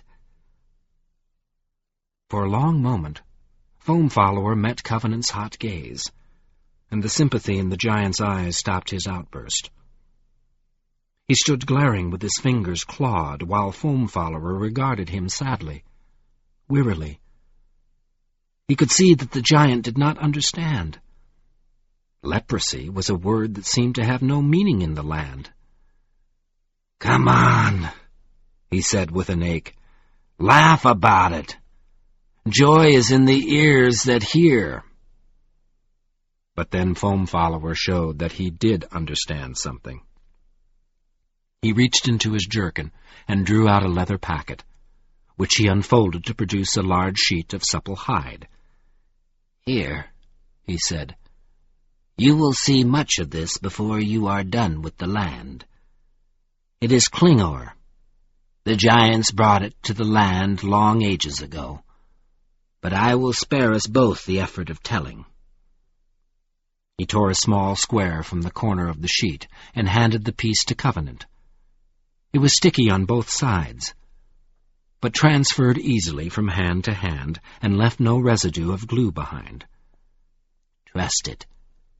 Place your ring upon that piece and hide it under your raiment. No one will know that you bear a talisman of wild magic." Covenant grasped at the idea. Tugging his ring from his finger, he placed it on the square of Klingor. It stuck firmly. He could not shake the ring loose, but he could peel the Klingor away without difficulty. Nodding sharply to himself, he placed his ring on the leather, then opened his shirt and pressed the Klingor to the center of his chest. It held there, gave him no discomfort. Rapidly, as if to seize an opportunity before it passed, he rebuttoned his shirt. To his surprise, he seemed to feel the weight of the ring on his heart, but he resolved to ignore it. Carefully, Foam Follower refolded the Klingor, replaced it within his jerkin. Then he studied Covenant again briefly. Covenant tried to smile in response, express his gratitude, but his face seemed only capable of snarls. At last he turned away, reseated himself in the prow to watch the boat's progress and absorb what Foam Follower had done for him. After musing for a time, he remembered Atiaran's stone knife. It made possible a self-discipline that he sorely needed. He leaned over the side of the boat to wet his face, then took up the knife and painstakingly shaved his whiskers. The beard was 8 days old, but the keen, slick blade slid smoothly over his cheeks and down his neck, and he did a passable job of shaving without cutting himself. But he was out of practice, no longer accustomed to the risk. The prospect of blood made his heart tremble. Then he began to see how urgently he needed to return to his real world, needed to recover himself before he altogether lost his ability to survive as a leper. Later that day came rain, a light drizzle which spattered the surface of the river, whirling the sky mirror into myriad pieces. The drops brushed his face like spray, seeped slowly into his clothes, until he was as soaked and uncomfortable as if he had been drenched. But he endured it in a gray, dull reverie, thinking about what he gained and lost by hiding his ring. At last, the day ended. Darkness dripped into the air as if the rain were simply becoming blacker, and in the twilight Covenant and Foam Follower ate their supper glumly. The giant was almost too weak to feed himself, but with Covenant's help he managed a decent meal, drank a great quantity of diamond draught. Then they returned to their respective silences. Covenant was glad for the dusk. It spared him sight of Foam Follower's exhaustion. Unwilling to lie down on the damp floorboards, he huddled cold and wet against the side of the boat and tried to relax, sleep. After a time, Foam Follower began to chant faintly, "Stone and sea are deep in life, two unalterable symbols of the world, permanence at rest and permanence in motion, participants in the power that remains."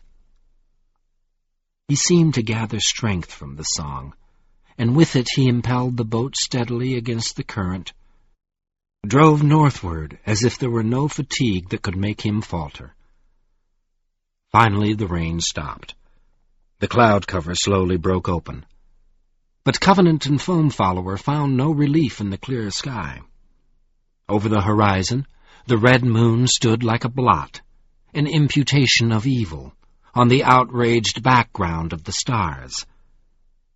It turned the surrounding terrain into a dank bloodscape, full of crimson and evanescent forms like uncomprehended murders.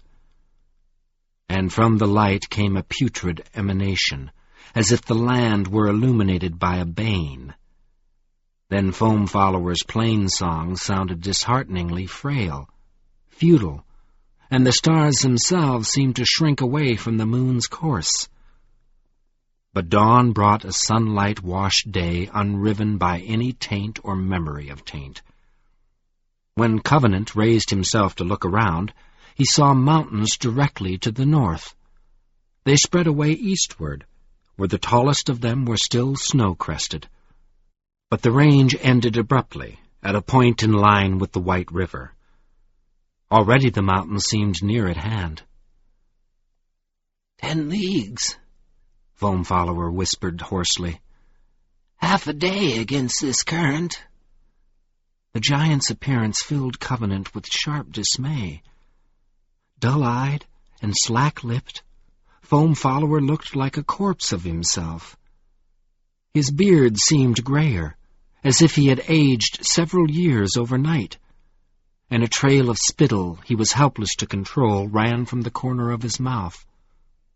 The pulse in his temples limped raggedly, but his grip on the tiller was as hard as a gnarled knot of wood, and the boat plowed stiffly up the briskaning river. Covenant moved to the stern to be of help. He wiped the giant's lips, then held up the jug of diamond draught so that Foam Follower could drink. The fragments of a smile cracked the giant's lips, and he breathed, "Stone and sea, it is no easy thing to be your friend. Tell your next ferryman to take you downstream. Destinations are for stronger souls than mine."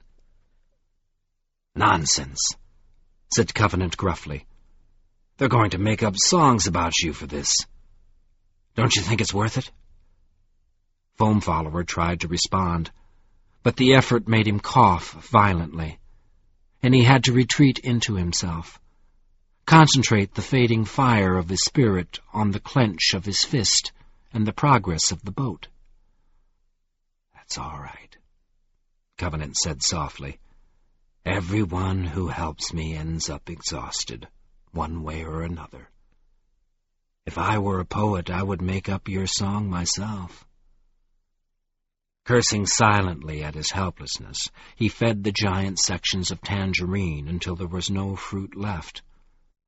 As he looked at Foam Follower, the tall being shriven of everything except the power to endure, self-divested, for reasons Covenant could not comprehend, of every quality of humor or even dignity, as if they were mere appurtenances, he felt irrationally in debt to Foam Follower, as if he had been sold, behind his back and with blithe unregard for his consent, into the usury of his only friend.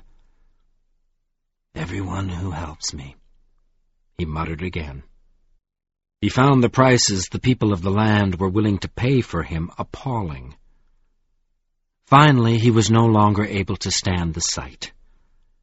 He returned to the bow, where he stared at the looming mountains with deserted eyes and grumbled, "I didn't ask for this." "Do I hate myself so much?" he demanded. But his only answer was the rattle of Foam Follower's breathing. Half the morning passed that way, measured in butchered hunks out of the impenetrable circumstance of time by the rasp of Foam Follower's respiration. Around the boat the terrain stiffened, as if preparing itself for a leap into the sky. The hills grew higher and more ragged, gradually leaving behind the heather and banyan trees of the plains for a stiffer scrub grass and a few scattered cedars. And ahead the mountains stood taller beyond the hills with every curve of the river. Now Covenant could see that the east end of the range dropped steeply to a plateau like a stair into the mountains, a plateau perhaps 2,000 or 3,000 feet high that ended in a straight cliff to the foothills. From the plateau came a waterfall, and some effect of the light on the rock made the cascade gleam pale blue as it tumbled. "Furl Falls," Covenant said to himself.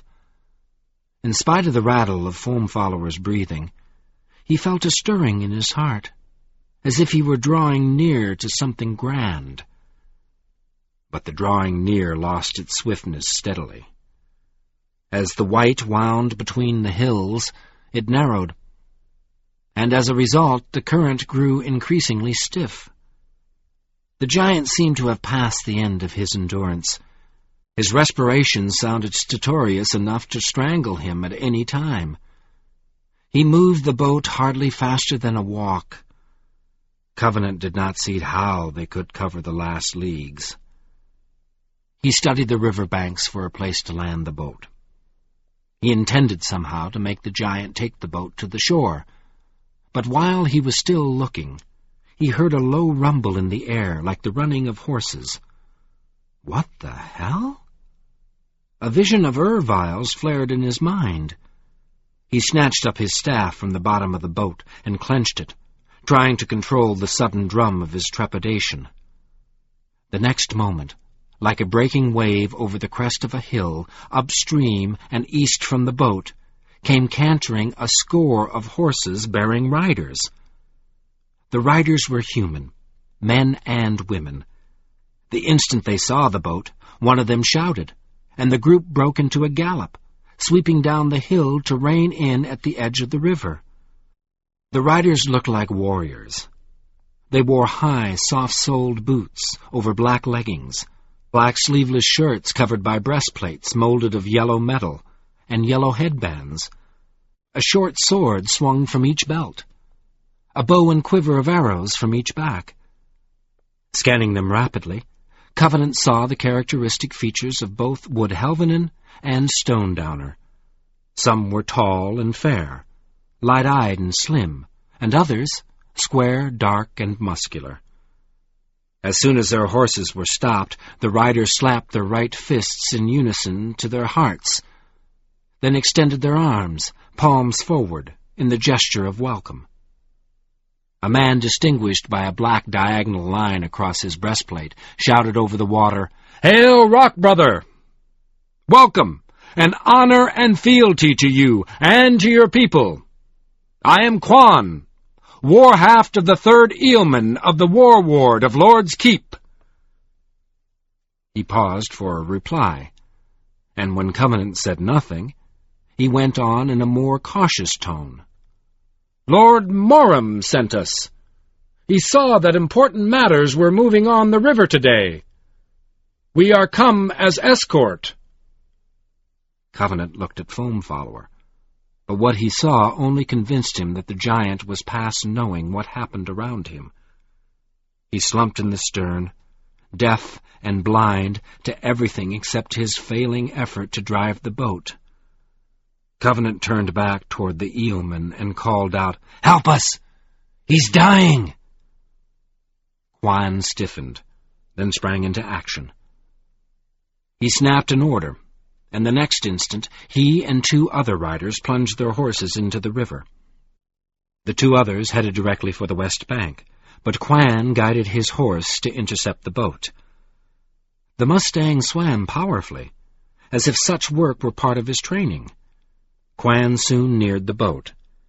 At the last moment, he stood up on his mount's back and vaulted easily over the gunwales. On command, his horse started back toward the east bank. Momentarily, Quan measured Covenant with his eyes, and Covenant saw in his black, thick hair, broad shoulders, and transparent face that he was a Stonedowner. Then the war-haft moved toward Foam Follower. He gripped the giant's shoulders and shook them, barking words which Covenant could not understand. At first, Foam Follower did not respond. He sat sightless, transfixed, with his hand clamped like a death grip onto the tiller. But slowly Quan's voice seemed to penetrate him. The cords of his neck trembled as he lifted his head, tortuously brought his eyes into focus on Quan. Then, with a groan that seemed to spring from the very marrow of his bones, he released the tiller and fell over sideways. The craft immediately lost headway, began drifting back downriver. But by this time, the two other riders were already on the west bank. Quan stepped past Covenant into the bow of the boat, and when he was in position, one of the two riders threw the end of a long line to him. He caught it neatly and looped it over the prow. It stuck there where he put it. It was not rope, but cling-oar. At once he turned toward the east bank. Another line reached him, and he attached it also to the prow. The lines pulled taut. The boat stopped drifting. Then Quan waved his arm, and the riders began moving along the banks, pulling the boat upstream. As soon as he understood what was being done, Covenant turned back to Foam Follower. The giant lay where he had fallen, and his breathing was shallow, irregular. Covenant groped momentarily for some way to help, then lifted the leather jug and poured a quantity of diamond draught over Foam Follower's head. The liquid ran into his mouth. He sputtered at it, swallowed heavily. Then he took a deep, rattling breath, and his eyes slitted open. Covenant held the jug to his lips, and after drinking from it, he stretched out flat in the bottom of the boat. At once he fell into a deep sleep. In relief, Covenant murmured over him, "Now that's a fine way to end a song." And then he went to sleep. What good is being a hero if you don't stay awake until you get congratulated?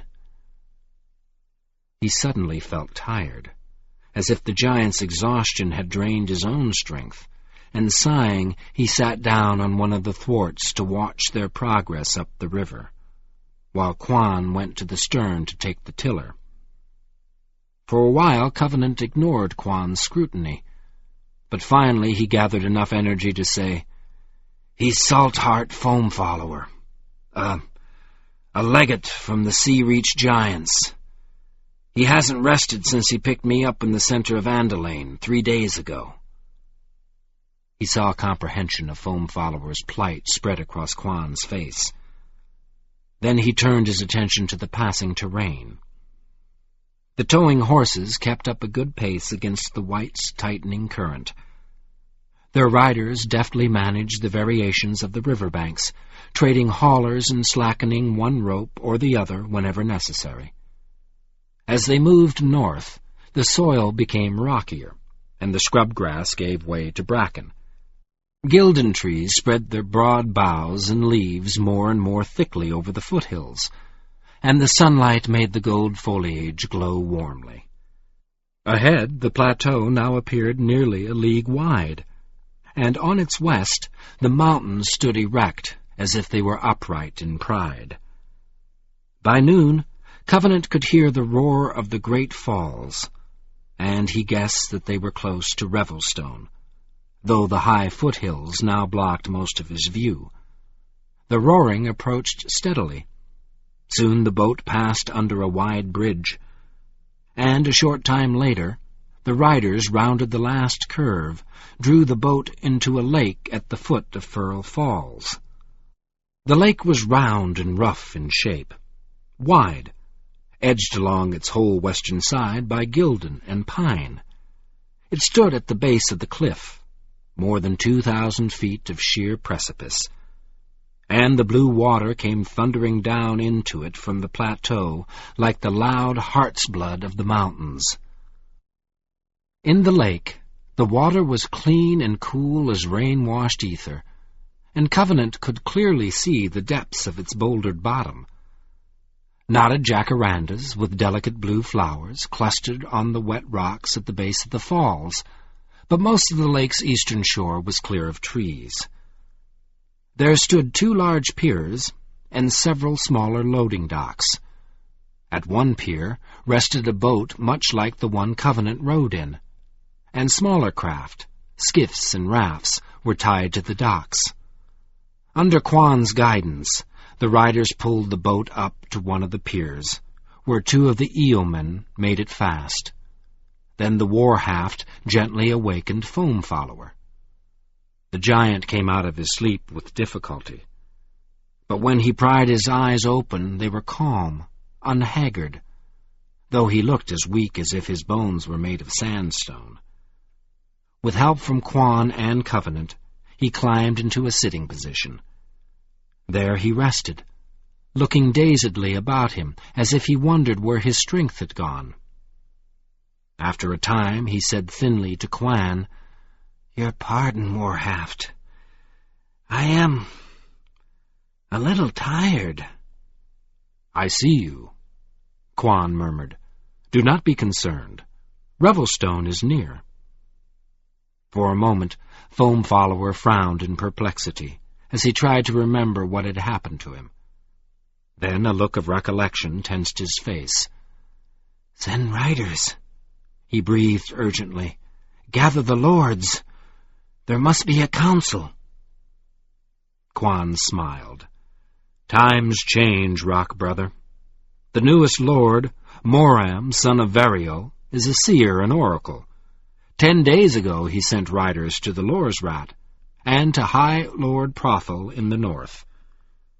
All will be at the keep tonight." "That is well," the giant sighed. "These are shadowed times. Terrible purposes are abroad." "So we have seen," responded Quan grimly.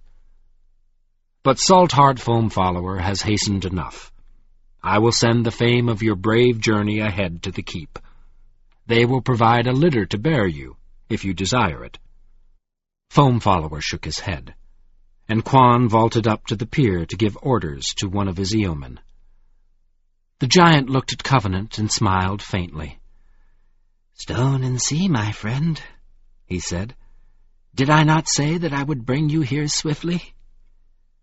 The smile touched Covenant's heart like a clasp of affection.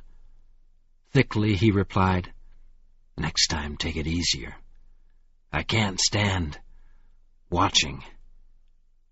"Do you always keep promises? This way?" "Your messages are urgent. How could I do otherwise?" From his leper's perspective, Covenant countered, "Nothing's that urgent." "What good does anything do you if you kill yourself in the process?" For a moment, Foam Follower did not respond. He braced a heavy hand on Covenant's shoulder and heaved himself, tottering, to his feet. Then he said, as if he were answering Covenant's question, "Come, we must see Revelstone." Willing hands helped him on to the pier, and shortly he was standing on the shore of the lake. Despite the toll of his exertion, he dwarfed even the men and women on horseback, and as Covenant joined him, he introduced his passenger with a gesture like an according of dominion. "Yeomen of the War Ward, this is my friend Thomas Covenant, Unbeliever and message-bearer to the Council of Lords. He partakes of many strange knowledges, but he does not know the land. Ward him well, for the sake of friendship, and for the semblance which he bears of Beric Heartthew, Earth-friend, and Lord Fatherer." In response, Quan gave Covenant the salute of welcome.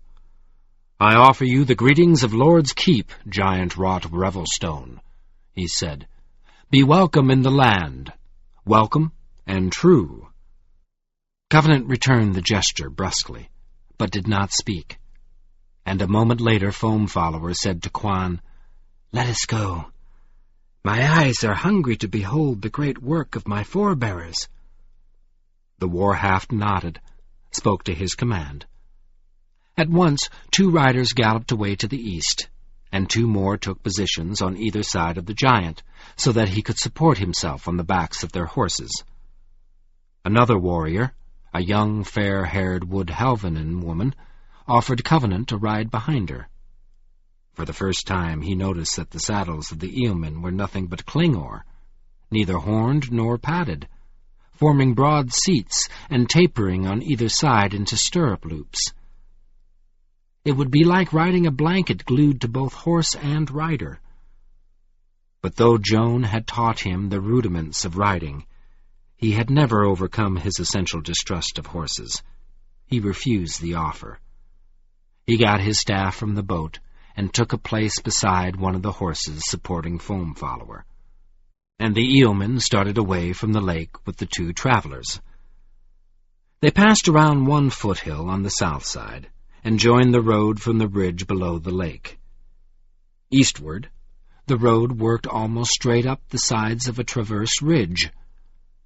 The steepness of the climb made Foam Follower stumble several times, and he was barely strong enough to catch himself on the horses. But when he had labored up the ridge, he stopped, lifted up his head, spread his arms wide, and began to laugh. "There, my friend! Does that not answer you?" His voice was weak, but gay with refreshed joy. Ahead, over a few lower hills, was Lord's Keep. The sight caught Covenant by surprise, almost took his breath away. Revelstone was a masterwork. It stood in granite permanence like an enactment of eternity, a timeless achievement formed of mere lasting rock by some pure, supreme, giantish participation in skill. Covenant agreed that Revelstone was too short a name for it. The eastern end of the plateau was furnished by a broad shaft of rock, half as high as the plateau, and separate from it, except at the base. The first several hundred feet. This shaft had been hollowed into a tower which guarded the sole entrance to the keep, and circles of windows rose up past the abutments to the fortified crown. But most of Lord's Keep was carved into the mountain gut rock under the plateau. A surprising distance from the tower, the entire cliff face had been worked by the old giants, sheared and crafted into a vertical outer wall for the city, which, Covenant later learned, filled this whole wedge-shaped promontory of the plateau.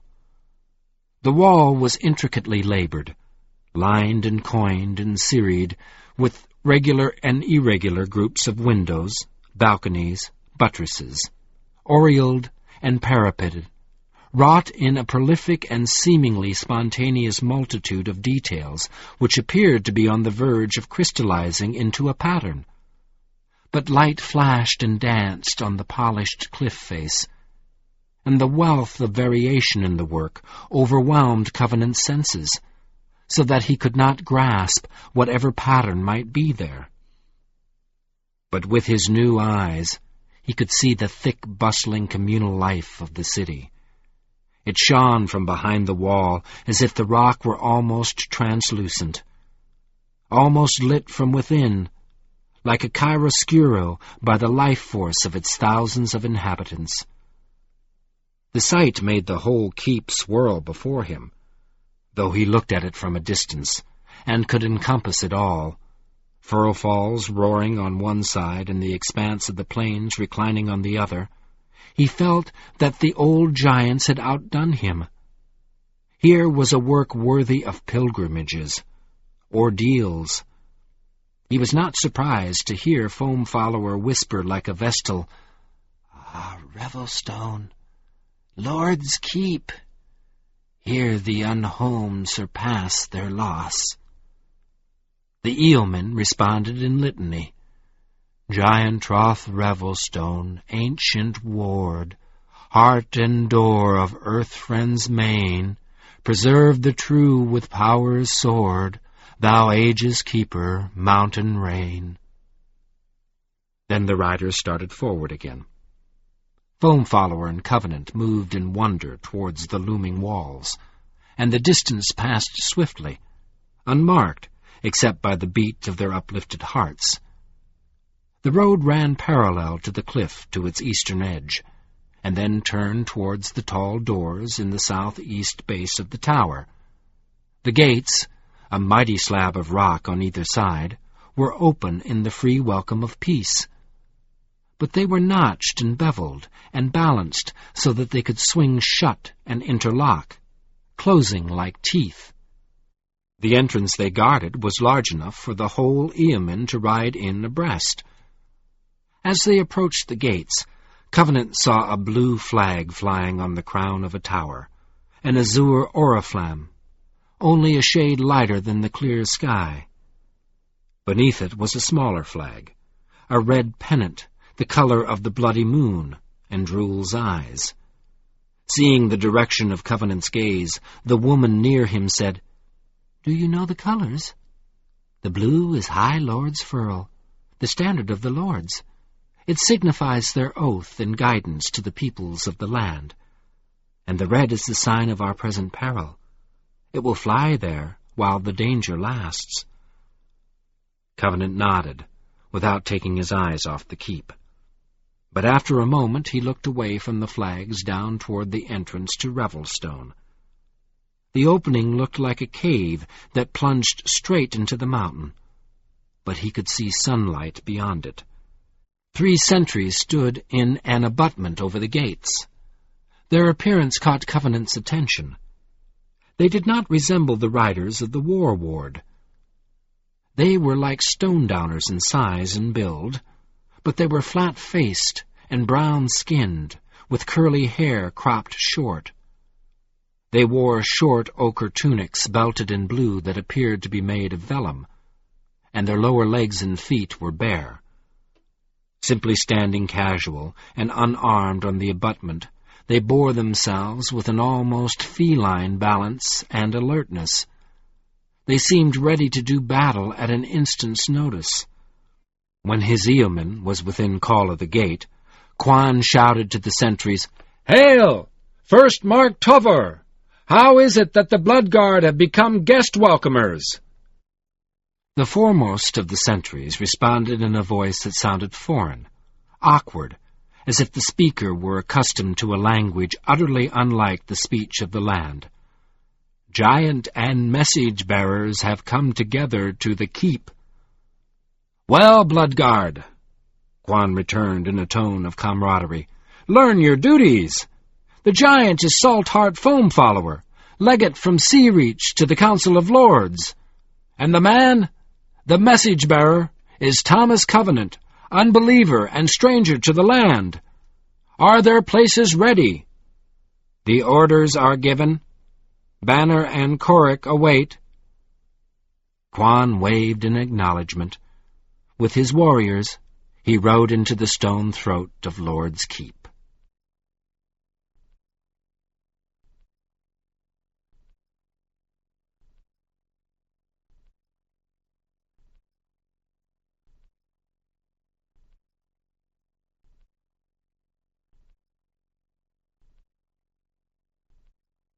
Chapter 13.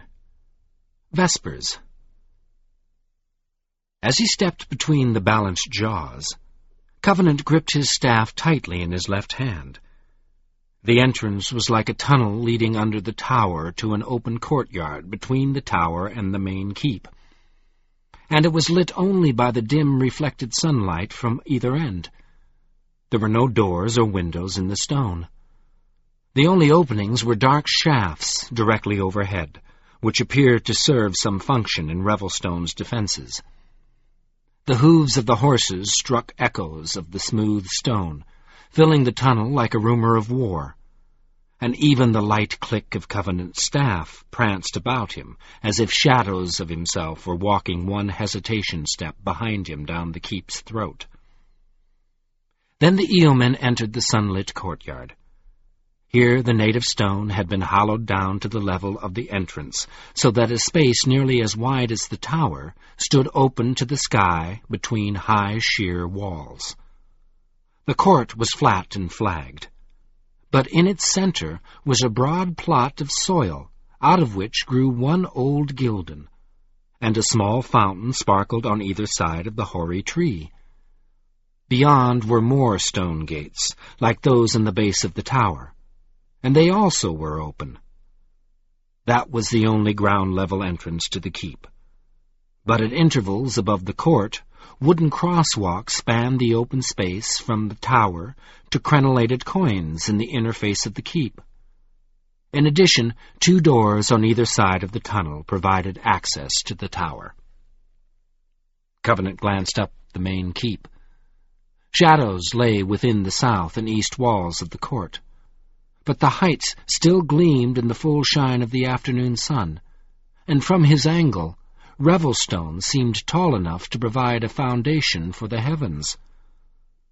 For a moment, as he gazed, his awe made him wish that he were, like Foam Follower, an inheritor of Lord's Keep, that he could in some way claim its grandeur for himself. He wanted to belong here, but as Revelstone's initial impact on him passed, he began to resist the desire. It was just another seduction, and he had already lost too much of his fragile necessary independence. He shut down his awe with a hard frown, pressed his hand against his ring. The fact that it was hidden steadied him. There lay the only hope he could imagine, the only solution to his paradoxical dilemma. As long as he kept his ring secret, he could deliver his message to the lords, satisfy his exigent need to keep moving, and still avoid dangerous expectations, demands of power that he could not meet. Foam Follower, and Aetiaran too, perhaps involuntarily, had given him a certain freedom of choice. Now he might be able to preserve himself, if he could avoid further seductions, and if the giant did not reveal his secret. "Foam Follower," he began, then stopped. 2 men approaching him, and the giant, from the main keep. They resembled the sentries. Their flat, unreadable faces showed no signs of youth or age, as if their relationship with time was somehow ambivalent. And they conveyed such an impression of solidarity to Covenant's eyes that he was distracted from the giant. They moved evenly across the courtyard, as if they were personified rock. One of them greeted Foam Follower. The other strode toward Covenant. When he reached Covenant, he bowed fractionally and said, "I am Banner of the Blood Guard. You are in my charge. I will guide you to the place prepared." His voice was awkward, as if his tongue could not relax in the language of the land. And through his tone, Covenant heard a stiffness that sounded like distrust. It and the Blood Guard's hard, imposing aura made him abruptly uneasy. He looked toward Foam Follower, saw him give the other Blood Guard a salute full of respect and old comradeship. "Hail, Coric," Foam Follower said. "To the Blood Guard I bring honor and fealty from the giants of Sea Reach. These are consequential times, and in them we are proud to name the Blood Guard among our friends." Flatly, Coric responded, "We are the Blood Guard. Your chambers have been made ready, so that you may rest. Come." Foam Follower smiled. "That is well. My friend, I am very weary." With Coric, he walked toward the gates. Covenant started after them, but Banner barred his way with one strong arm. "You will accompany me?" the Blood Guard said without inflection. "Foam Follower!" Covenant called uncertainly. "Foam Follower, wait for me!"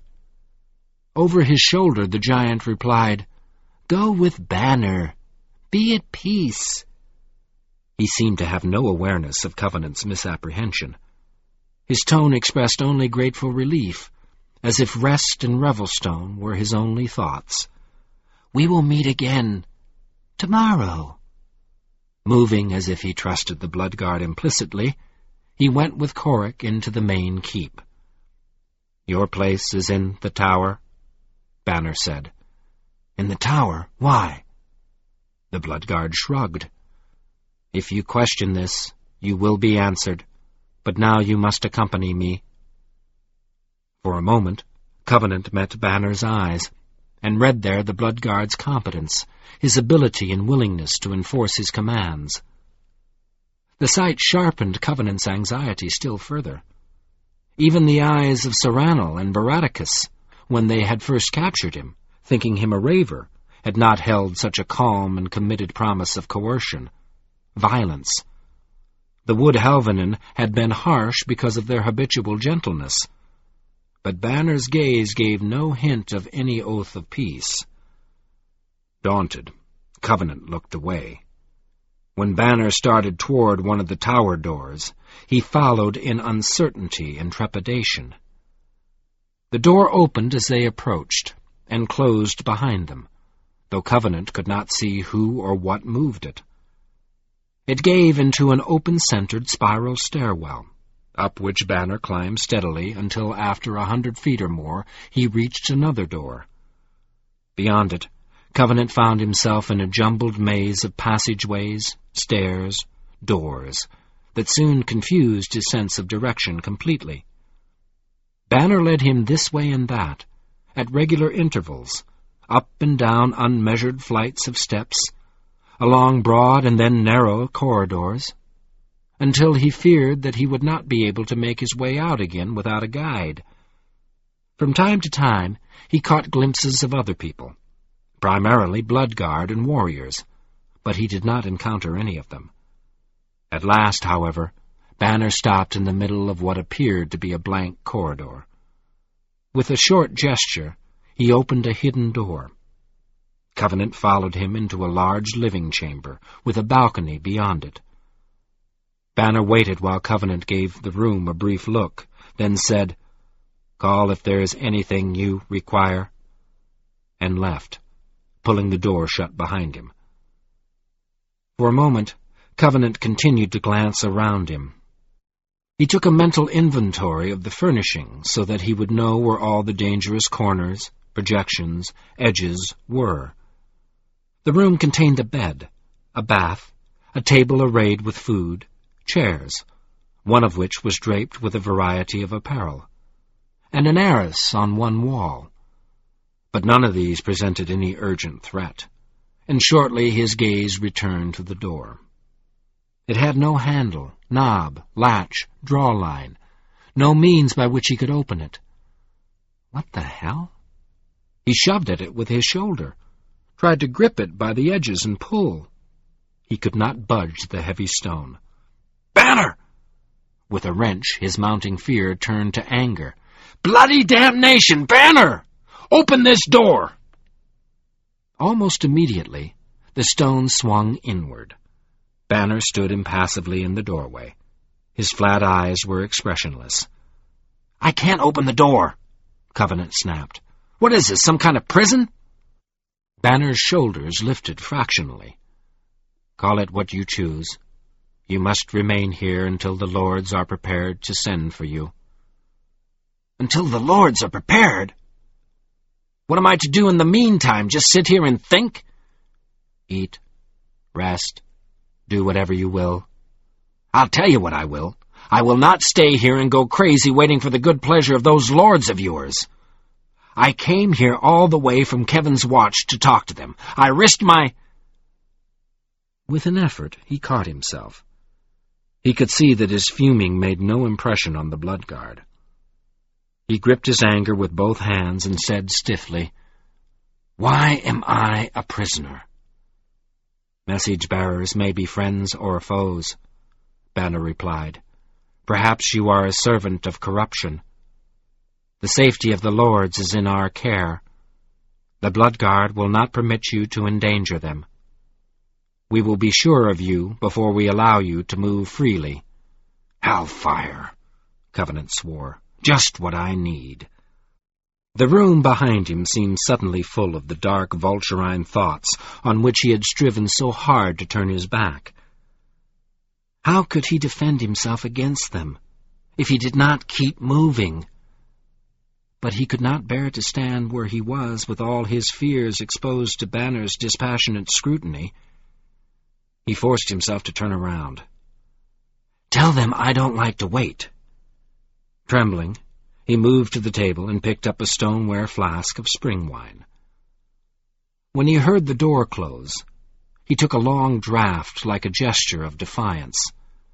Then, with his teeth clenched on the fine, beery flavor of the spring wine, he looked around the room again, glared about him as if he were daring dark specters to come out of hiding and attack. This time the arras caught his attention. It was a thick, vari-colored weaving, dominated by stark reds and sky blues. And after a moment's incomprehension, he realized that it depicted the legend of Beric Halfhand. Prominent in the center stood the figure of Beric in a stylized stance, which combined striving and beatitude, and around this foreground were worked scenes encapsulating the Lord Fatherer's history.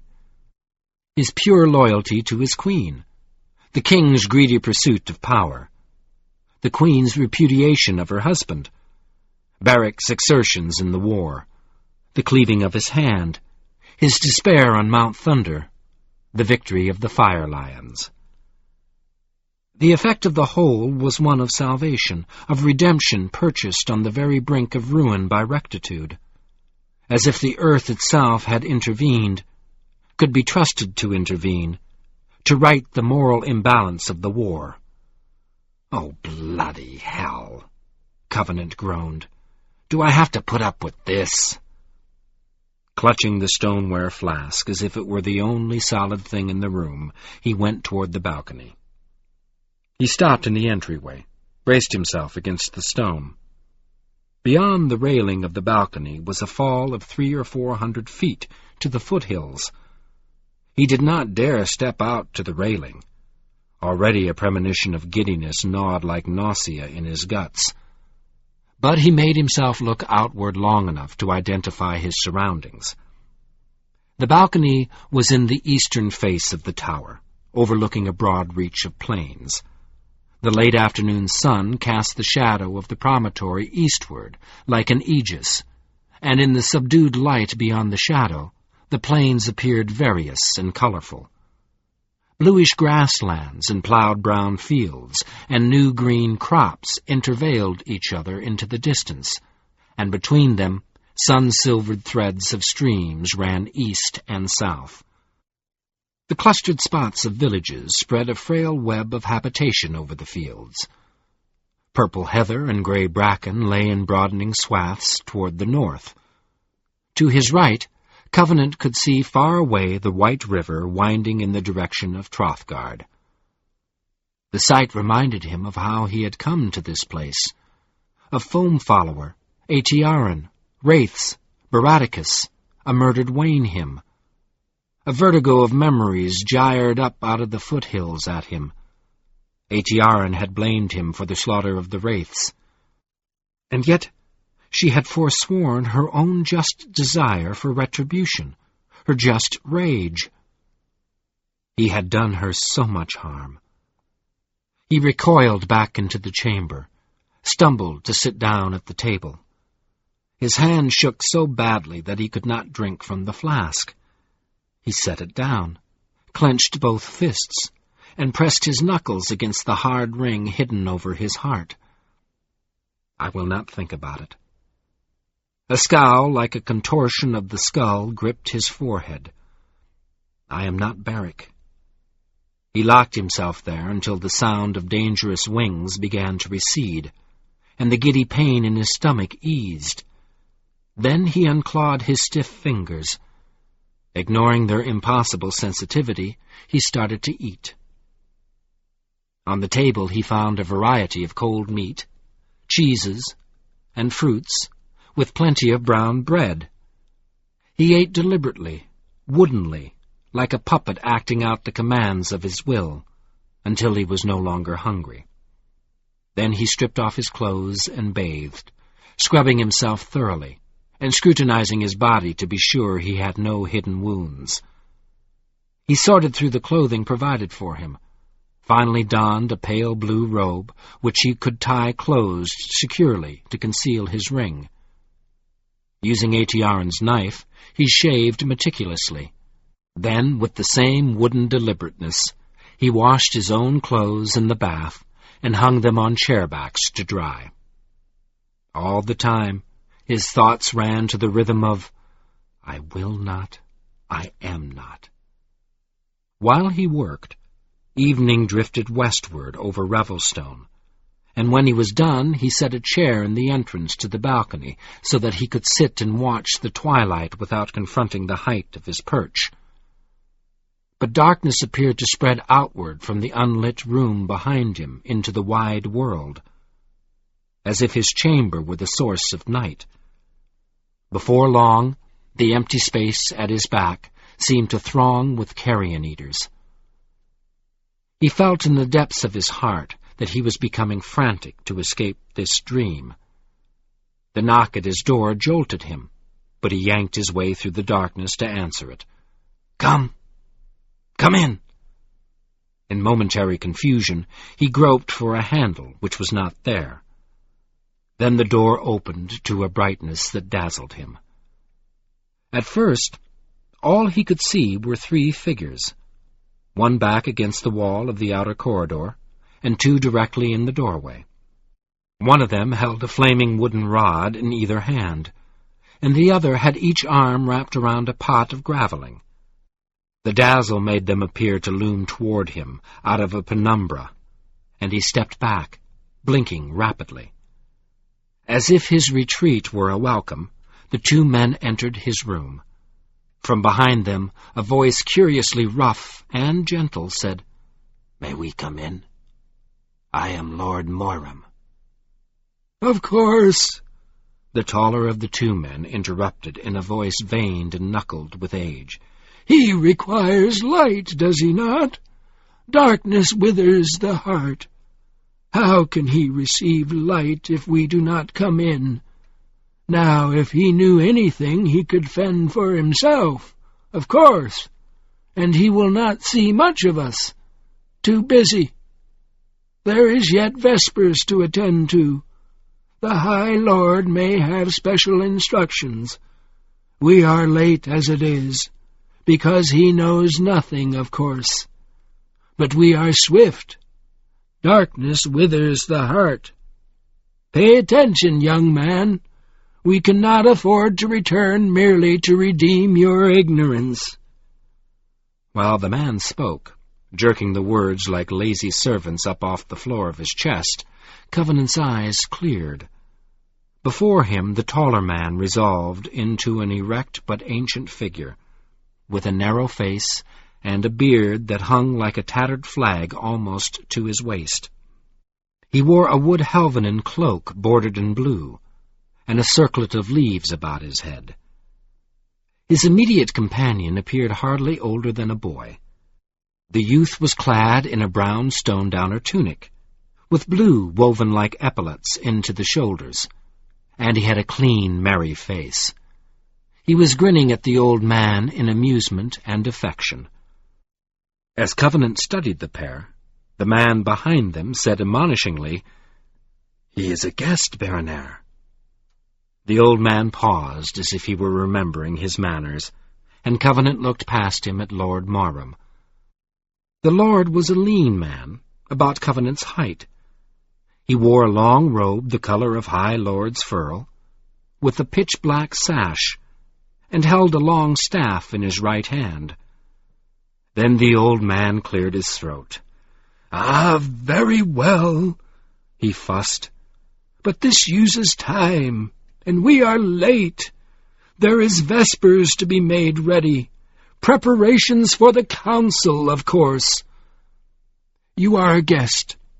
Be welcome.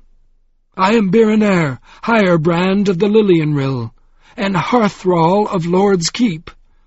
This grinning whelp is Torm, Gravalingus of the Radhammerel, and likewise Hearthrall of Lord's Keep. Now hearken. Attend." In high dignity, he moved toward the bed. Above it, in the wall, was a torch socket. Baronair said, "These are made for ignorant young men like yourself," and set the burning end of one rod in the socket. The flame died, but when he removed the rod, its fire returned almost at once. He placed the unlit end in the socket, then moved across the chamber to fix his other rod in the opposite wall.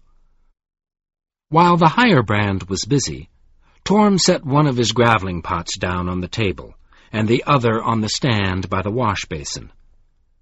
"Cover them when you wish to sleep," he said in a light voice. When he was done, Berenier said, "Darkness withers the heart. Beware of it, guest." "But courtesy is like a drink at a mountain stream," murmured Torm, grinning, as if at a secret joke. "It is so." Berenier turned and left the room. Torm paused to wink at Covenant and whisper, "He is not as hard a taskmaster as you might think." Then he too was gone, leaving Covenant alone with Lord Morum. Morum closed the door behind him, and Covenant got his first good look at one of the lords. Morum had a crooked, humane mouth, and a fond smile for the hearth-thralls lingered on his lips. But the effect of the smile was counterbalanced by his eyes. They were dangerous eyes. Gray-blue irises flecked with gold, that seemed to pierce through subterfuge to the secret marrow of premeditation in what they beheld. Eyes that seemed themselves to conceal something potent and unknown, as if Morum were capable of surprising fate itself if he were driven to his last throw. And between his perilous eyes and kind mouth, the square blade of his nose mediated like a rudder, steering his thoughts. Then Covenant noticed Morum's staff. It was metal-shod, like the staff of law, which he had glimpsed in Drool's spatulate fingers. But it was innocent of the carving that articulated the staff. Morum held it in his left hand, while he gave Covenant the salute of welcome, with his right. Then he folded his arms on his chest, holding the staff in the crook of his elbow. His lips twisted through a combination of amusement, diffidence, and watchfulness as he spoke. "Let me begin anew. I am Lord Morum, son of Variel. Be welcome in Revelstone, Thomas Covenant, Unbeliever and message-bearer. Berenier is hearth-thrall and chief Lilienrill of Lord's Keep. But nevertheless there is time before Vespers. So I have come for several reasons. First, to bid you welcome. Second, to answer the questions of a stranger in the land. And last, to inquire after the purpose which brings you to the council. Pardon me if I seem formal. You are a stranger, and I know not how to honor you." Covenant wanted to respond, but he still felt confused by darkness. He needed time to clear his head. He blinked at the Lord for a moment, then said, to fill the silence, "That bloodguard of yours doesn't trust me." Morum smiled wryly.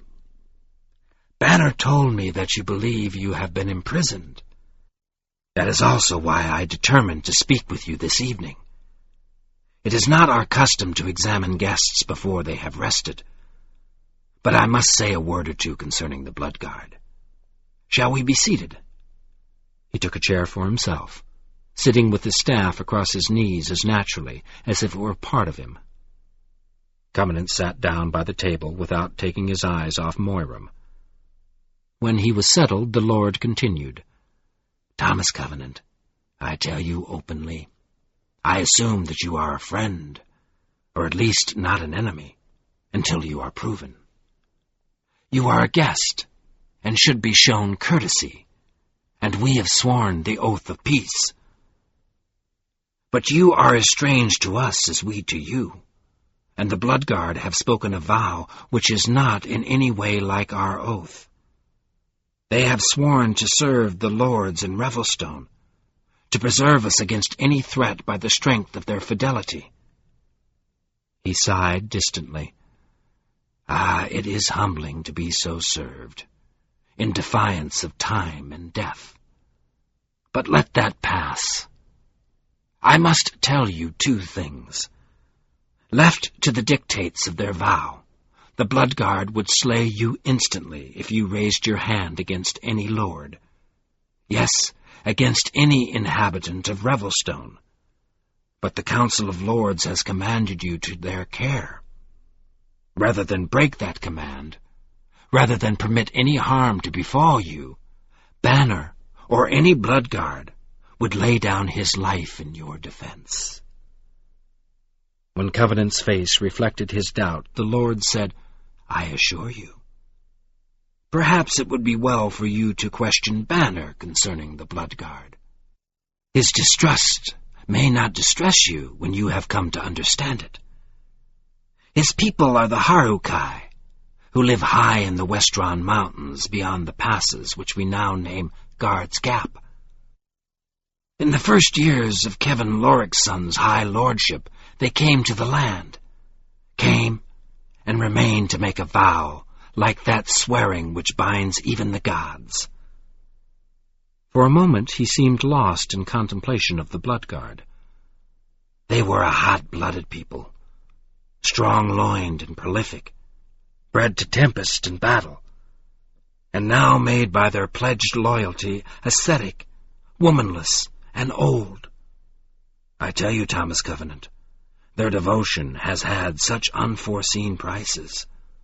Such one-mindedness does not come easily to them, and their only reward is the pride of unbroken pure service. And then to learn the bitterness of doubt. Morum sighed again, then smiled diffidently. Inquire of Banner. I am too young to tell the tale aright. Too young? Covenant wondered. How old are they? But he did not ask the question. He feared that the story Morum would tell would be as seductive as Foam Follower's tale of the unhomed. After a moment, he pulled the loose ends of his attention together and said, I've got to talk to the council. Morum's gaze met him squarely. The lords will meet tomorrow to hear both you and Saltheart Foam Follower. Do you wish to speak now? The lord's gold-flecked eyes seemed to flame with concentration. Unexpectedly he asked, Are you an enemy, Unbeliever? Covenant winced inwardly. He could feel Morum's scrutiny, as if its heat burned his mind, but he was determined to resist. Stiffly he countered, You're the seer and oracle. You tell me.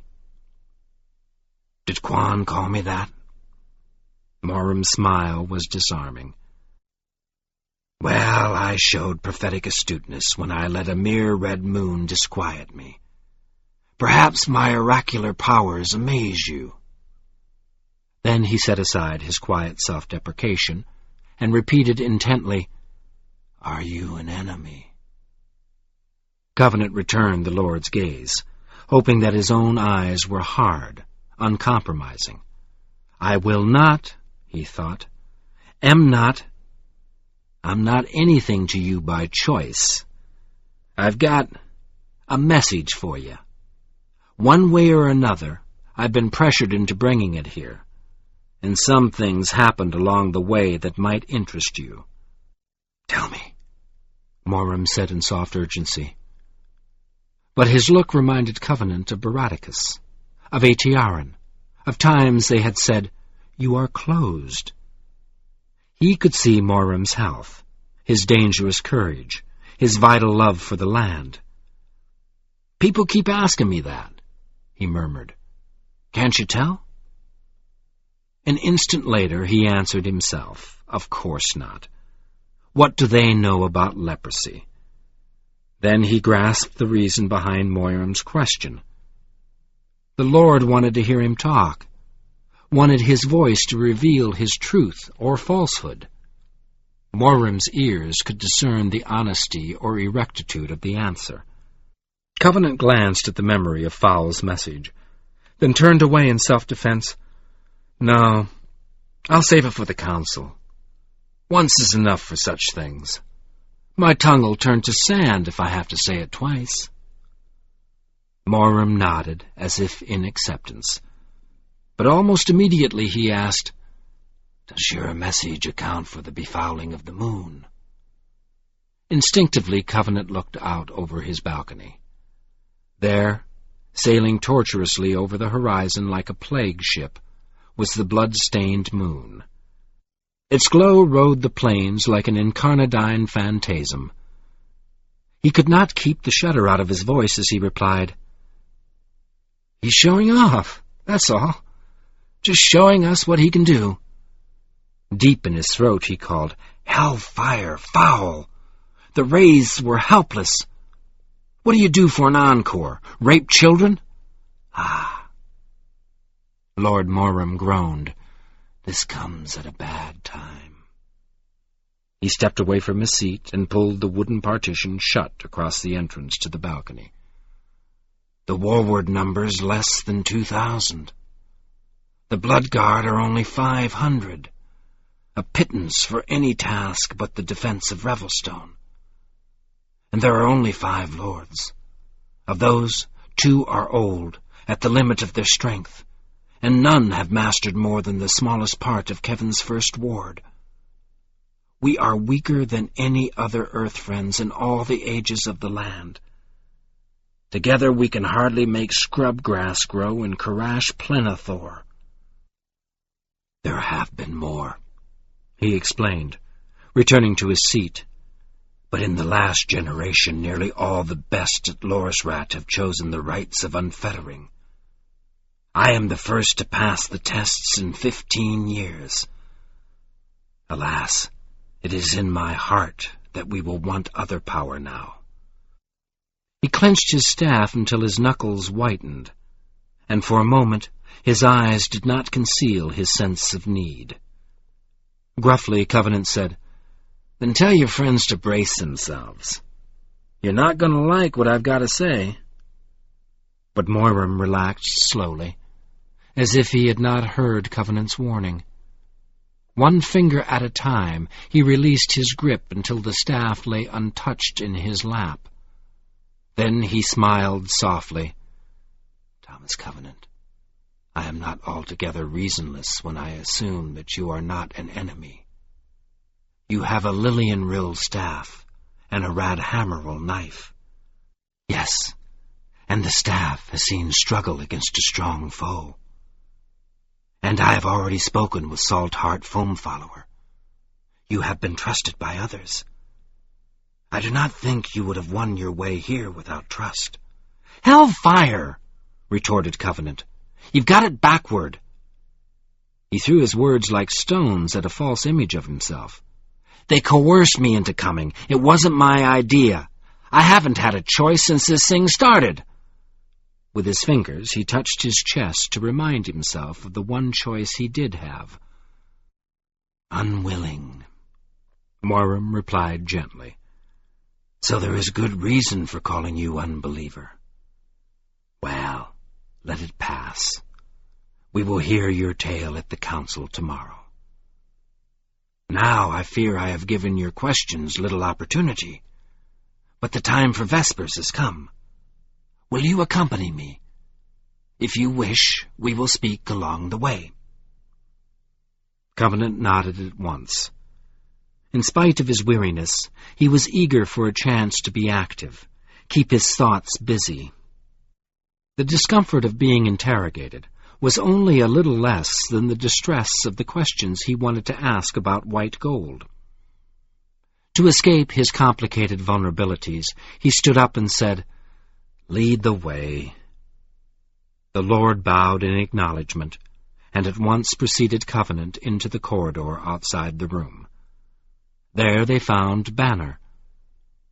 He stood against the wall, near the door, with his arms folded stolidly across his chest. But he moved to join them as Moram and Covenant entered the passageway. On an impulse, Covenant intercepted him. He met Banner's gaze, touched the Bloodguard's chest with one rigid finger, and said, "I don't trust you either." Then he turned in angry satisfaction back to the Lord. Moram paused while Banner went into Covenant's room to pick up one of the torches. Then the Bloodguard took a position a step behind Covenant's left shoulder, and Lord Moram led them down the corridor. Soon Covenant was lost again. The complexities of the tower confused him as quickly as a maze. But in a short time they reached the hall, which seemed to end in a dead wall of stone. Moiram touched the stone with an end of his staff, and it swung inward, opening over the courtyard between the tower and the main keep. From this doorway a crosswalk stretched over to a buttressed quoin. Covenant took one look at the yawning gulf of the courtyard and backed away. "No," he muttered. "Forget it. I'll just stay here if you don't mind." Blood rushed like shame into his face, and a rivulet of sweat ran coldly down his back. "I'm no good at heights." The Lord regarded him curiously for a moment, but did not challenge his reaction. "Very well," he said simply. "We will go another way." Sweating half in relief, Covenant followed as Moiram retraced part of their way, then led a complex descent to one of the doors at the base of the tower. There they crossed the courtyard. Then, for the first time, Covenant was in the main body of Revelstone. Around him, the keep was brightly lit with torches and gravelling. Its walls were high and broad enough for giants, and their spaciousness contrasted strongly with the convolution of the tower. In the presence of so much wrought, grand and magisterial granite, such a weight of mountain rock spanning such open, illuminated hills, he felt acutely his own meagreness, his mere frail mortality. Once again he sensed that the makers of Revelstone had surpassed him. But Moiram and Banner did not appear meagre to him. The Lord strode forward, as if these halls were his natural element, as if his humble flesh flourished in the service of this old grandeur. And Banner's personal solidity seemed to increase, as if he bore within him something that almost equaled Revelstone's permanence. Between them, Covenant felt half disincarnate, void of some essential actuality. A snarl jumped across his teeth, and his shoulders hunched as he strangled such thoughts. With a grim effort, he forced himself to concentrate on the superficial details around him. They turned down a hallway, which went straight but for gradual undulations, as if it were carved to suit the grain of the rock, into the heart of the mountain. From it, connecting corridors branched out at various intervals, some cutting directly across between cliff and cliff, and some only joining the central hall with the outer passages. Through these corridors, a steadily growing number of men and women entered the central hall, all, Covenant guessed, going toward Vespers. Some wore breastplates and headbands of warriors. Others wood Helvanen and Stone-Downer garb, with which Covenant was familiar. Several struck him as being related in some way to the Lilienrill or Radhammeril, but many more seemed to belong to the more prosaic occupations of running a city, cooking, cleaning, building, repairing, harvesting. Scattered through the crowd were a few Bloodguard.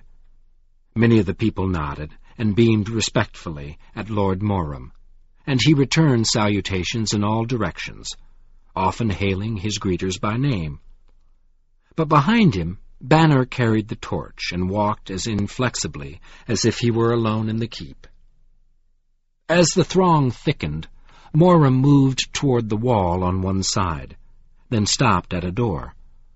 Opening it, he turned to Banner and said, "I must join the High Lord. Take Thomas Covenant to a place among the people in the sacred enclosure." To Covenant he added, "Banner will bring you to the close at the proper time tomorrow."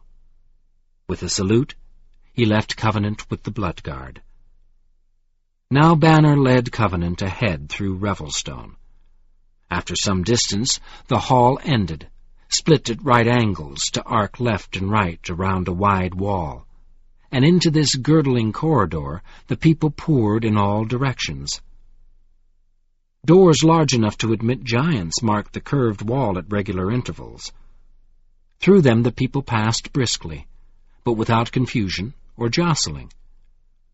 On either side of each door stood a Gravelingus and a Hirebrand, and as Covenant neared one of the doors, he heard the door wardens intoning, "If there is ill within your heart, leave it here.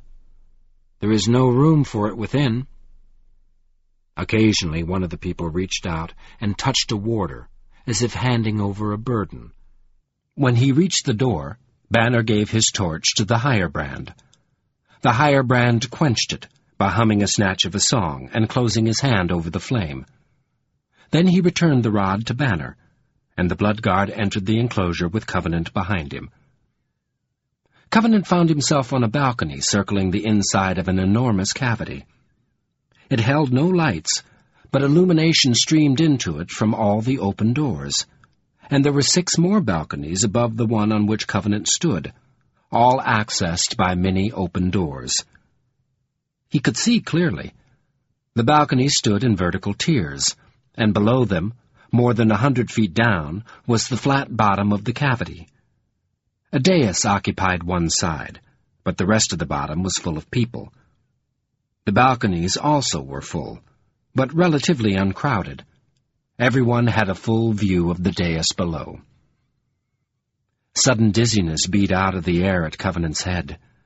He clutched at the chest-high railing, braced his laboring heart against it.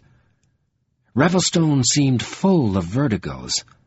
Everywhere he went, he had to contend with cliffs, gulfs, abysms, but the rail was reassuring granite. Hugging it, he fought down his fear, looked up to take his eyes away from the enclosure bottom. He was dimly surprised to find that the cavity was not open to the sky. It ended in a vaulted dome several 100 feet above the highest balcony. The details of the ceiling were obscure, but he thought he could make out figures carved in the stone, giant forms vaguely dancing. Then the light began to fail. One by one the doors were being shut.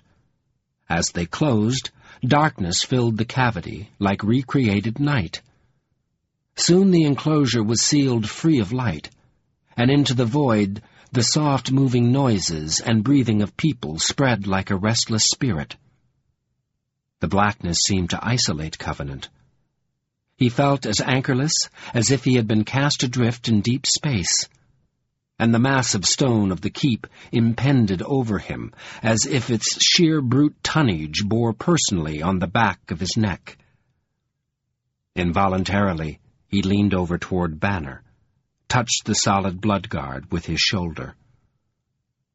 Then a flame flared up on the dais. 2 flames, a Lillian-rill torch and a pot of graveling. Their lights were tiny in the huge cavity, but they revealed Birinair and Torm standing on either side of the dais, holding their respective fires. Behind each hearthrall were 2 blue-robed figures. Lord Moiram, with an ancient woman on his arm behind Birinair, and a woman and an old man robed in blue. His erect carriage denied the age of his white hair and beard. Intuitively, Covenant guessed, "That's him, High Lord Prothel." The man raised his staff and struck its metal 3 times on the stone dais. He held his head high as he spoke, but his voice remembered that he was old. In spite of bold carriage and upright spirit, there was a roomy ache of age in his tone as he said, "This is the Vespers of Lord's Keep, ancient Revelstone, giant wrought, born of all that we believe.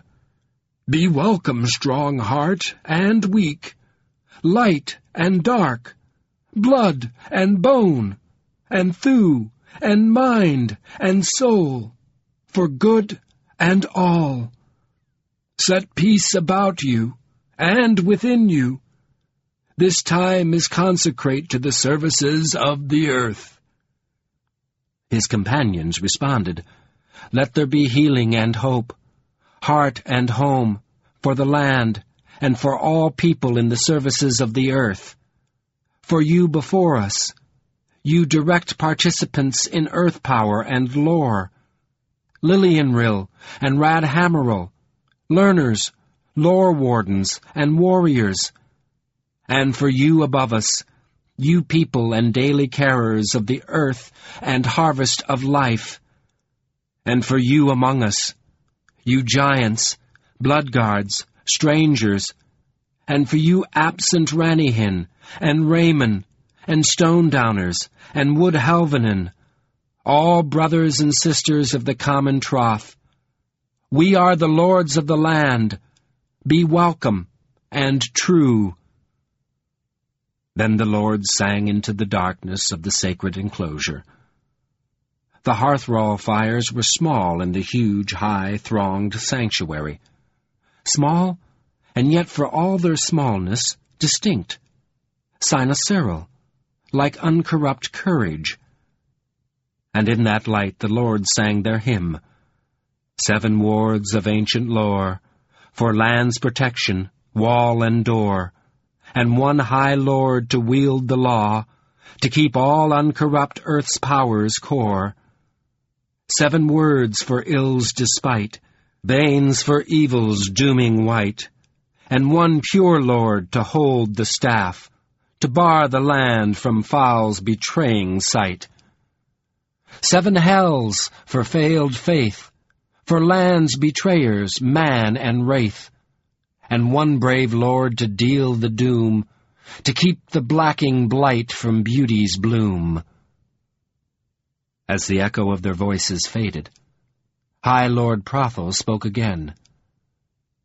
We are now the new preservers of the land, votaries and hand-servants of the earth power, sworn and dedicated to the retrieval of Kevin's lore, and to the healing of the earth from all that is barren or unnatural, ravaged, foundationless, or perverse, and sworn and dedicated as well, in equal balance, with all other consecrations and promises, sworn despite any urging of the importune self, the oath of peace, for serenity is the only promise we can give that we will not desecrate the land again.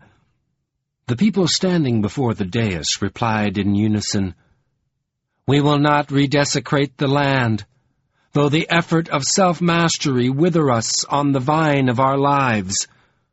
Nor will we rest until the shadow of our former folly is lifted from the land's heart, and the darkness is whelmed in growth and life.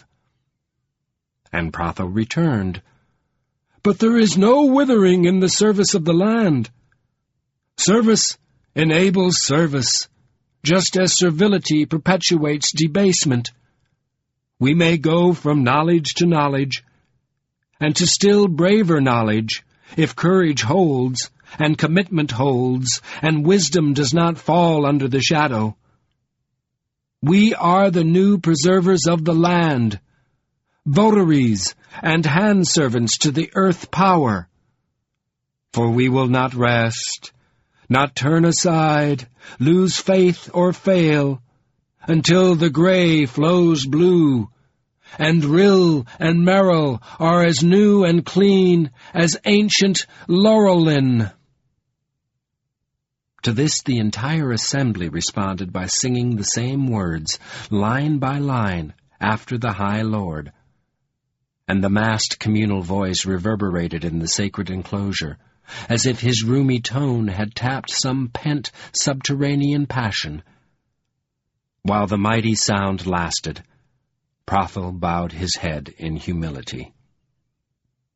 But when it was over, he threw back his head and flung his arms wide, as if baring his breast to a denunciation. "Ah, my friends," he cried, "hand-servants, votaries of the land, why have we so failed to comprehend Kevin's lore? Which of us has in any way advanced the knowledge of our predecessors? We hold the first ward in our hands. We read the script, and in much we understand the words, and yet we do not penetrate the secrets. Some failure in us, some false inflection, some mistaken action, some base alloy in our intention, prevents. I do not doubt that our purpose is pure. It is High Lord's Kevin's purpose, and before him Loryx, and Damelons, and Harthus, but wiser, for we will never lift our hands against the land in mad despair. But what then? Where are we wrong that we cannot grasp what is given to us?" For a moment after his voice faltered and fell, the sanctuary was silent, and the void throbbed like weeping, as if in his words the people recognized themselves, recognized the failure he described as their own. But then a new voice arose. Salt-Heart Foam-Follower said boldly, "My lord, we have not reached our end. True, the work of our lifetime has been to comprehend and consolidate the gains of our forebearers. But our labor will open the doors of the future. Our children and their children will gain, because we have not lost heart. For faith and courage are the greatest gifts that we can give to our descendants. And the land holds mysteries of which we know nothing, mysteries of hope, as well as of peril. Be of good heart, Rock Brothers. Your faith is precious above all things." "But you don't have time," Covenant groaned. "Faith, children, Foul is going to destroy you." Within him, his conception of the Lord's world altered. They were not superior beings, fate shapers. They were mortals like himself, familiar with impotence. Foul would reave them. For an instant, he released the railing as if he meant to cry out his message of doom to the gathered people. But at once vertigo broke through his resistance, pounced at him out of the void. Reeling, he stumbled against the rail, then fell back to clutch at Banner's shoulder. At the uttermost limit of their span of days upon the land, he would have to read them their death warrant. "Get me out of here," he breathed hoarsely. "I can't stand it." Banner held him, guided him. Abruptly, a door opened into the brilliance of the outer corridor. Covenant half fell through the doorway. Without a word, Banner relit his torch at one of the flaming brands set into the wall. Then he took Covenant's arm to support him. Covenant threw off his hand. "Don't touch me!" he panted inchoately. "Can't you see I'm sick?" No flicker of expression shaded Banner's flat countenance. Dispassionately, he turned and led Covenant away from the sacred enclosure. Covenant followed, bent forward and holding his stomach as if he were nauseated. At the uttermost limit. How could he help them? He could not even help himself. In confusion and heart distress, he shambled back to his room in the tower, stood dumbly in the chamber while Banner replaced his torch in the tower, closing the door like a judgment behind him. Then he gripped his temples, as if his mind were being torn in two. "None of this is happening," he moaned. "How are they doing this to me?" Reeling inwardly, he turned to look at the arras as if it might contain some answer. But it only aggravated his distress, incensed him like a sudden affront. "Bloody hell, Barrick!" he groaned. "Do you think it's that easy? Do you think that ordinary human despair is enough? That if you just feel bad enough, something cosmic, or at least miraculous, is bound to come along and rescue you? Damn you! He's going to destroy them. You're just another leper outcast, unclean, and you don't even know it." His fingers curled like ferro claws, and he sprang forward, ripping at the arras as if he were trying to rend a black lie off the stone of the world. The heavy fabric refused to tear in his half-unfingered grasp, but he got it down from the wall. Throwing open the balcony, he wrestled the arras out into the crimson-tainted night and heaved it over the railing. It fell like a dead leaf of winter. I am not Barrick. Panting at his effort, he returned to the room, slammed the partition shut against the bloody light. He threw off his robe, put on his own underwear, then extinguished the fires and climbed into bed. But the soft, clean touch of the sheets on his skin gave him no consolation.